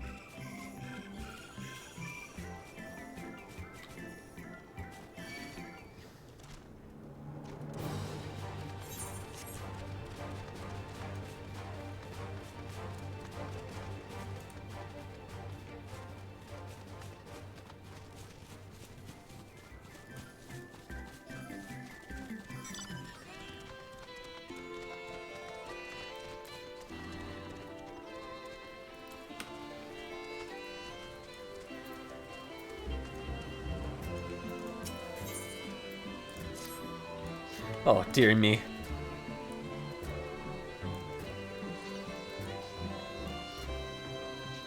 My Swedish shackles are one of Archeon's precious samples of blood. You have no idea what I'm talking about, do you? I apologize. I'm Nweli Tia, an archivist. The Archon is home to various samples collected from all across the star, and one such specimen has just escaped! A young troll, to be specific. Oh, I hope he hasn't set upon the local predators. Listen, I promise to compensate you, so could you please help me retrieve the specimen? Why, thanks. I'll continue my search for this area. I'll let you check the 33rd facet. Once you've had a comprehensive look about, please meet me at the Archeon to report your findings. Bye.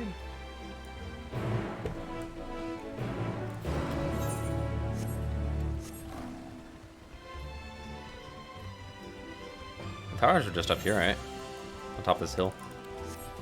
Yeah.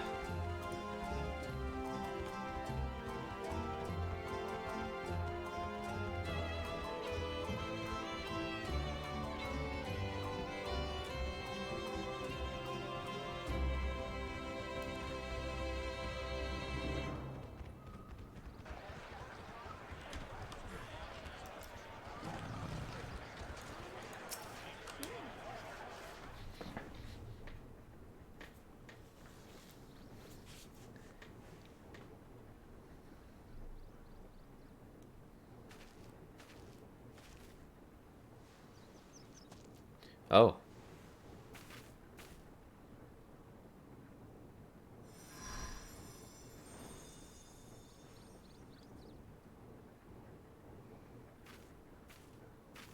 For you. The spell will keep it from wilting. Aw. She said you would need it for the journey ahead.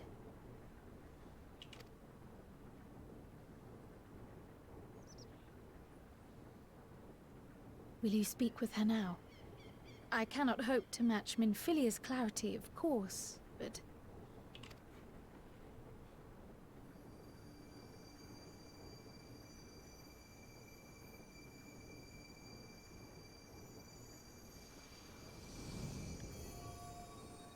Thank you.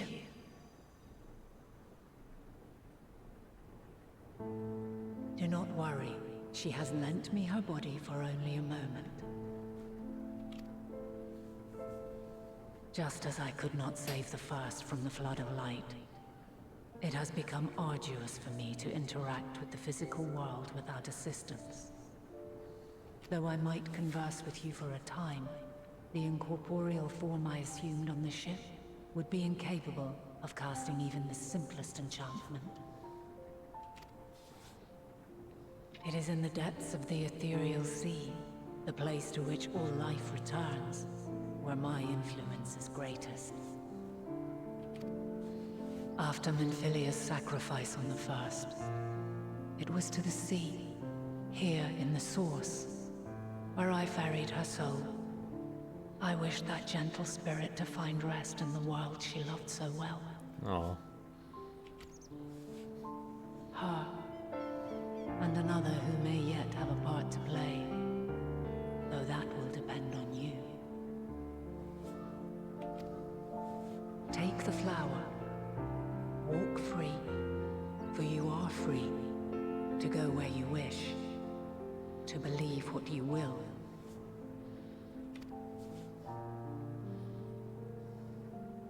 That bloom will be your guide, test and proof of your conviction. In darkness, seek joy. Surrender not to sadness, and see beyond despair. Walk free, and bear the light for others to follow.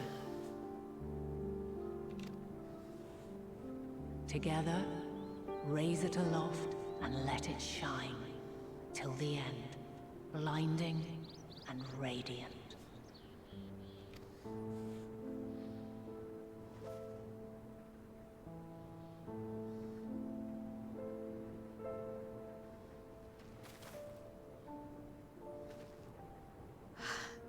That was all too brief. Already she seems so far away.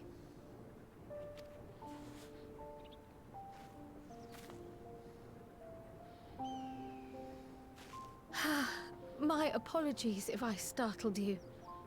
Ever since we began our descent into Labyrinthos, I had sensed another's will, straining to reach out. Even with my particular talents, though, I was unable to make a connection at first. So weak and tenuous it was. Once I took hold of that wispy thread, imagine my surprise to discover it was Heidelin herself. Needless to say, it seemed wise to learn what we could before letting go.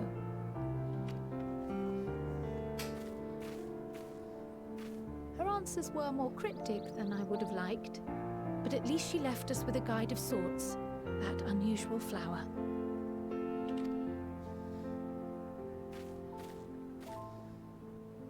Yes, we are definitely making progress.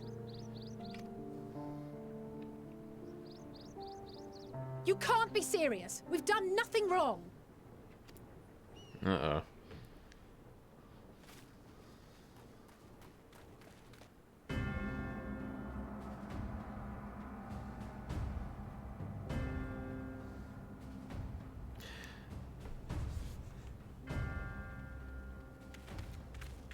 Master Fortuno, what business has the Forum with us? Obstruction and suppression, apparently. Mistress Baldessian, our records show you facilitated the Scion's entrance into Sharlayan by claiming them as assistants for your organization. We are aware of your investigations. After alerting the major institutions to the presence of potential troublemakers, we received word from an Archean custodian. Oh. A group operating under the auspices of the students, skulking about Labyrinthos and engaging in clandestine behavior. Clandestine? We may not have entered Sharlayan as Scions, but we did naught to conceal our identities. Our only purpose in this city is to seek the truth. I can think of no reason why our actions should warrant the Forum's intervention. It is not our way to discourage the pursuit of knowledge, but the timing of such pursuits must be considered, not to mention their potential impact. With the world in chaos, we, the true caretakers of wisdom, have committed ourselves to an undertaking that demands the utmost discretion. And we will not risk its success by turning a blind eye to disruptive foreign elements in our midst.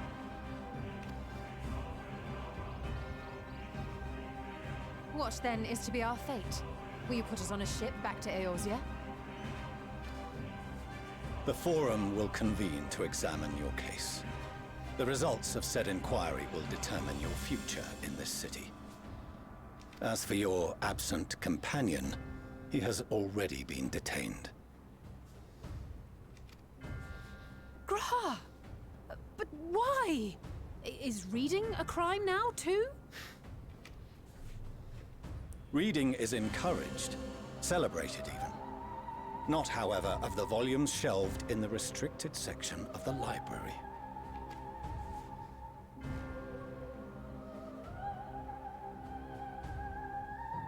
Refusing to comply will only make matters worse. Let us instead treat this as an opportunity to open a dialogue with the Forum. Oops.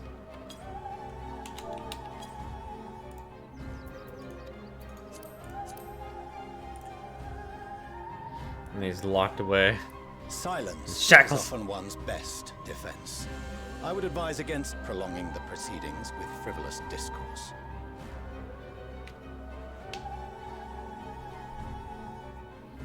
But enough. This is not the place for debate. The rostra await.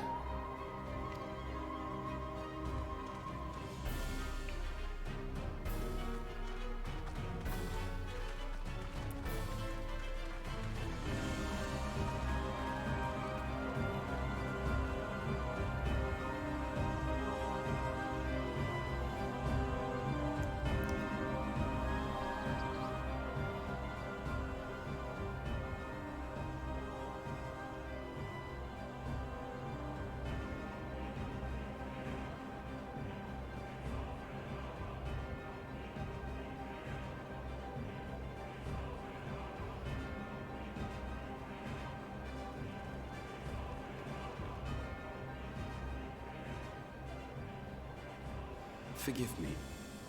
I was careless. We would have been detained regardless. This way, at least, we managed to stay together. Hell yeah. I trust your time within the Forbidden Archives was well spent.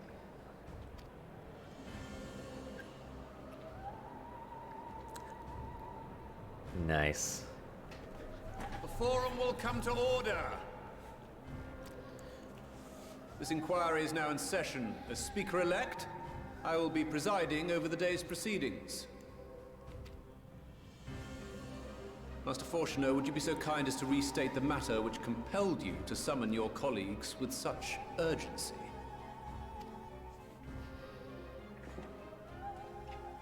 As you are all aware, we recently denied Eorzea's request for Sharlayan assistance.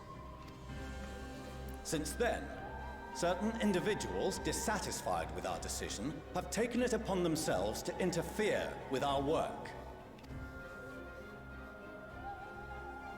They entered our nation masquerading as associates of the students of Baldessian.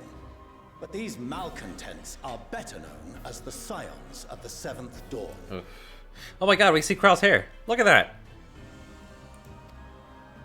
These militants wield influence with both the Eorzean and Eastern alliances, and are inextricably involved with the crises presently afflicting the world at large.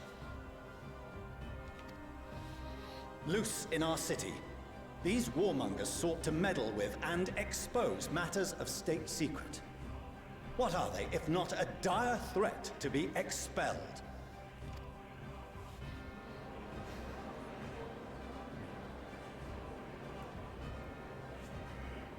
You have tarnished the good name of the students. Galuf would be ashamed.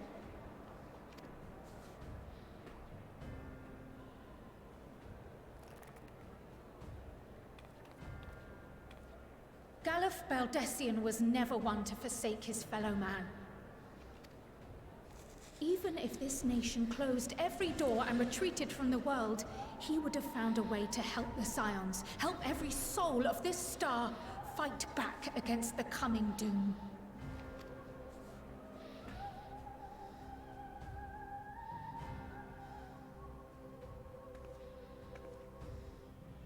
A terrible enemy stands poised to lay waste to all we hold dear.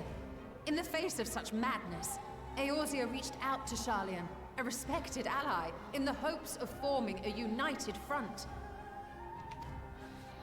Was your curt dismissal truly the best you could offer? Or are you so preoccupied with your momentous duty of an age long past that even the end of the world is unworthy of your attention?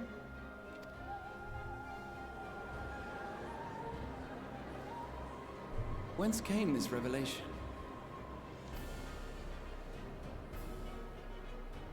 From the mouth of a forum member within fortuitous earshot. Then it seems your findings support my own.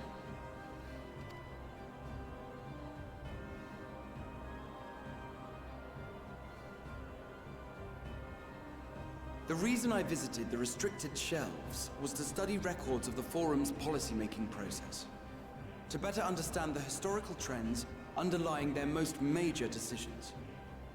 At first glance, the positions of neutrality in war and the accumulation of knowledge above all else appear constant and consistent, the unchanging pillars of Sharlayan society. And once upon a time, I might have left it at that. These days, however, I am more attuned to the subtleties of governance, and so I noticed something odd.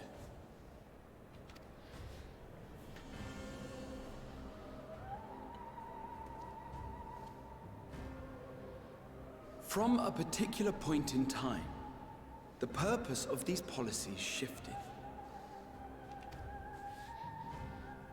No longer was knowledge preserved for the benefit of society. Rather, society was to be gradually reshaped to ensure the preservation of knowledge.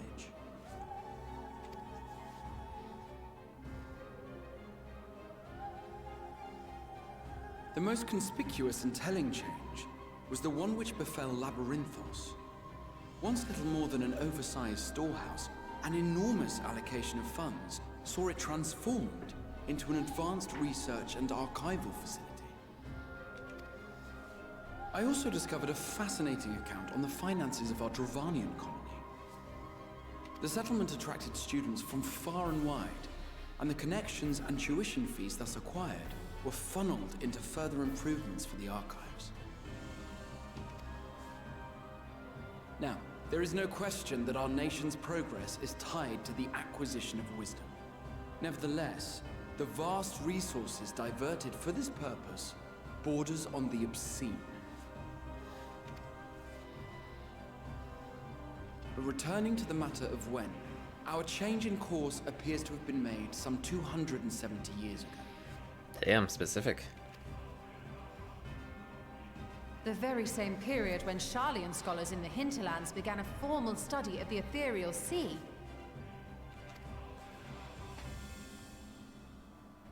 You found something, did you not?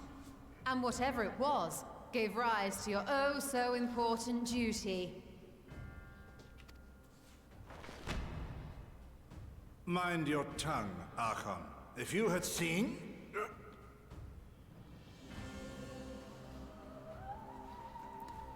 Huh. Yes. We are bound by a duty we cannot ignore.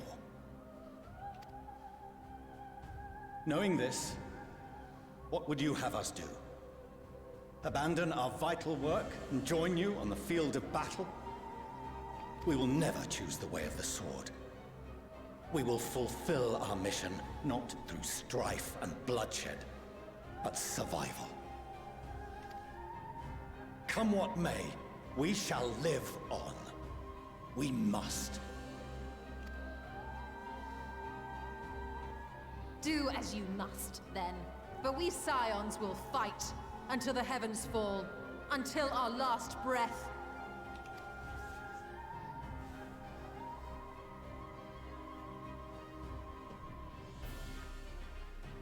Such misguided zeal.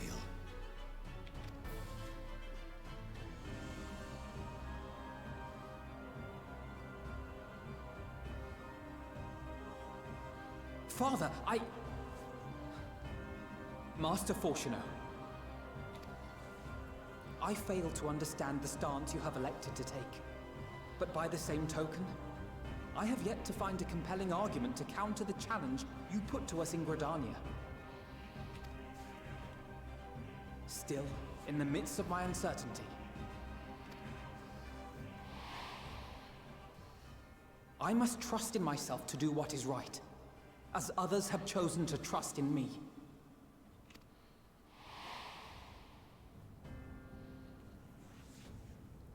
So I will continue, as I always have, weighing the consequences of my every action, and allowing my hope for the future to inform my decisions. That's quite enough. Have you all forgotten the reason for this assembly? Skolok Monteshane. He's the head of the Studium and an old friend of my grandfather's. Oh. Honestly, every discussion devolves into some interminable debate. Terrible habit. Let's return to the topic at hand, hmm? By their own admission, these scions have resolved to fight alongside the Eorzean nations against the doom which swift approaches. But there exists no evidence of an attempt to incite our citizens to do the same. Furthermore, while our decision may well have been the correct one, we cannot simply bull our way through these disagreements without inviting doubts or objections. Put yourselves in their place. Who among you would leave a tome unopened if an elder forbid you read it with no reason given? No. If we're to quell further discontent, then we must conclude this matter with a fair and even hand.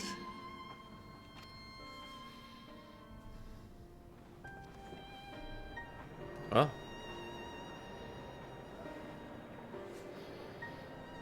Order! We will have order! Master Montaigne raises some valid points. Keeping such concerns in mind, I propose we enforce the following measures.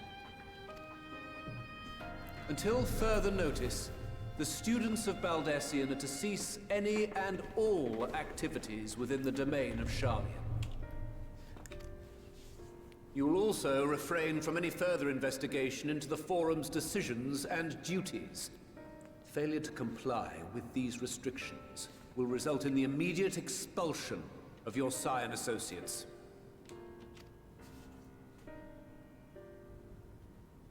Let us put this judgment to a vote. All in favor, raise your hand.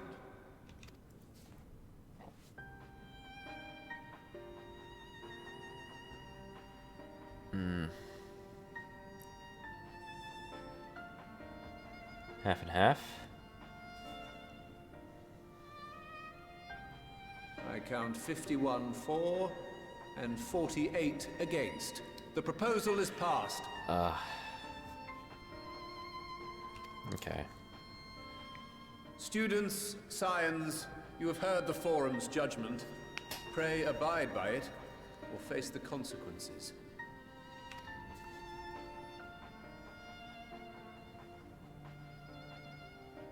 Honored members, I thank you for your time. This inquiry is concluded.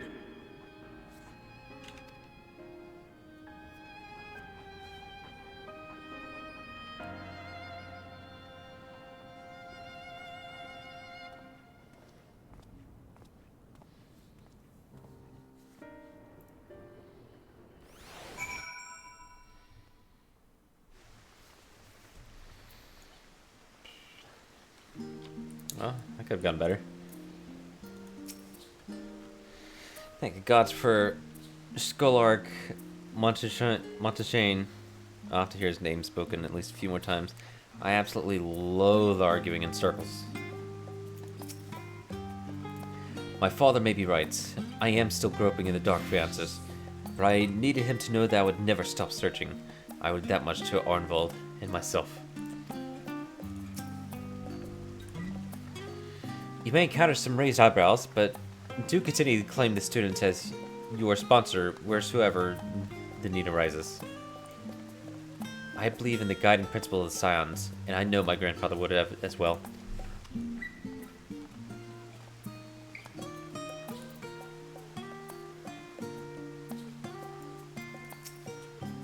My apologies for the trouble I caused you. I was pondering in the significance of what I had just read as I left the restricted section, and knocked over the security amendment on my way out. I promise to be more vigilant next time. Jesus.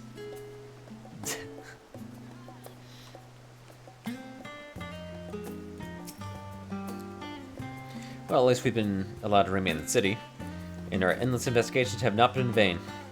We now know that this mysterious duty of theirs began with whatever the form discovered in the ethereal sea.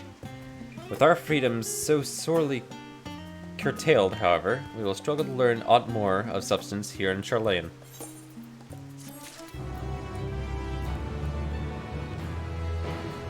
If this were a Blizzard game, this would be where the quest ends. Alright, come back in a few months to get the next quest.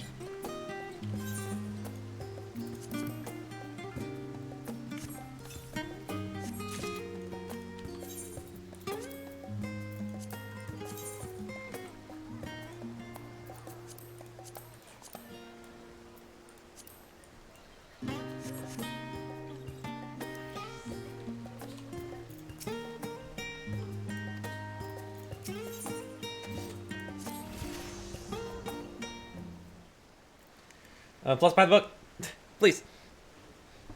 Read our comic book we uploaded. Oh, no auto text. I don't trust that shit. The overall picture is growing clear, yes, but that's in spite of the forum being so maddeningly vague about this duty of theirs. Why are they so reluctant to explain their actions in plain words? Survival, come what may. Is father's work so vital that it takes precedence over his own family?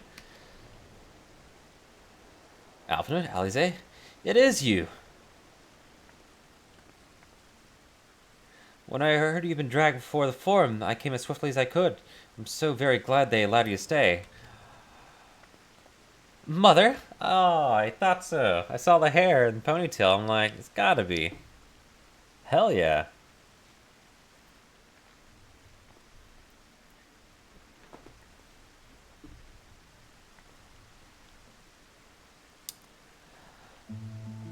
Emiliance Levier at your service. And you fine people must be the sounds of 7 Dawn. How lovely it is to finally meet you.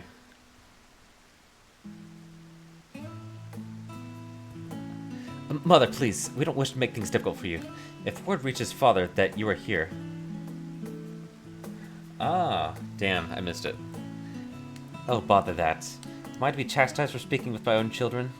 I am well aware that you and Master Fortunault are not in the best of terms at the moment, but I've been absolutely desperate to see my darlings again.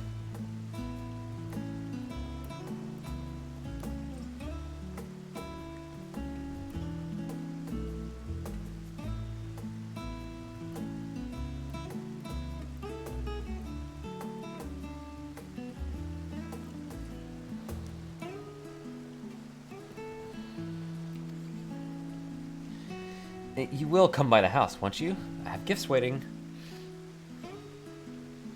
And timing couldn't be better, as matters stand. We shan't be going anywhere until we discuss matters with Thancred's group and reconsider our options. Go, visit your home. We'll be back at the annex when you're ready to rejoin us. It should be looping soon.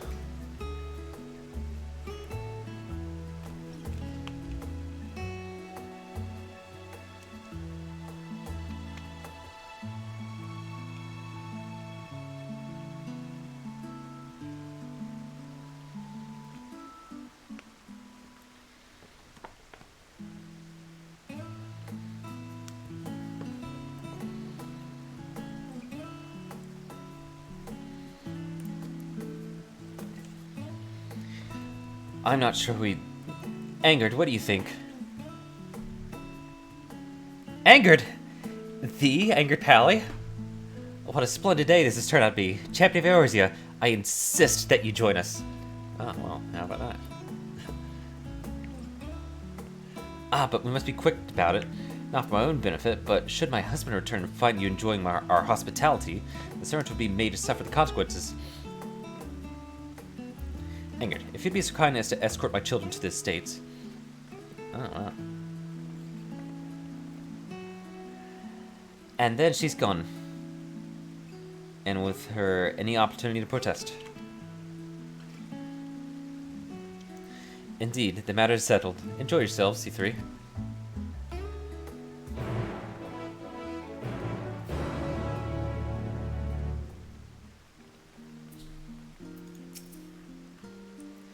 I'm sure Afino thinks nothing of it. He invited classmates over all the time. But I wasn't the most... It was a different time for me, alright? I apologize. My mother is not one to take no for an answer. Still, I am glad, relieved even, to see her in such high spirits. What say you, Angered? Though it seems we shall have little enough time to enjoy it. Will you accompany us on our visit home?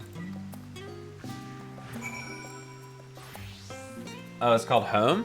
Oh, I thought you were talking about the Undertale song called Undertale.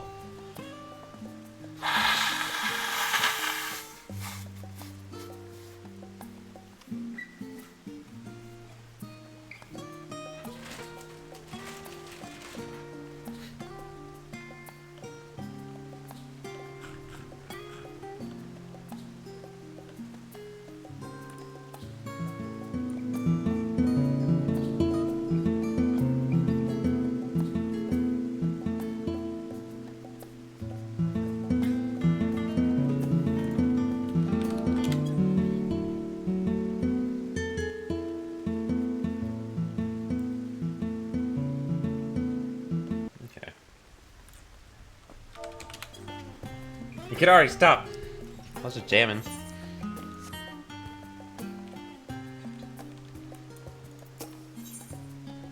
That's it. You can stop. Let's give Alice a push and then be on our way. Fine. If we're going, then let's get it over with. But be sure to stay in the entrance hall. No peeking into our private chambers. Thank you very much. Why ever not? Your room was always perfectly neat and tidy. Everyone has things they'd rather keep to themselves, don't they? Cherished mementos you couldn't bring yourself their way. Childhood toys. I mean, never mind. The Viera Estate's that way. Straight down the stairs. Come on.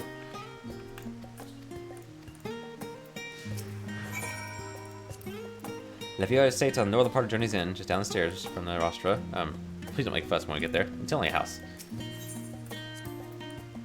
After all we've been through together, 'tis strange to be here with you now, to come full circle to see how much has changed.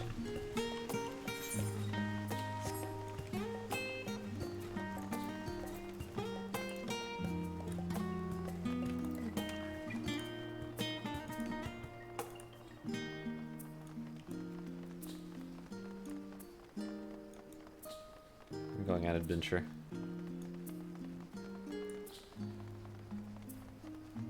Alright, that's enough. Kind of funny, there's this floating bug. Let's see.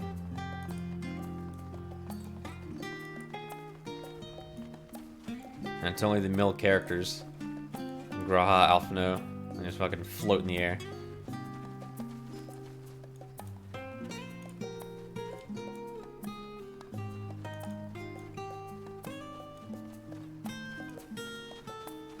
There he goes. My sounds are flying the moon. What is this? Oh, they're fucking ready. Fucking gravity's taking them away.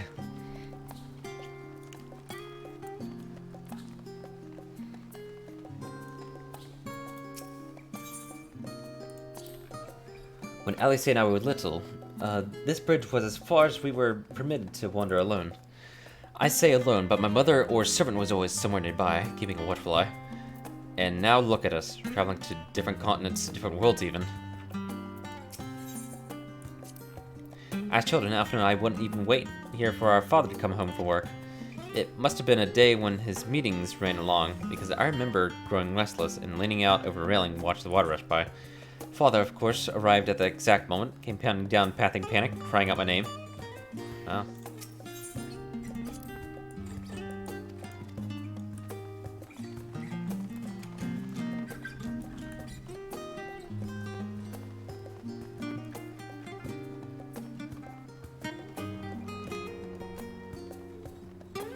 Damn.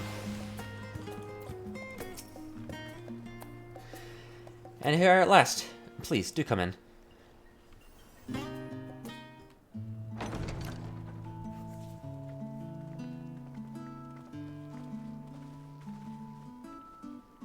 Whoa. Welcome home, my lady.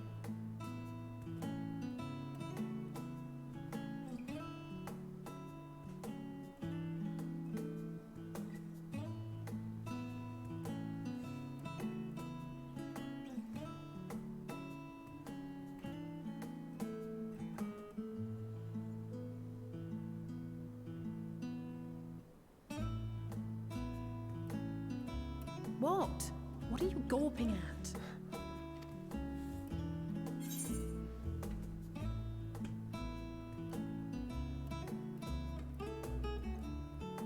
The Scion headquarters must seem squalid indeed.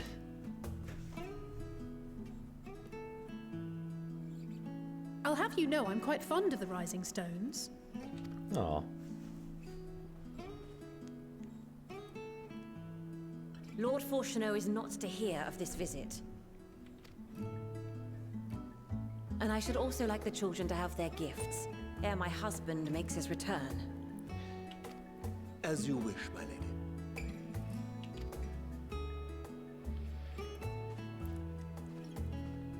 And not only is that an unhealthy relationship, but goddamn, that's gotta be stressful for the butlers. Fucking for real. No, Mistress Alice, if you'd accompany me upstairs. Keeping secrets? Shit. We shan't be long.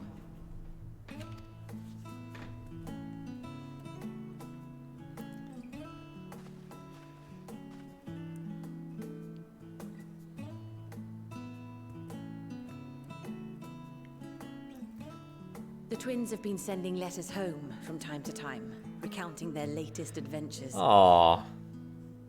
They I'm talked about... sure they withhold certain details, of course, if only to keep me from worrying. Yet a mother worries all the same. In the early days especially, I tried to support them as best I could, sending the Scion's coin and other such donations. Fortunately, they have found the strength to overcome adversity time and time again. Their words grow more confident with every letter, their depictions more vivid. The triumphs and defeats, the joys and sorrows. It is clear that they have come to find value in every experience. But of those they treasure most, it would seem that meeting you might be the most impactful. Why, since that fateful day, I do believe there has not been a single missive in which you were not mentioned by name. Wow.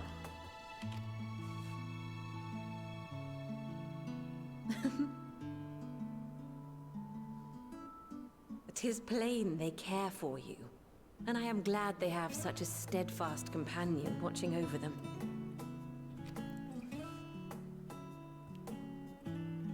Under normal circumstances, I would offer you tea, but alas, these are anything but. In any event, why don't you keep me company whilst we await my children's return? Perhaps you might regale me with a tale or two of your exploits.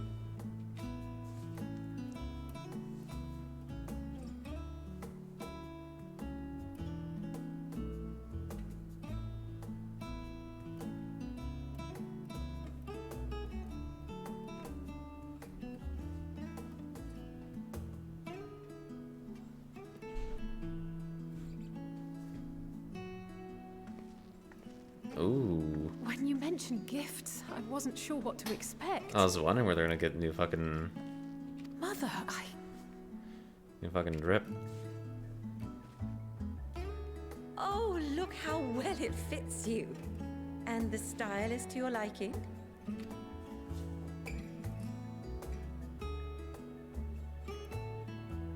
It's perfect. Exactly what I would have chosen. But please, tell me you had something different made for Alphen. Naturally. You are hardly little children anymore. And while I shall miss dressing you in those precious matching outfits, I must respect the individuals you have grown to become. See for yourself.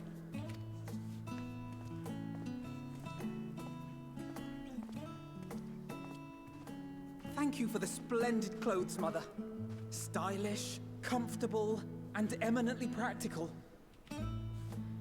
I am so glad you like them. They are, however, missing one final touch. Weaponry? Sage? If you'd allow me, Master Alphino. Alpha to Sage?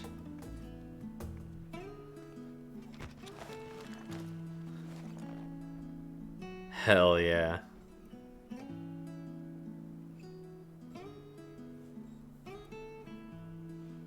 Wait. Are these... A sage's tools of the trade. They belonged to your father.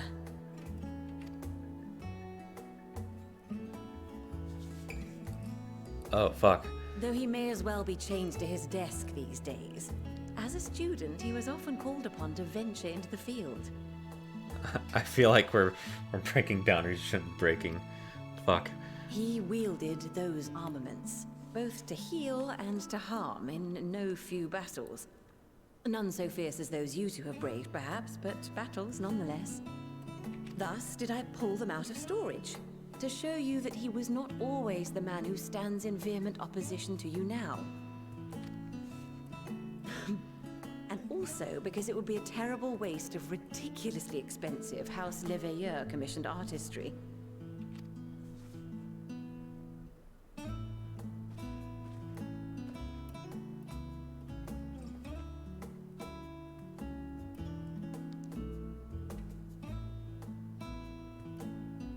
am told these devices are quite difficult to master. But someone of your extensive experience should soon have them darting about with grace and aplomb. May the wisdom in that crystal serve you well. And please, try to find common ground with your father, that you might come and go without need for this awful subterfuge.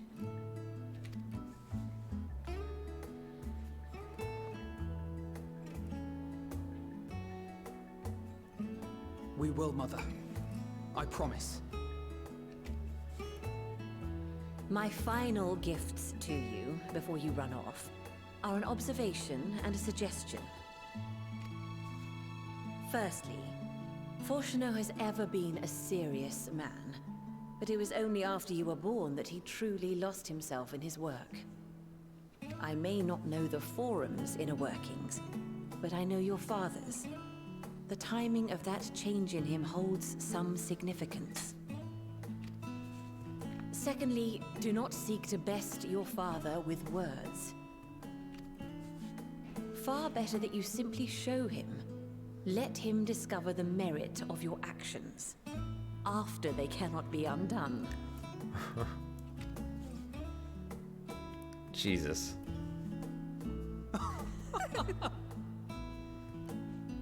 Oh, Mother. We shall take your wisdom to heart. Thank you again for these gifts, and farewell for now. Safe travels, my children. Eat well, stay warm, and keep your friends close. What they would have done anyway, yeah.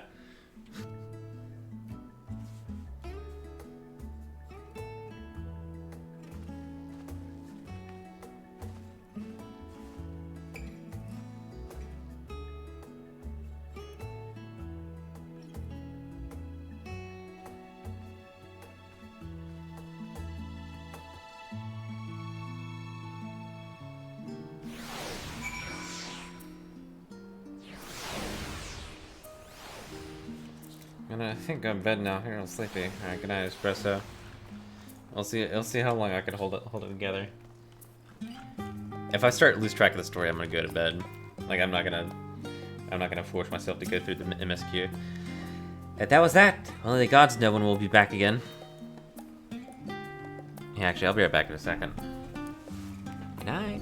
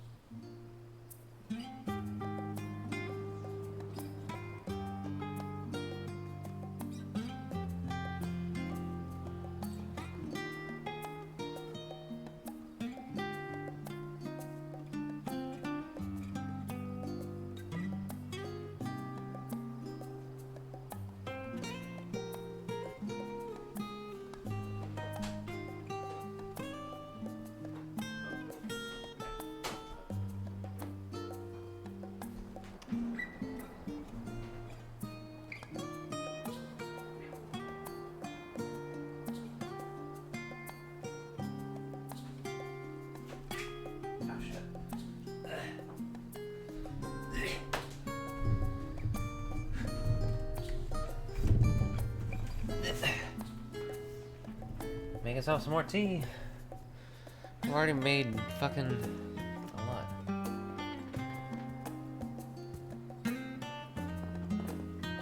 But I'm gonna be honest, I don't think I'm gonna make this 24 hours.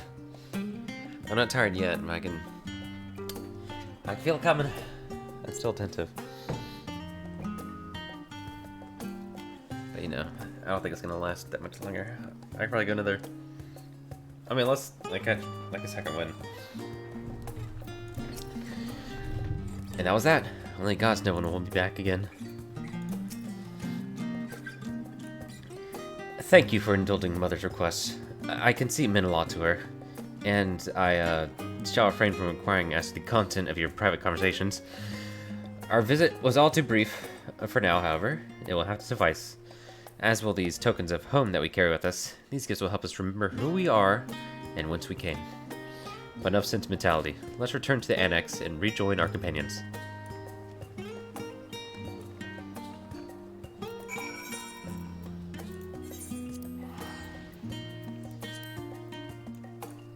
Wait. Save a ticket.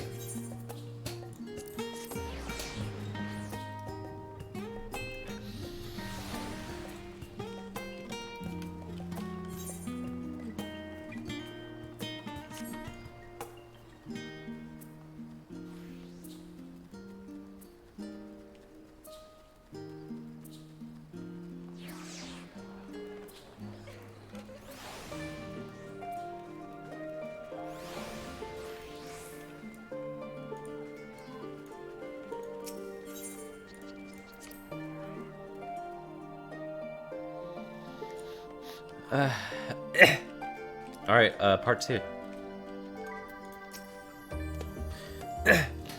Don't think for a moment I'm jealous of Alphinaud's new weapons.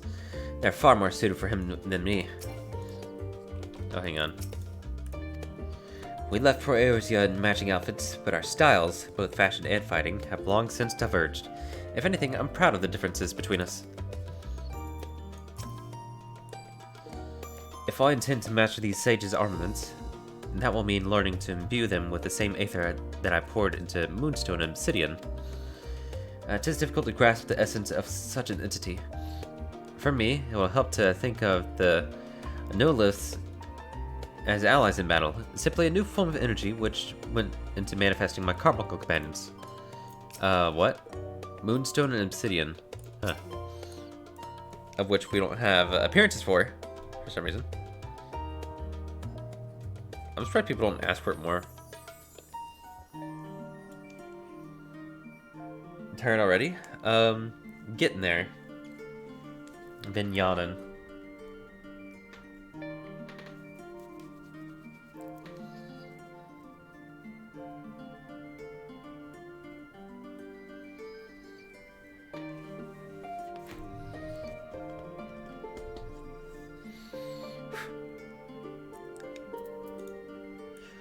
For us to feel responsible for the schisms of House Levier would be pure hubris. After all, we are merely on the outskirts of what is essentially a family affair. And yet, neither can we claim the indifference to strangers. To hear their mother welcome them so warmly was a joy and a relief. As curious as I am to learn the truth of this duty, I wonder what else the Forum is hiding. A calamitous secret whose origin lies in the ethereal sea. Duplicity aside, however, I do not believe Master Fauchenal means us ill. Even the harsh words he has for his children stem not from anger, I think, but desperation. Now, I assume he wants to just protect them, which is why he changed and started working more when they were bored. To create a safe haven for them, even though he nearly exiled them, but you know, neither here nor there.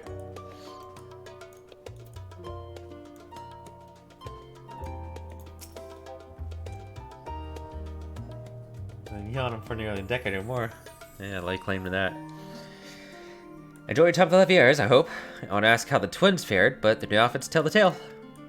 I only hope that we can help them reconcile with their father, that they might return home one day with their heads held high. In the meantime, we edge ever closer to the secret the Forum strives to hide, and the flower bequeathed to you by Heidelin is sure to guide us going forward. I'm confident that once you've scouted out the situation in Thavnir, we'll be well equipped to plot out our next move. It's wonderful how a garment given in love can so easily change one's whole outlook. I remember when I was still coming to terms with my talent with the Echo. Just being wrapped in the robe my grandfather gave me somehow made everything less daunting. Hang on.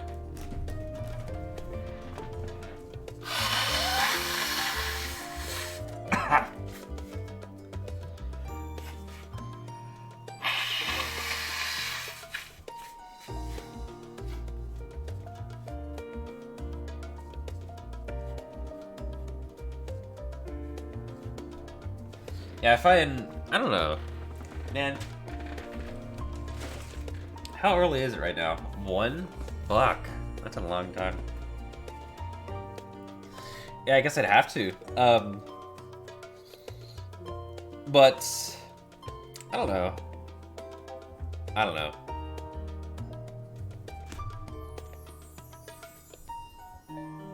I guess I could just not do MSQ. Or something. Playing around with the jobs if I do end up closing early and just like hopping back on, just kind of fucking dick around.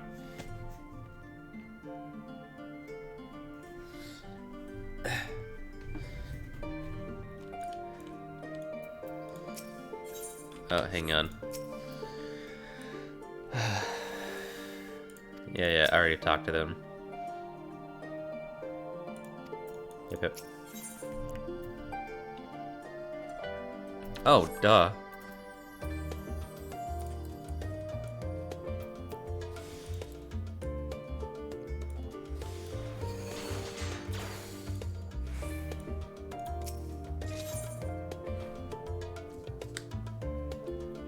Nat, get on no stream tomorrow.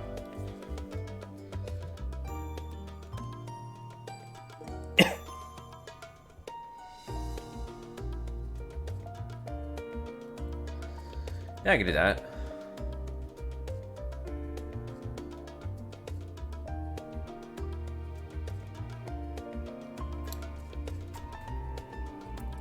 Man, I did so well during that prey stream. I think 24 hours just kind of happened. But I guess I didn't have to be as attentive. You know, just running around killing shit and flying through space. You know, I can do that with a fucking brainstem, you know?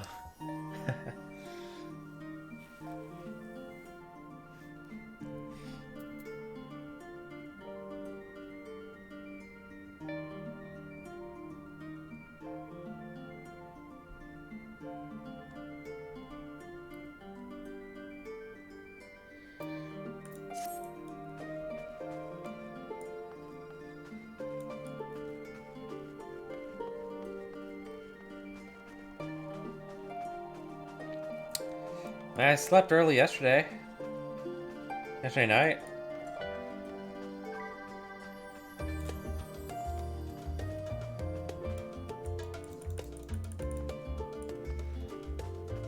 No, Q-Temp's gonna suck. No, I guess with the crashing seemingly fixed, I guess we're good.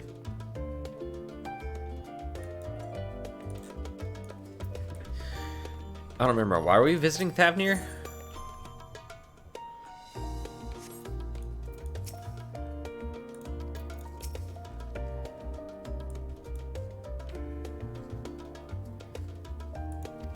I assume we're just talking to locals, so I'm just gonna still wear the regular clothes.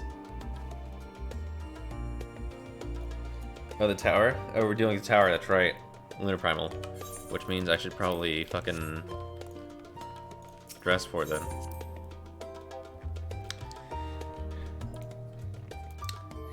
Hello, we're pest control. Pest control.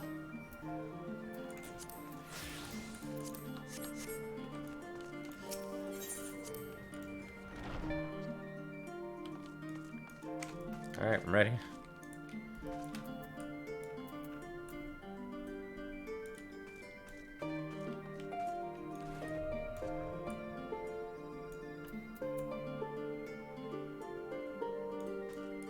Yeah, I saw that. That's why I was questioning it. A more suitable attire. Ain't we killing shit? Oh, it's hot. Oh. Oh well.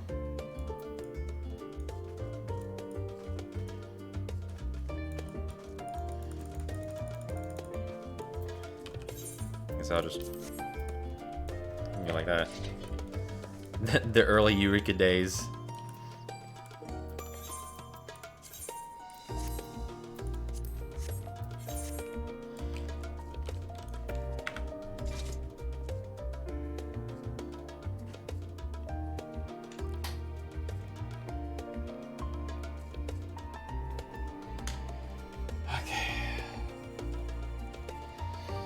So, mission failed. We'll get them next time. I guess I better head out here where I get rest experience. Mission failed. We'll get them next time.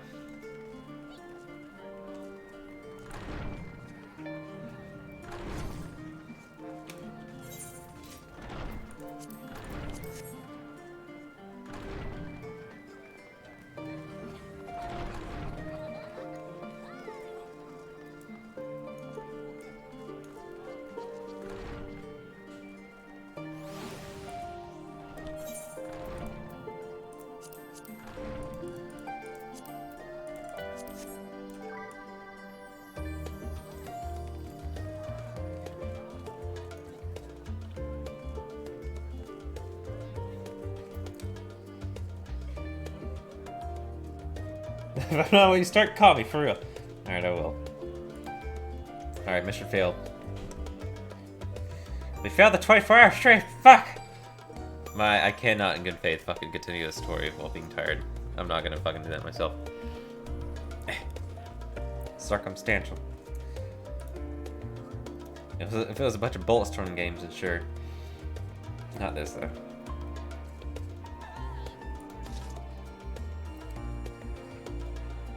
I mean, I'm not even gonna say goodnights. I'll be back on later. I'm just gonna take a nap.